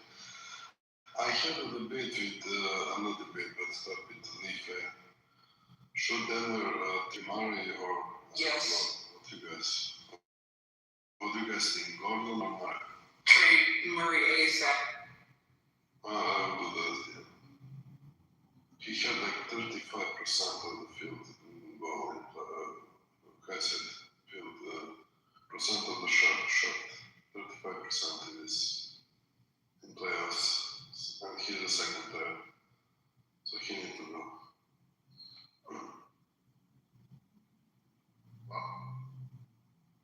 Hello? Hello? Yo, what up, Ben? You there? Yeah, what's up? I don't know, the room is quiet. I'm trying to fill the silence with something. Just came into the room and said hello. We're talking You know, nobody's talking about. I mean, talking about basketball. You know what you want to say? I mean, you also just told an untruth about Tatum in this series. Like, you're the untruth guy, respectfully. I would like to go through these books with you now. I would love You to just see said that Tatum just came back. He came back at the end of the season, so He was here the whole series until this game. Yeah, the whole series. My point is, he came back at the end of the season, so he's still recuperating, even though he's back. They were 3-1. Yeah, but you know, they underestimated their opponent. That happens all the time. It's cool. It's all get through this. Hi, seriously. He said that now. Hello, First Lady. How are you? Who's that? What in the world? Hi, everybody. Thank you, Cersei. How you doing? I'm chilling. How are you? Oh, your voice sounds different today than yesterday. I didn't even recognize you. But you remember. I do remember, because what is that term? You accosted. Good. I hope you're traumatized. I was traumatized. You know, I went to Home Depot today, and there was this man who dressed up as a woman trying to get me to get some program. Oh, no. Why do these great things always happen to you, sir? I was with an 8-year-old little boy. I had to explain to the little boy as we walked away. I said, that's a man pretending to be a woman. Don't be confused. The little boy got experience. His grandfather looks the same way. That boy was confused. We was looking at this man. He's trying to sell us some kind of home product. And I said, First Lady, brother. First Lady, do you remember yesterday when you gave great guidance to Infinity about the things he should say or not say? Yep. And do you remember everything about it? Do you remember me not saying I already know his question? Mm-hmm. It's super predictable. Yeah. Yeah, because you've heard not even original. You read with the chat. You're not that smart. you didn't write anything in the chat. I did write in the chat. I said that's not a woman. You didn't write in the chat. Please, you read it, which is why you said that. I'm referring to the other person. I said that person is not a man. I said that person is not a woman. I didn't say no names, and you responded to it because it acknowledged it out. Oh, is that so? Wait a minute. So you don't think that somebody is? Yeah, it's his attempt to strip me of my femininity because he was super pressed yesterday. But that's okay. This is how trauma works. Today you sound a lot more feminine. I don't really care about your determinations on how I sound, Infinity. Do we want to talk about how people sound? You sound stupid. I know I sound stupid, but I'm not stupid. But you are, though. You don't know me from a hole in the wall, so I was. Oh, you don't know me from a hole in the wall. I do. I can tell you what you sound like. Oh. Well, I can tell you what you sound like. You see how that works? I sound stupid, but I'm not stupid. But you are, though. But you don't know me, so you can't say that. Just like I can't say for sure you're a man, even though you sound like one. Okay, cool. Anyway. Do you ride a motorcycle? Do you ride a motorcycle, man, Finley? Not with those guys. You don't ride a motorcycle? I've done that many times in my life. Nah, you don't ride a bike like this. So.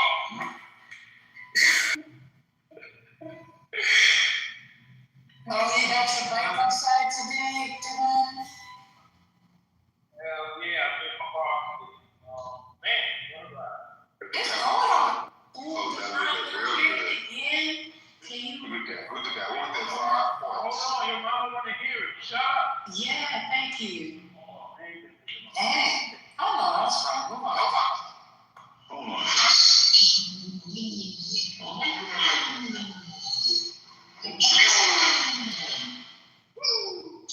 Yes. He brought it up for you. I like it. Are you sitting on the back of the motorcycle? Who's riding you? I'm not in the right part now. What's wrong with you, brother? You get on the back. You get on the back. So I already got a man riding something. See, this is what I'm talking about. You always go there. You was Talking about stuff. That's not good. No, why do you joke about stuff like that? Anyway, because you want to insert yourself. You just want to be on the clip. The conversation was between your mama and Devon. And you still want to insert yourself. Why? Because you don't listen. You think everything is about you.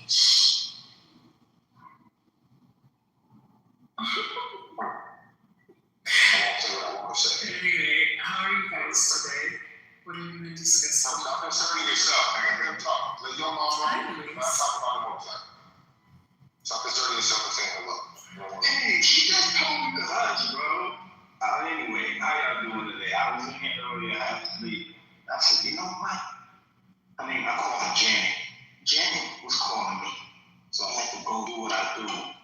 Oh man, what a ride. Nice day. It's not too cold. This is the perfect weather, personally. Perfect weather. It's not too hot, it's not too cold. It's good for the planet. Okay. You put your leathers on, because in the middle of the summer, it's too hot. Too hot for all. Yeah.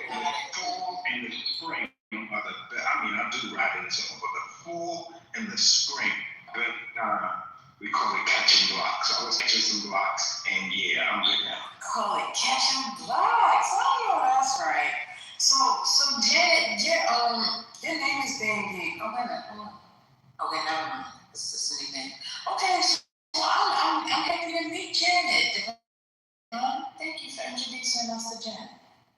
My PTR, Jackson Nasty. Oh, no. You keep changing. You have to motorcycle Janet Jackson.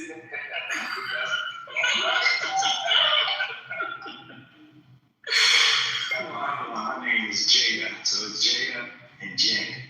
It's my two, I'll say, dogs, because my two unstable creatures. I don't want to say viewer. Oh my gosh. That's cute. Your mama, did you get a chance to finish talking to Devon?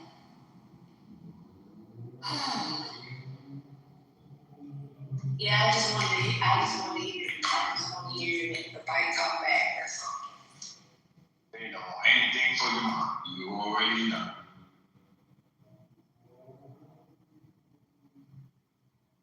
You know this girl, you know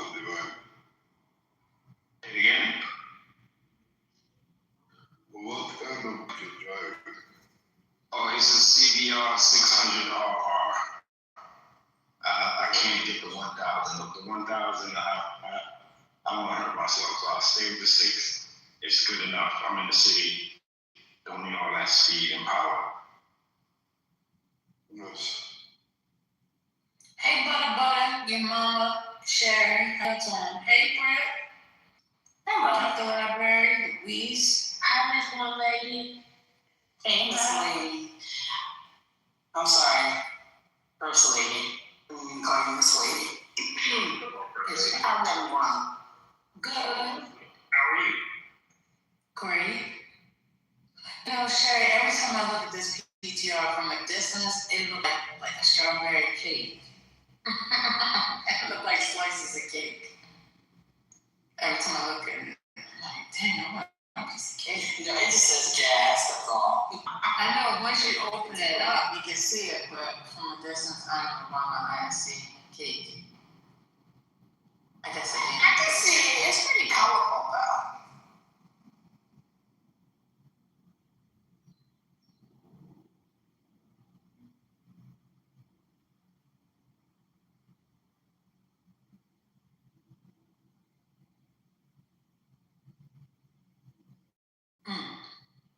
Who's green? Okay. How many more minutes left in that game? Just joking, birthday. Just joking. Oh, you didn't eat? No, when you said cheesecake or strawberry, I don't see cake, but I'm teasing you calling you greedy. I should have said foodie. That's what they call it. All right. Yeah, I know. Foodies. I'm drinking soup right now. I thought you heard me slurping it up. I was like, oh, I didn't press mute quick enough. Yeah. Okay, enjoy your soup.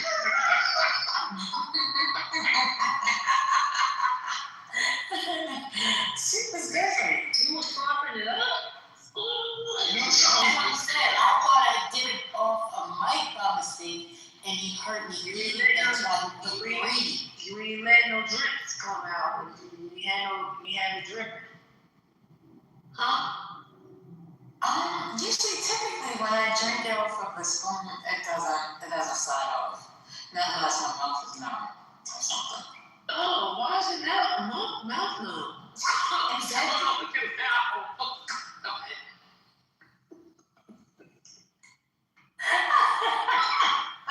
I'm just saying. That's the only reason why it would be slipping off, thing that it is, but you know what I mean? Like, what? This conversation is going nowhere. So what else is going on? Oh, Mike P, are you judging?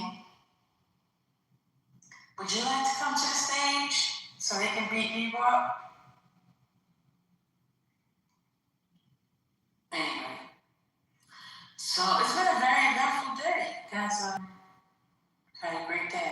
I missed all the good excitement. What was Totem Pole talking about? So was he on his side? Was he not on his side? What was the deal? Nobody knows. Yes, for you and talking about Megan Thee Stallion. What I gathered was do not take any tax advice from protocol. That's what I agree. But he said he was done with Trump. He said he was done. Okay, so he said he was done, but then I heard him defend it. He was vacillating. Okay. He went back, and then somebody would ask him again, and he said, "No, I'm done." But then he could not defend him. It was kind of cultish, you know. He's still holding on. He keep holding on. He's holding on because he can't let go. I keep holding on. Yes.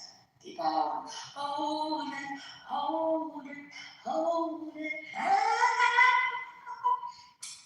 And with holding, he want to hold on. He don't want to let it go, even though it's hurting. But he said he made some good money during tax time. Okay. He made $1,900. I mean, that's the number I heard, and I was like, okay. $1,900? I thought you was something like $12,000, baby. In the taxes, without the bank jobs. But are you sure? Are you saying 100 or 19,000? $1,900. That's what I heard. Bread. Where's bread? Confirmed. Bread. Confirmed. Yeah, he said 1900. I said no ma'am. No ma'am. Ladies. And I further confirmed I said confirmed because somebody put in the chat that I think it was Maya that he sold his for the same such $1,900. That was 1900. So wow. I wonder how much he's been paying in gas. Didn't he say he was paying $3,000? And so he's adding up his expenses. And so yeah, like it was seeming like it's impacted. It seems like it's impacted now. Wow. Yeah, I only know this because I remember he said my expenses were from $2,200 a week to $3,900. He said that's a difference of $7. God darn! Yeah, and that's what 1900. Yeah, that's what he said. That's what he said. No way. Y'all gotta pray for him. My.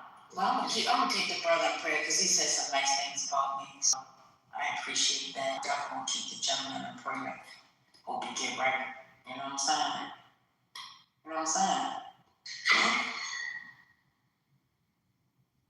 I gotta pray for the brothers. That's what I do. Keep them in prayer.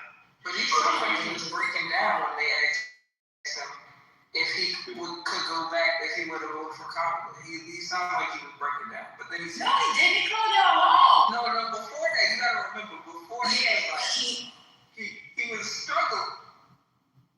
I mean, he called both Palestine a whore, and he loves whores, and he would prefer a whore to an insult. So he would prefer Kamala to Trump, and then he also said he would prefer Kamala to Megan Thee Stallion. It was like crazy. Yeah, man.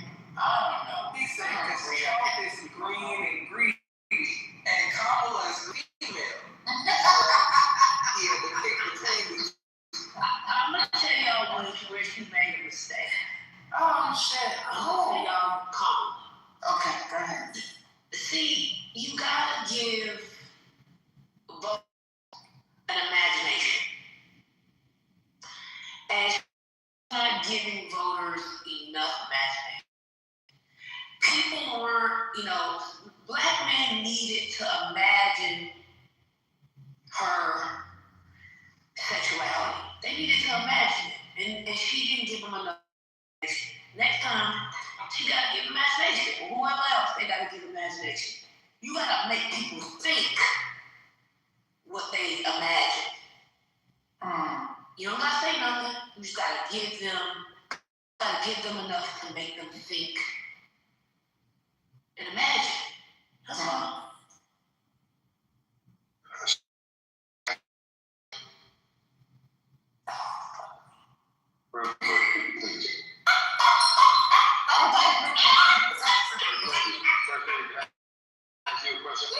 Wait, did you say fuck him? I mean, you say fuck him. No, she said fuck him. No, I'm asking First Lady. Hold on, First Lady, you can't say whispering that off mic. Like, that's worse than the soup. What's going on, First Lady? What's going on? That's worse than the what? The soup. Let the soup drip. What are you talking about? I was trying to see. I'm worse than whispering fuck me off mic. Worse. Okay, well, thank you. Yeah. Well, thank you for pointing it out. Thank you, I appreciate it. Thank you for uncovering it even more. I appreciate that. Excuse me, First Lady, I like that. Get more damage. Go ahead. But it's okay. This is a question that's not working for me long. Okay, in the middle of dating, if she texts a man, it takes him a day to respond. She says she's never talking to him again.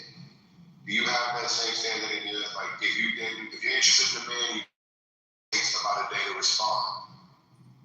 Will you even why would you let him, How long have we been dating?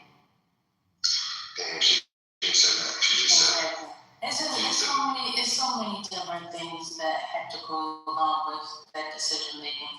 I don't make decisions off the fly. Get your chance. answer. Because I don't operate like that. Everything that I do She was has to talking make about it in the sense. context of modern dating. She said modern dating. Exactly, and there is the problem. People think that this is the solution for everything, but not everybody's situation is the same. How that person arrived at that decision is based off of the events that happened that led up to that. If you aren't dating someone and you haven't, been, physical with them, it's real easy to break things off. If I'm just talking to somebody and getting to know them and you just disappear and you're not texting back, okay, fine. And I'm not gonna push the issue, whatever. If you come back and you say, hey, listen, I was in the hospital or something, and you got proof, okay, then maybe we can talk again. Yeah, proof. Where's the receipt? Where's your hospital? That's the question. Where's your hospital? Bracelet. That's all you need. All you need is a bracelet. That's all you need. That's if in fact the person is giving me reason not to trust them. Again, there's so many different factors that we just don't know here.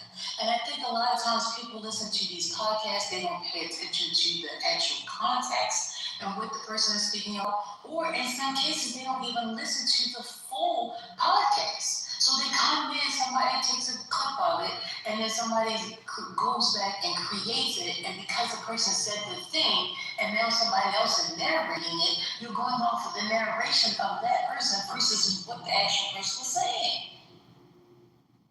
So if you don't have all the details, then I wouldn't use that as a formula. Go ahead. But is it possible to be really, like if you really like somebody, really, and just be engulfed with life and forget to respond to people? Honestly, like I could really like somebody and just be so engulfed with whatever my life is presenting at the moment, I'll just forget to respond.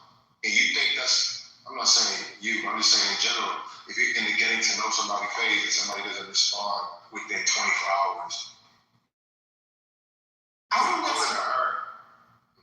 Well, I think here, and you also have to think about Nina is older. Mia, not Nina. Mia is older. But wait a minute. He's asking specifically about himself. So you're saying that, sometimes you don't respond right away. Correct. I'm doing that. So, and in those times that you're not responding, is it because you're going through something personally where you just don't want to have a conversation? Yes, caring for a sick family member, and like the woman, you remember that room you heard me talking about, the other room that one day early in the morning? That situation still exists, and that I figured by now she would have reached out. She had not reached out, and she knew what I was dealing with, and I think she don't like the fact of responding, and I think it's pretty foul if you would like somebody off. You see, okay, so wait a minute. How is it that you are able to do what works for you, but somebody else isn't able to do what works for them?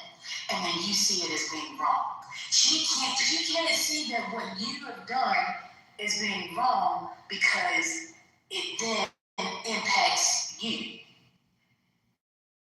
And we have multiple where I kept a smile on her face the entire time. It doesn't matter. You wanted the devils in the details in this situation. You're going too far. I don't need to know all that. I'm just asking, I need you to, again, stop looking outward and begin to look inward. You're asking why somebody else doesn't do something that hurts them, but you can't do the same. You're not willing to look at how it hurts them, and then instead you're just focusing on the fact, oh, she's just wrong for that. No. Because if that's something that she needs, and she knows that you can't give it to her, and trying to make you change, she's okay. She's accepting you for who you are, and work for her. Got it. That's it. Got it. What I'm saying is, it's just that it made it seem like she's not talking to me because I was so responded, when in reality it's because I think it was something else, but she's not being honest about it. See, again, people have to begin to take people at what they say, regardless whether it's is for not, that's the truth that they have chose to provide you with. That's it. That's all. You're sitting there trying to make it into something else. You driving and wasting energy on something that don't even need to be wasted on. Thinking about her, just as Neil Long said that, it brought it back to mind. I ain't even thinking about this guy no more, but she was an amazing, but a great chemistry. Such a storyteller. And then is an unreliable narrator. Sherry Unreliable narrator. Sherry Shepherd, what you talking about? You are, and don't call me that, We see you. What are you saying, Sherry? What did I do wrong? Why you well, you know what? I'm going to be honest. Yeah. I mean, if she didn't call you that, she didn't call you that. Move on. I moved on. They just came to mind because You're talking about it. Because Nia made a statement that they brought it back to my mind 3 months later. Just fantasizing about it, girl. Well, you know what makes me think? Let me tell you what I heard you say that makes me that you still care. You put the block on her and said, I think she's wrong for having a problem with me not responding. That's why I'm saying what I'm saying. I don't know about why Sherry is saying what she's saying, but I'm saying that because of what you said on your No, like you said, I'm gonna keep my eyes on myself. I'm the one who was wrong by early on when she told me to F her like a porn star. I hit her back with Jesus and Bible talk. And once that happened, she was done with me. Well, that creepy, it was the Jesus like a Bible. I did. This is just you need to go on top about it because, like I said, F her like a porn star. And when I said, so what Bible verse do you read? Things could be happy, she didn't text you back. Like the hell? That's right. The problem is that we had a great partnership connection outside. Wait. Can I just say something? I need a poll of some of the young men in this space. If a girl you were interested in, who you were attracted to, right, asked you one day to fuck her like a porn star, would you respond to that by throwing Bible verses at her? Or would you be telling her, I'm on my way and sending me ETA? I need a fire emoji for the I'm on my way, and I need that gun emoji for the Bible verses. I need to see something right now. Yeah, we need a poll. Yeah, but you dealing with Can I take the poll? most of the world is balling. Yes, your poll. Please take the poll. I'm not balling. Well, wait a minute. Let's not finish him because he doesn't want to have sex before marriage. Okay? I said he's a wait a minute. There's a such thing as a born again version. That's me. And I respect that. Okay? Now listen, I don't know how true it is, but that is the persona he wants us to go along with. So some kind of way in conversation, this lady felt comfortable enough to say that she wants you to act her like a porn star. Can I give you a context? Wait a minute. All I'm saying is she felt comfortable enough to say that. Now, my question to you, and I don't need you to respond, but I want you to think about, is there any way possible that you may have said something that even opened that door in her mind to think such, that it was okay, and that, okay, so if that's a no, right, you didn't do that, then that's not the girl for you anyway. That's true, but that's the problem. But here's the problem. She was telling me through those conversations that she's ready to have this person. She wants to go on this spiritual journey with me. So she was talking about she's not there yet, but she wants to get there. And whenever I said waiting until marriage is the way to go, she was like, that's going to be hard for me to.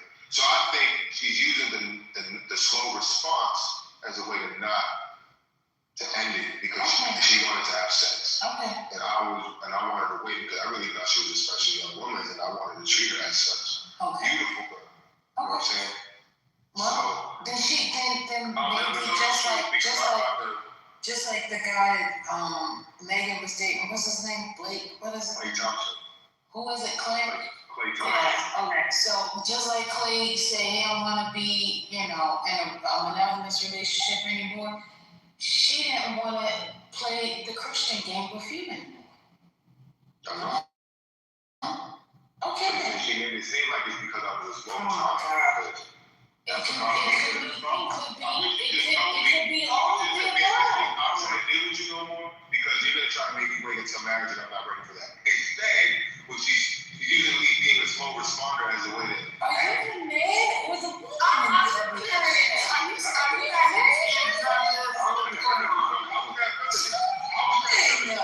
How was that finished? Can I ask a question real quick? Please no. I don't know.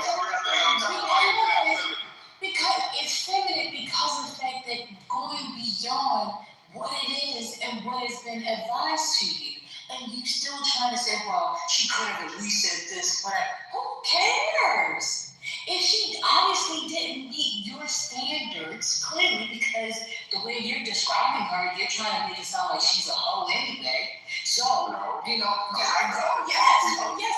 You see the chat he is putting in the chat? Wait, you see the way, whatever you said, Mike P is saying, well, these are the same ladies that listen to Megan Thee Stallion.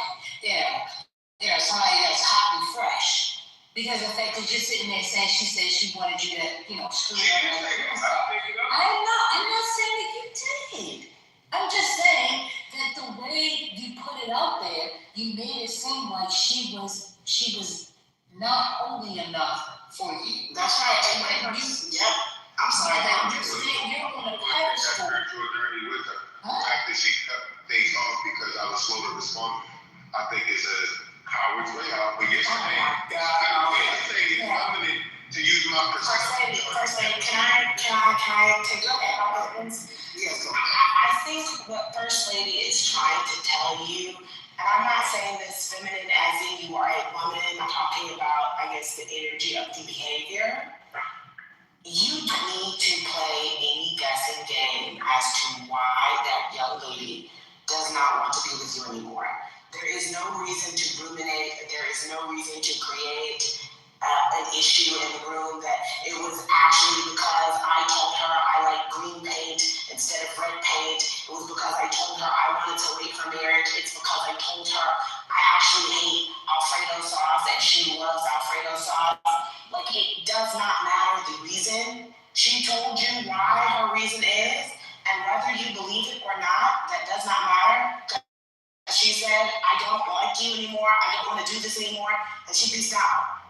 The fact that you are sitting with this in this particular manner and saying that actually the real reason is something else, and and she was just honest about it, I'm wondering, do you feel like you were at fault here? Because there is something here that keeps you in this space of but it's actually this, when it was just, the girl said it was X, just take her for saying what she said. Don't sit up here and create new issues. It really wasn't what she said, it was this other underlying thing. What was wrong with doing that? Why is that wrong? What difference? What purpose is that serve? That's not manipulative. That didn't manipulate anything. Whether it was manipulative or not, you don't have to deal with it. I know. This That's right.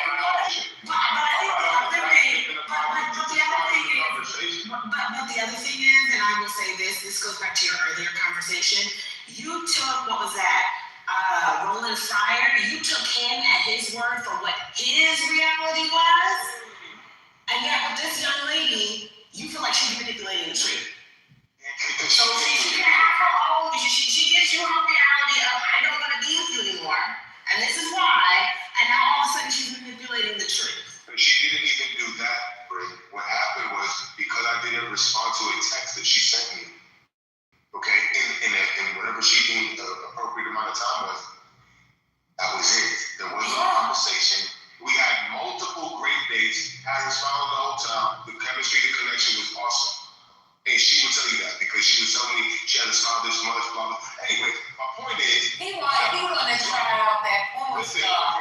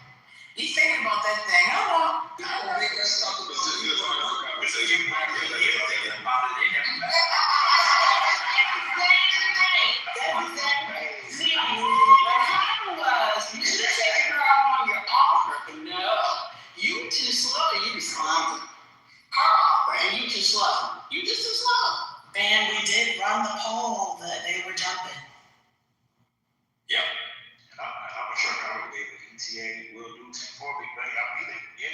There you go. There you go.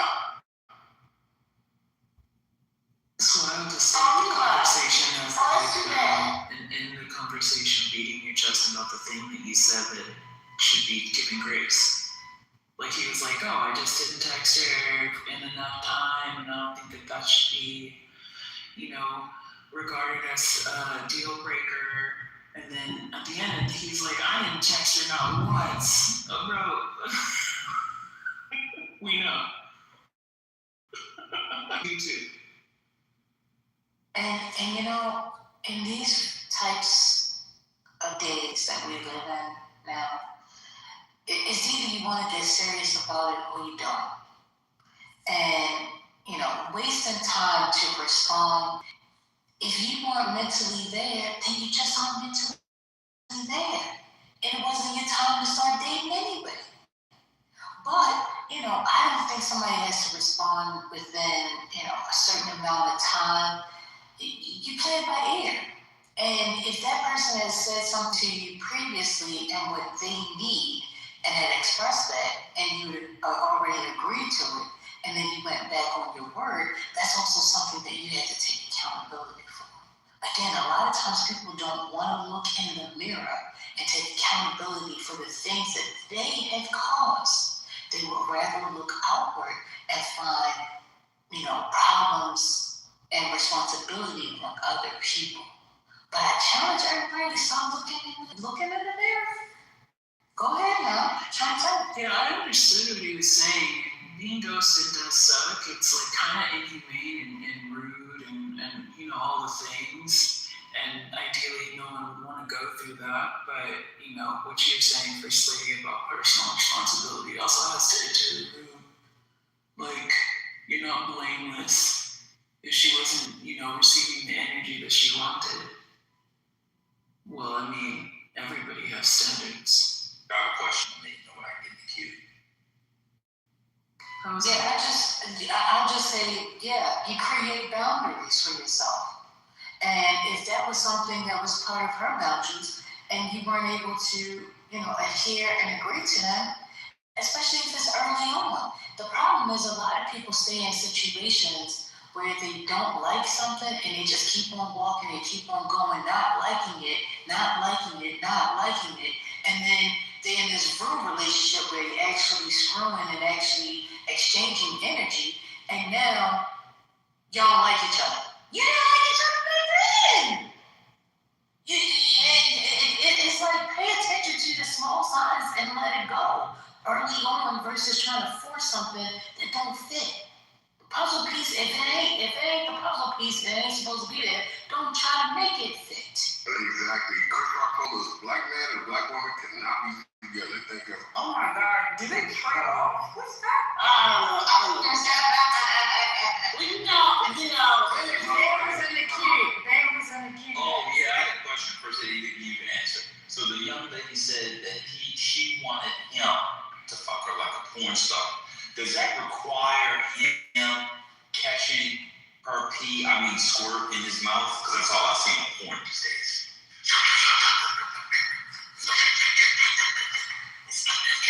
The sound effects are crazy. Sound effects are like a porn star, it's not great then. You guys are done.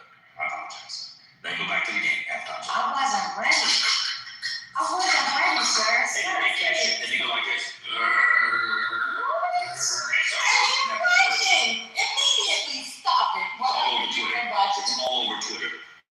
Are you serious? Y'all need to put Twitter down. That's on Twitter? Oh no, I'm gonna need you some shit. You're glitching out at this point. Who's next? I'm sorry I cut you off. Who's next? Please take the mic. Please. Who's gonna talk? Say something, damn it. Hello? Nobody's saying anything. Lock it down. Get with her. So she don't have to worry about you responding to her text. You see when you get home. I don't know. Seriously. There's no chance of that. Yours is so long. All that just sounded like they were compiling issues already, and she had given him chance after chance. And then that day he did text back, that was her 13th reason, and she blocked him on everything. That's probably what it is. It's exactly what it is. And we are long. I'm a certain age. And I don't have time for it. I don't have to deal with it. So if you don't want to text me back in a 24-hour period, bye. The question I did have is that did him not shortly after the offer was made and him responding with Bible verses? I was wondering how close in between those two situations happened. That's all I wanted to ask what he's doing. No. So, from the way he told the story, it sounded like it had been a while after, because he said she agreed to it and they went on dates and had a good time. That was the storyline, remember? Yeah, and he made her smile. Yep. He kept saying that. I'm like, don't know why I see. Yeah. And I made her smile. Was that a nervous smile? I don't know.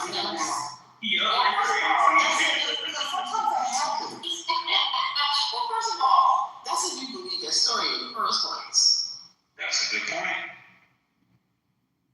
I mean, we're all taking it with a grain of salt until we finish our research. We will then, be able to form an informed opinion. Well, that's why you have to watch 1 or 2 YouTube videos. It just seems it would be like really frustrating to be with a person that doesn't understand basic facts and will disprove everything that you say based on a whim. So I just don't, I'd imagine her smiling because she's like, there's no way that I'm really here. But I don't, I'm lost. Yeah, I think it has a lot to do with, he knows it was wrong. He knew that he had pissed her off. He knew it. He said, I got family and I got this. He started making excuses. I told him last night, guys, stop making excuses for the things that you did and take accountability. See, he gives you an excuse and then you're supposed to accept whatever excuse he gives. And if you don't, then you're the wrong one. Because I had a legitimate excuse. As if my feelings don't matter. Put your feelings to the side. Fuck your feelings. I don't care about your feelings. I need you to worry about mine. And that's the thing that he doesn't understand. Well, that's because he's 8. That's why. He's who? He's 8 years old. That's why. He may look like an adult and appear like him. But deep down inside, he's not. He's a child. He is a man-child, is what he is. Let's call this for what it is.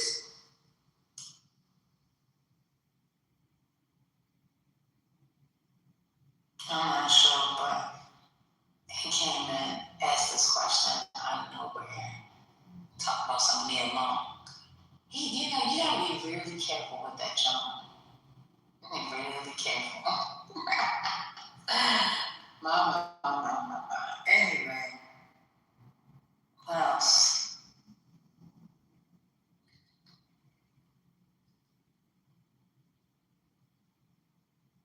Please tell me.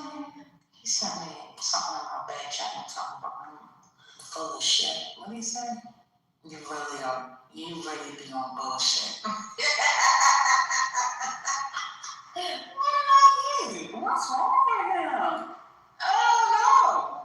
I didn't say no to him, man. I don't know what's going on. It's bullshit. That's crazy. Say nothing. I don't do anything. Anyway. Oh my God, it's 9 o'clock. Today my back really fast.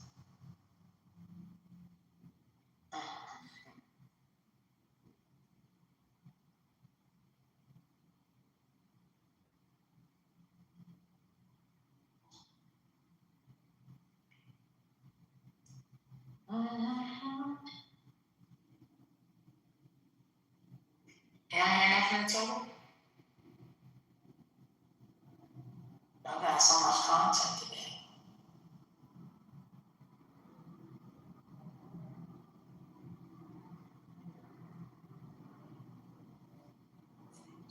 The Celtics are in the game 7. Miami England lives. They got 3 white men on the floor. They're not going to win this game. You don't think so? No. You don't think the white man can pull it up? No, not 3 white men. Derek White. That ain't gonna work. I used to love Celtics. Mind you, 2 of the white boys got money. Oh. Not the mullet. Oh, I thought it was the mullet. Like first mullet. So I'm like, when? No, mullet. When did that come back? Oh, they've been wearing that. They've been wearing that now, Sherry, for a couple years now. Oh my. Yeah, they like that mullet thing. Yeah, fuck. Okay. They don't make Joe Dirt to Joe. I think it's the weirdest looking thing. Well, did they look like Christy McNichols? When she had her, that and day. And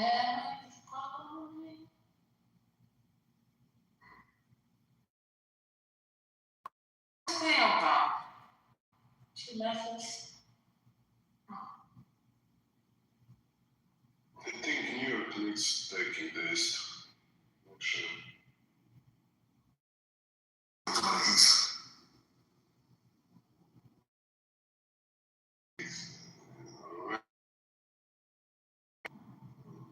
Think of Columbus to start. Lifetime makes. So, We'll see. The Knicks will surprise you with the inconsistency. You know what I mean? Like the other night, they killed Atlanta with almost 60 points. They'll fuck around, come over to play first game round 2. They'll get blown out. The Knicks are just too, I don't know.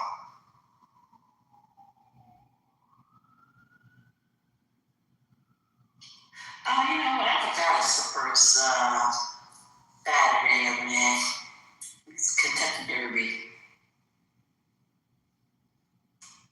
yeah, this is the horse race. So. Yes, the horse race is a tradition. It kicks off the Triple Crown.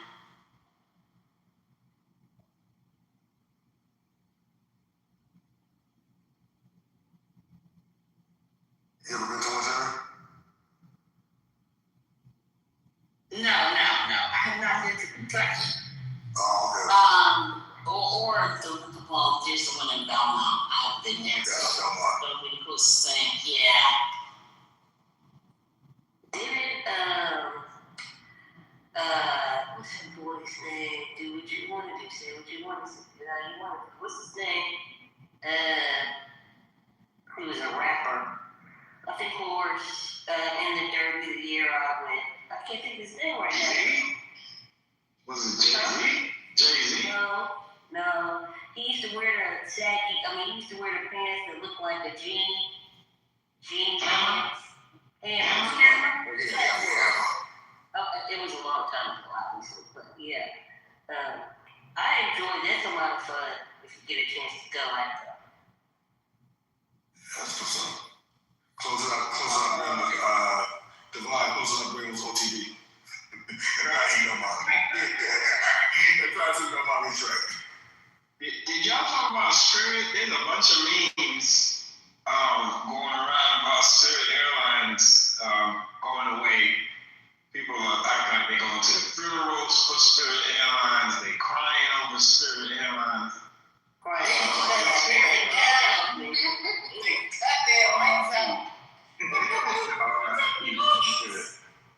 Yeah, that was everybody.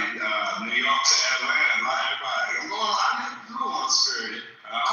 That's nasty, but it is nasty. I have to check on Brian. I got to check on Brian. I cried.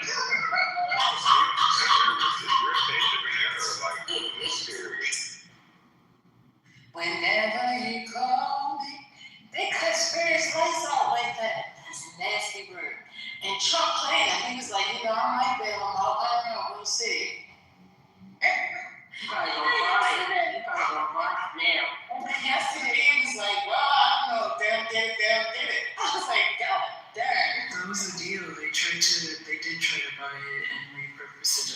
America for line, and Spirit said no.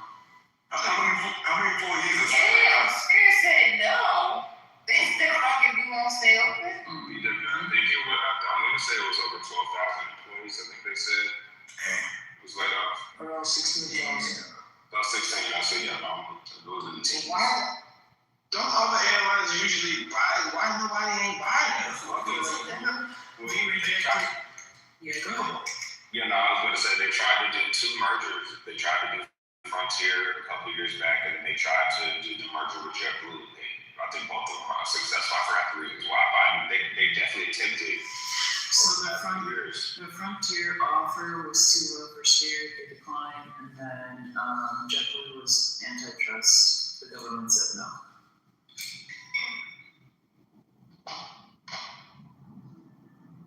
Yeah, because they were already kind of on. What's the question? Yeah, no, I know they were already fixed. Like the war obviously the war was icing on the cake with the rising fuel costs, but yeah, the mergers were definitely attempts for them to salvage the business before it got to this point. So, but you know, I guess was it Frontier is going to be the new premier low-cost airline?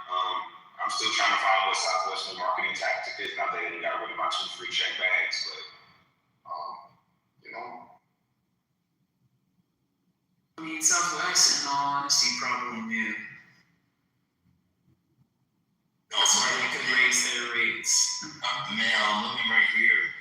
It looks like some Spirit's bondholders, including Ken Griffin Citadel, I think you know about them, and Ares Management Corp, they did oppose the deal. The Secretary of Treasury said there was a quote creditor issue, and then they offered a counter proposal that the government rejected. God damn. That's crazy. I'm the biggest booster of JetBlue on here. I think it's sad. I think discount airlines, people like to hop on. I know that some of you need to take 2 bags or a bag a day, but you want to go somewhere for a day or 2, get a weekender bag, carry it with you, or a book bag, change underwear, toothbrush. Or if you're a parent, travel with your family, not spend $20,000 on a ticket. Yeah, anything. It's gone, man. People say, oh, they upcharge you. Even after they upcharge. Look, me and April talked about this today. I got breaking news for everybody. Delta also charges for bags. Everybody charges for bags.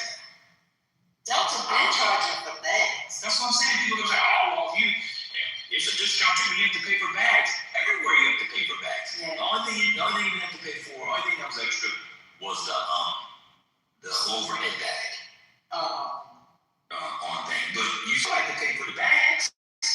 So everybody else, I don't know, man. I thought it was ugly and it got a bad rap and it was cheap, but what do they do with clients? Okay, what made it horrible? I mean, the friend took it out. I took it, and I didn't like it. There was no where to plug or charge your phone. There's no screens, and the food is just absolutely horrible. Well, and I wasn't the one that paid for it. Somebody else did. I didn't know much about it. They paid for it. But it's fine for people who want to take it, and that's fine, nothing wrong with it. I'm just saying the accommodations were not that good. I actually asked that I pay to get more accommodations. The dude said no. All we have is you can pay an extra whatever fee to get a larger seat or whatever. I took that, but no, there's not much amenities on Spirit, and the food is just not good. Sorry. Okay. So, Ashton, you think the food on Delta and United is good? Whatever they gave me on Spirit, you know what I'm saying? I'm saying where is the airlines?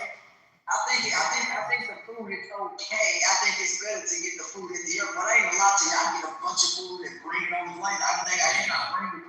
It's alcohol. The lady told me I had a huge bottle. I bought it from the airport. It's just stuff in the airport. Once you get past TSA, I say, can I buy But Ben, let me ask you a question. Yeah, no, I think you're trying to. No, wait, come back. And so actually, you also need a team. You also need a 2.5 by 8-inch TV screen. I thought because the flight was so horrible, I wasn't taking it on the way back. I spent over $1,000 for a tablet. I said, there's no way. I'm not looking at it. Well, look, it was a very nice tablet. It was $1,000. It was on sale, so I got it. I wasn't going to look at the back of the seat on the plane. Hey, what about looking at a book? Come back at me. Looking at a magazine. What about looking at the back of your arm? Or just going to sleep, yeah. What about playing cards? I want it. Listen, no, I bought it. No. Is it more like, you see my PTR? You see my PTR? Look at my PTR. Spirit. Oh. Bad. So what happens to people who already had like flights and stuff? They did a couple of things. So, at least three airlines set up, I believe, sites where you can then, if you put your Spirit ticket in, they can check it for you, and there's no upcharge. And so the flights, they're trying to accommodate people. They're working with Secretary Duffy's office, which is nice. The other thing they did was they opened up these little sites, they call them micro-sites, for the workers who are working in Spirit to maybe apply for jobs over to other places they wanted to continue their careers. So I imagine the pilots will, but you know what that means, don't you? That means your prices on the other airlines will go up to pay for those workers. Yeah. God bless you. Oh, they're already up, dude. I was telling my friend my normal flight to London in like September is usually like $400. Shit is like $1,200. Just for a middle of the week flight to London. Yeah, and then now they've removed the low-cost airline. Like now, everybody else can raise the prices because these people have nowhere else to book their flights with. So y'all are just too bougie, and that's why a couple of months ago, when Frontier dropped that all-you-can-fly Wild Pass for $300, y'all would have won the Wild Pass. Y'all would have been good. This one I think they extended it, yo. I think Frontier extended it. Flying free all year with that Wild Pass. Y'all win. United American, they got, I don't see what the issue is. There's so many options out there. I mean, you can afford affordable. That's what the whole thing is actually. It was more affordable options there. So with these airlines. Right? So like you're single, so you alone, right? So think about traveling with children, having to buy multiple tickets, things of that nature. They come quickly. And me personally, only thing I gave a fuck about was landing safety. Because I don't give a fuck about the front or the back. So what brought from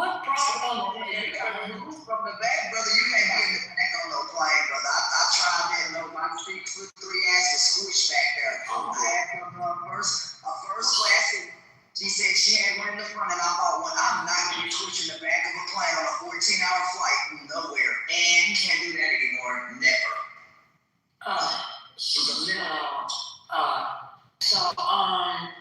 So what brought about their demise? How did they become $500 million in debt? Was it like them refunding people? What happened? What's going on? They already were having issues, but then the cost of jet fuel, they just couldn't handle it. I mean, it doesn't matter what anybody in the administration try to say. Even this is a result of their Iran war. They are a casualty of the Iran war. Everybody who works in space, every expert knows that, and your common sense knows. Where the hell did it come from? It's from a spirit. Can you show me the video? Yeah, but how'd you just come in here right in the middle of the conversation? I was talking to him. Yeah, Spirit Airlines. Yeah, this is a casualty of Trump's Iran war. He killed the company. I'm gonna smack you. Stop it. He's gonna push back. Go ahead. That's okay. Tell me to push back. Watch this. Watch this. It's true and not true, ladies and gentlemen of the jury. The Spirit Airlines is already looking to merge financially. They're the ghetto airline of the industry. So Well, they're not the ghetto airline of the industry, excuse me. They were a discount carrier, and they wanted to, but the casualty was on jet fuel prices.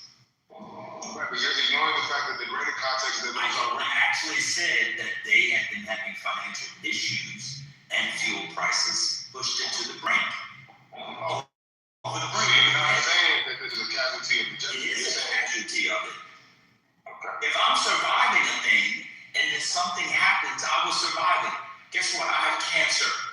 I'm dying of cancer. Someone comes and shoots me in the face and I die from a gunshot wound to the brain. They don't say, well, he had cancer in his nuts. So he didn't die from the gunshot wound. He died from the cancer in his nuts. You don't have to push back on, no, have you read about that at all? It's not. Have you read about it? I haven't read about it. Have you listened to the people at Spirit? Have you listened to what the people at Spirit said? Have you listened to what the people in the Trump administration said? Of course I have. They're political actors. I just said that.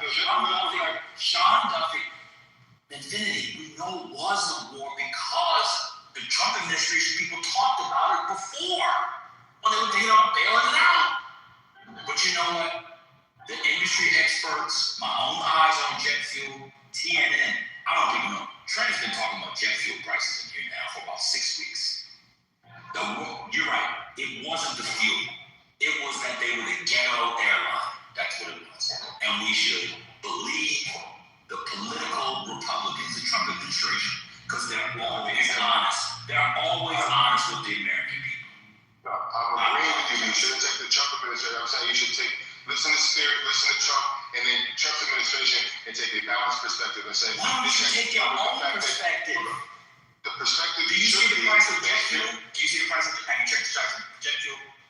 No, I'm not in the industry. So have you seen the prices of tickets outside of JetBlue, outside of Spirit Airlines?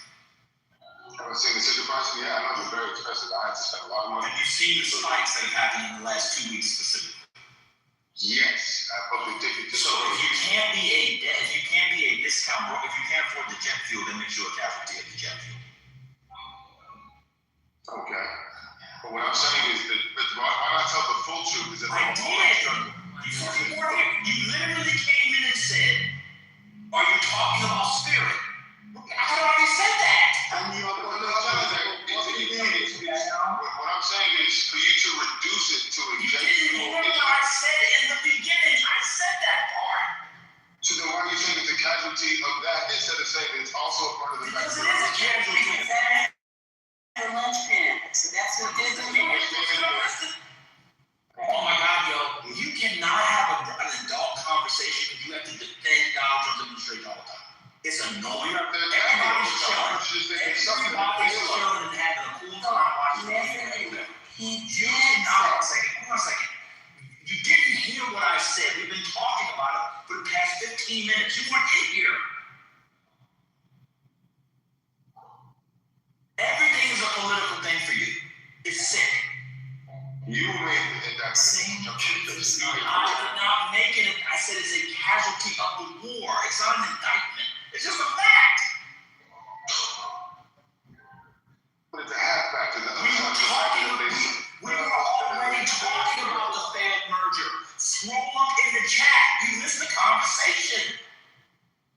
I'm sorry. See, I'm standing by my statement that he's 8 years old. I'm standing by. I just don't understand why a grown man has to constantly defend a president administration in a convo with strangers on the internet. It's not strangers. It's more like family at this point. You know, it's not like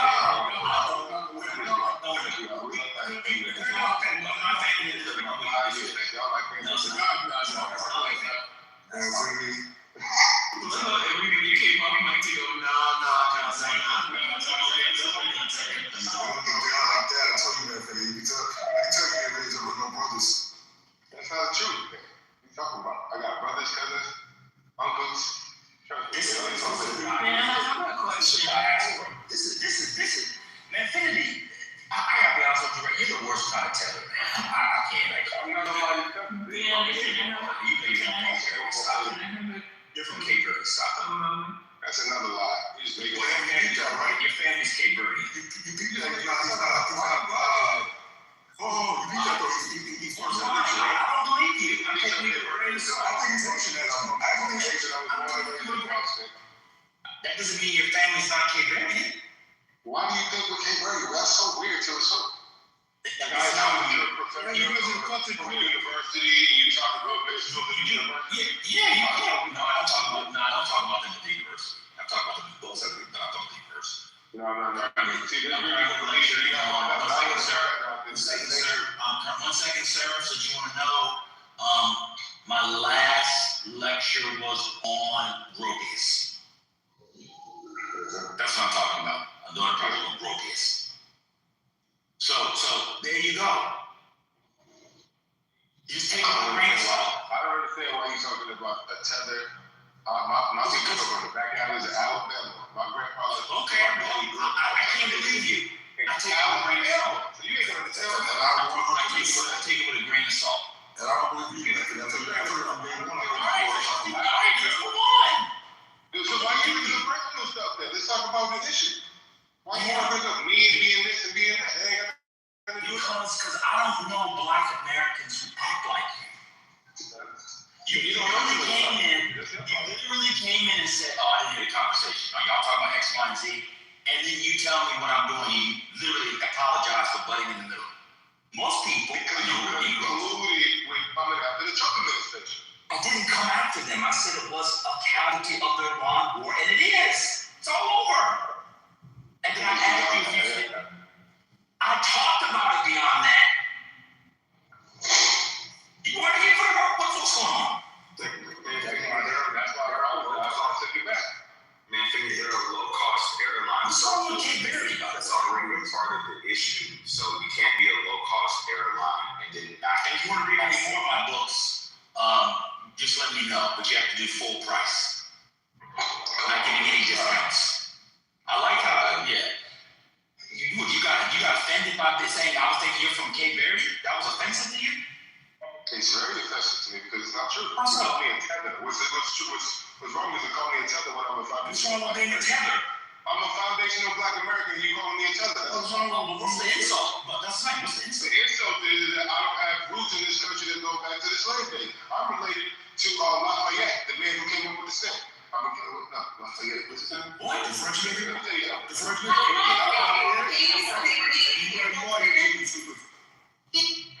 Is he in here singing Hamilton? The French guy?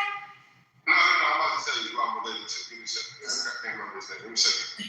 God, I'm really Give me a second. All you do is remember today. the fuck is he doing? That was Hamilton, wasn't it? That Lafayette thing? That's what he was doing? I can't remember. The woman talked about the fact his mother was an immigrant. His lies have short legs. Your mother's an immigrant. My mother ain't no immigrant. She was born in this country. What's wrong with you? Whose mother's an immigrant? Your mother's an immigrant. An ignorant immigrant at that. Because I ain't nobody. My mama ain't no immigrant. Hold on a second. Oh my God, I didn't say that. You said I said in another room that my mother's an immigrant. I didn't say that. In the chat. I read what somebody wrote in the chat. I said somebody. You're not gonna talk about. You're not you. No, it's not. I said, who are you talking to? You said you. Just apologize, bro. Just apologize. I just apologize. Somebody in the chat said X, Y, and Z. What are you ignorant? So you talking about ignorant? No, I'm calling the person who said that about my mom. No, I said, who are you talking to? You said you. I didn't. Why did I know you? I didn't know that you were repeating what was said in the chat. What does ignorant have to do with immigrant? I don't know what that means. It rhymes with immigrant, so it's a nice insult. His mom never said that. It doesn't rhyme.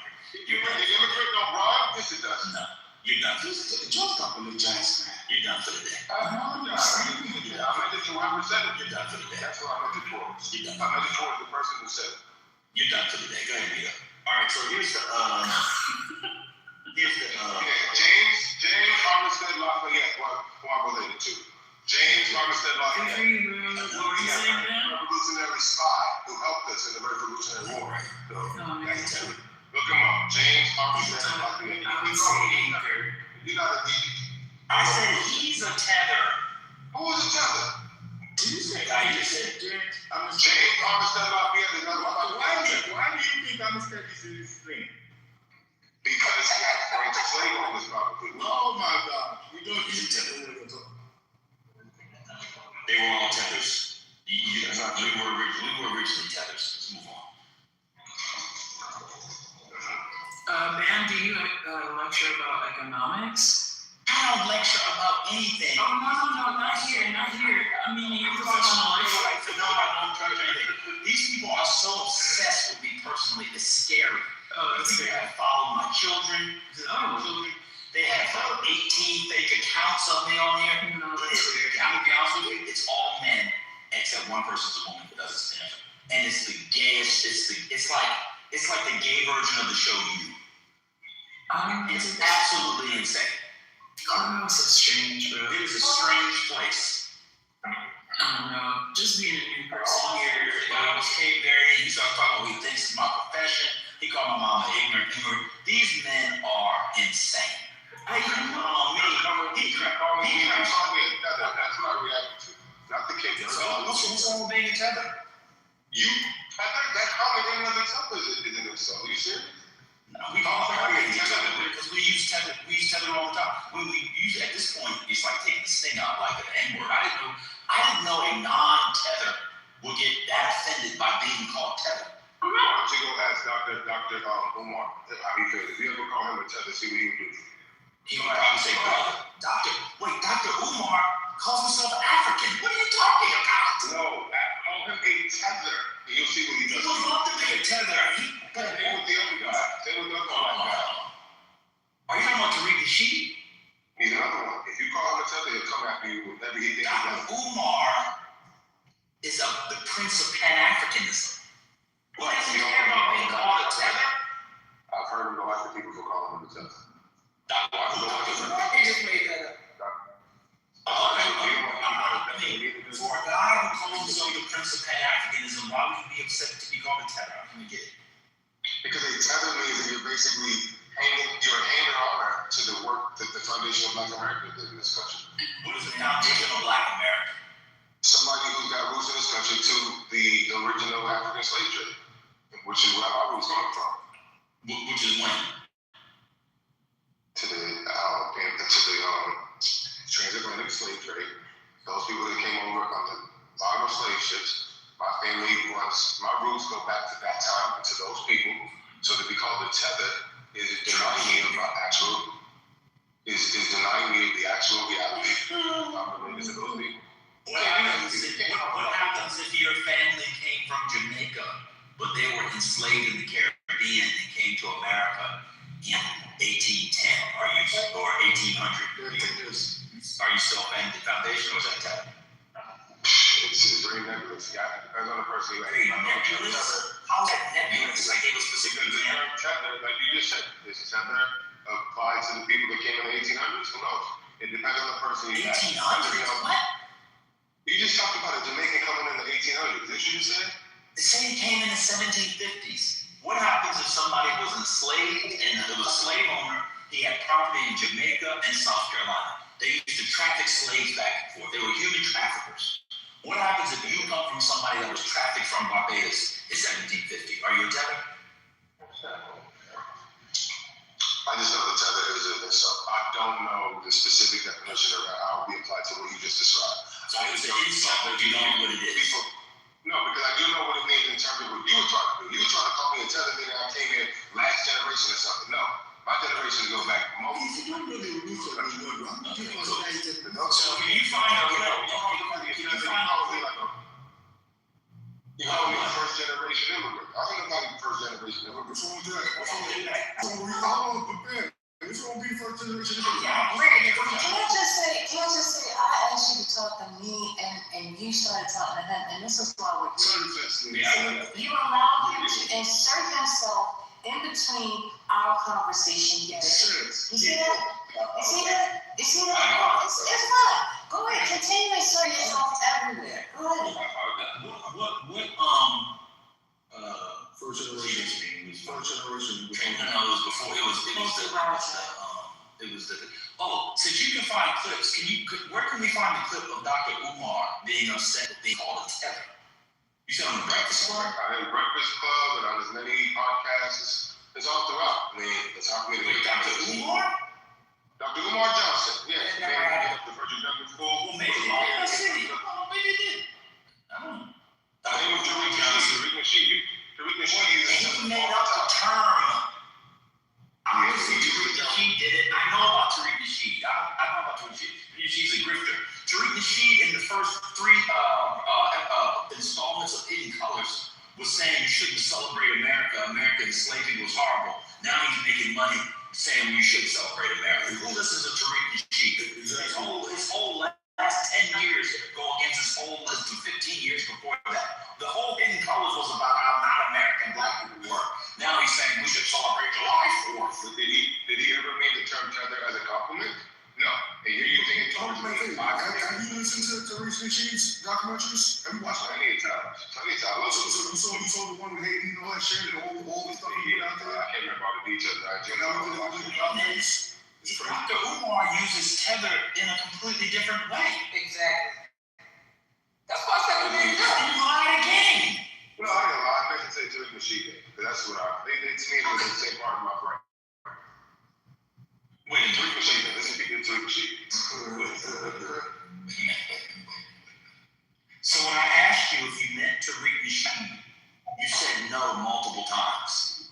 No, I said yes. We want to serve each other. And then you said him too. So you don't mean Dr. Umar Johnson, the federal government guy. If you're saying that he means something another way, I very strongly recommend. Well, since here they use the term to criticize black Americans who he believes are prioritizing, assimilating with, or supporting white institutions. So he uses the opposite way. So he says tethers are coons. Either which way was an insult. No, you said it was about being a foundation of black America. I've never heard that word. I got them confused. Tariq Nasheed. Also, you didn't get them confused. I did. They're very much in the same. So what did he say on the Breakfast Club? He's been on there so many different times I can't remember. I just know his last. Give me one time. I can't remember all the details, brother. I just know that. No, just what did he say? I'm just saying, what did he say? I just remember him using tether as a pejorative. That's all. I don't remember the details because it's been so long. Oh, okay. Cool. But I will tell you, Tariq Nasheed uses it as a pejorative. You use it to me as a pejorative, and I took offense to it. Now you want to talk about this and that. Well, yeah, I took offense to you because you're disrespectful. You literally said, you did this. Let me tell you what disrespectful. Oh, I didn't hear what you were saying. I missed it. Are you talking about X, Y, and Z? And within a minute, you mangled what I said. Ain't got nothing to do with being the tether. It has everything to do with me being a That is disrespectful. And so Hurricane does that. But that's what Hurricane does being a tether. But then we got nothing to do with tether. I'm sorry, I think that's it. No, listen to what I'm saying. MJ does it. Hurricane does it. So I thought that was a hallmark of being a tether. You know you don't believe that stuff. You just say that because you say that. You know. I don't believe that MJ only half listened so he could say the gobbledygook he was going to say anyway.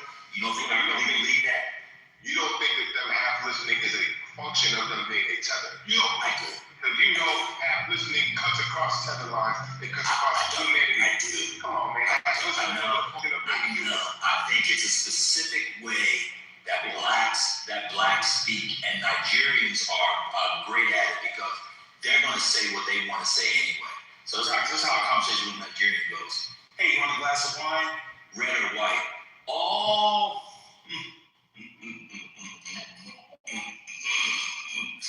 Red or white? Yes, it was. And I went to the market the other day, and then 30 minutes later, they changed the conversation. That's exactly how they speak.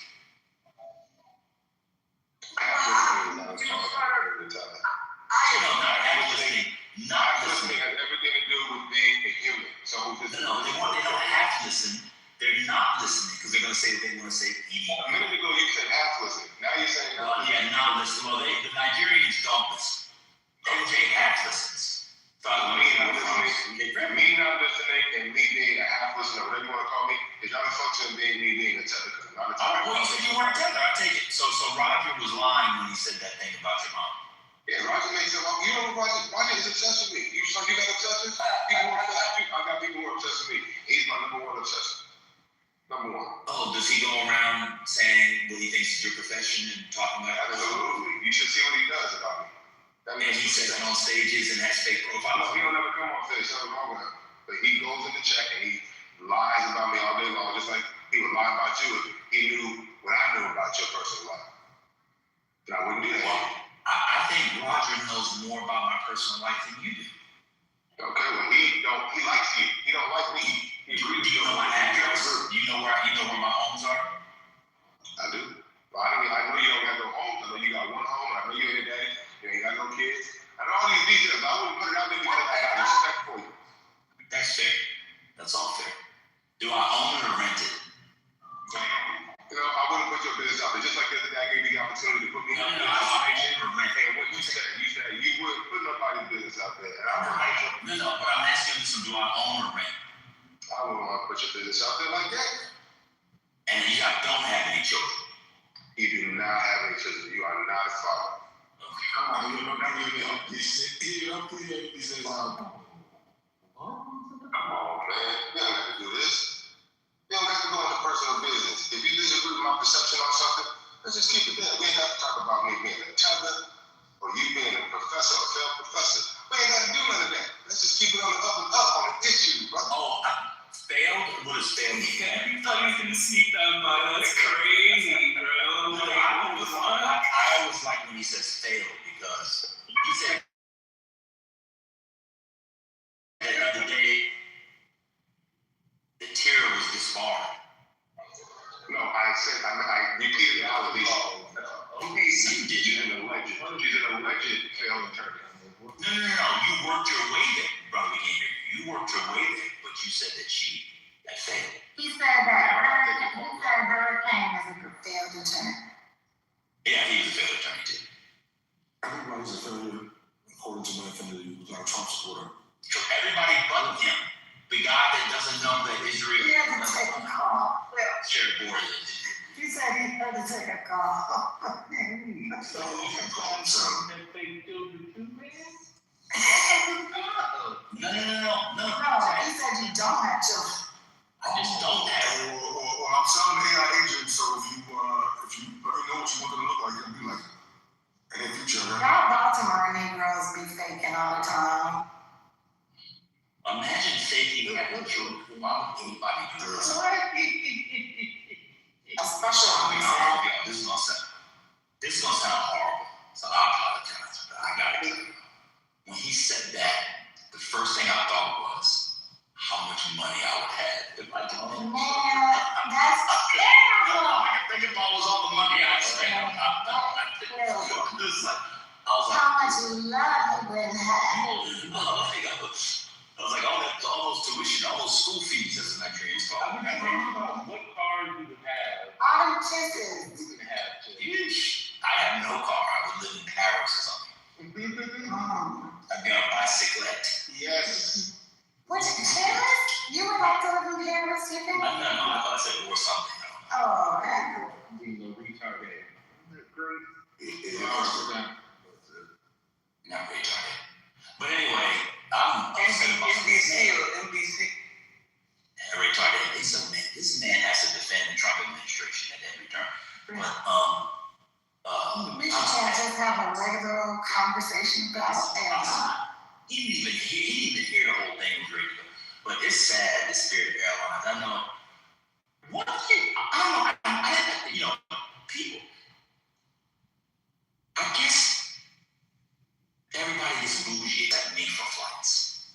Maybe that's where my bougie goes away for flights. The only reason I never took Spirit is because they don't have a direct flight anywhere where I've been going. But I'll take Frontier in a second, and they're You got the wild pass on?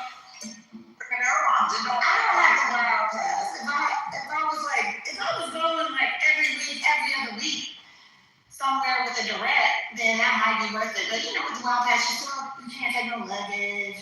You don't have. I think you can't reserve, or I don't think you have a reservation till the day before or something like that. Like, it's a lot of restrictions around it.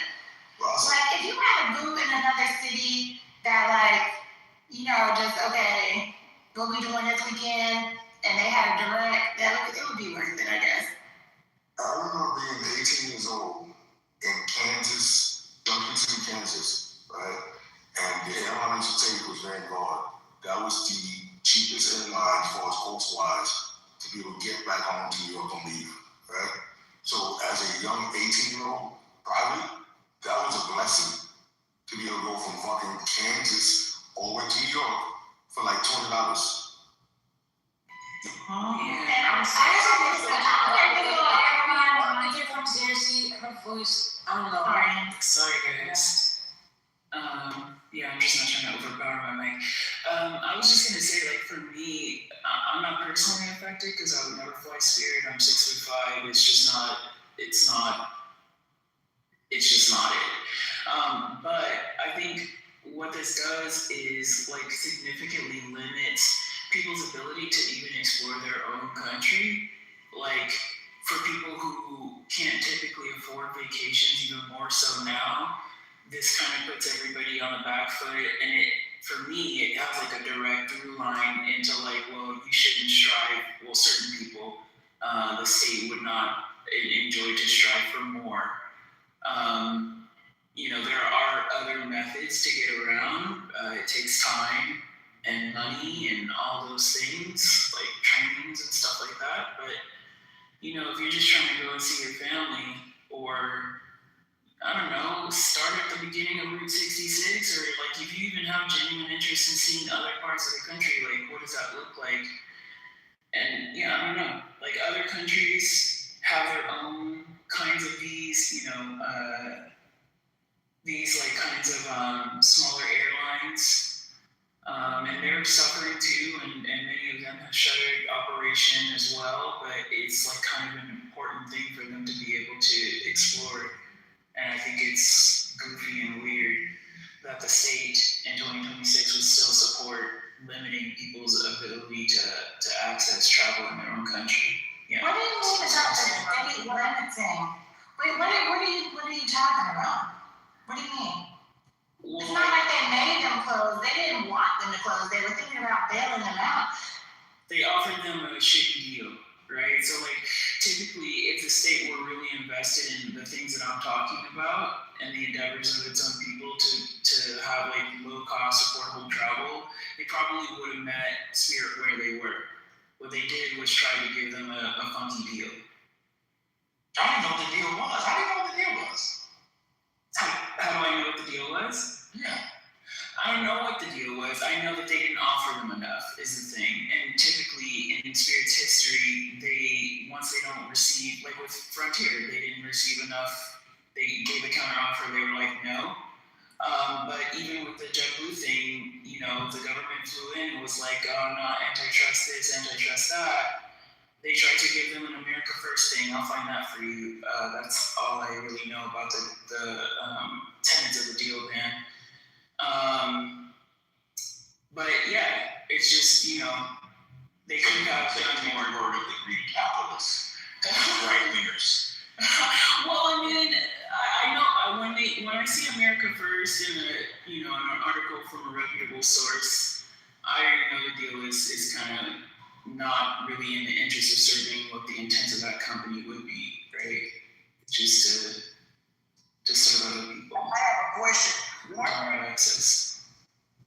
Trying to also merge before Donald Trump got into office, and then I'm looking up stuff. They suffered even during the pandemic, costs, fuel costs, those kinds of things. Personnel, looking at kind of a list. The government, they'll have that money, but is it laying around? They want over several $1 billion, if that. And the government just, even if it's $1 billion, is it the deal that they want? Probably not. And so that's something to think about. Can the government give them enough money to stay afloat? And if they do, for how long? And should the government be in the business of buying out or buying things like airlines or even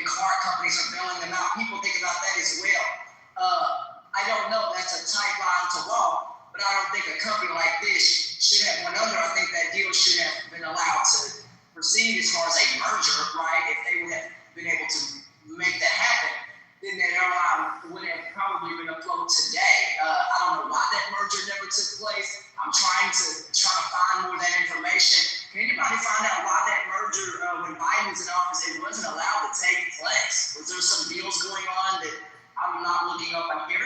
Maybe it was antitrust or something. Trust. But the airlines is out of business. A merger, I guess it's me thinking, we're looking at it now. It's a merger would have saved that company. Go ahead. I think that's what you need to prevent. I don't know if it was looked at as a monopoly. But that fuel price is 30% of their business, their operating expenses. So yeah, that's probably the kicker of why it closed. And their margins aren't very large, so it makes sense that a spike in fuel costs like that would be really impactful. Well, me and my friends, we're gonna pour one out for Spirit tonight. During the pandemic, because Baltimore is a Spirit hub, we had $20 tickets to Miami. That was a surprise. Oh my God, we was going crazy. We was going to Miami. We just was the only place that was doing everything. When I was in my 20s, U.S. Airlines used to have, which doesn't exist anymore, they used to have really great, weekend deals where it was you find out on Thursday and it would be $50, different places, that you could go Saturday morning, and you used to do it all the time. I'm sorry, so did you say the Wright Brothers Express? Yes. I'm scared. Yeah, I was in my 20s in the 1865. Oh my God. Did anybody see that 30-year-old hurricane yet? I'm sorry, go ahead, what was you going to say? He's basking. He's making sure that y'all can't suck his enchantment. You about to be at this Cinco de Mayo party I'm about to pull up to right now. Oh Lord. You say $20 from where you are to yeah, during the pandemic, that's what's happening. During the pandemic, exactly. So nobody was flying and nothing was open except Miami. This is when Miami was still open. Atlanta was still open too. Atlanta too. It was to Atlanta too. It was $20 flights from BWI to Atlanta or Miami. And so after you put the taxes and charging for the bags and all that, how much would it? I didn't take no bags. I got this book bag. Before y'all get in here, conversation and I promise y'all can have a break back. I just really don't appreciate Ben allowing Manfinity to interrupt the conversation that him and I was having. And now I don't even freaking remember the freaking question. All I know, it wasn't fully answered. I don't appreciate that. But go ahead, carry on. Go ahead, brother. No, we listening to the Vikings talk. Go ahead, Dr. I was just saying, Target back then they sold this bag. It was a backpack, but it expands to the side of a carry-on, but you could clip it so you could put it on your bag and it could be a personal item. So me and my friends, we all had the little backpack, personal item scam going. You buy your ticket to Spirit, you probably pay all in all $40. Not constantly. And now that's why they know how to do it. But I love that you had to have that experience. So I feel like they need an opportunity. Yeah, they need an opportunity to have some fun for cheap. Brother said they was doing 2 for $5, 2 for $5. They got garbage down. Love that mercy. It's like maybe pairs of clothes was you wearing so you feel. You can become the one that was tickets nowadays. I mean, you lucky, homegirl. Whoever said $20, I'm sitting over here. Shoot, what time is that? You don't want no $20 flight no way, because you need it. Well, I mean, flights are like $800-900. If you're trying to get up in the front of the plane. Exactly. That's what I said. We wasn't even quiet this thing. Me and my friends, we don't know where we at on the plane. We get on the plane, just a backpack, and we flying to Miami. All right, we still in Miami. Listen, Ashton flying, and she needed her own restroom. She got her own restroom and bed. This is a different experience. You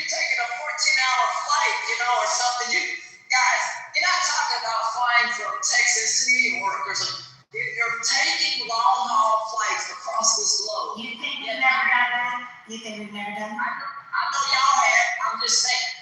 But I just don't want to be squished in the back of a plane taking a 14 or 15 hour flight somewhere. It's not fun. You can't. If I could get $500 more in my pocket, I'm good on that. I mean, but also what does this have to do with Spirit Airlines when Spirit doesn't do long haul flights anyway? Right, Brett. So I never took them into that place. I didn't know that. Yeah, you couldn't always fly that. I don't. I fly other. I mean, I'm gonna be real. I don't really fly Spirit because, like I told y'all in there earlier, the food. Because you don't really fly that much at all, so it's okay. Who fly? No, I owe you. How many times a year? Well, look, I mean, I try to at least fly at least 5 times a year, but then I gotta travel all over the place. I mean, 5 times a year is fine for me. I don't have to be 10 or 20 times a year. I mean, if you're doing 5 times a year, that's fine. That's fine for me. It gets me going. It is fine, but it's not that often. And, so the fact that you have it in your spirit, it's not that, it's not that notable. Not knocking Spirit. I would say it's another sad component. There are thousands of people that lost their jobs in this economy. Exactly. And apparently they showed up to work today and was like, or like 3 o'clock in the morning or something. They were like, okay, we're done. Yeah. All of pilots and flight attendants who may have been stranded in other locations. Because I know yesterday on Twitter they were talking about how some of the flights were getting canceled at the airport well ahead of that 3 o'clock a.m. deadline where they would cease operations. I know that in the total package, I guess, that the government worked out, where Ben mentioned earlier some of the other carriers were helping with passengers. I know they were also helping those pilots get on jump seats in effort to get back home.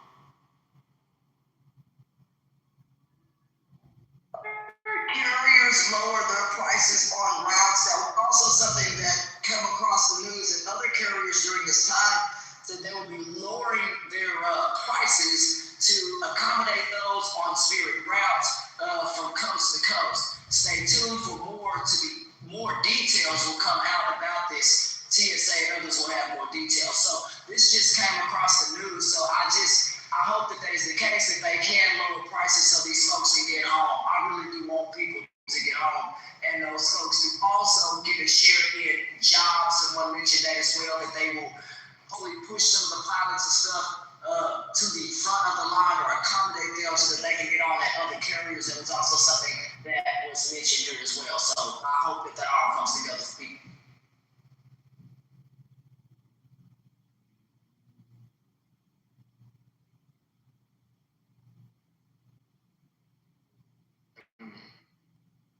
Situation. They had a shuttle that would run New York, Boston, DC all day. New York, Boston, DC, and that we used to pay. Well, because we were students, they would charge us $70. So that was the best. I mean, you kids will never see the deals that we had, and it's sad. And it's not racism anymore. It's financial. We're being priced out. People are being priced out of opportunities. It's crazy. I was thinking the movies, or I was thinking about my own sort of experience as a young person. But even the movies that people like drive cross country, an American sort of experience, at least in theaters, right, is the ability to get out, to roam, to go where you please. But going cross country, right? All the movies that are based on sort of the cross country experience, whether it's with family, or friends, young people having cross country experiences, and just how that's a part of this sort of American sort of conception, right? Getting on a plane and flying, having a completely different experience, and how the cost of everything is just so expensive that the things that we have taken, as being a part of the It's some aspect of the American experience, right? And just the vast diversity that we have in this country, like that too is dwindling, right? If you talk about gas being, upwards to $5 to $6 a gallon, like that, that really does, shorten, not only the drive, right, but the cost of living, people working or not being able to work or having to work multiple jobs, having less sort of flexible time, all of these things that we sort of take for granted as a part of, the American experience. And I mean, it really is,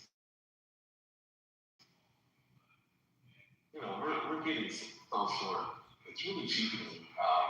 Even the things that people can pretend like exist for folks now. But yeah, there used to be things.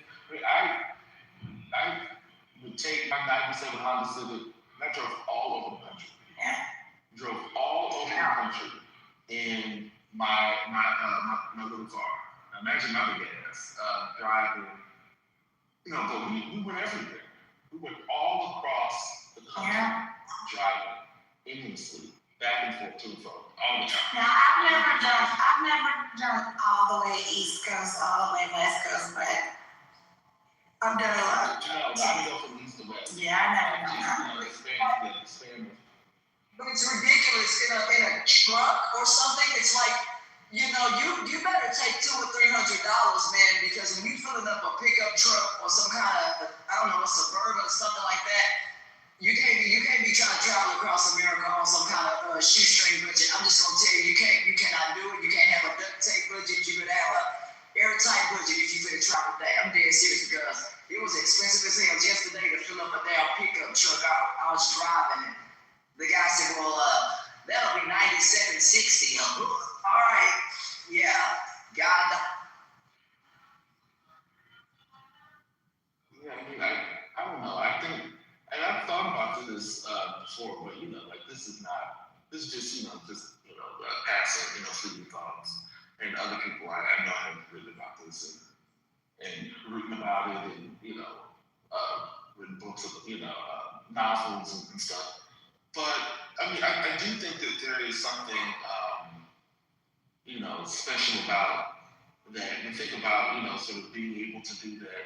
And other places can do that, but to be able to do that sort of have that experience, right, with this country being so big and sort of the vast differences across the country, right, being able to sort of experience that and sort of being left alone, right, like not having to, have to check in at borders, like the experience was really sort of freeing in a wonderful way. And then thinking about how, as a Black person, as an African American, right, thinking about how that experience, that I was having in that moment is very different from, my relatives or my ancestors, right?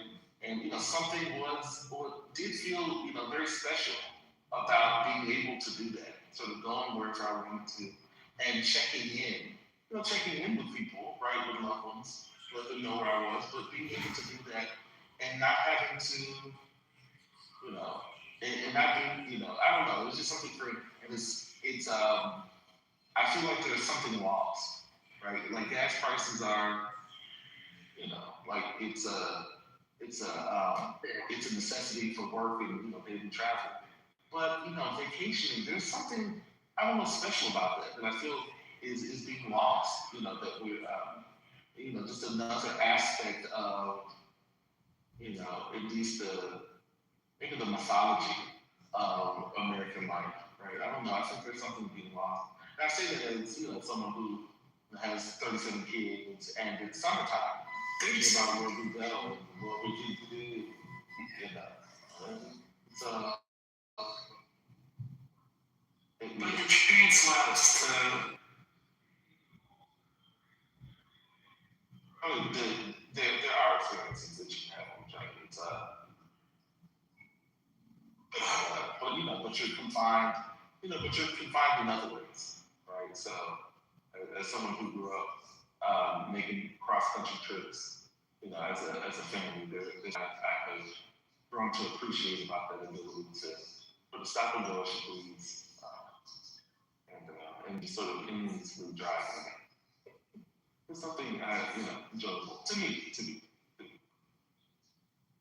So the train, I guess for all the people, the train didn't seem too confined. I don't know, Crown did not to walk around.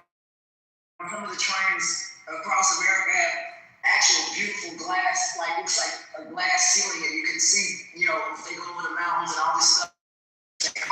You know what I'm saying? I would suggest people to take different trains, especially those that go coast to coast. Absolutely, you see all kinds of scenery and stuff all across this country when you take the train.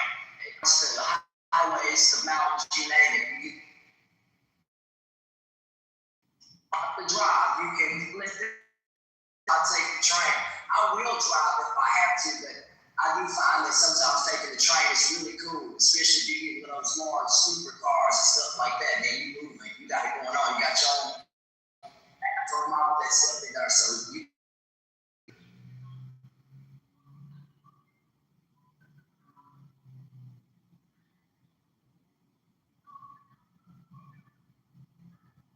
Well, I don't know what you guys were talking about because I was not paying attention, but I did just make it up and pretend like I'm being a Christian and making my mom.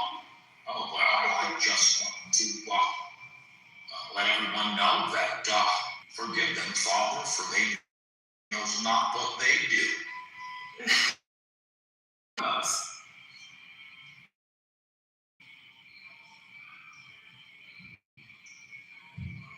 Is he always like that? Yes. He is? It's actually got much better. Oh my God. Everyone's failed in their professions but him. Yeah, we've got failed professors, failed psychologists, failed military people. Everyone's failed but him. I'm gonna ask him where Azerbaijan is when he comes back. I have no idea. No, please don't. That's because you missed what happened earlier. What happened earlier? Is it about geography too?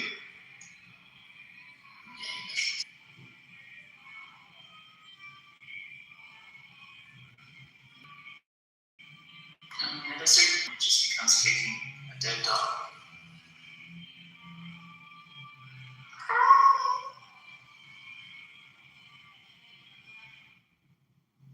This good lady said there, my God, it was some dogs barking in the background over here.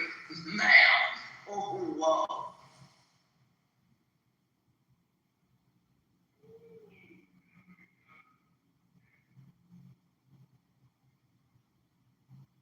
Great. I love hearing your voice and seeing you on stage. But what I wasn't here. What brought you on stage? I know there has to be a specific moment that brought you on stage. Oh, today? No, there would have been I was on stage before that, but that's when I decided to speak again. Because at that point, I was very much, I have nigga friends, and ain't no nigga friend I know would tell me some wild story like that, and then I sent her Bible verses, and that was that. They would keep it very cute, but it would have been an understanding that he went over there and cracked her legs like lobster legs and snow crab legs. So I was very confused as to why I was just hearing a poppycock story, and then I was like, "Where's Hurricane and Matt? Because y'all need to hear this. This is horrible." And somebody in the chat said he shouldn't in the first place, but he could never talk about y'all when y'all have great lives, and he's over here chastising people with the Bible, wanting to air that thing out, and choosing him to be the recipient of it. It was bad. It was bad.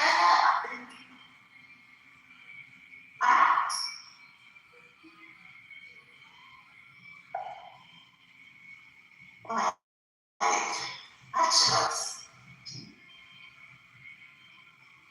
Yeah. So essentially, he was having a back end. I believe it kind of like he was seeking relationship advice from First Lady because he was not talked to in a while, and he's fine with it. But he feels like they were going on dates. She's a really cute, pretty girl. They were vibing, connecting. Things were going great. And then they were texting one day, and she told him, "I want you to fuck me like a porn star."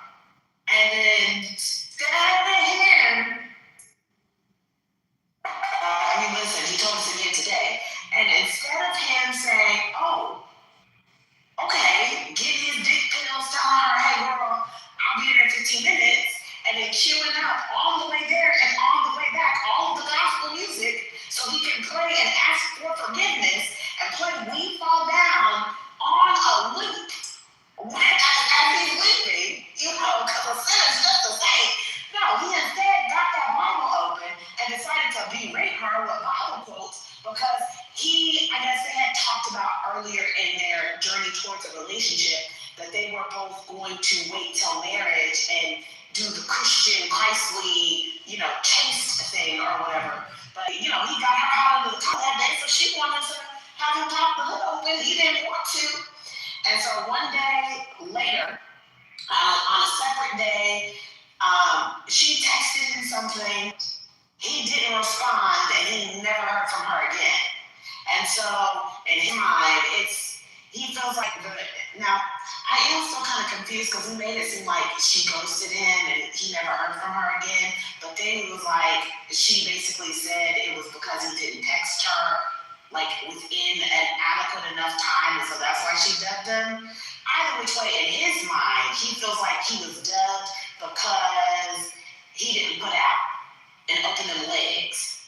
And she said, "Well, it's because you didn't answer the text." First Lady and I believe that you did a whole series of things, and that was just that lady's 13th reason. She was looking for so long, overlooking things, but her list was growing. Didn't answer that text that day, and she said, "Actually, I have 13 minutes." In my absence, are you talking about me in my absence? Yeah, because that's what got me talking today. That's what got me talking today. Crazy. You got a nerve. You got a nerve talking about me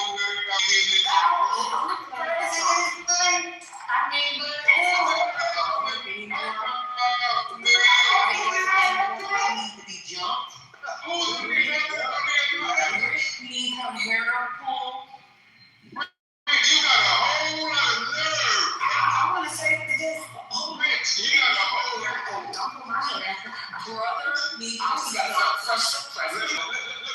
set this woman straight. You want to make up marriages and everything like that. Why are you making up marriages? Why? Wait, hold on. I haven't talked all day. You have talked for hours. I am tired of him. Why did you think about ladies not talking about me? I wouldn't be Why do you talk so loud? Listen, why do you have to talk so loud?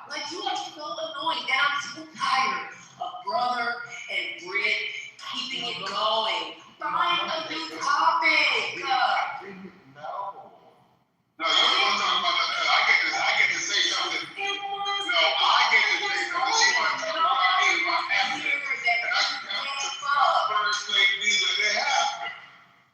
He can't, Sonny. He's been like this all day. His daddy gave him, hold on, listen. His daddy gave him. Excuse me, I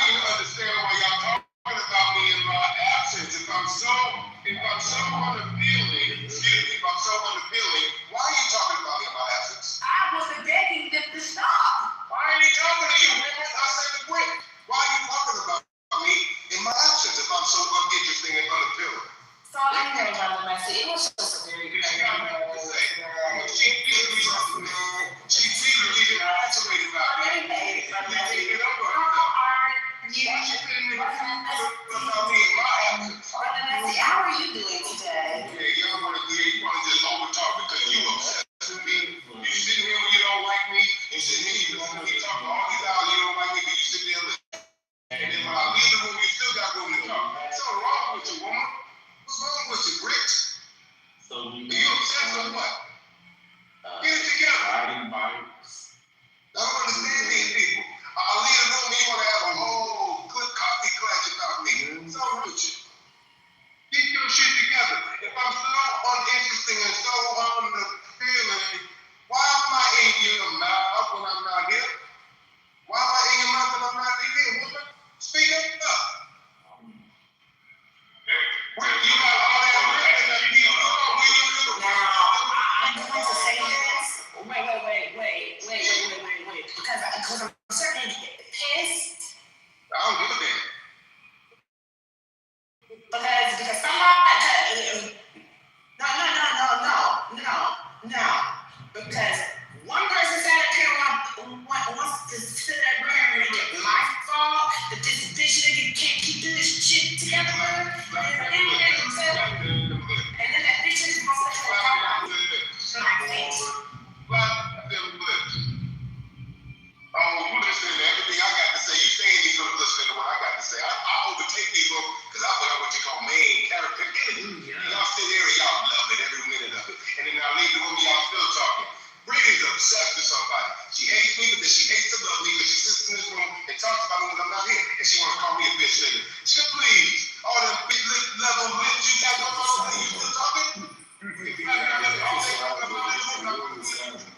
want to put them lips, then you want to close them lips and I walk in the room. Keep it going. Keep going to your shit. Making up your own mind. I don't give a damn. A woman is obsessed with somebody just like you are. You hate me, but you sit there and you listen for hours. Explain that shit to me. Make it make sense. So would you rather talk about They don't give a tense.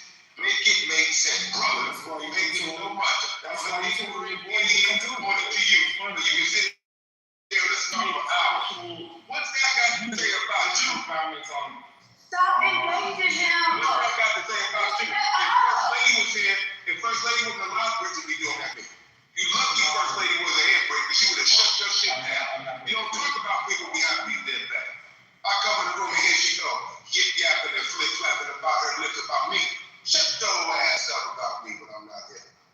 Bullshit, especially when you don't like shit talk when I'm You probably you know that? I mean, the mods could do it if they wanted to. They don't want to. Because they love to hate me and they hate to love me just like you. Shut your ass. He is so bullshit. Shut your ass. Woman, you're breaking. You dumb motherfucker. You you are I would beat your ass. You are. I would beat your ass. Shut your ass up. I was here. Hey, man. You are smart. You are smart. Hey, man, you see these women over here talking about me when I'm gone? Man, you see that? These people are obsessed with me. They hate me and then they love me at the same time. They can't help themselves. I'm gonna say this, and I know you're done, but I want to go back forward to you. No one really hates you, though. I think we feel bad for you. I'm trying to tell you that every single way possible that there's something not connected with you, and you don't want to hear it. I'm not talking for you. I'm not being funny. Because I'm not being funny either. Why? If they hate me so much, why are they still talking about me? I'm just sitting there telling you, bro. Say stupid stuff. The question is, they hate me when I'm in the room, but when I leave the room, they still talk about me, especially lips over there. Lips over there want to keep you guys. Now look, you're gonna stop.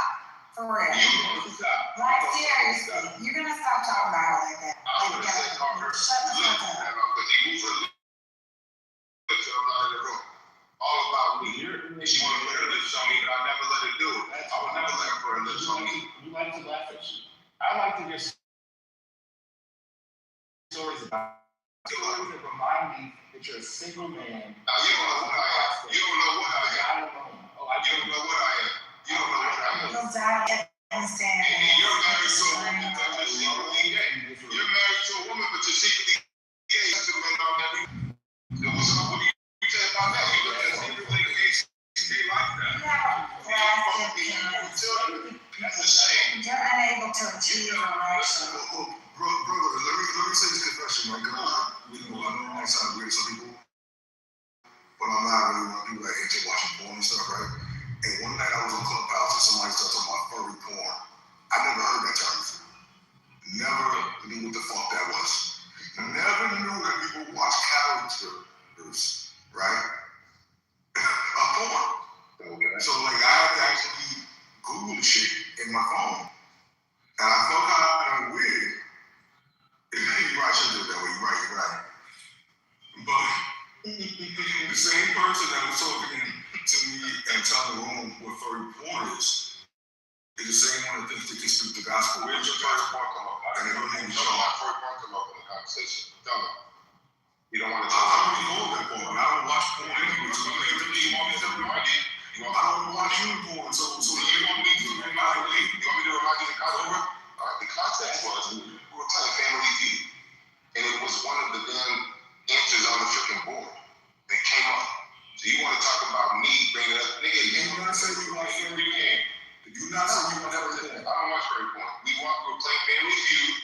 April Floyd was in the room, and so was Lisa, or Lisa, whatever her name was. Lisa, April, you, and whoever else.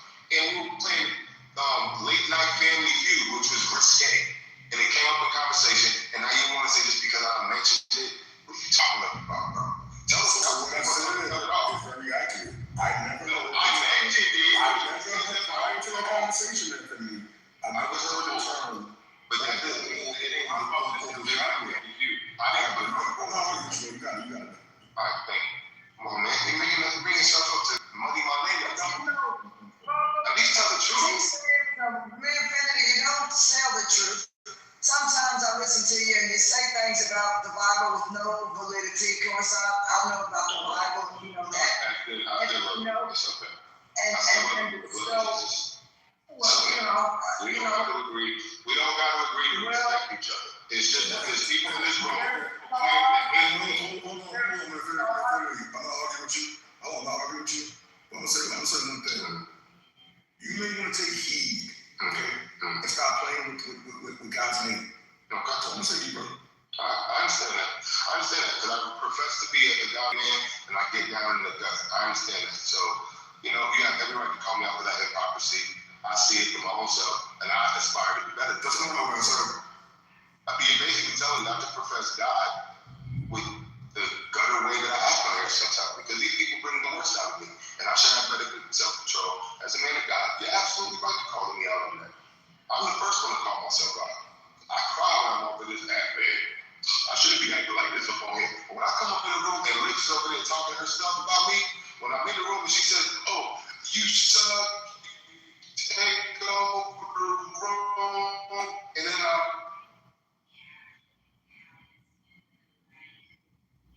it just shows sometimes the pussy nigga you are, bro. Hey, real quick. Okay, thank you. My submission gonna be boring as fuck after all that shit. Whatever. If I could, it's not much, man. I just came up to share what my brother said. So, what brother was talking about earlier, all I was gonna say is just I made the cross-country trip from LA to DC when I was like 21, and like in my Volkswagen Scirocco with my ex-fiance or whatever. It just, to brother's point, it was an amazing trip. Like, I can still close my eyes, still remember being in the sun. Yeah, the sunrise, in New Mexico, and the desert and the mesas, and just it was an amazing trip. What brother was saying earlier. So we just broke up in the 5 days, stayed my cousin in Ohio. It was an amazing trip. That's all. Just what brother was saying. I just was agreeing for anybody that can do that. That is something as an experience. I would appreciate you sharing it, Michael. It is something that we had some wild experiences growing up. I've also remembered, had some wild experiences across the country driving, but it really was for us, for me, a special time. It's something that I have done as I was older, and thinking about how to sort of recreate that in ways, like you say, stopping off, different places, staying with family that you haven't seen in forever. but or meeting family for the first time with new. And so, I was just thinking about that as people were talking about the airlines. I've been on airplanes before, obviously, but for us it was the driving, and I was thinking about how even that experience is being lost for those who like to drive instead, and I miss that, and want to regain some of that. I mean, I think that's one of the harder things is that thinking about I put it earlier, all this sort of unforced errors, and how difficult things are now. It didn't have to be like it just didn't have to. Right? We didn't have to have the turmoil of the tariffs, right? And the rising inflation like it is now sort of be out of control and no sort of end in sight. We didn't have to have this war that didn't need to take place. Like, it's just a lot of things that don't seem to, all the people losing jobs, the uncertainty. I mean, we're not even talking about colleges and universities that are losing funding for the mere fact that international students are gone, right? Now we can talk about, we have deeper conversations about, the reliance on international students, but, that's also funding a lot of things, right? Like, the cost of in-state tuition for schools is going to go up because they gotta meet the, or they have to find some way to make these, gaps in their funding. And so, it's just a lot of things that are happening.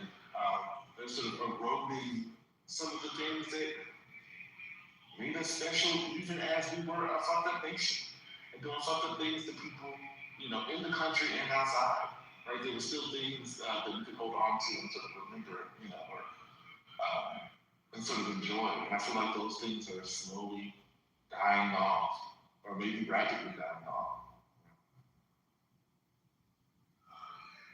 Get back to, I'll just tell you, I mean, driving, it is fun, but, you have these self-driving cars and stuff coming online. A lot of that stuff is also going to, I guess, change how people would travel here from Houston to Dallas. A truck was able to travel with no person in it, a heavy load.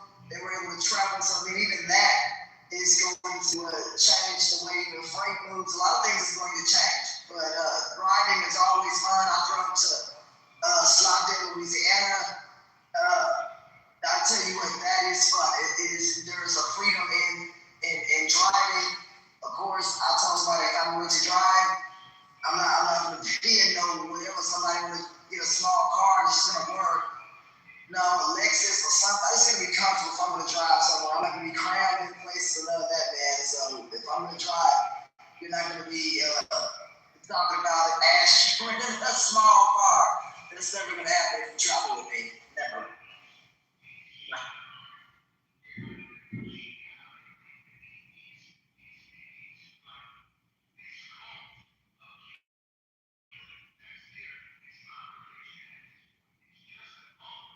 Wrong in there. Hey everybody, I just want to apologize for that outburst. I love everybody. I know y'all love me too. I don't appreciate being talked about that in my bag. That's all. People wouldn't say the things they say if you wouldn't act the way that you act, right? My mother once told me if you act right, then people will treat you right. If you're right, people should be gossiping about people. Why don't you call that out? But look, brother, why do you only want to focus your criticism towards me? Look at the people who are gossiping about me and look at them and say, stop gossiping about me.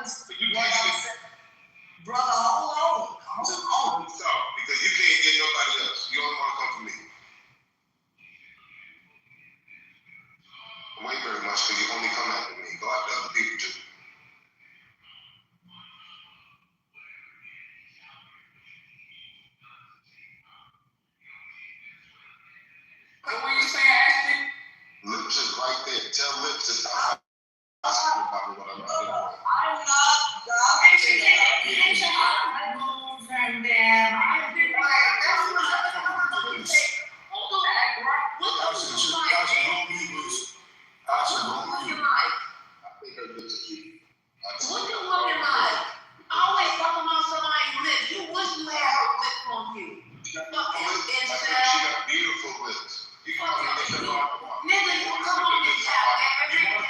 You get more attention from a man. We know you want to get kicked in the ass. We know you gonna get kicked in the ass. We know that. Stop talking about your girl.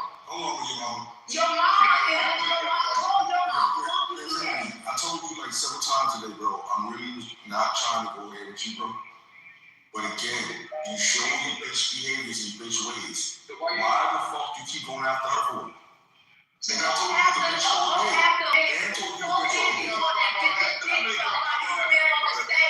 You was a handpicked nigga by men. You handpicked by men. Hey, shit, tell me. Once it gets stuck by men on an app that you've never seen before. Hey, shit, tell me. You working off because you be pumping all day. Hey, shit, how many times have I been you going back and forth, brother? No, you ain't going back and forth with Hayes. You going back and forth with me now. You going back and forth with me. You going back and forth with me now. Since you talked about her lips, talk to me now. You want to talk to the women? Talk to me. Talk to me now. Let me show you how to put some Johnson in somebody. Let me show you how to fuck like a porn star. Let me show you. Talk about her again. Talk about her again. I'm gonna have you disappear off the app. Talk about her again. Talk about her again. Who? You. Talk about Britt again, and I'm gonna have you disappear off the app. What's how I do it? I already said, and I ain't gonna say it again. Apologize to her. Make me. Apologize. Say, Britt, I'm asking you. Tell her, say, Britt, I'm sorry. I shouldn't disrespect you because I don't know you. Tell her to stop asking about me. Nobody, you came on here and told us your business. That you don't know how to fuck. You told everybody in the room you don't know how to fuck. You told us. That's not what I said. You told us that you don't know how to fuck. And the girl goes there. You told everybody about how dry your pussy is. And I did. Let me tell you something. You know what's wrong? My shit gonna be up your ass. That's what's gonna be wrong, motherfucker. Nice. How about that? I'll bend your ass over and have your head or bump in the headboard. Shut the fuck up and spread your legs for me. Spread your legs, you punk ass nigga. Not for you. Not for you. Yeah, not for you. I've gone back and forth with anybody who comes after me, they beat me back. Well, get it back. Cause I'm gonna bend that booty over and spread them legs. Spread them legs and then put on me, you big ass nigga. Britt is my #1 critiquer. She doesn't like me being the statue of the Talk to me, you incel nigga. You go get you a white girl. Damn, okay then, you stay with the white girl. Because you know they don't. I got them all. Only white You boys ain't got no black, ain't no black. white boys say your mama the fuck. What I got. You don't know me off the ball out of a can of paint. You told us you couldn't fuck today. You told us I was wrong. You got up here and told your mama and said you didn't know how to fuck. Your mama, what he was trying to tell you was that the white boy he was chilling with called him and told him he was gonna come over and fuck like a porn star. Yeah. He got up here and said he didn't know how to fuck. That man said today that he couldn't fuck. He's never gonna live that down. He never.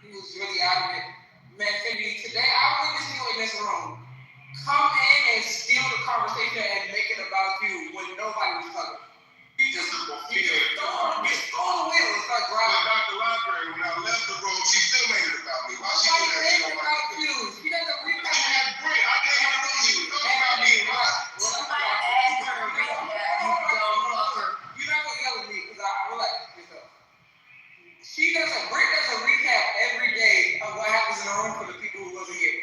It just so happened today that you were in the room and you made the recap. Nothing is about you. Nobody gives a fuck about you. We listened to you claim in the room. You stole the driver's wheel and made us listen to your imaginary story about a woman that you didn't want to fuck for whatever reason that is. All right. He's gay. He's gay. Elaborate. What do you got to get about it? You want to put defense for this woman and say it was a reason. Yeah, I want to run defense for her. And you know what? I'm going to run offense with my big in your ass. I'm running defense, Dr. Locke. Yeah, with my platform, I'm going to run that dick in your ass. That wasn't no fucking recap. You lying for her. That wasn't no recap. You lying. You're lying, Dr. Locke. If you don't want to be in the recap, then you shouldn't have spent 8 hours on that app.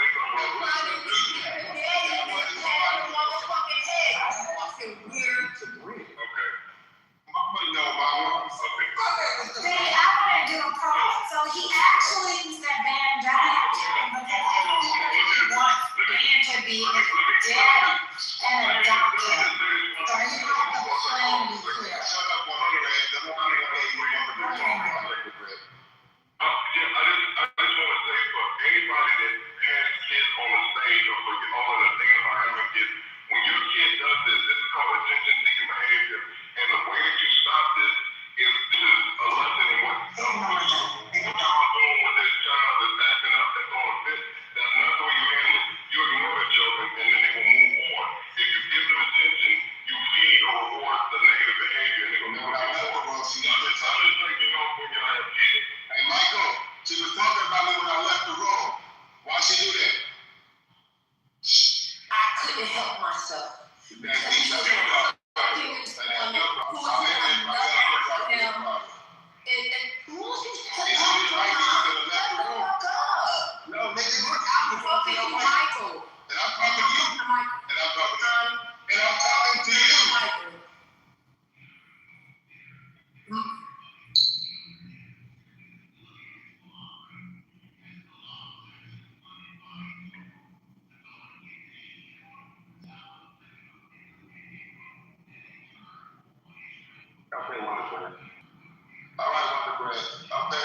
It does become very difficult to continue to ignore where somebody just on and on and on.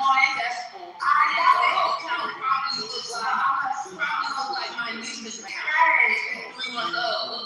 He is so unsuccessful. You can tell the people who are unsuccessful. And his mama used to beat his ass. Like that, like she would beat him without a guard. And that is why he seeks this, because it's like he thinks that that's how you show love. And you know, unfortunately, we're not doing the right thing. Every day to beg a grown-ass man for attention.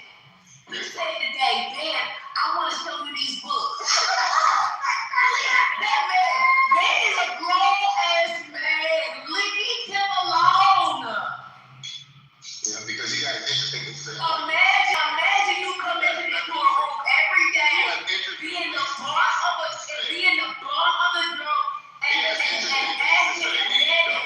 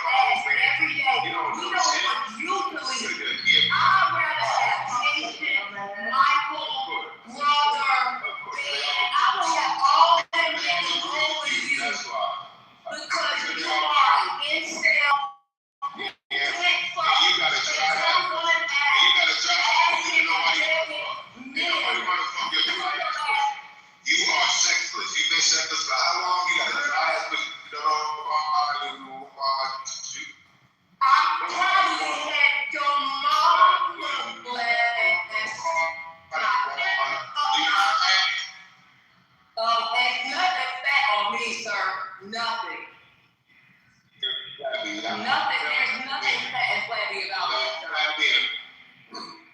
Yeah, exactly. I barely have a butt.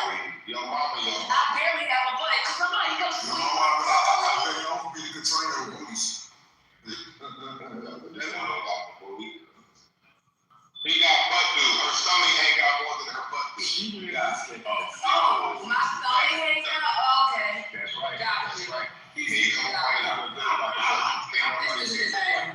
So I can do what you look like. I know what it is over there. Oh, you know what I'm like? Dry ass over there. Yeah. Let me tell you, you know what it's like? I don't ride with nobody need to tell me nothing. The fact of the matter is, talking about me. I'm making you scream and holler. Lips is the first thing we want to say. Stop being the center of attention. I don't want you to be the center of attention.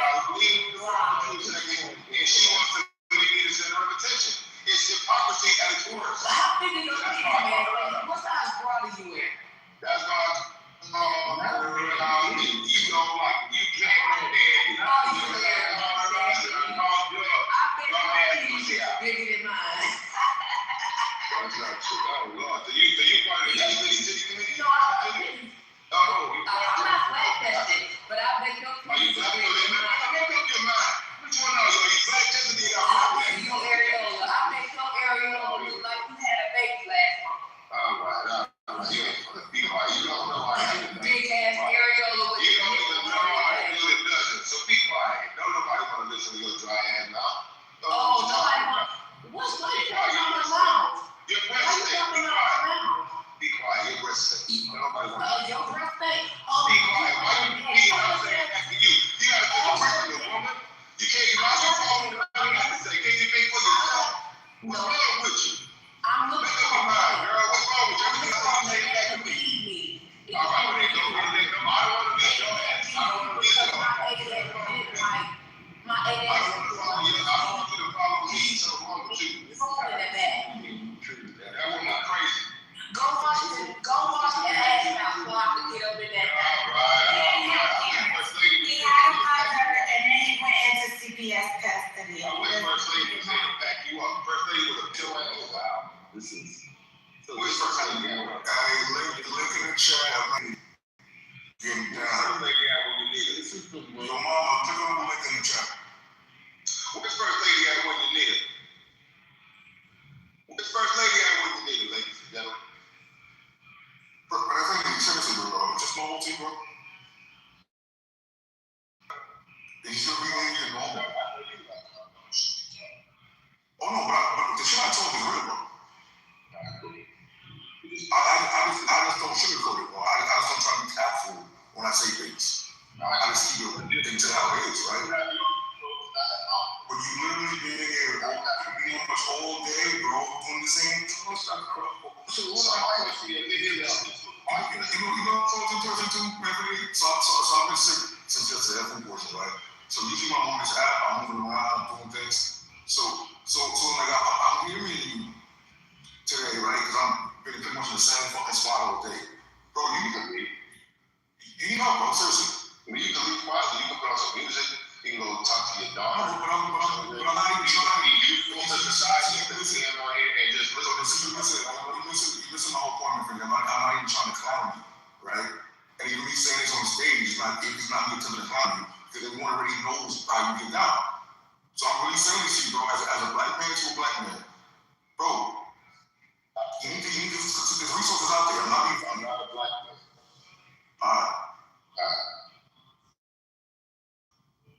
Thank you. Don't confuse me with being black. I ain't black. Okay, how about for one man to another man? Now listen, one man's one man's statement. There's free resources out there, bro. All right, cool. And I would say the same for you. Just past that psychedelic drug thing, Donald Trump and Joe Rogan, psychedelic drugs can help people with psychiatric issues. Yeah, both sides and all that stuff. So you have a whole new opportunity to solve whatever psychiatric issue you're dealing with the pain. I would urge you to go listen to psychedelic drugs and see what they can do. How do you heard that today? You said you wouldn't say something. I received the advice, bro. I received your advice. appreciate your advice. I'm gonna go seek some free resources though, because that sounds crazy. But correct. See, this is the thing where you still think I'm trying to find you, right? All of us as human beings have issues. That's right. Some of us choose to look in the mirror and try to actually tackle some of our issues. That's the difference with it. So when you clown and try to say, oh, man, Vinny, I'm not interrupting you, bro. I'm having a conversation with you, bro. So the time when you come on this app and you try to clown me about PTSD or mental health, it doesn't bother me, man, Vinny. Because guess what? I advocate for mental health. I talk to fucking veterans to get out there and get help. Because it's very fucking important, Anthony. Because guess what, Anthony? You couldn't have done shit I've done or seen and be the same fucking person. So I know I'm not the same person I was at 18 before my first fucking deployment, Anthony. But see, as a man, I can sit here and have a conversation and say that to you. Right, Anthony? And the funny thing is, Anthony, I talk mad shit on here. You really have no fucking clue what I do outside of here. Because when I go to sleep at night, I go to sleep at night trying to be up with life better. And I do the same thing when I fucking wake up, Anthony. I put myself for anything. Because the mission is always bigger than me. Right? That's why I need to center myself. I really clown with you, Anthony. Because you're not ready to have a conversation on a man's level about what real men do in real life. So whenever if you really want to have that conversation, Anthony, we can have that conversation. Whenever you think I'm fucking retarded, Anthony, right? But it's sad, bro. I'm embarrassed for you right now. I can see it. I don't know what you've been through, but I'll leave it at that. But yeah, we can have a real conversation at some point.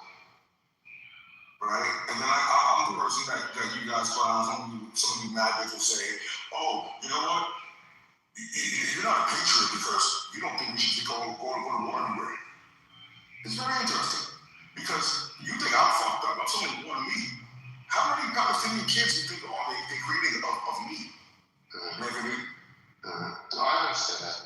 I've heard that before. I understand that. Oh, okay. Can I get in? I would like to respond to being interrupted. Like, I want to say,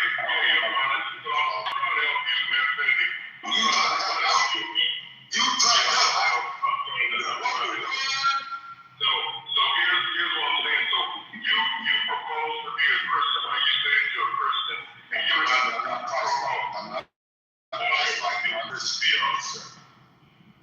Listen, just hear me out. So we're spiritual beings, right? So after we leave these bodies, whatever you believe in, whatever, then your body's born, or you believe you're a Christian, then then you're going on to heaven, like you've been saved by the blood of the Lamb, all of that. For you to get on here and talk about somebody's PTSD, somebody's pussy being dropped, stuff that you said in your mouth, do you understand that that's like that even if you believe in karma, that this shit is gonna come back on you. So I literally wish that you would take that cross out. If you want to be like this, take that cross out because you're playing with shit that's gonna like spiritually fuck you up after we leave this off. So I'm just really because I care and I really want you to be I received that. What you said is absolutely true. I'm not living up to the standards that I'm putting up in my PTR when I say my little bio. I'm not living up to that when I get into the gutter with these people who attack me. So you're right. I need to be better. I need to do better. But I wish this for a moment in time. You could look at these other people and say, stop doing it. You won't. Because it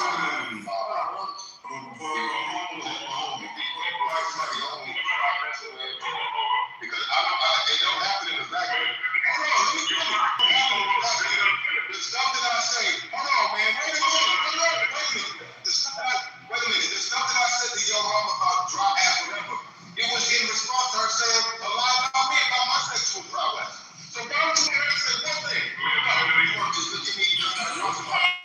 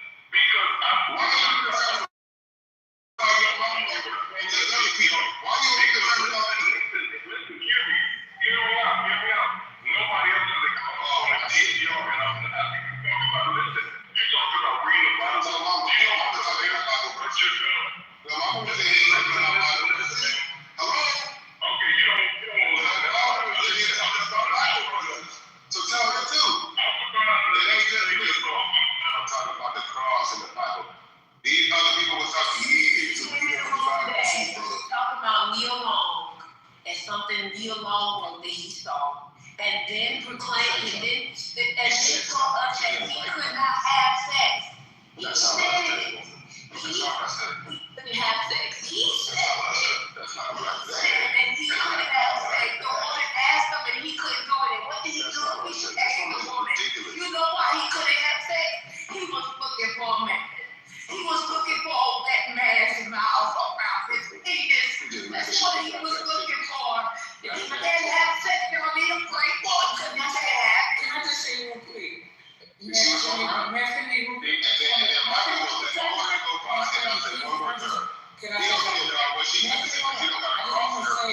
just want to say, and she's talking all that shit. That's not correct. That's not honest. Be a woman. That ain't correct. What's wrong with your eyes? You can't see it. You. I just want to say the second day. All right, that's it. Okay, hold on. Your mama got a dry ass pussy. Hold on, this is the second day in the world. I just want to say part of it. I just think that it's interesting how we have these men who proclaim to be men of Christ, and they have a problem with taking accountability for their own actions. I took responsibility. Let me tell you. I said I was wrong. Let me I already said I was wrong. But it's their fault because they didn't give a fuck. I can't take accountability. I can't take accountability. It's not fine. Let me finish.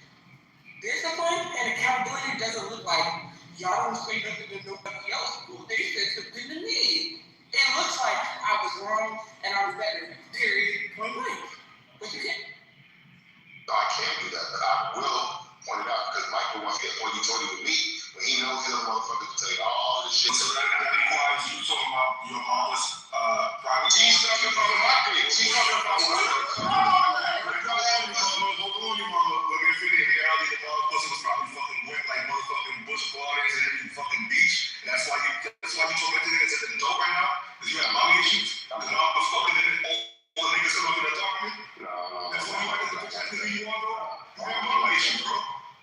My mother You have mommy issues. My mother ain't So you have her to want. You have her to She beat your ass when you interrupted her during dates. She said, motherfucker, go back in the room while I'm on my man. You know that's what happened.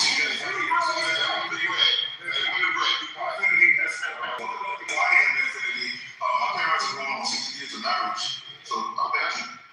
You know what I'm saying?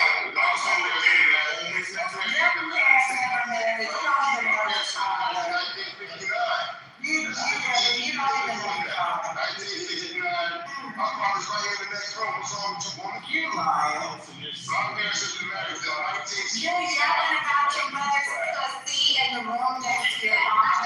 That's what you're doing. You're fucking yelling at everybody in your life.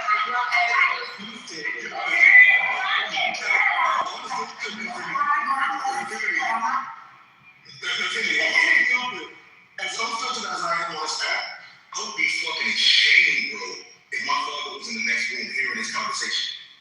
Or my mother was in the next room hearing this conversation. My father sleep on the other side of the house. Oh, you won't be allowed to bring my mother up. He can't know this conversation. I'm So you live with your father? That's why I talk about it. I don't like this house. My father. Which one? My father. So you moved in before you lived with your mother, before you get the shop. In between the shop, you lived with your mother.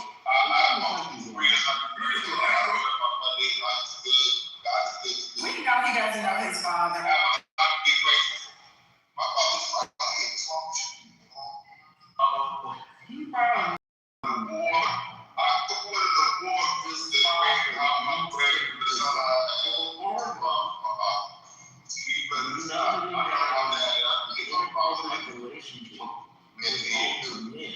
We know that.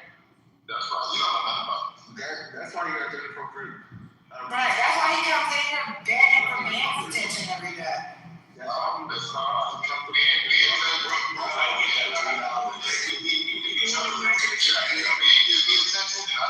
On the link in the chat.